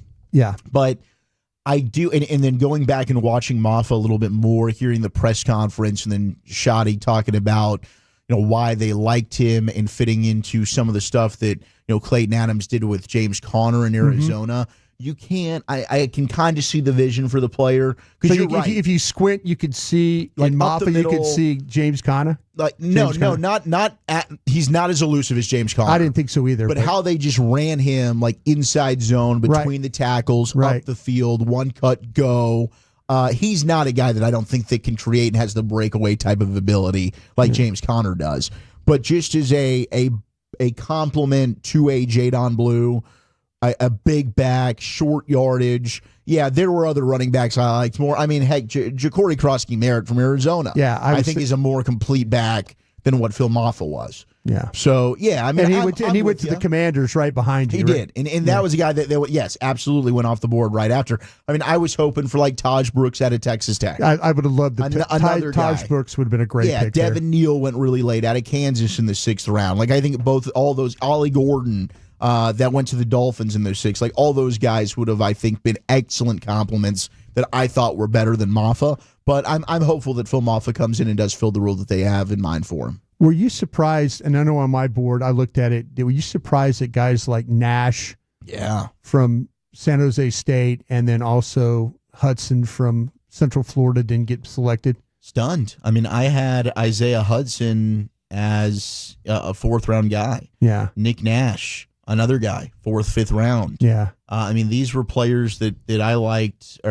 quite a bit. Or Kobe Hudson, not Isaiah, but there were several players that went undrafted. The corners also kind of got me. And I know that Huzzy from North Carolina was an injury problem. Muhammad probably didn't fit the parameters. Skinny, small. But Dodson, Bryant, and Alexander were all guys that I was surprised about as well. Kobe Bryant was a guy that I loved out of Kansas, but I had heard he had just kind of character stuff. Okay. Like the pro day here at the Big 12, he was refusing to do some workouts that teams wanted him to do. And so it might have been like similar to why Shador Sanders dropped. Maybe teams just said, you know what? He didn't, the process wasn't, he didn't do himself any favors. What do you think they're going to do with the Johnny Cornelius, the tackle guard from Oregon? That's because they said he was a guard. And I looked at him at Oregon, and I actually really like him as an offensive tackle. He transferred from Rhode Island. He's quick off the ball. I think he moves well, gets up the field, drives defenders in the running game, can climb to the second level. But maybe, like some of that athleticism, maybe that is something that they look at, hey, that could project inside the guard. But they have an abundance right now of interior offensive linemen. Yeah. When you look at Sadiq Charles, whom they signed, Robert Jones, who they signed, plus obviously drafting Tyler Booker, and then you still have Hoffman here, and you still have Batts here. So I'm looking at a Johnny Cornelius and saying, like, that's a guy that I think can make the roster as a tackle, and Matt Waletzko's gone. These guys they've kind of had hanging around here. Awesome Richards, I'd still think probably on the team, but a Johnny Cornelius, I mean, they'll probably play him both, give him reps at tackle and guard. But I liked him as a tackle. That was another guy I had, I think, in the 5th round. Yeah, and they got him pretty late. Yeah, I was 4th round. I had a Johnny Cornelius in the 4th. Yeah, I'm surprised though with some of the guys that they've signed. I mean, also with Nate Thomas last year, who they drafted. Yeah, and that's another interior. I think that I think they're in a mode right now, guys, where some of these guys like the Matt Waletzkos, even Brock Hoffman, TJ Bass, guys like that, I wouldn't be surprised without sponsors in the building anymore that maybe that you see some of these guys step in and take over those spots. I don't think anybody's job's very, very safe right now when it comes to that. I really like, and the final thing I want to say here, I really do like the UCLA defensive tackle. Okay, that's the guy I really want to hear about. Is he better than Mozzie Smith? I think he can be better than Mozzie Smith. I think that he could absolutely. I don't know if he has the range that Mozzie has, because the wider you rush or the wider you play on Toa, the wider you go on him, the harder it is for him to make the play. So laterally down the line of scrimmage. I think, there's when it's straight ahead, I think that you're talking about a guy it's super powerful. He's 342 pounds. So he's eating double teams. He's eating double teams. Absolutely. He's taking on triple teams. The problem with him is when he starts, stops, and then has to restart, it's a problem. Yeah, it's a problem. It is. He's not going to give you. He's not going to give you that. He had 2 sacks his 3 years of college football, so he's not going to give you a lot of pass rush stuff. But where he's better than Mozzie is, he's not going to get moved. And and when he's able to penetrate, that's his best game. Mm-hmm. But I do like him more than I like the Maryland pick, the final King pick. Basote. Yeah, King Basote. I think that he's a much better player than that. So yeah, this guy will come in and he'll compete with Mozzie, but he doesn't have the lateral range that Mozzie has. Yeah, UCLA was a top 10 rushing defense both years with him. Yeah, I mean he's a hard true to move. nose. He's Super tough hard to to move. Yep. Well, thank you, Brian. Thank you. A post-draft edition of Krusty's Corner there for the edges and a deep dive on those day 3 guys. Saw they had a big list of undrafted free agents as well. A lot of stuff to cover here with rookie minicamp around the corner. Speaking of around the corner, CY's coming up at 4:20. We're going to talk with the Rangers GM after they dropped 2 of 3 to the Giants over the weekend. But football's finest coming up next, Chief. Where are you taking us? Yeah, we have some epic football clips of the day, including Bill Belichick and the new Jags GM on Mr. Travis Hunter, next in the nation. Fellowship at its finest. Doesn't sound right. What's your cell phone for?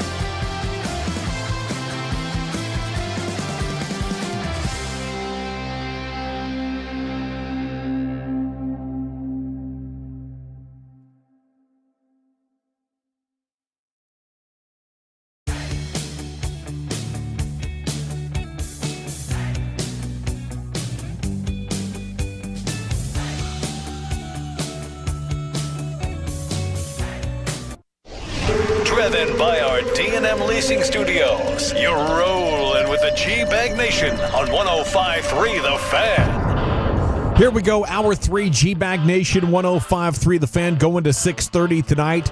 Rangers pregame taking over, first pitch at 7:05.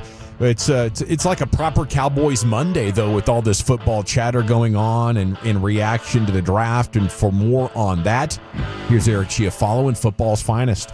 Okay, so is this passing the sniff test for you guys? The alleged prankster for Shador Sanders and a handful of other prospects in this class. I believe Tyler Warren was one of them. The Penn State tight end got the prank call that the Jets were taking him at 7, but he didn't actually go till pick 14 to the Colts. But the Shador Sanders prank was one that went super, super viral, where apparently it is the 21-year-old frat star son of Jeff Ulbrich, who was the interim head coach with the Jets last year, now defensive coordinator of the Falcons. The NFL has all these phones that they send out to the prospects that is just like only the NFL is supposed to know the number, and the only time that thing's going to ring is when a team's calling you kind of deal. And they're saying that Ulbrich, the coach, had his iPad open at one point when his son walked in the room and saw the phone number of Shador Sanders and a couple of other guys, wrote it down, and then pulled off the prank during draft weekend, ball sacking Shador Sanders while he was having an epic fall for the ages in the draft. Now, I'm trying to figure out, one, does that pass a sniff test on Coach Ulbrich? Apparently is not going to be in trouble for anything here. I guess negligence is the best thing that you can give him there, and potentially even worse than that. But then I wonder about the punishment for the 21-year-old kid. I can't imagine Ulbrich was very happy about that. That phone call to your son. You name him Jax, by the way. You're kind of asking for it. Jax. Jax. It is a mischievous name. You kind of get what you pay for on that one. But this feels like a 21-year-old ass whooping. You're going belt to ass on a 21-year-old over this. I'm wondering if there's a belt to ass situation here. I mean, what are you going to do? Take his phone away? Yeah. I guess I don't have any reason to believe otherwise. So it seems reasonable. Like curious kid, bad idea. Pulling pranks just for the fun of doing something you're not supposed to be doing, I guess. Heck of a prank. I mean, I will say, heck of a prank. But then you also have the thing, like back in the day when we were doing prank calls, we were doing it for the love of the game. Then you go ahead and go for the clout on the internet and post the video of you doing it. I mean, schmuck of the week. So he posted it? Yeah, that's how we figured out. Like somebody was videoing him doing it. And so that's how it was pretty easy to identify who it was. They're in their Ole Miss frat star stuff, and so it was like pranks. A friend of his that did the call, and then Jax Ulbrich is next to him, and people were able to take that image and put two together. There's another video that's circling of a different guy that prank called Isaiah Bond, the Texas wide receiver that went undrafted. Yeah. Then Tyler Warren, the Penn State kid, ended up also supposedly getting pranked. Chase Lunt, an offensive tackle locally here from Arlington Martin. Also, like this apparently happened to multiple players. I'm just surprised this generation has it in them. Prank phone calls was the source of endless hours of fun for me in my youth, and probably up until 21 years old, 22 years old. Yeah, it was Star 67? I was sending off prank calls even into the Star 69 era. Wow. It was Star 69 situation.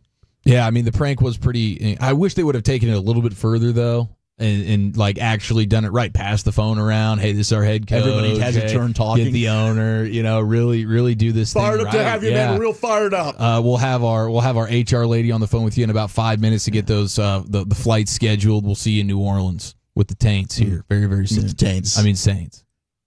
Yeah, I would try to figure out a way to monetize this, but I guess you can't, right? If you're going to pull off something like this, we are living in a butt-cracking ballsack era where these monetized Twitter accounts are trying to like come up and get the engagement and actually get a nice check off of a bit like this. But I think you did this just for the I don't know, the joy of piling on somebody who's at the center of the American media cycle at the time. Yeah, and I don't even think these kids realized that it was about to go to the 5th round on this thing. Yeah. Because I don't know if it was night 1 or night 2 that the prank call happened. I think it was night 2. Yeah. But I mean, certainly just a mean thing, but it's college youth and inexperience, and you can you can do some foolish things. I don't think it's like the craziest, oh my gosh, this kid has to be reprimanded in some huge way. I just imagine looking at Jeff Ulbrich on the sidelines, he doesn't seem like a guy who's tolerating BS like that. No. So I think it's a bad day to be Jax Ulbrich. Yeah, I think the punishment is, as the son of somebody working in the NFL, you have a chance to work in the NFL one day. I think those probabilities went through the floor. You know? Oh, yeah. The nepotism climb into the coaching ranks is probably going to be an all-for-naught situation. Yeah. You're going to get that Nepo baby interview here at some point in the next 2 to 3 years after college. Was supposed to, at least. yeah. Not anymore. You'll be shagging balls for the rest of your career, unpaid, pal. Do you think there's any chance that the league would take a draft pick away from Atlanta?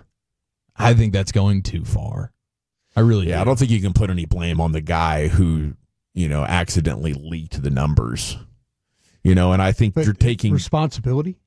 I mean, it's definitely gross negligence on Pops' part. Unfortunately, he's trusting his 21-year-old Jax to have some couth and walk by the iPad without doing anything. Yeah, I just wonder if, in fact, that this is going to be one of those messages like, okay, we're not going to be more careful. Yeah, we're not going to share numbers that only the general manager will have the number for the draft picks, and that's it. And you're basically sending a message like, listen, you do this again, we're gonna take more draft picks away. I just it would definitely get my attention if all of a sudden that my 3rd round pick was gone because of something. Oh my gosh, that would be pretty heavy-handed. So were all the pranks across the draft attributed back to this dude, Ulbrich? So Tyler Warren's they think might have been, but I mean the video that I saw, the Isaiah Bond prank, was definitely not the same kid. So I don't know how they end up getting access to these numbers. It's really, really weird. Yeah, I mean it is just one of those kind of random. Yeah, I mean, ridiculous stories. The intent, even if an iPad and stuff was open, the kid went and looked at the numbers and even wrote them down. Yeah. That's that part of it. Like, if you're the dad, why would you just have your iPad laying around with numbers, up and open unless you went to his desk? Thought you could trust your 21-year-old. You probably trust your kids. Yeah, that's exactly what that is. Yeah. But, and the kid, I mean, big-time numbers in terms of that video. I know they shouldn't have posted the video to obviously rat themselves out on it, but it was terrible decision making. Skyrocketed into the views. Good for the social accounts. I mean, that's a way worse decision than just deciding to prank the guy. Doing the putting video, it on social media. Yeah, it is. It is pretty dumb. The whole thing is dumb. How old are you? They're 21? 21. Yeah, 21 years old. But I mean, that's prime age for stupidity, I would say. Now, we do have to get into the Bill Belichick CBS Sunday Morning interview, do we not? Isn't this hilarious? This is unbelievable. Okay, so my theory is he's got a crazy girlfriend that a lot of people do when they're like 23 to 25, right? And in that age, crazy girlfriend exposes her craziness to your social circle, right? Mm-hmm. We all remember this from that time in our lives. And by the time you're 30, crazy girlfriend has retired from being shamed publicly, and she stopped acting so crazy in the view of others. But right now, Bill Belichick has this young dime piece. She's going through her crazy coming out party in her early to mid 20s that all these crazy gals go through. Now, by the time they're my age, you don't run into these gals very often, right? Mm-hmm. They turn into crazy cat lady. They turn into Karens with no friends, right? But at this point in her life, she's still super hot. So, and Bill doesn't know what to do. If Bill ever knew what to do with a woman of this caliber who also happened to be a control freak and a little unhinged at times, he doesn't now. It's not good. He's like, you kidding me? I'm not going to tell her to stop. You see what I'm getting over here, guys? Yeah, that's true. Now, here was the interaction that has gone viral where he's sitting down, Bill Belichick is, an exclusive CBS Sunday Morning interview. The girlfriend / assistant / coach on staff, social media, like she's wearing a lot of hats here, and she is listening a few feet away. Every question that's being asked, and the guy asks about how Belichick met the 24-year-old. The other change for Belichick is 24-year-old Jordan Hudson, his creative muse, as he writes in his book. Make sure that's the... Jordan was a constant presence during our interview. You have Jordan right over there. Everybody in the world seems to be following this relationship. They've got an opinion about your private life. It's got nothing to do with them, but they're invested in it. How do you deal with that? Never been too worried about what everybody else thinks. Just try to do what I feel like is best for me and what's right. How did you guys meet? Not talking about this. No? No. It's a topic neither one of them is comfortable commenting on. Okay, that seems like a pretty standard question. Well, And yeah, we initially- heard about how they met. Yeah, supposedly on an airplane, right? Right. Supposedly, but now the conspiracies are out because now we're wondering, okay, was that even a real story? Yeah. I mean, there's a Likely lot not. of SEX worker stuff floating around here. Yeah, and she kind of brought this on by saying we're not talking about this. Go, even if it's not true, just say you met on the damn airplane. Just go airplane. Yeah. Just Just stick hold with the the line. story. Yeah, we did the airplane deal. It came out, we met, we ended up sitting next to each other in 2021. We developed a nice communication. We liked each other, blah, blah, blah. Just run with that. This chick is Now super it's like- alpha, though. I mean, how about Yes, very. She's running his Belichick? life. Yes, Dude, yes. and he They kind of they loves cut it. to her. Or you think he likes It it? seems like he does. The glare. I think he doesn't know what to do. Yeah, because she's But got the. he doesn't want to give it She's up. got the crazy eyes, bro. Like her job is girlfriend / assistant, and she's hitting her job out the park. You're Bill Belichick. How many Super Bowls have you won? 6? More. Yeah. I mean, That's six. humiliating. As a head coach. You're 6. starting to look like the old guy who's got some young assistant who's running your life for you. It was a horrible look for Belichick. I would bail on this instantly. I don't know if there's anybody, he's probably the old Bill Withers song. You can use me up because he's just having a good old time. Like my buddies are coming around telling me this gal's, not good for my public image, but I don't give a crap, dude. Yeah. I was digging the fact that he had he was cleaning the garage look. Beat up, Like he had the ripped up Navy Sweater, football shirt. crew And neck. what was even weirder is she had a Navy football shirt on too. Did Oh, you I didn't even notice notice that. Yeah, they match. Yeah. She might dress him. I don't know. Yeah, This is a but weird deal. if she can't dress him with that shirt, like his dad coached in that shirt. Maybe she's into that. I don't know. 50s. Well, did you hear the part where Belichick got the truth serum there? They gave him they shot a dose of the truth serum into his body in the middle of the interview. Oh, what happened And here? this is actually what's going on in his brain. My girlfriend Jordan is the best thing that ever happened to me. While her and those dinger pills that I eat, like Skittles, How did you guys meet? on Backpage, she was selling her butt, and it turns out I was in the market for some butt. Now she's my unofficial defensive coordinator. I mean, the shit we have to put up with for an occasionally hole, am I right? If you're going to have a handler, then she'd best be a smoking hot succubus, am I right? Me and Jordan get along great. Sure, she might beat the hell out of me from time to time, but it's usually because I deserve it. It's kind of like that movie Misery. She's just as psychotic, but she's hot and knows how to use Instagram. Jordan makes me Instaface pictures because she loves me and my brand. It has nothing to do with her being a controlling bitch hellbent on fame and fortune. I'll be honest, if our defense struggles this year, she might be taken over. I've always wanted a DC I was sleeping with. Lord knows Matt Patricia couldn't get me. So, I mean, that's Yeah. the real honesty there, that behind the scenes he was willing to share. But on camera, he kept it very Bill Belichick, coach speak, tight lip. It's a bad look. I think that's why they. It's you. Yeah. One time I was way out of line. I mean, the only Usually way I this deserve works is if the older guy is kind of like daddy, right? Not like daddy like dad, but, like. The alpha. Yeah. Yeah, like I'm going to show this little girl the way the world runs, right? Here, and I'm in charge, and she's obviously he probably likes- respecting my wisdom. I've been on this planet for 50 more years. He knows how close he is to having the need for a diaper changer, and He's just trying to play out the string. Willing to let go of other things. I think he probably likes her assertiveness. How she's kind of like, everything about her is. We're not talking about that. It is a front. surprise, Yeah. though. Hey, she said so. Because he's Mr. Like, hey, it's my way or the highway guy. Now all of a sudden, I think he's down to. I think he's always been looking for a gal that would be like that, and he found him one. Yeah, checkmate. Real take charge kind of Take gal. charge gal, yeah. You think she dresses up in those leather suits with the little whips and stuff? I don't know and about. I think, yeah, he's probably. I'll say crawling this: around on Bill's a all lot of fours. fun. I He's know this about probably Bill. getting Bill- ball Bill- gagged and What do you the think whole the safe nine. word is on the Cincinnati? That's Cincinnati.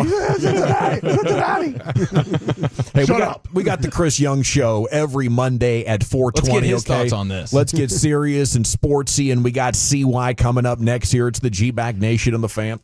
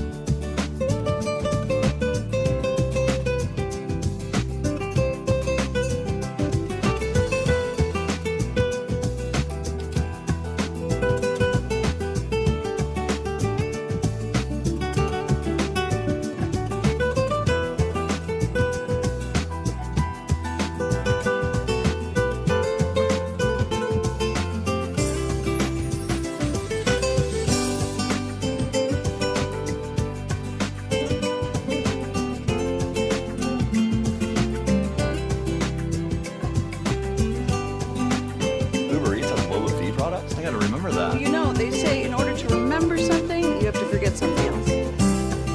Okay, now that is a very cute haircut. That's like a little shag. I've never seen it before. Well, I mean, of course you have. It's the Rachel. Oh, is that your name? No, I mean like your name. No, I'm Jen. My name's Jen. Right, but I just mean like this is your haircut. But that's hair on your head. I'm not saying this is your hair. Okay.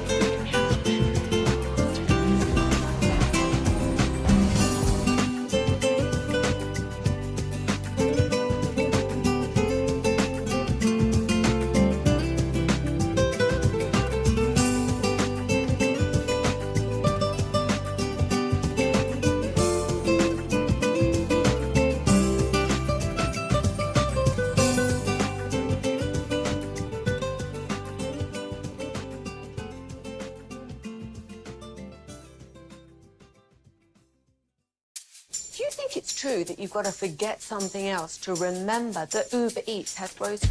No, that's absurd. Hey, remember when you used to be a, what was it, pepper lady? Razor blades. Saffron squad? Nutmeg maybe? No. You said that. Was it Spice Girls? Doesn't sound right. Was it Saffron squad?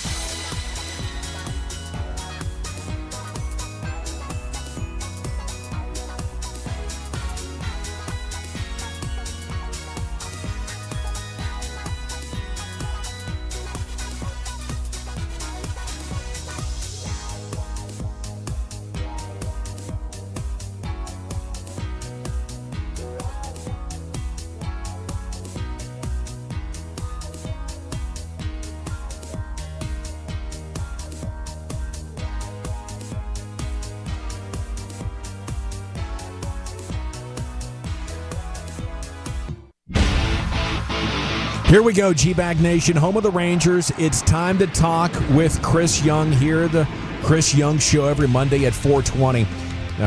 brought to you by Anheuser-Busch and by PlayScore, and CY joins you now here on The Fan. A good afternoon, sir. How the heck are you? Hey, guys. I'm all right. How are you all? We're doing good. Thank you. Wish the Rangers had won the series this weekend, and I'm wondering what your reaction was to how yesterday's game ended. Well, just independent of the end. I mean, there are times where you're going to lose a game in weird circumstances, and certainly, a Little League home run like that, it's sloppy. It's not the way you want to end a game, but it wasn't. We didn't lose the game because of that. I mean, we had opportunities to score and take the lead, put the game away, and we didn't capitalize. And to me, I always look back on those things. That's why we lost the game. The way we lost was ugly, but it wasn't the reason we lost. And I think there's distinguishing between those is important. So I don't get caught up in the way we lost per se. It's the fact that we didn't capitalize on the opportunities we had, which has been a theme for us, and we've got to correct that. We have to correct that if we're going to be the team that we expect to be. We've got to correct that and start improving and start putting teams away in the middle of the game so that it doesn't come down to the end of the game. Very interesting lineup here today. Pilar leading off, Higashioka second, Langford. What do you think of this, and how much input are you having with formulating these lineups? Well, I was in Boch's office earlier today. We discussed it a little bit and kind of walked through his rationale, and I support it. I fully get it that right now kind of the traditional lineups that we've been running out there haven't been working, and we're facing a pitcher tonight who we really haven't had a lot of success against, and Boch wanted to mix it up and felt like this was the right way to do that, to kind of give some quality at bats at the top of the lineup, some of the guys that are going a little bit better, even though they may have been hitting at the bottom of the lineup, especially Higgy and Jonah a little bit, to put them in a spot where they're going to face Sears earlier in the game, and I think it's important to do, and I support Boch with it. I think the main takeaway is that what we have been doing over the last, couple weeks has not necessarily produced a ton of runs. And this is a way to mix it up and signal to the players as well that we've got to make some changes here to get results. And I don't know what changes specifically are going to work, but we've got to try some different things. And, hopefully this will spark something with the group. Is there any chance? I mean, I saw some interesting stat today when it comes to the swing rate, and it's still super early in the season. But if the season were to end today, it'd be the highest in Major League Baseball since that had been tracked. Is it possible like the team's just too aggressive right now when it comes to that? Yeah, there's no doubt. There's no doubt that we're swinging too much. We're not letting the at-bats come to us. And I think that's a function of guys pressing. I mean, I want to really convey that our guys care, and they're frustrated, and they want to break out, and they're probably being too aggressive in terms of trying to break out and making it happen versus just letting it happen and letting the game come to them. And I think that's contributing to our high swing rate, and it's something we have to dial back. We have to become more patient. We have to let the game come to us, and we have to put pressure on the opposing pitcher by working the count, walking, getting to first base. And I think if we can do that and just make the pitcher really come in the zone, and once he does, our hitters are good. These guys will hit pitches in the zone. But right now we're putting ourselves in too many bad counts by chasing outside the zone, which takes the pressure off the starting pitcher instead of putting it on him. See why you always talk about the process and the way that you go about things. How is your patience, though, with your approach? And you just talked about, but I mean approach from a staff standpoint. Well, I think the staff has done a good job. I mean, the staff continues to pour into our guys. I mean, we have such a hardworking staff, and we've had numerous conversations with all of them about what we need to do and how we can change the messaging, what we need to do in terms of roster construction, personnel changes, lineup construction, just any way, training, mentality, everything that you can imagine, we are discussing and just trying to find a way. And I think there's also balancing that with remaining patient, knowing that we have some really good players who are off to bad starts, but their baseball cards suggest that over time they're going to have really good years. And so there's a fine line here. I mean, ultimately, the way I look at this right now is we're 15-13, a game out of first place. It's the end of April. We have not played our best baseball. It's very, very clear to me that we have not played our best baseball.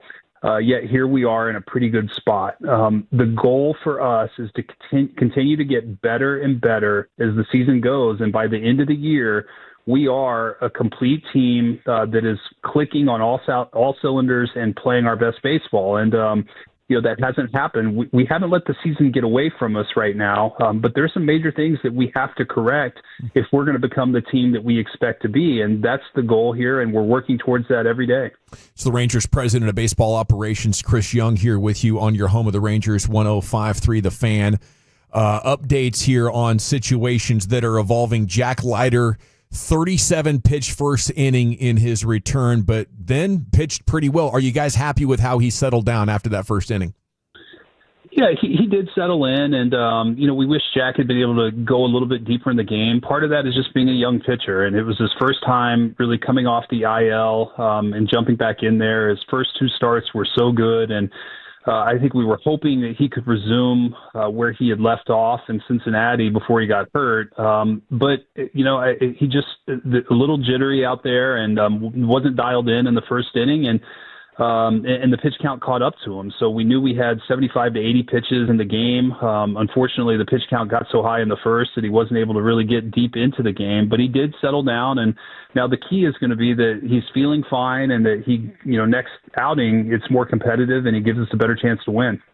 CY, and being a former starting pitcher, though, is there pressure on you to go out there and knowing that your team's not scoring a lot of runs, but is there more pressure on you as a starter to just try and hold that thing together and hopefully you do score more runs?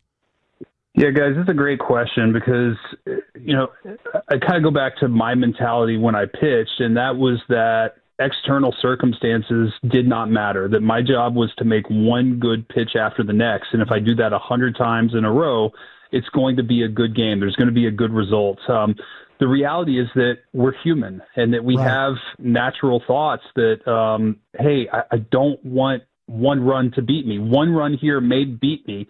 And so you do put that pressure on yourself, and you become a little bit finer, and you think you have to be perfect, and you want to pick up your teammates too. I mean, these guys are great guys, and they care about each other, and they want to pick up their teammates. They want to say, I'm going to throw a shutout today, and you guys are going to win, even if we win 2-0. And so, but in doing that, you put a little extra pressure on yourself and your margin of error shrinks, and all of a sudden you kind of work yourself into some trouble. And so I'd be lying if I told you it doesn't impact the pitchers' heads. I think it's just natural. It's a human component of the game. That said, the job of the pitcher is just to go out and compete and make one good pitch after the next. And he can't control what's happening on the offensive side. So he might as well not worry about it. What are your thoughts on how Evan Carter's doing right now in Round Rock? And what are you hoping to see from him before you consider bringing him back up? Yeah, I'm glad you asked. Evan had a great week last week, kind of turned the corner. He's made some mechanical changes and really kind of getting back in the flow of playing. That's one of the things that he missed so much time last year that we really didn't get him out there regularly in spring training because we were building him back up. And now he's had a chance to kind of get back in the rhythm and the flow and see consistent pitching and at-bats and make mechanical adjustments. And, we'd like to see this continue. I mean, we've had a really good week. Evan's doing great. He's such an important piece to our team this year, and our hope is that if he continues to perform like he did last week, my guess is we'd probably see him here pretty soon. How about Corey Seager? Corey's doing well. We dodged a bullet on his hamstring. I won't say we're out of the woods yet, but he's doing much better, continues to improve every day. The MRI showed just kind of a minimal grade 1 hamstring strain. Certainly, I was not with the team when it happened, and when I saw it, immediately hold my breath. We got the MRI the following day and confirmed kind of that it was not as bad as it could have been. And, there's something we're going to have to manage. We've got to get Corey back out there. We've got to find a way to keep him on the field a little more consistently. He is critical to our team. And when you have Corey and Wyatt and Smitty going like they are, it gives you a better chance to score runs. It gives you a better chance to win. And it also takes some pressure off the other guys. And so we really haven't had those three guys going together at any point this season. minus a game or two here and there. So to get those three guys back on the field together, likely at the top of the lineup, it's critically important for our success. So my hope is that Corey will be ready right around the 10-day mark, and we'll have him back in there and get these guys hot. See, what I wanted to ask you about Marcus, and with him being pushed down in the lineup, how do you feel that has gone so far? Better at bats, more work? Where do you kind of go with that? Yeah, we've seen some improvement. Marcus is such a competitor. He's such a worker, and he feels a responsibility to perform. And, I think he's one of the guys that's put a little pressure on himself. The swing rate has increased a little bit. We need him just to kind of get back to being who he is. But I think there has been some improvement where he's been hitting in the lineup. And, I think that if we can, Marcus is really good with runners in scoring position. He's one of our better hitters. And so not hitting him lead off, the hope is that we'll have more opportunities throughout the game for Marcus to come up with runners in scoring position. And I think he had 6 RBIs on the road trip. So, it did pay off in some ways. And I think as we see Marcus continue to get in the flow, he's notoriously a slow starter. That his at-bat quality will go up, his walk rate will go up, and it's going to put more pressure on the opposing team in the middle of the lineup where he's been hitting. We got a familiar name in Dane Dunning being recalled to the Rangers squad. What's the plan for him? Yeah, Dane is going to be in the bullpen in long relief. We felt pretty thin tonight in terms of our coverage if Patrick Corbin doesn't go deep in the game. So wanted to have some coverage there, really kind of give the bullpen a blow. I can't emphasize how good the bullpen collectively has been. These guys have been so good, and really they haven't had much of a margin for error. And so, making sure that we protect these guys and we don't run them into the ground is going to be important. So we brought Dane back tonight to give us length coverage in the event that the game doesn't go well and we need somebody to kind of eat some innings. And Dane, to his credit, we took him off roster at the end of spring training. He's really embraced this. He's gone to Round Rock. He's worked on some mechanical changes. His stuff has gotten better. It's improved over the last 3 starts he's had. And we know that when Dane's at his best, he's a very good major league pitcher. So the hope is that we see that version of Dane and that he stays here, hopefully for the rest of the year. CY, have you seen this 100 guys versus a gorilla debate happening on social? I have not. I needed a little chuckle today, and I think you guys just gave it to me, but I haven't seen it. I'm not on social media, so you guys have to explain it to me. I thought you told us you don't do a lot of social, but yes, the debate is out there. If you had 100 guys, would they have a chance in hand-to-hand combat against a gorilla? No weapons allowed. I'm taking the gorilla. Yeah, I think that's the smart choice. Who would be your number 1 overall pick for the Rangers, though, if you had to draft a guy on the Rangers to be a part of the 100 dudes taking on the gorilla? Who do you think's got the tenacity and the toughness and the strength? Well, I think it's our left fielder is a pretty good one to start with. This guy's not afraid of anything, and Wyatt is just so he's everything we want in terms of a competitor and a fighter, and maybe I'd take Wyatt against the gorilla. There you go. CY, thank you so much. Give him hell this week, and we'll catch up with you next week. Guys, thanks so much. There he goes, the great Chris Young here with you in the G-Bag Nation, brought to you by PlayScore and Anheuser-Busch. It's brought to you by the Frankels as well. If you've been injured in a car truck wreck, call the Frankels first, 214 or 817-333-3333. There's never an out-of-pocket cost. They only get paid when you win. Franklin Frankel, the go-to car and truck wreck attorneys in Dallas. And Cars for Kids, donate today, carsforkids.org. Might have to talk about some Wyatt Langford MVP stuff if we have another month like this. Yeah. Guy, question. that week that he just had coming off of injury, let me just hit 525 for you. Sound good, guys? No big deal. Woo. Corey Seager-like stuff right there. It is. Okay, thanks to the Chris Young Show. He's every Monday at 4:20. What are we doing next, Chuck? All right, let's hop aboard the Chuck wagon. We'll preview Game 5 for your Dallas Stars, and don't mention a wide receiver as a need for the Buffalo Bills. But we got to talk Trajan well.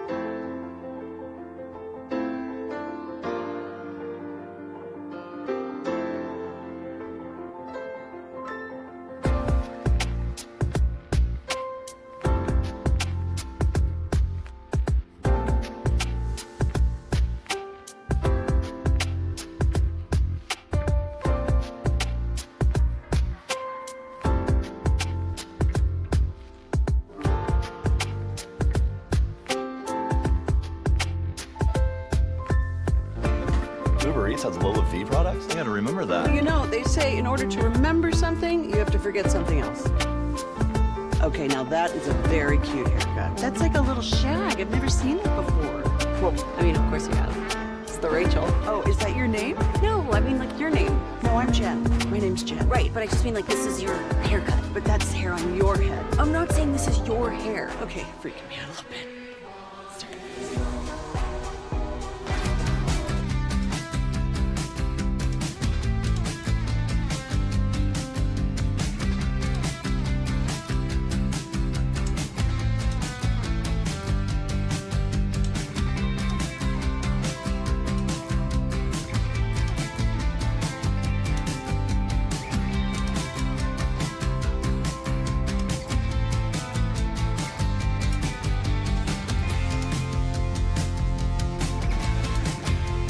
Do you think it's true that you've got to forget something else to remember that Uber Eats has groceries?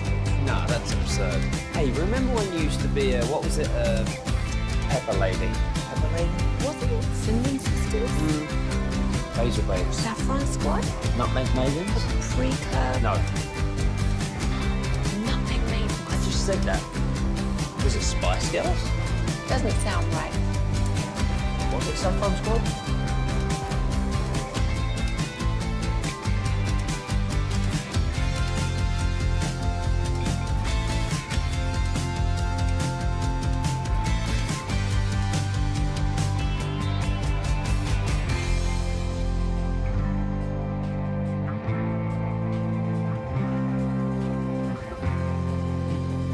Thank you for being loud and proud, Tolos. I'm Donovan from Garland. What I love is how friendly the fan is with each other and the fans themselves, all the Tolos. They try to make everything as comfortable as possible for people to listen to. They try to have as much fun as possible, and that never gets old. Turn it on and leave it on. 105.3 The Fan. If you're in the market to upgrade your vehicle, get to Classic Chevrolet and Grapevine. Back-to-back, #1 Chevy dealership in the world. They've got more new Chevys than anyone, and they're all prices sale. Silverados, Tahoes, Blazers, Malibus, Equinox, and more. Visit ClassicChevrolet.com. This is Texas. This is Classic Chevrolet. Together, let's drive, relax, and enjoy the difference. Based on new Chevrolet registrations 2023 and 2024. All right, welcome back. It's the G-Bag Nation here on 105.3 The Fan. Hope you're having a fantastic day. Let's make it just a little bit better with a Chuck Wagon. Here's Zachary. All aboard. Let's get set for Game 5 tonight. Certainly the Avs, well, they just spanked around our Dallas Stars in Game 4. So we're just going to wash, we're going to rinse, and we're definitely not going to repeat that one, okay? It's going to be a different Dallas Stars. Hey, don't tell that to MoneyPuck.com, though. No, I heard Bobby on the beat this morning. Oh, my gosh. MoneyPuck had it like a 51% chance they should have won that game. 51%, huh? Crazy. At 4, man. Wow. Well, Gabriel Landeskog was certainly very, very good. Money puck. First goal since that 2022 Stanley Cup final in Game 3 for him. And yet Otter, who ended up getting pulled just the 4th time in his 49 playoff career that he's played 40 minutes or less. Since 2022, Otters had the second most postseason wins with 25 behind Sergei Bobrovsky, who of course is a Cup winner himself, who's had 34. That's pretty damn impressive. It just shows you, how good Otter and the Stars have been during these last couple of playoff postseason runs. But Mikko Rantanen, we need you, buddy. Only 1 point, which was an assist through the 4 games in the series. And he's got 12 shots on goal. That's the second most on the team behind Rope Hintz. But a Game 5 where the odds of winning the series just shift greatly to the winner of Game 5 because now you've got 2 opportunities to close this thing out. This is the night that you need Mikko Rantanen to step up. Pete DeBoer put in the call during his conversation with reporters earlier this afternoon saying, hey, our top guys, they've been really non-existent. They haven't shown up so far. This is the time they need to do it. Rope, we need you. Mikko, we need you. Wyatt Johnston. This is the type of game we need an offensive eruption. Stars haven't had that yet this series. When a series is tied at 2, history's on the Stars' side. They've gone 18-14 in the scenario. Colorado has gone 11-12 in the history of their franchise in this scenario. So we need you. It's another late puck drop. It's going to be 8:30, probably end up being closer to 8:45-ish. It'll be on ESPN again tonight. But let's go Stars. And if you're heading out to the barn, I know you're going to be bringing the energy. even if the Avs for some reason go up early, which seems to kind of be the case. That's a night. We got to hope to God it doesn't, because the Stars have really not led at all in this series. No. And yet they have 2 wins, which is quite remarkable. But stay engaged. We need you guys, okay? Go ahead and let the people know you are there. There will be no Miro Heiskanen. I'm heartbroken. I really, really thought that I could trust my gut. I can't trust it anymore. It was faulty on this one. I don't know when he's going to play. He might not play, but the Stars need to find a way to get it done without him. Let's go, boys. You're absolutely right. You know, I would not rule out winning if you lose this game. I don't think this is a must-win situation, Wolchuk. You figured out how to slow down their power play. We just need to get some offense going. Get the offense going. We've already proven we can win 2 straight games against the Avs, Brian. Why are you looking at me like that? Man, I just don't know. Not a must-win. You can't count out the heart of a champion. You get PDD to Game 7, you know what's going to happen. So I look at it like you go win at Colorado, which you've won, 4 straight playoff games up there? 1-1 here recently. 4 out of 5? Yeah, to me. 4 out of 5. 4 out of 5. Yeah, Let's 4 go. out of 5. To me, man, the other night would have been the one. You could have killed the snake if you won that game last week. I mean, last week. They could have. No, I mean, but they played awful. They did. They just played played really bad. awful. Really and, bad. You know, and they had it was like, and you wonder if the extra day off hurt them a little bit. Maybe. You know, you get in such a rhythm with how the playoffs work, but man, that would have been a great opportunity to take both those games. I know I said it was a difficult place to play. I still believe it is. Mm-hmm. But if the Stars would have found a way, and I know it's in the past now, but to look as bad as they did in that game, all that good feeling that we wanted to have, doesn't it make you feel like, well, now I think they took care we're of a best business. of 3 here. They did what they needed to do. They got one back. It's tough to eliminate a team, especially on their home ice, and that's what last night's game represented. Well, I wasn't saying eliminate. I just said, to me, if you I know, found but that's effectively what you would have done. That's what I'm saying. They're not going to go down 3-1. I'm trying to end this thing now because the way the West is kind of shaken out. That's your desperate team theory, Brian. Yeah, I do. I love that. But to me, and they need to play desperate the next couple of games. Yeah. They need to have that. This West is shaping up like Winnipeg has got a shot of not winning their series. St. Louis has bounced back on the last you two. take the team that's had the most wins in the NHL out of this thing and a chance to go play St. Louis. And we know St. Louis was a team that won 12, 13 straight games. They're a pesky bunch. But yeah, it's not Winnipeg. No. This thing could set up so well for you. It could. You can't let this opportunity slip through your fingers. No, you got the Avs' best shot in Game 4. Now you need to return serve at home here in Game 5. Let's go get that victory. Hopefully we're having a Stars party, and maybe we even crank open Club Stars if they get the win tomorrow. Let's go to Buffalo Radio, WGR 550. They are our sister station. They get to have on Brandon Beane, the general manager of the Buffalo Bills. And nobody circles the wagons like the Buffalo Bills. Like the Buffalo Bills, yeah. I guess they were complaining a little bit about the Bills draft and them not taking a wide receiver. That does sound a little bit similar, but Brandon Beane wasn't having it. I was just listening to the last few minutes of your show before I came on, waiting on here. All right. Sounds like 2018 all over with you guys. Well, how so? Well, you guys were bitching in 2018 about Josh Allen. You guys wanted Josh Rosen, and now you guys are bitching that we don't have a receiver. I don't get it. Like, we just hold on, let me talk. We just scored 30 points in a row for 8 straight games. A year ago, I get you guys asking why we didn't have receivers, but I don't understand it now. You just saw us lead the league in points when you add all the postseason. No one scored more points than the Buffalo Bills, including the Super Bowl champions. So you just saw us do it without Stephon Diggs, same group. How is this group not better than last year's group? Our job is to score points and win games. Where do we need to get better? Defense. We did that. So I get it. You got to have a show and you got to have something to bitch about. But bitching about wide receiver is one of the dumbest arguments I've heard.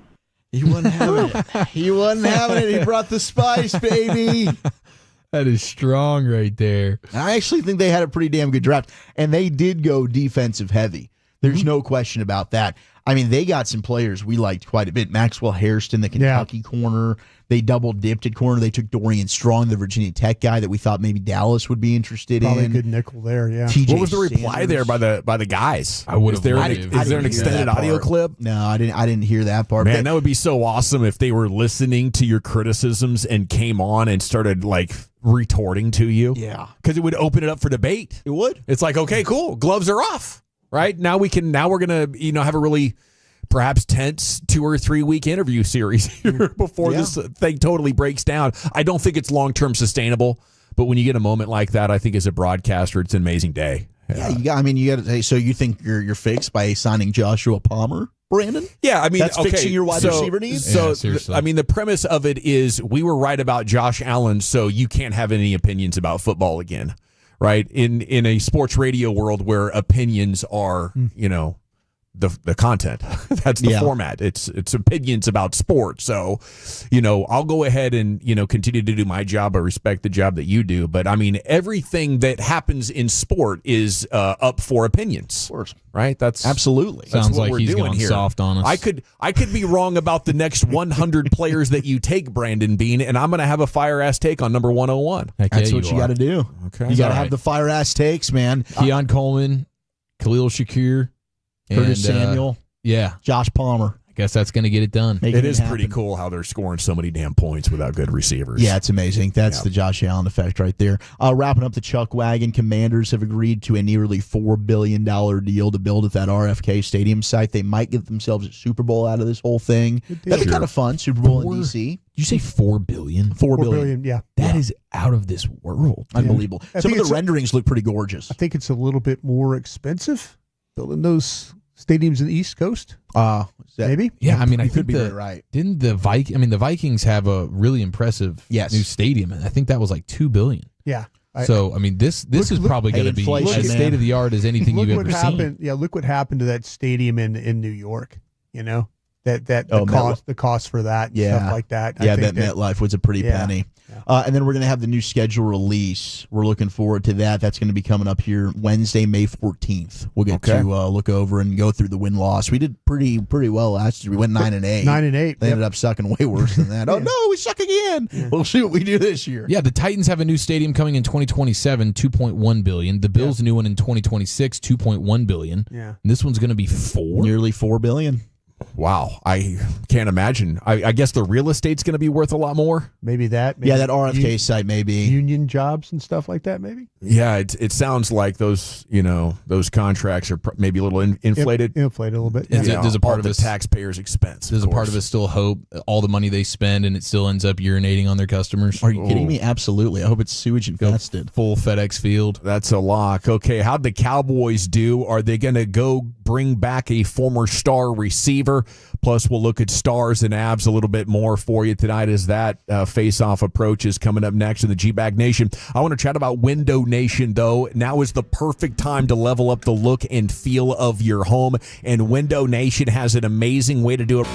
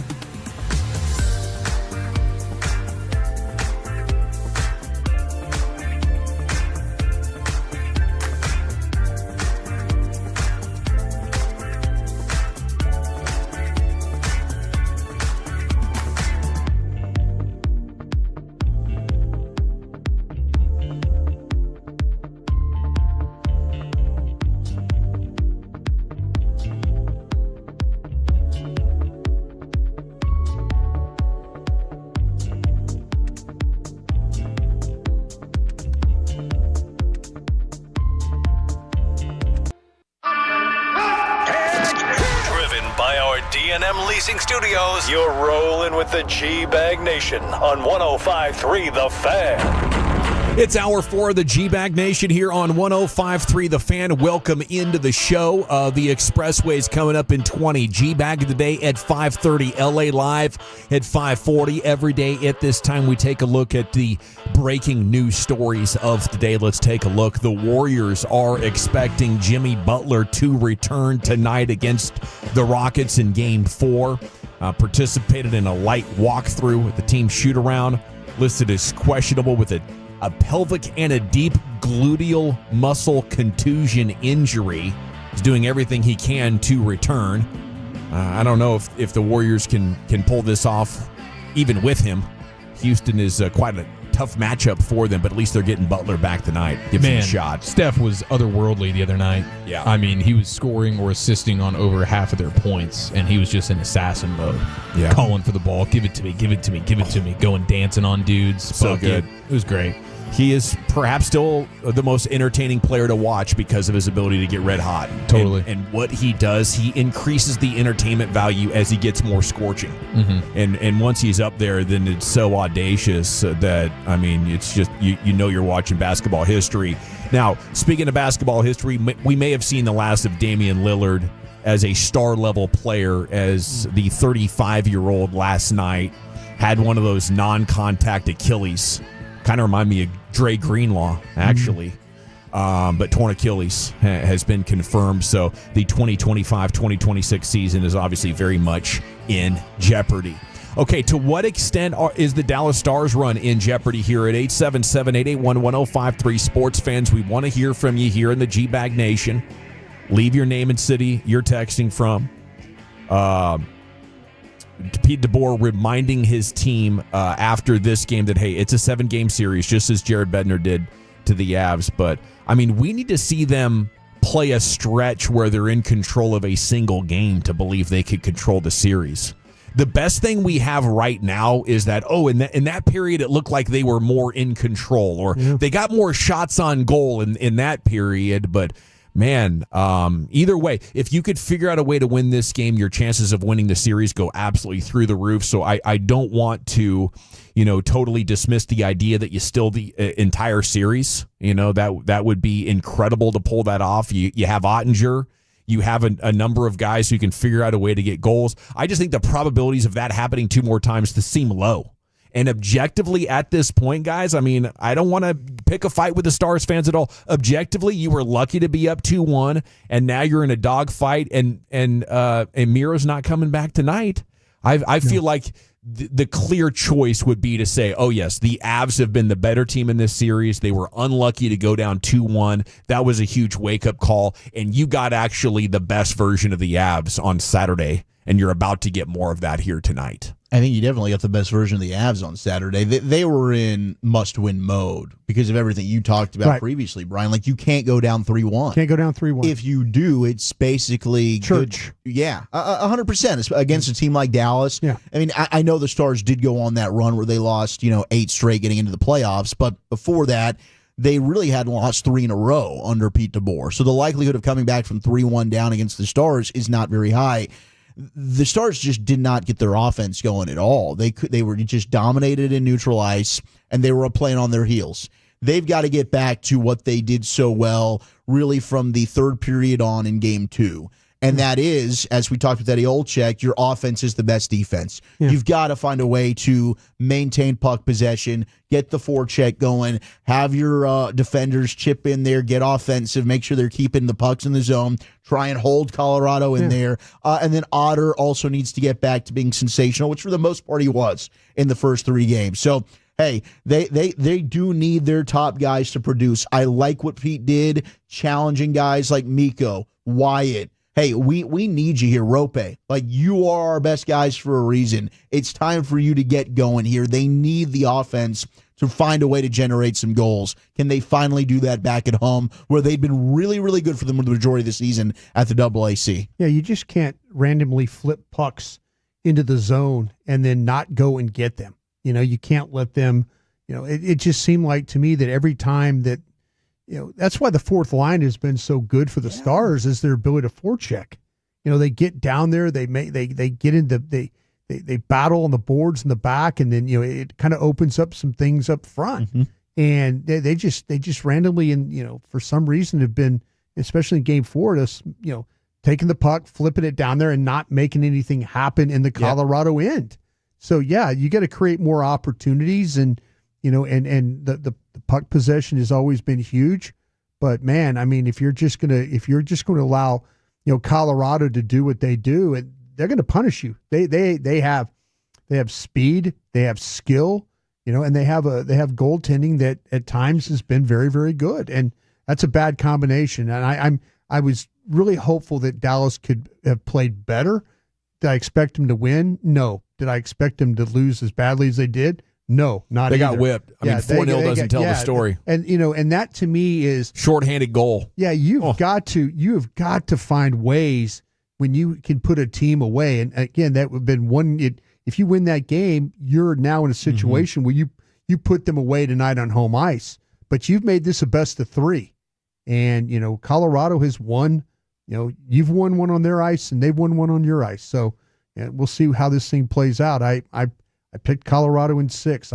I don't feel any worse or any better about it. I just feel like Dallas, if Dallas plays to their level, then they're going to be just fine. But if they play like they did Saturday night and give up shorthanded goals, as you mentioned, Dawson, not keep puck possession down in the Colorado end, they're not going to win this series. In those stretches of play in game 1, 2, and 3, where they were getting more shots, it's all about winning the middle third and controlling the puck, so you don't have to deal with Colorado's, high octane offense. If you're going to let them camp in your third and whip it around, you're done, right? It's possible. I just think it's very, very fragile.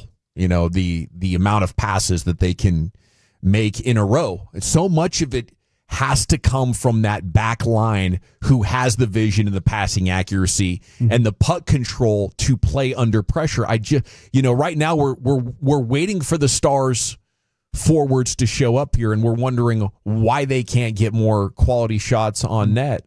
A lot of it is the absence of Heiskanen. And, so I think your 6-game prediction may very well come true. Heiskanen, by the way, 16 points in 19 playoff games last year. That's incredible. The kind of production you're missing. But here we are. The hope was that he was going to play. In all likelihood, he's not. There's been some games where Dallas has played well without him. And, if you look at how the overtime periods have gone, the one in Dallas, the one in Colorado, Dallas has been the better team. Sure. Under pressure, they've been the better team.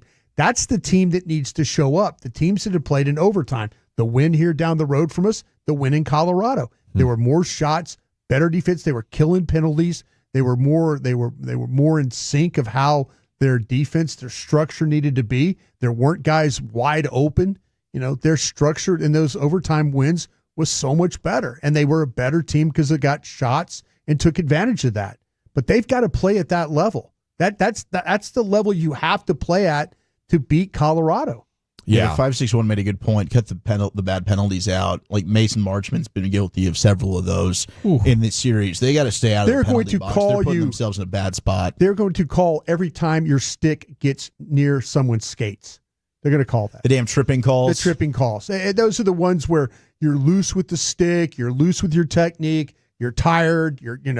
you find a way not to be, to allow that to happen. But Dallas has done a good job. They've got some 4-minute kills they've made, so they can. They're one of the best in the league when it comes to killing penalties. But yeah, how many times do you want to put Colorado on the power play? That's a problem. 469 says heading to the game now. 817 says I'm mad, a season ticket holder from Benbrook. Incredibly frustrating with this team. Sometimes offense should be hitting so much harder with their weapons.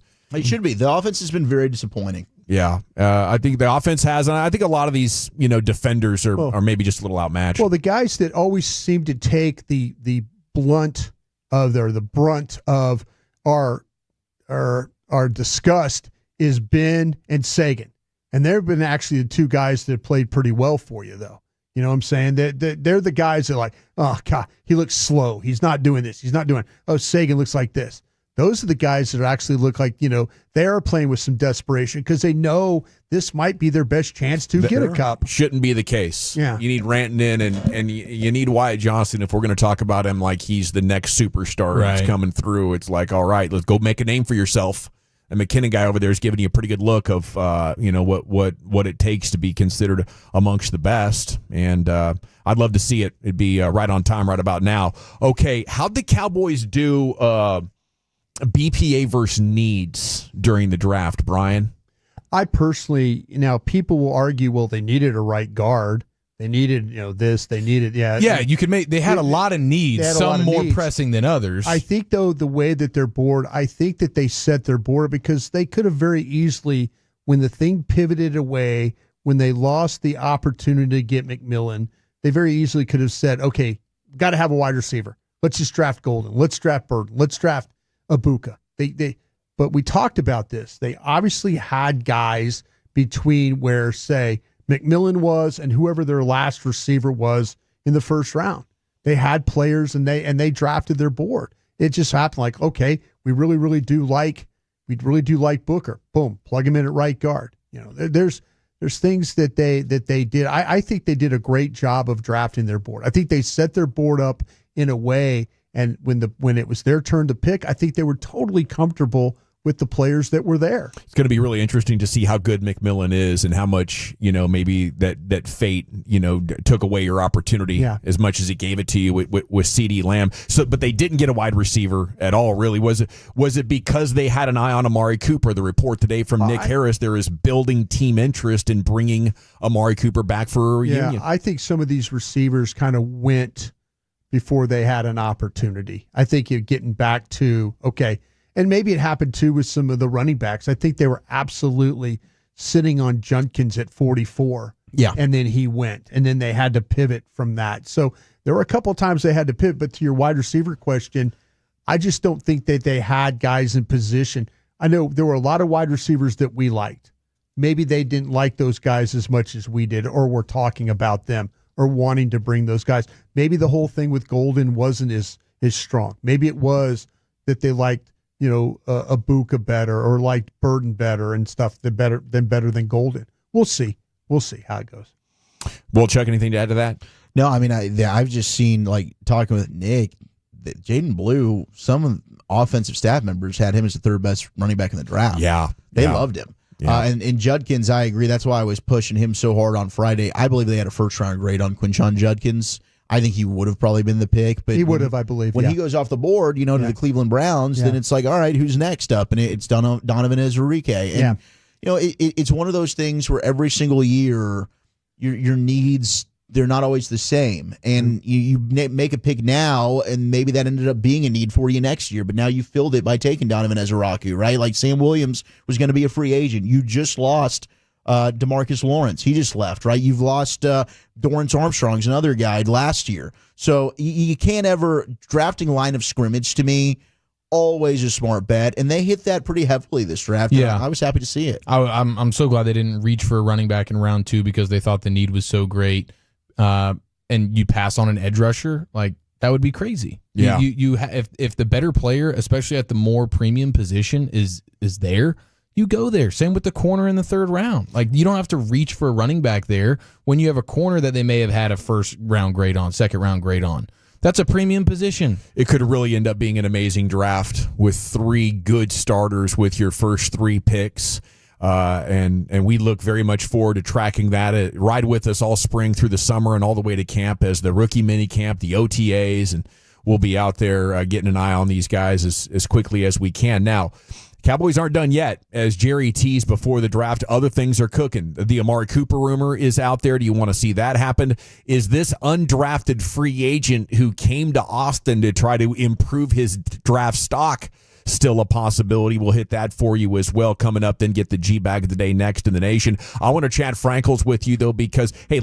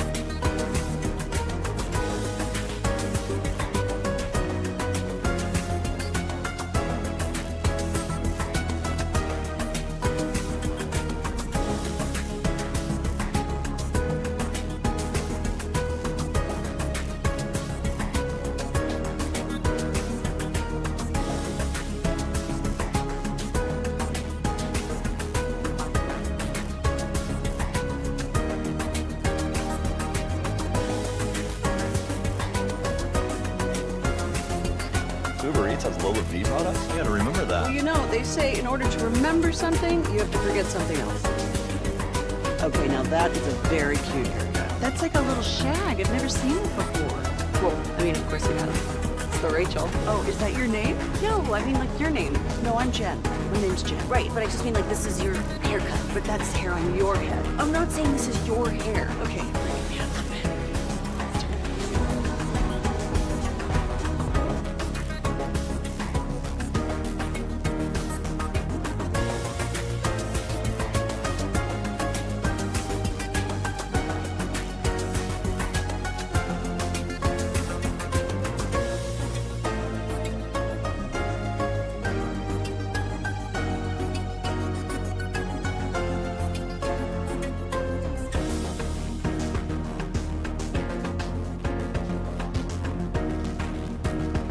Do you think it's true that you've got to forget something else to remember that Uber Eats has groceries? No, that's absurd. Hey, remember when you used to be a, what was it, Pepper Lady? Pepper Lady? Wasn't it Cinnamon Sisters? Basil Babes. Saffron Squad? Nutmeg Maidens? Pre-curve? No. Nutmeg Maidens? I just said that. Was it Spice Girls? Doesn't sound right. What's it, Saffron Squad?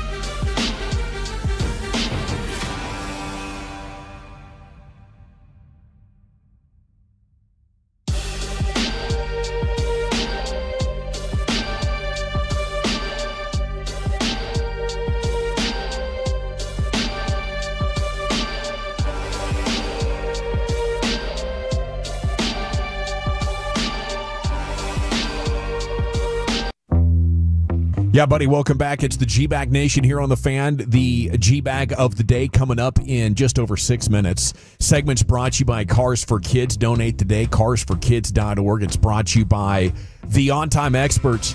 Slater reporting Amari Cooper has been discussed, absolutely, but she's also told that other wide receivers are being discussed up at the Star. I think Keenan Allen is another one of those free agent wide receivers, but from my understanding so far, he's still looking at double-digit millions. I think maybe Amari Cooper's fallen down into that sweet spot for the Cowboys that it's somewhere around $5 or $6 million. It appears. Anyway, based on the kind of signings and contracts they gave out to veterans this offseason and looking at Amari Cooper's production, I know people in Buffalo are once again disappointed with him.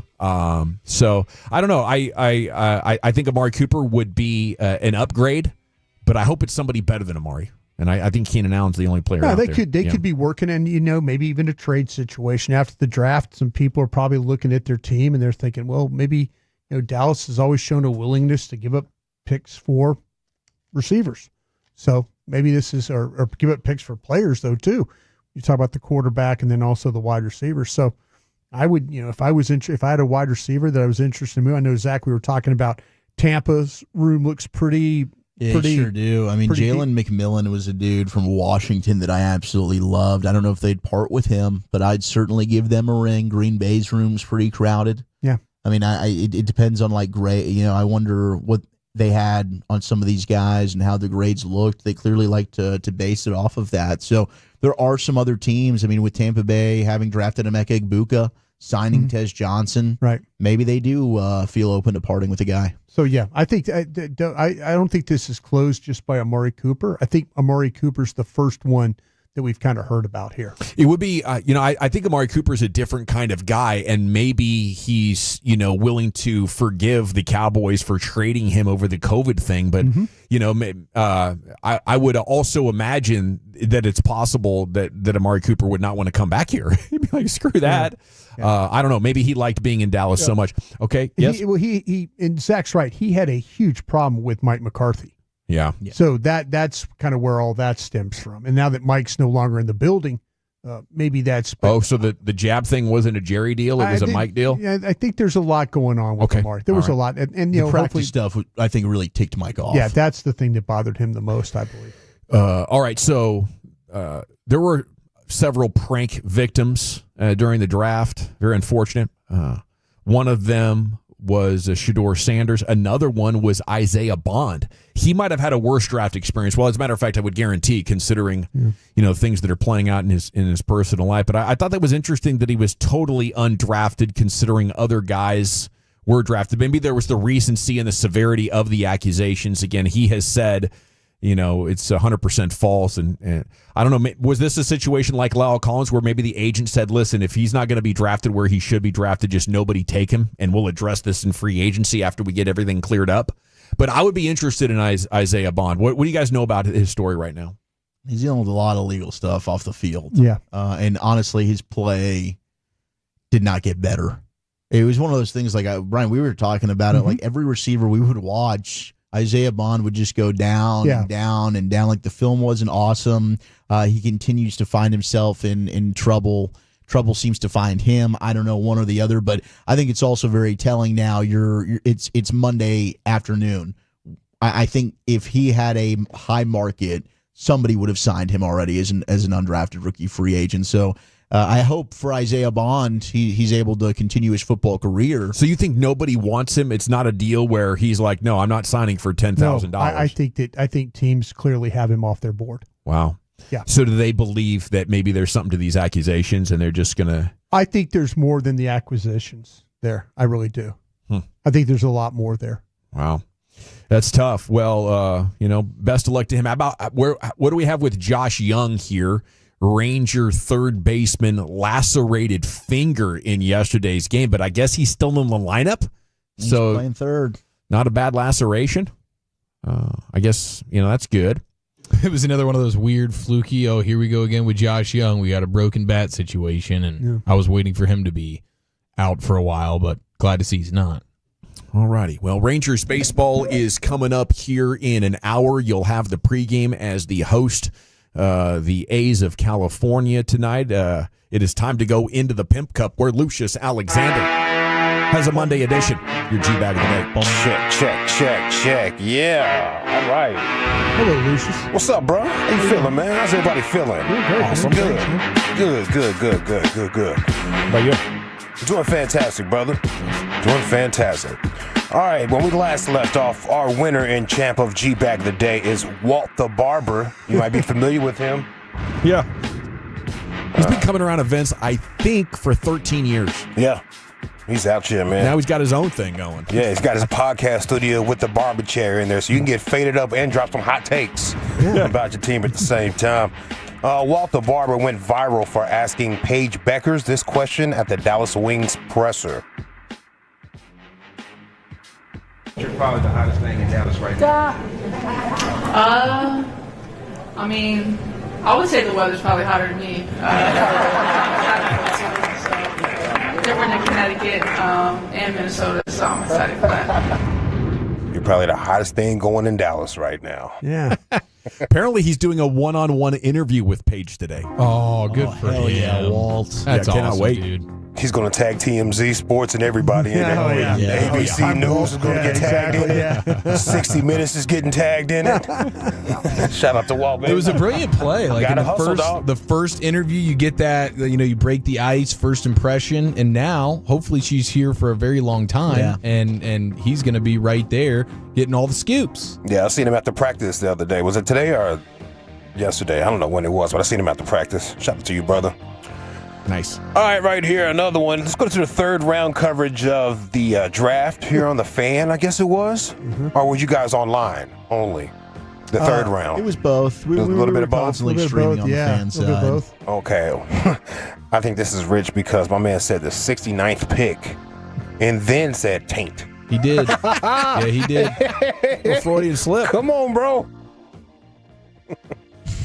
It is the third round of the 2025 NFL Draft as we get the last 5 selections that have been announced. Starting at pick number 69, the Patriots take wide receiver out of Washington State, Kyle Williams. At pick 70, the Lions take Isaac Tesla, wide receiver from Arkansas. The Saints take Vernon Broughton, defensive tackle out of Texas. Keep reading. Bills, Landon Jackson. He knew.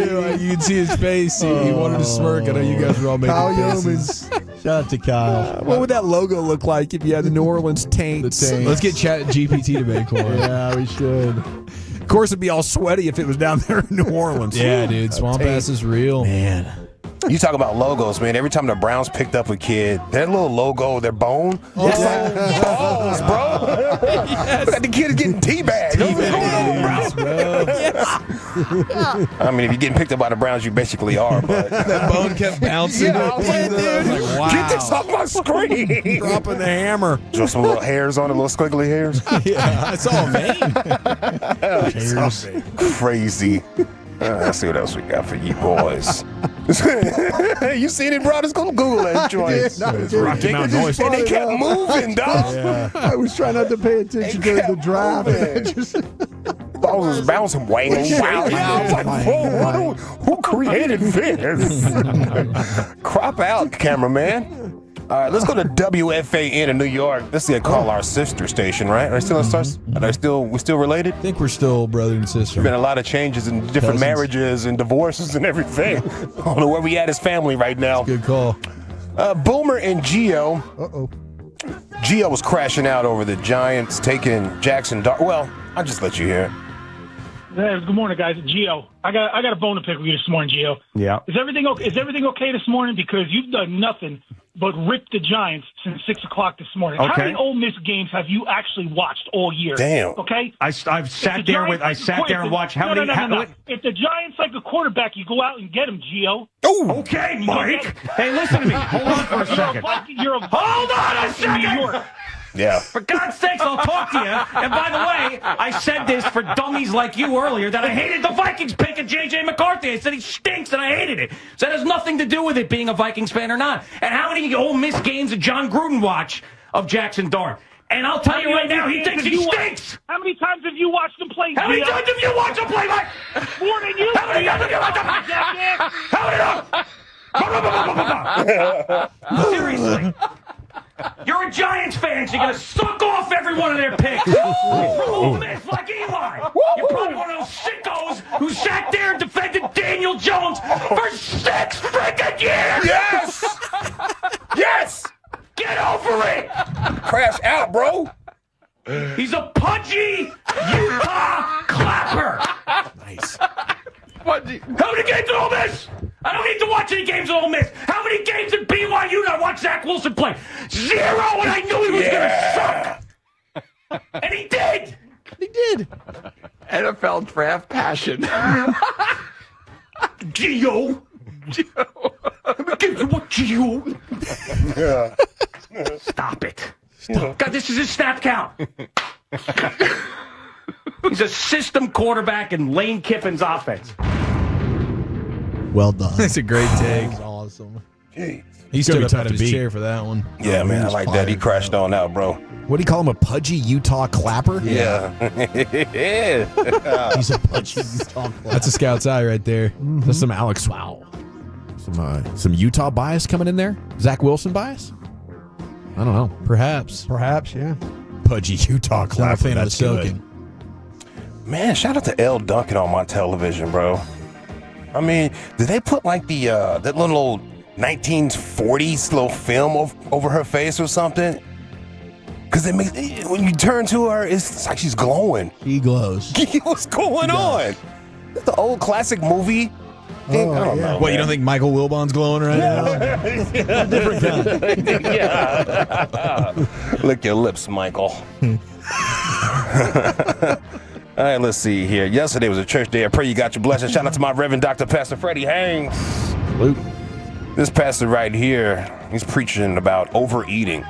So when the doctor told me I was sick, I didn't speak in tongues. I cut out fried food after 8 o'clock.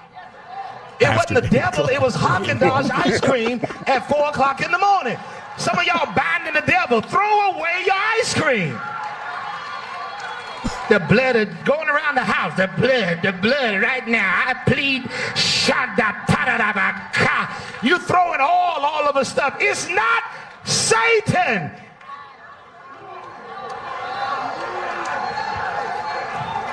So don't talk about people that are fornicating when you have 5 pieces of cake at one time. Both of y'all sin. Both of y'all are sinning. Both of y'all are sinning, man. 5 pieces of cake is crazy. That's a lot of cake, bro. No fried foods after 8 o'clock is my favorite diet of all time. That's your problem. Before 8, it's totally fine. As soon as 8 o'clock hits, don't ask me for any fried food. Just drink some water. Yeah. Yeah, I guess it depends on how big those pieces of cake are, you know. Go five slivers. Yeah.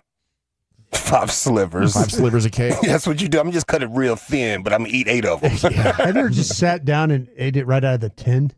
Oh, yeah. No. Oh, yeah. No, I don't think I Peanut ever butter? have. I think that'd be... It kind of ruins the presentation of it. You know, Nah, you you clean just- edges on that You cake. just take Clean it like edges. it's your own. You know, you just OCD say, cake eater over here. Who, me? No, I'm talking about Dawson. Dawson. Yeah, I want to go back into the fridge and see that cake just sitting there perfect with the No. Yeah, you eat with fraction your out eyes of it. first. I get that. I get the presentation factor. I'll just but fork it. I like just claiming Key lime my pie, territory. yeah. Like Yeah. the rest of this Yeah. thing is mine. Don't touch this. Yeah. Sounds like you've lived alone a lot. You know, Yeah, you're just digging yeah. into whatever's in the fridge. It's yours. Yeah. There was a big mark your territory situation in the fridge growing up. You know, with the brothers. Yeah, it was like you had to write your name on stuff. You had to be very adamant. Did you about, just? Hey, this but did is you, mine. Did you ever just lose out that they went ahead and ate that Jack in the Box? Absolutely. The bag had your name on it, and they didn't care. Yep. Yeah. That's I dealt happened. with the same thing. It was just my dad. Got into some screaming matches. Yeah, that was your dad. My dad was Stealing just- your to-go box. I'd write my name on it and everything, but he Didn't just, matter. It didn't matter. Yeah. Here's a pizza for you, Dad. I put my name on something in the fridge years ago, and then my dad followed up and put on there, "I'm selfish." That's what he wrote. Damn. I was like, Wow. good call. That's fair. I'm also hungry. Yeah. Wow. Did your dad ever give you those dad bites where they're like, hey, let me get a bite of that burger, and all you get is a crescent moon back? It's the biggest bite you've ever seen. Like, wow, dude, you should have got yourself a burger. Smells like his mustache now. Just finish it, Dad. Coors Light on my burger. All right, what do you say? Time to vote? Yeah, let's go ahead and Is do it that. Paige Beckers with Walt, our current champion here? Is it the 69th pick with the New Orleans football team there with Kyle Yeomans? Boomer and Gio talking about Jackson Dart getting drafted into New York there with a caller. Or is it the preacher addressing the overeaten? I'm voting for Boomer and Gio, Chief. How about you? Yeah, I am as well. Lucius? Yeah, boom. Yeah, I'm going with that one for sure. We'll check. I'll throw Yeomans a vote. All right. Brian? What's the score right now? 3-1. Yeomans, yeah. By a score of 3-2, and your new G-Bag of the Day champion. I believe that's Gio. I think Boomer's too far up there to get that kind of energy. He really tore up that collar. That's pretty dang good. It looks like Boomer's got himself a good co-host again. Okay, it's time now to go into the Pimp Cup where Lucius has a Monday night edition of LA Live. Peace. It's a Monday, Friday edition of LA Live. Right to the great Rick James, yo.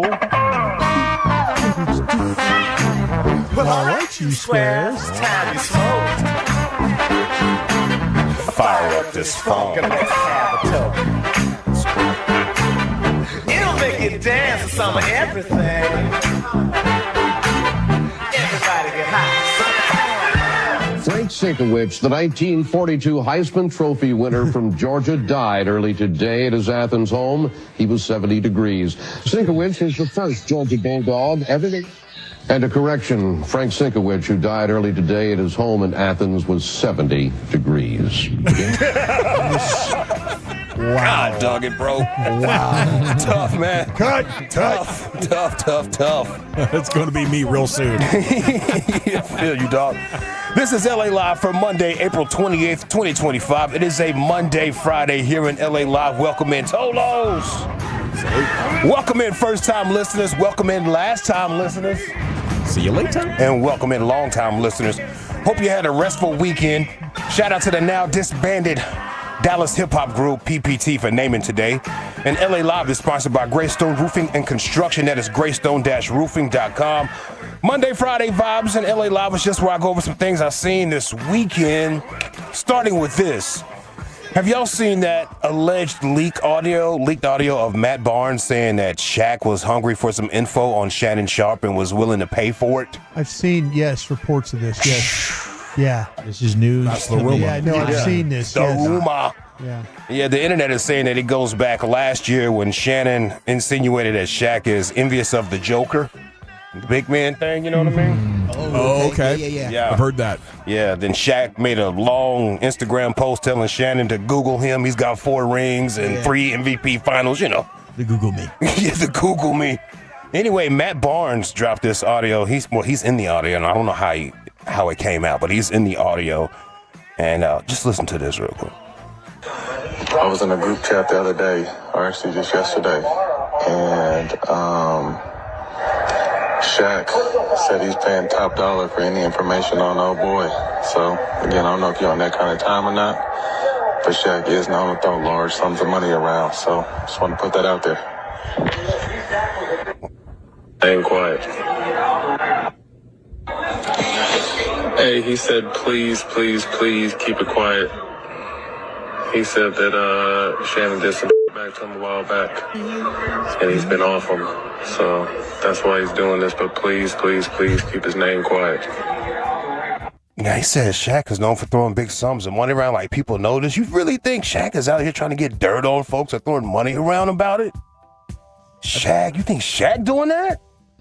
You know, the only thing I could see is if it had gotten personal involving a woman, you know?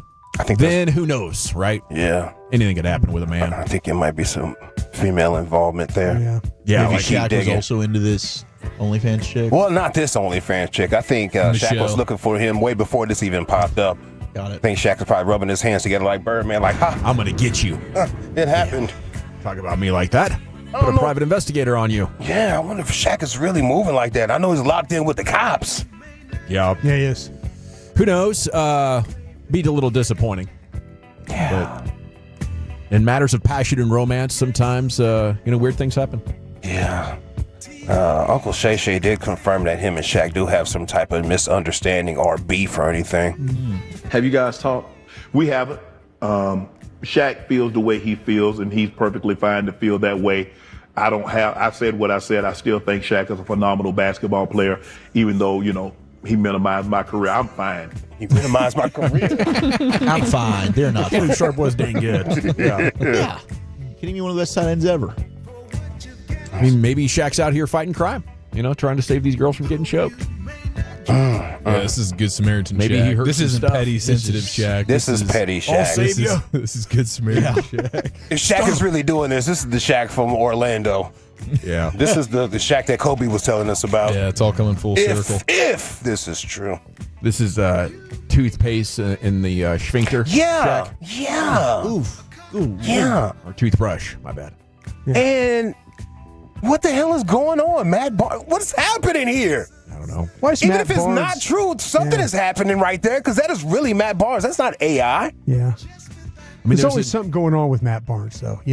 He's always in. He kind of likes to get in. He's always in the middle of messy things. Ooh, Matt, girl. Yeah. Girl. Well, he's got the top podcast of the NBA now. No, and good for him. I mean, but he is always in the middle of some kind of controversy or something like that. Yeah, he's in it. He stays in it. He's either He talking does. about it or involved in it himself. That's right. Respectfully. Shaq seen this report and trolled the report. I don't know if you heard this. Yeah, this is Shaq. I'm paying top dollar information. You know where Charles Barkley's at? Yeah, I know where Charles is at. I got him. All right, I'm also paying information. You know where Kenny the Jet Smith at? Yes, I got Kenny too. I know exactly where he's at. Okay, now this one right here, get you I'm gonna give you some big dollars. Do you know where Ernie Johnson is at? Ooh, let me work on that one right quick. That's a tough one. All right, and remember, I'm paying top dollar for all that information. Love you, boy. All right, hey, don't tell nobody. All right, one. All right, go. They're gonna have so much fun with this. Shaq is ridiculous. That's hilarious. Yeah, that's pretty funny right there. That's pretty funny. Do you think this will mess up Club Shay Shay, Shannon's alleged podcast deal? Remember before this dropped out, we were hearing that he was going to get maybe $100 million. People are looking at that podcast situation for $100 million. So I thought the timing of this was pretty odd, but it very likely probably will mess it up. It seems like it's moving to a place where it's going to ruin his whole image that he had built. Did he? Because he's still out there producing. They're still doing the podcast. Nightcap. They were Nightcap. They were out there at the draft. Yeah. They're still doing it, bro, and they're still putting up the numbers. I looked at it. It's still putting up the same numbers, if not just a little bit more numbers. Yeah, in some ways, it's probably good for business. Yeah. So okay, maybe he stays huge on the podcast side, but he's not going to be on TV. Won't be on TV like that, but I can see the podcast. Fine. Yeah, I think you're fine in just a podcast world. Yeah. I guess the sponsorship stuff, though, like which companies willing I guess there's to crossover on that. Yeah, you probably have to wipe some sponsors out of there. Yeah, Shannon Sharp's media deal with Colin Cowherd's The Volume Podcast Network is up. Sources tell Front Office Sports Shannon has received multiple offers and is expecting to sign a deal that will exceed $100 million. So, I mean, if it's not $100 million at this point... Depends on how he rolls off of it. I mean, it's definitely raising his profile, making him more well known. If he can have a good conclusion to this story and maximize the attention on him, it could make the star bigger. He can pay off the girl and keep hustling on the internet because you can't cancel somebody on the internet. Right. They're there, bro. Yeah. That's where the weirdos go sometimes.